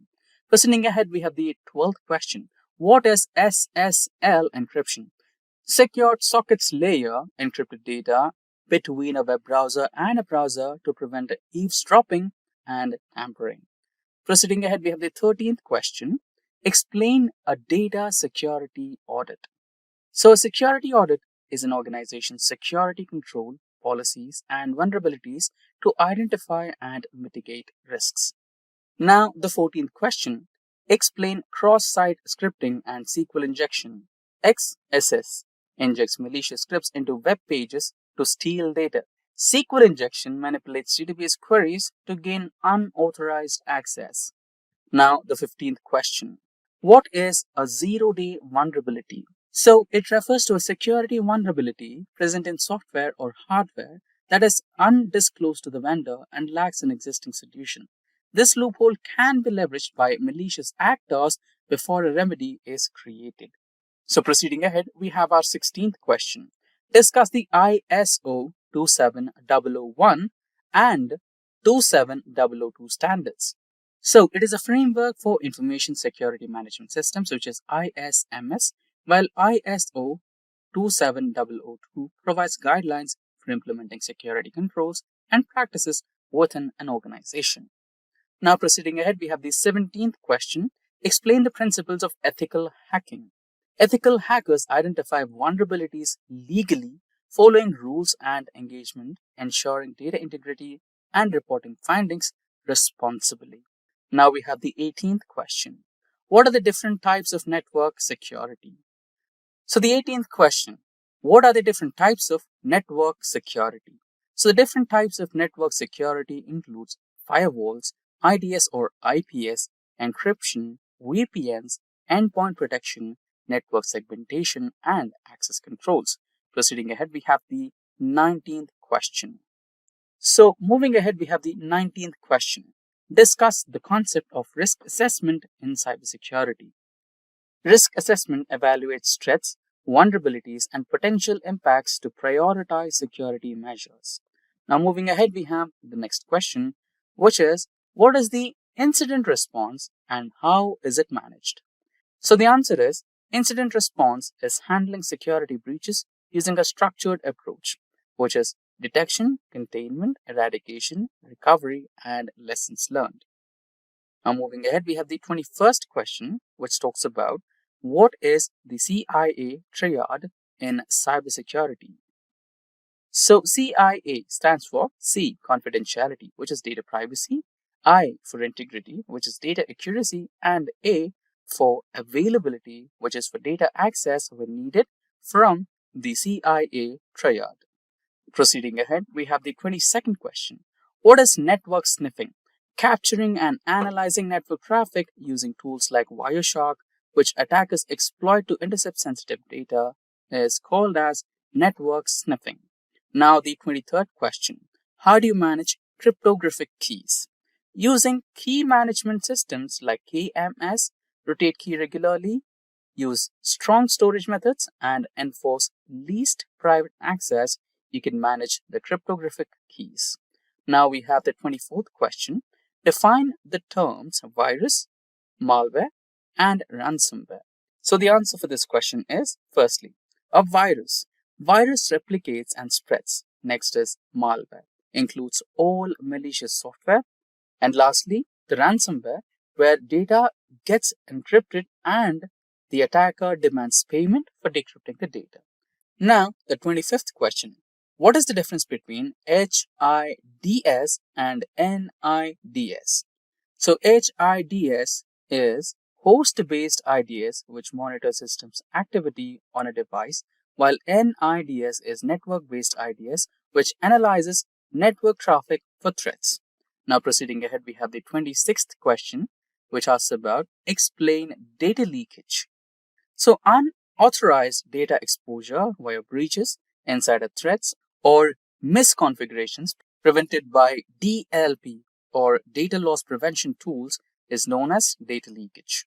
Now, proceeding ahead, we have the 27th question. What is port scanning? A technique used to identify open ports on a system, often used by attackers to find vulnerabilities, is called as port scanning. Proceeding ahead, we have the 28th question. How often should you perform patch management? So, standard-wise, the answer for this question is it should be done as soon as it is released. And in some cases, it should be done regularly based on risk-based approach, and typically for monthly standard patches and immediately for critical vulnerabilities. Proceeding ahead, we have the 29th question.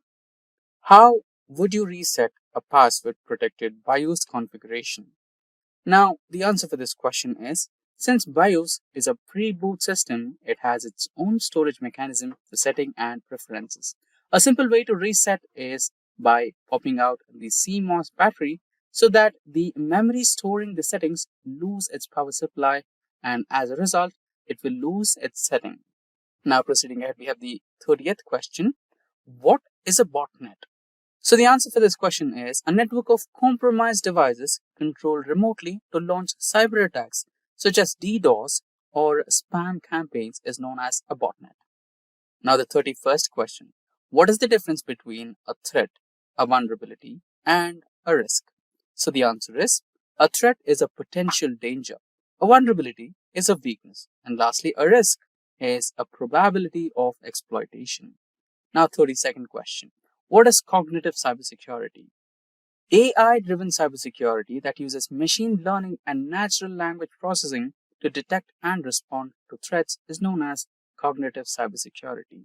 Now, the 33rd question. What is a block cipher? A block cipher is a symmetric encryption method that encrypts data in fixed size blocks such as AES. Now, 34th question. What do you mean by shoulder surfing? So, it's a very simple answer. Basically, someone which is observing your screen or keypad to steal credentials or sensitive data is called as shoulder surfing. Now, 35th question. What do you mean by system hardening? So the answer for this question is strengthening a system's security by removing vulnerabilities, disabling unused services, and enforcing strict policies is known as system hardening. Now, the 36th question for the day. How to prevent MITM? So the answer is, to prevent MITM, you have to use SSL or TLS VPNs, multi-factor authentication, and avoid untrusted networks to prevent man-in-the-middle attacks. Now, 37th question is, what is a ransomware? So the answer for this question, before we get started, we briefly had a discussion about ransomware in our previous questions. Now let's have a detailed explanation for this one. Ransomware is a type of malware that encrypts data to make it inaccessible to computer users. Cybercriminals use it to extort money from the individuals and organizations as well that hack the data and hold the data hostage until a certain amount of ransom is paid. Now, proceeding ahead, we have the 38th question. What is public key infrastructure? So, the PKI, or also known as the Public Key Infrastructure, issues digital certificates to secure communication, protect data, and provide unique identities. It uses public-private key pairs, requiring a strong infrastructure to safeguard public keys from the attackers. Now, 39th question. What is a proxy firewall? A firewall that filters traffic at the application layer, acting as an intermediary between users and the internet, is called as the proxy firewall. Now we have the 40th question. What do you mean by penetration testing? So a penetration testing is a simulated attack on systems to identify vulnerabilities before real attackers exploit them. Now the 41st question. Explain what a cybersecurity policy is. So basically, a cybersecurity policy is a set of rules and guidelines to protect an organization's information and systems. Now, 42nd question. How does a rootkit work and how would you detect it? So the answer is, rootkits hide malware and avoid detection. In order to find one or detect one, you need to use rootkit scanners, behavioral analysis, and integrity checks to detect them. Now, the 43rd question. Explain the principle of least privilege. So, the users and processes should have the minimum permissions needed to perform their tasks to reduce security risks. So, this particular principle is known as least privilege. Now, 44th question. What are the key elements of a strong security policy?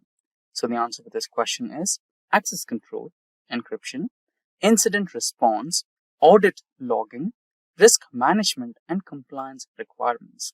So these are the key elements for a strong security policy. 45th question. Explain the concept of a digital signature. A cryptographic method ensuring the authenticity and integrity of digital messages using public key encryption is known as a digital signature. Now, the 46th question. What is a honeypot in cybersecurity? So the term honeypot is self-explanatory. So in terms of cybersecurity, it is a decoy system designed to attract the monitor attackers, helping identify the attack methods and also sometimes observe their behavior in order to understand what are their intentions. Now, 47th question. What are the common cybersecurity threats today? So some of the common cyber threats today are ransomware, phishing, DDoS attacks, insider threats, zero-day exploits, and supply chain attacks. Now, 48th question. How can you prevent a man-in-the-middle attack or MITM attack? So for that, you need to use encrypted communications like TLS or SSL, use VPNs, strong authentication, and avoid unsecured networks. 49th question. What is a DDoS attack and how does it work? So the answer for this question, firstly, DDoS. It is called as distributed denial of service, and DDoS overloads a system with excess traffic using a botnet, causing service disruption. So basically, it's kind of blocking the service. And with this, we come to the final question of today's session, which is, what is the difference between black hat, white hat, and gray hat hackers? So the answer for this question is, let's begin with the black hats. Black hats are malicious hackers. They exploit vulnerabilities for illegal purposes. And then we come with white hat. So ethical hackers who help to identify and fix vulnerabilities who have positive ethics are called as the white hat hackers. And gray hat, a kind of a mix and match between the both black hat and white hat. So these hackers help identify vulnerabilities without malicious intent, but may not always have authorization. Once you dive into the world of cybersecurity, it becomes clear that there are many certifications to choose from. Some of these are relatively easy to obtain, while others are known to be extremely challenging. The difficulty of these exams basically depends on few things, like how much you know, how much time you put into studying, and the hands-on experience you have in the field. Some people breeze through the tougher certification without breaking the sweat, while others might struggle with them. But here's the thing, it's really hard to rank how difficult a certification is, because testing organizations don't always share the pass rates for their exams. Despite this, there is plenty of talk in the industry about which certification is the hardest one. So based on the discussions and insight from cybersecurity experts, we have put together a list of 8 most challenging cybersecurity certification. So guys, without further ado, let's get started. So guys, the first certification in our list is, in a decreasing order that we have, is AWS Certified Security Specialty. Our list basically begins with the AWS Certified Security. This specialty certification is a must-have for cloud security professionals. This certification focuses on especially security in the Amazon Web Services cloud environment. In this certification, you will learn about AWS security concepts like the shared responsibility model, data protection, and secure internet protocols. You will also cover topics like identity and access management, incident response, and infrastructure security. The exam itself lasts for 170 minutes and consists of 65 multiple choice and multi-response questions. While there are no official prerequisites for this certification, it's recommended that you have at least 5 years of experience in designing and implementing IT security solutions and 2 years of hands-on experience with AWS. Most candidates who attempt these exams usually have the other AWS certification under their belt, such as the AWS Certified Solutions Architect. AWS Associate also works, and also the AWS Certified Solution Architect Professional. These certifications basically provide a strong foundation in the AWS concepts, making the AWS Certified Security Specialty kind of easier to tackle. But still, it's a tough exam, and passing it will make you a valuable asset to any organization that uses AWS. Now, let us move to the next one. The next one we have is CompTIA Advanced Security Professional Practitioner Certification, or CASP+. So guys, this is one which is aimed at cybersecurity professionals who work at more advanced level. The CASP Plus focuses on enterprise security, risk management, and security operations. The exam itself consists of maximum of 90 questions, and you have 165 minutes to complete it. It covers basically 4 main areas: security architecture, security operations, security engineering, and cryptography. Also, it covers governance, risk, and compliance. Each area requires you to have a deep understanding of complex topics, making these exams quite comprehensive. The CASP Plus is often compared to the Certified Information Systems Security Professional, or CISSP certification exam, and it is an alternative for certain US Department of Defense roles. If you are aiming for a career in the government cybersecurity, then this could be a certification for you. Now let us move on to our next certification. So guys, our next certification is GIAC Certified Incident Handler Certification, or GCIS certification. This is for those candidates who are focused on incident handling and response. The GIAC Certified Incident Handler is a key certification With cybersecurity threats becoming more sophisticated, the ability to handle incidents effectively is very critical. This certification teaches you how to respond to incidents, investigate computer crimes, and understand common hacks and exploits. The GCIS exams include 106 questions and last for 4 hours. You will need to have scored at least 70% to pass the certification exam. It is a certification that's perfect for people working on the front lines of cybersecurity, such as system administrators, security experts, and security architects. This certification will give you a hands-on experience with tools like Nmap, Metasploit, and Netcat, which are basically used to carry out some of the most common hacks. So if you are a part of first response team in the cybersecurity, then this certification will be extremely useful for you. Now, let us move to our next certification. That is CISM, or Certified Information Security Manager certification. So guys, the Certified Information Security Manager certification is highly valued for those aiming to move into leadership roles within the cybersecurity.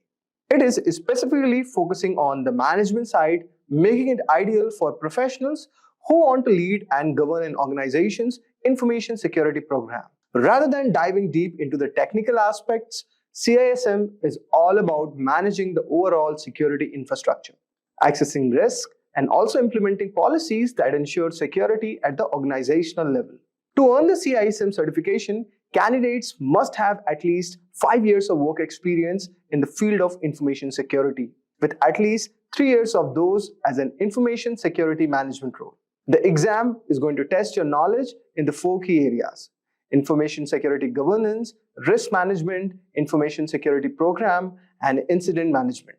This ensures that you are well versed in both designing security systems and managing them within a real-world business environment. The exam consists of 150 multiple choice questions, and the candidates are given 4 hours to complete it. The scoring system is based on a scale of 200 to 800, and you will need to achieve at least 450 to pass this exam. This means that not only do you need to be well prepared, but you will also need to manage your time efficiently to complete all the questions within the allocated time. Although guys, the CISM focuses more on the management side than the technical cybersecurity. The experience required to even sit for these exams makes it one of the most challenging certification exams to earn. You will need to demonstrate your ability to assess risk, develop comprehensive security strategies, and manage a security program in a business context. For those aiming for higher level of management role, this is a must-have certification that you should go for. Now, let us move to our next certification. That is Certified Information Security Professional certification. The CISSP certification is often considered the gold standard in the field of information security. It is one of the most respected and recognized certifications worldwide, both in the private sector and within the government institutions. If you are aiming to establish yourself as a serious cybersecurity professional, then the CISSP can be a career-defining certification. The CISSP is designed for experienced professionals who create and manage security policies and procedures. It's not an entry-level certification, but it also requires a high degree of expertise and experience. To even qualify for the exam, you need to have at least 5 years of relevant work experience in the field of information security. If you have a 4-year degree in a related field, you can reduce the work experience requirement to 4 years. But this still leaves a substantial barrier to entry. The exam itself is not easy feat. Okay, so it uses basically computerized adaptive testing format and can range from 100 to 150 questions, which you must complete in 3 hours. The questions are drawn from 8 different domains, covering a wide range of topics from security and risk management to security operations. To pass this exam, you need to score at least 700 out of 1000 points. So guys, passing the exam is just the first step. After earning your CISSP, you need to maintain it by completing 120 hours of continuing professional education in CPE every 3 years and paying an annual fee of $135. This commitment to ongoing education ensures that the CISSP holders stay current in a rapidly evolving field. The difficulty of this certification lies not only in the challenging exam itself, but also in the preparation. Many candidates spend up a year studying for this exam, and those who don't meet the experience requirements can still take the exam, but they will be classified as an ISC2 associate until they gain the requisite experience. Once you have earned the CISSP, you will be well positioned for advanced role in cybersecurity. So whether you are aiming to be a security manager, auditor, or consultant. Now let us move to our next security certification. So our next certification is CCIE Security, or Cisco Certified Inter-Network Expert Security Certification. This is known for its incredibly challenging process. It's widely recognized as one of the most prestigious certifications in the field for the network security professionals, and the number of individuals who hold this certification globally is quite small, around 4,000 as of now. The certification commands respect because of the depth of the knowledge required and the difficulty of the exam. The CCIE Security Certification requires candidate to pass two exams. First, a written qualification exam implementing operating Cisco Security Core Technologies, or SCOR 35701. And the second is an 8-hour lab exam. The lab portion of the exam is where many candidates struggle, and it's designed to test your ability to secure real-world networks in a hands-on environment. You will need to configure and troubleshoot a series of complex networks using Cisco Core Security Technologies. The lab exam is grueling, lasting an entire workday and testing not only your technical knowledge but also your ability to work under pressure. It's designed to simulate the real-life scenarios where quick thinking and problem solving are very essential. So guys, passing this exam is a massive achievement, and the CCIE security certification is highly sought after by employers. Due to the difficulty of both written and lab exams, the CCIE security certification is generally aimed at high experienced professionals who have extensive knowledge of Cisco technologies. So guys, for those who are looking to specialize in network security and are prepared for rigorous challenge, the CCIE security certification career can be a very defining achievement for your next role. Now, let us move to our next certification, which is Offensive Security Certified Professional Certification, or OSCP. For those interested in penetration testing, Offensive Security Certified Professional Certification is one of the most respected and challenging certifications available. The OSCP is unique because it focuses on practical, hands-on skill rather than just theory. During the exam, candidates must hack into a series of virtual machines to demonstrate their ability to exploit vulnerabilities and securing systems. The exam itself lasts 23 hours and 45 minutes with an additional 15 minutes of proctoring. Candidates are given access to a virtual environment where they must identify vulnerabilities, exploit them, and then provide detailed reports on how they did it. To pass this, you need to score at least 70 points out of 100. So guys, before taking this exam, candidate must complete the Penetration Testing Kali Linux, or PEN 200 course, which teaches them the necessary skills for the OSCP exam. This course is intensive, covering topics such as buffer overflows, web application attacks, and privilege escalations. It is designed to prepare candidates for real-world penetration testing scenarios, which makes the OSCP one of the most hands-on certifications available. So guys, let us move to our next certification, which is GIAC Security Expert Certification. At the top of our list is the GIAC Security Expert Certification, which is often described as most difficult certification to earn in cybersecurity. As early of the 2024, fewer than 300 professionals worldwide held the GCAC certification, which speaks to the difficulty and the prestige. The GSC certification requires candidates to pass a challenging multiple choice exam, submit a research paper, and complete 2-day hands-on lab exam. The lab portion is where most candidates struggle, as it tests your ability to apply advanced cybersecurity concepts to secure and defend systems in real-world scenarios. Maintaining the GSC certification is no small task either. GIAC requires certified professionals to regularly update their skills and go through a rigorous renewal process.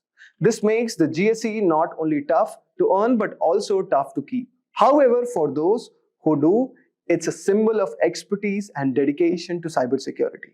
So guys, these were some of the top 8 toughest cybersecurity certification which one can pursue for. And we all know that there's no doubt that the demand for cybersecurity professionals is growing, and certifications are one of the great ways to prove your skills. So we covered 8 of the toughest cybersecurity certification which you can pursue, each with its own set of challenges. So that's a wrap up for this video. If you have any doubts or questions, you can ask them in the comment section below. Our team of experts will reply you as soon as possible. Thank you and keep learning with Simplilearn.